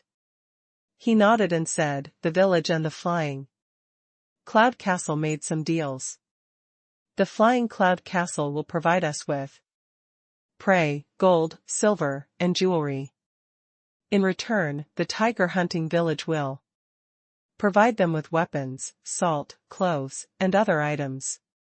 If the Green Mountain Army really attacks, the deal will be suspended. Jiang Ming nodded. After all, the tiger hunting village had limited manpower. If the Flying Cloud Castle helped them, they would be able to earn a lot of silver. With their help, the tiger hunting village would accrue wealth, grow rapidly, and strengthen its power faster. Weapons and salt, huh? I'm afraid it won't be easy. Jiang Ming frowned. The current situation is chaotic. Even the officials of Great Cloud City are thinking of a way out. The city's blacksmiths are overwhelmed. Feng Lai shook his head. Some of the sabers we bought were even engraved with the symbol of the government. I don't know which warehouse keeper is reselling them. Jiang Ming was dumbfounded. The country of Yen seemed to be in a dire situation. The following matter is related to the heads only, do not reveal it to the branch. There's another route to the mountain, Feng Lai started, the fewer people who know about it, the better. Jiang Ming nodded. It was a full-fledged rebellion now. Naturally, he had to keep a low profile. By the way, the Flying Cloud Castle has given us a powerful technique. They said it was a show of sincerity. As Fang Lai spoke, he took out a book from his bag. I made a copy of it. The branch leader has made a declaration. Anyone who can sense blood qi can cultivate this technique. Jiang Ming took the book and saw the title. It was the blood-burning saber technique. That sounds a little dangerous, Jiang Ming said with a smile. Fang Lai's expression was strange. Read it first. It's not just dangerous. This group of rebels simply don't care. Jiang Ming was suddenly curious and started to read the book page by page. The more he read, the more shocked he became. When he closed the book, he let out a long breath. I can't believe there's such a dangerous technique out there. The technique would allow martial artists to fight above their level. However, it had a catch. Every move they made would cost them at least a year of their life. In addition, a martial artist needed several months of rest after each use of the technique. If they used it continuously, they could die. Fang Lai gulped. Do you still want to practice it? Jiang Ming asked. Yes, of course. Fang Lai's eyes were burning. I have a feeling that the flying cloud castle might give me the chance to realize my dreams. This technique is the weapon that will help me defeat anyone in my way. What about you? Fang Lai looked at Jiang Ming. I feel the same way. Jiang Ming smiled and nodded. He muttered to himself, even if you guys don't want to practice it, I'll practice it. This is the most precious thing I've obtained since I came to this world. If this could enable a martial artist to fight above their level, didn't that mean that he could fight against a second-class martial artist now? He was immortal, so the disadvantages were nothing to him. When he became a second-class martial artist, no one would be able to stand against him. Moreover, since this technique was passed down from the Flying Cloud Castle, there were probably a lot of people who practiced it. Even if he used it against an enemy, no one would be able to identify him as long as he did not reveal his true appearance. After sending Fang Lai off, Jiang Ming went back to the mountain and immediately began to practice the blood-burning saber technique. He needed to master it as soon as possible.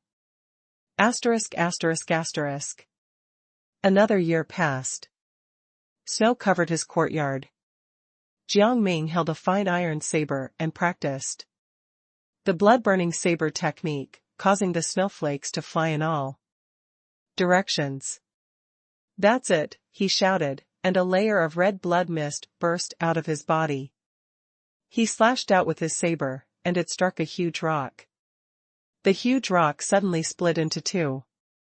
However, Jiang Ming's momentum did not stop. He continued to strike several more times. It was not until the 9th strike that his arms trembled, and he stopped. His saber fell to the ground. It still doesn't work. Jiang Ming frowned. I can't seem to activate its full potential yet. My blood qi boils over too fast. Jiang Ming was naturally not afraid of losing his life. However, the boiling of his blood qi was not something he could control. Jiang Ming jumped into the cold river, washing off the blood mist on his body. While thinking about how to cool down his blood qi, it finally dawned on him that he could consult Dr. Sun. It's time to make a trip to the city. In Great Cloud City, Jiang Ming bought some aged wine and roasted chicken and walked towards Jishirtang. Every step along the way, soldiers could be seen patrolling everywhere. They were in armor, and had their weapons brandished, their eyes vigilantly scanning every person on the road. There were far fewer vendors on the street, and some small shops had even closed. It was said that those who could migrate fled further south. There was a feeling of chaos. At the entrance of Tiger Hunting Village stood two unfamiliar men. It seemed that they had recruited new people. Ever since they had cooperated with the Flying Cloud Castle, Tiger Hunting Village's foundation had grown stronger and stronger. It was said that the number of third-class martial artists had increased by a lot. Although first and second-class martial artists were stronger, the third-class martial artists were the backbone of an army. Only with enough third-class martial artists could the Tiger Hunting Village be strong enough to move to greener pastures when needed. But I wonder how far the Flying Cloud Castle can go. Jiang Ming sighed. Internally, he reached Ji Shirtang. As soon as Jiang Ming walked in, he saw Dr. Sun guiding his disciple to get the medicine. He suddenly smiled when he saw Jiang Ming. You're living a happy life in Peace Town, huh? You haven't come here in a while. I got used to being idle in the mountains. Jiang Ming cupped his hands with a smile and put the wine and food on the counter. Dr. Sun eyed the items on the counter. Since you're already here, what's the point of bringing these? I really don't have anything else to teach you. I passed by the restaurant and saw that there were not many people waiting in line, and I bought you your favorite, Jiang Ming said indifferently. Sigh, everything is so uncertain. People are torn between stocking up and fleeing. Who would have the mood to eat roast chicken? Dr. Sun sighed, and his hand could not help but reach for the roast chicken. Jiang Ming smiled. I don't want any roast chicken, but I would like a bowl of medicinal soup. May I have some? Not being able to have your soup for a while really held me back. The medicinal soup that nourished one's blood qi was Jiang Ming's secret to his power. Although it had no direct effect on martial arts practice, it had a wonderful effect on regulating blood qi, which was greatly beneficial to increasing the upper limit of a martial artist's power. If he had this medicinal soup every day, Jiang Ming's control of his blood qi would be greatly improved. He could suppress his boiling blood and maybe he could slash out more powerful attacks. Dr. Sun was stunned when he heard that. He slowly retracted his hand and looked at Jiang Ming with a faint gaze. You brat. You're here to bribe me. Jiang Ming did not hide it. He said frankly, Dr. Sun, you have a good eye. I won't beat around the bush. I'm here today for your prescription. Please state your price. You, Dr. Sun pointed at Jiang Ming and wanted to get angry, but in the end, he shook his head and smiled bitterly. Do you know how I managed to keep the clinic running for so long? It's because I keep my prescriptions secret. How? Can I sell them to you? I understand. However, you have more than one secret formula. Jiang Ming was not surprised. He smiled and said, the effect of this medicinal soup is extraordinary. However, for most martial artists, it takes almost all their energy and money to find a way to improve their blood qi.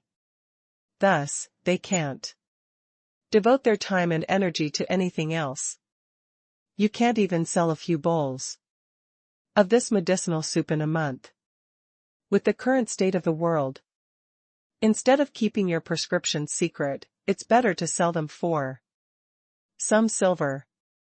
Only then can you live comfortably in this chaos.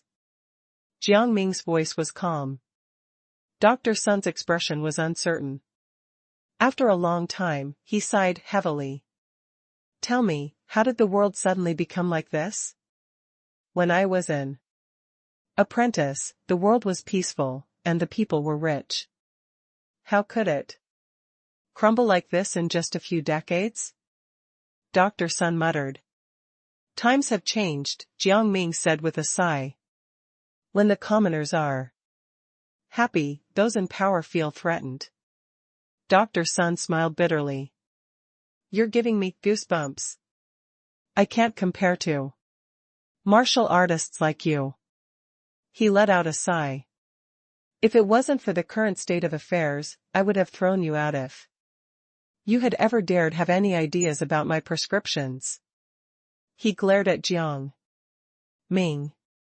Thank you, Dr. Sun, Jiang Ming said with a smile. Dr. Sun was silent for a long time before his eyes filled with sorrow, and he sighed, I am going against my ancestors. It won't be cheap. Asterisk asterisk asterisk. A moment later, Jiang Ming walked out of Jishirtang, put a handwritten prescription in his pocket, and strode away. In Jishirtang, Dr. Sun carried the heavy bag of money in his hand and sighed for a long time before he gritted his teeth and seemed to have come to a decision. I have to adapt to survive. If this war continues, I may have to shut the clinic down. I'd better save more silver to be at ease. Since I've already started, it's better to sell a few more copies of my prescriptions. Right. Let's go contact the regulars. Asterisk asterisk asterisk. After buying a large number of hard-to-find medicinal herbs, Jiang Ming returned to Peace Town with a full harvest. He stayed there for 2 days and gave Zhou Wenxiu some pointers on martial arts. Afterward, Jiang Ming brought some medicinal herbs and other daily necessities and went back to the Cloudy Dream Mountain forest.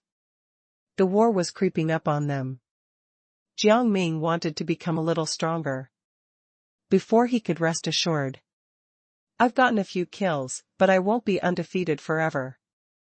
I have to become stronger. I have to be able to defeat anyone who tries to threaten my peace. Outside the wooden house, Jiang Ming gulped down the entire bowl of medicinal soup and felt the blood in his body calm down.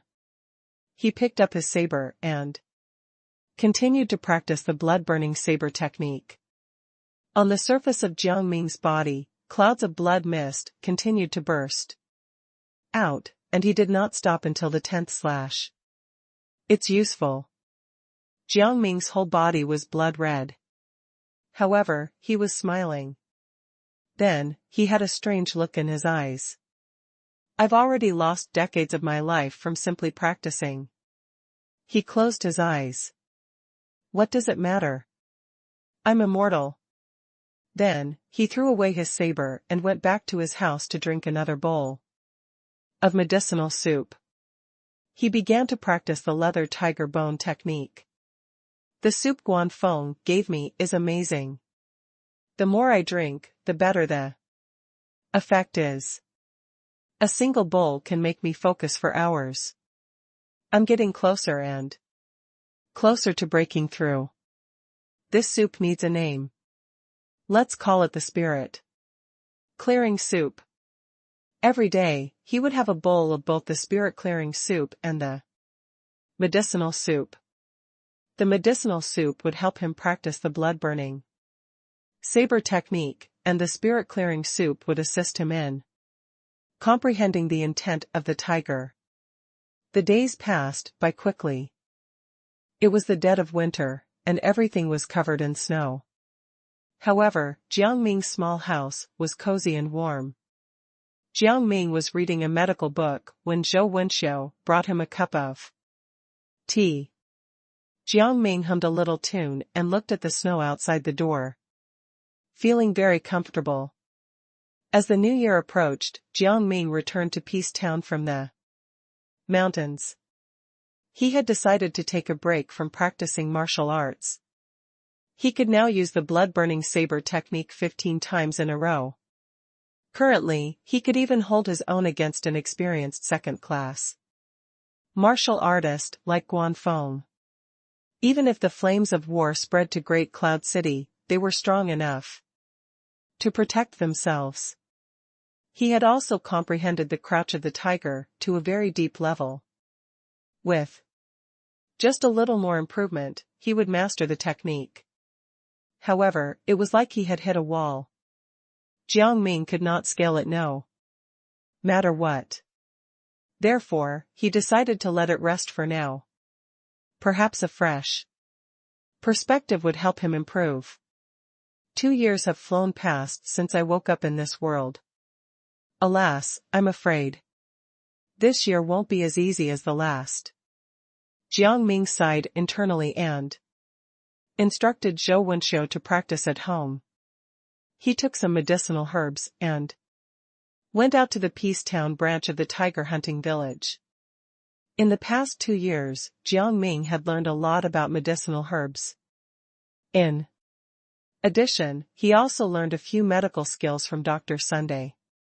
During this period, he would work as a medic in the mountains and treat the injuries of those from the Peace Town branch of the tiger hunting village branch. Peace Town had continued to flourish, and now, with an edict from the imperial court, it was now Peace County. However, the official name would take a while to change. After all, they were in a war. The emperor had more pressing matters to worry about. Jiang Ming saw a lot of women as he walked along the streets. They looked like refined young ladies from noble families. Why were they in Peace Town? When he walked into the Peace Town branch of the tiger hunting village, Jiang Ming was surprised to find that many women, old and young, were also there. It seemed that they had just arrived and were still sorting out their luggage. Master Feng, why are you here? Jiang Ming suddenly saw a person and quickly walked over to help him carry his luggage. Wouldn't you like to know? Pharmacist Feng said half-jokingly as the two of them walked toward their assigned residence. What's going on? Jiang Ming was puzzled. Only then did Pharmacist Feng say with a sigh, according to Master Guan's information, Qinglin village has fallen.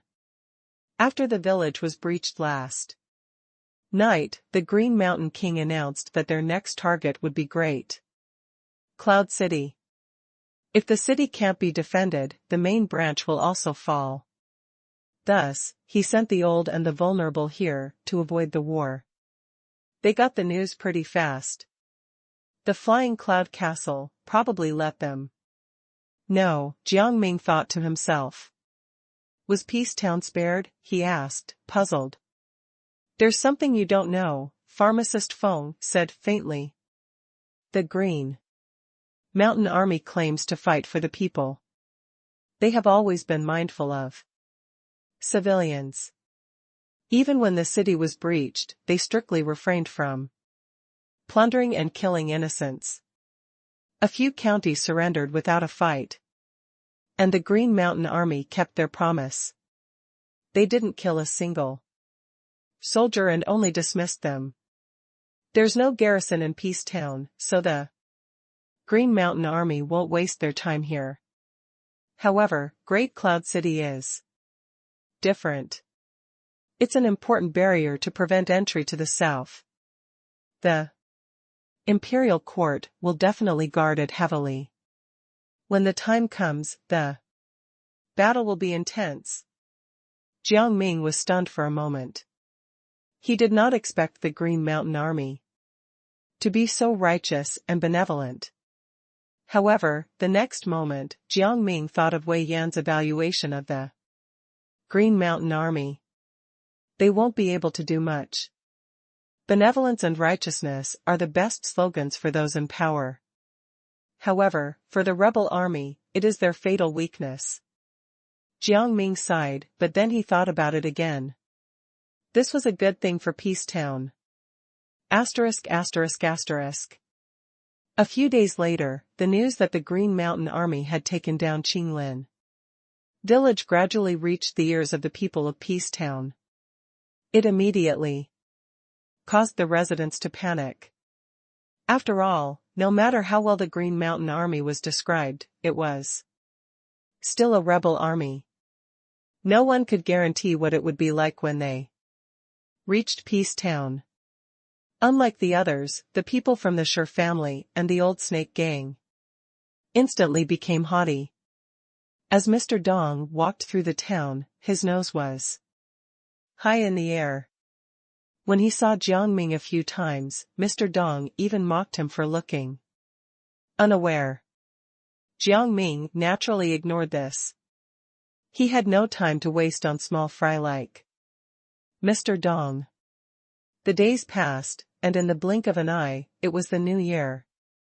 The Green Mountain Army seemed to be stagnant after breaching Qinglin village. However, everyone could feel that a storm was brewing. It seems that the Green Mountain King isn't stupid. He knows that Great Cloud City will be the place for the final battle. Everything depends on the outcome of this battle. Jiang Ming shook his head. He had a good break. He began to practice in the mountain again. He had a feeling that the intent of the ferocious tiger was already within his reach. Asterisk asterisk asterisk. It was early spring, and the land was lush with life. It was almost dusk, and Jiang Ming's body exuded a fierce aura. The sky turned dark before Jiang Ming threw his last punch and suddenly opened his eyes. I have comprehended the intent of the tiger.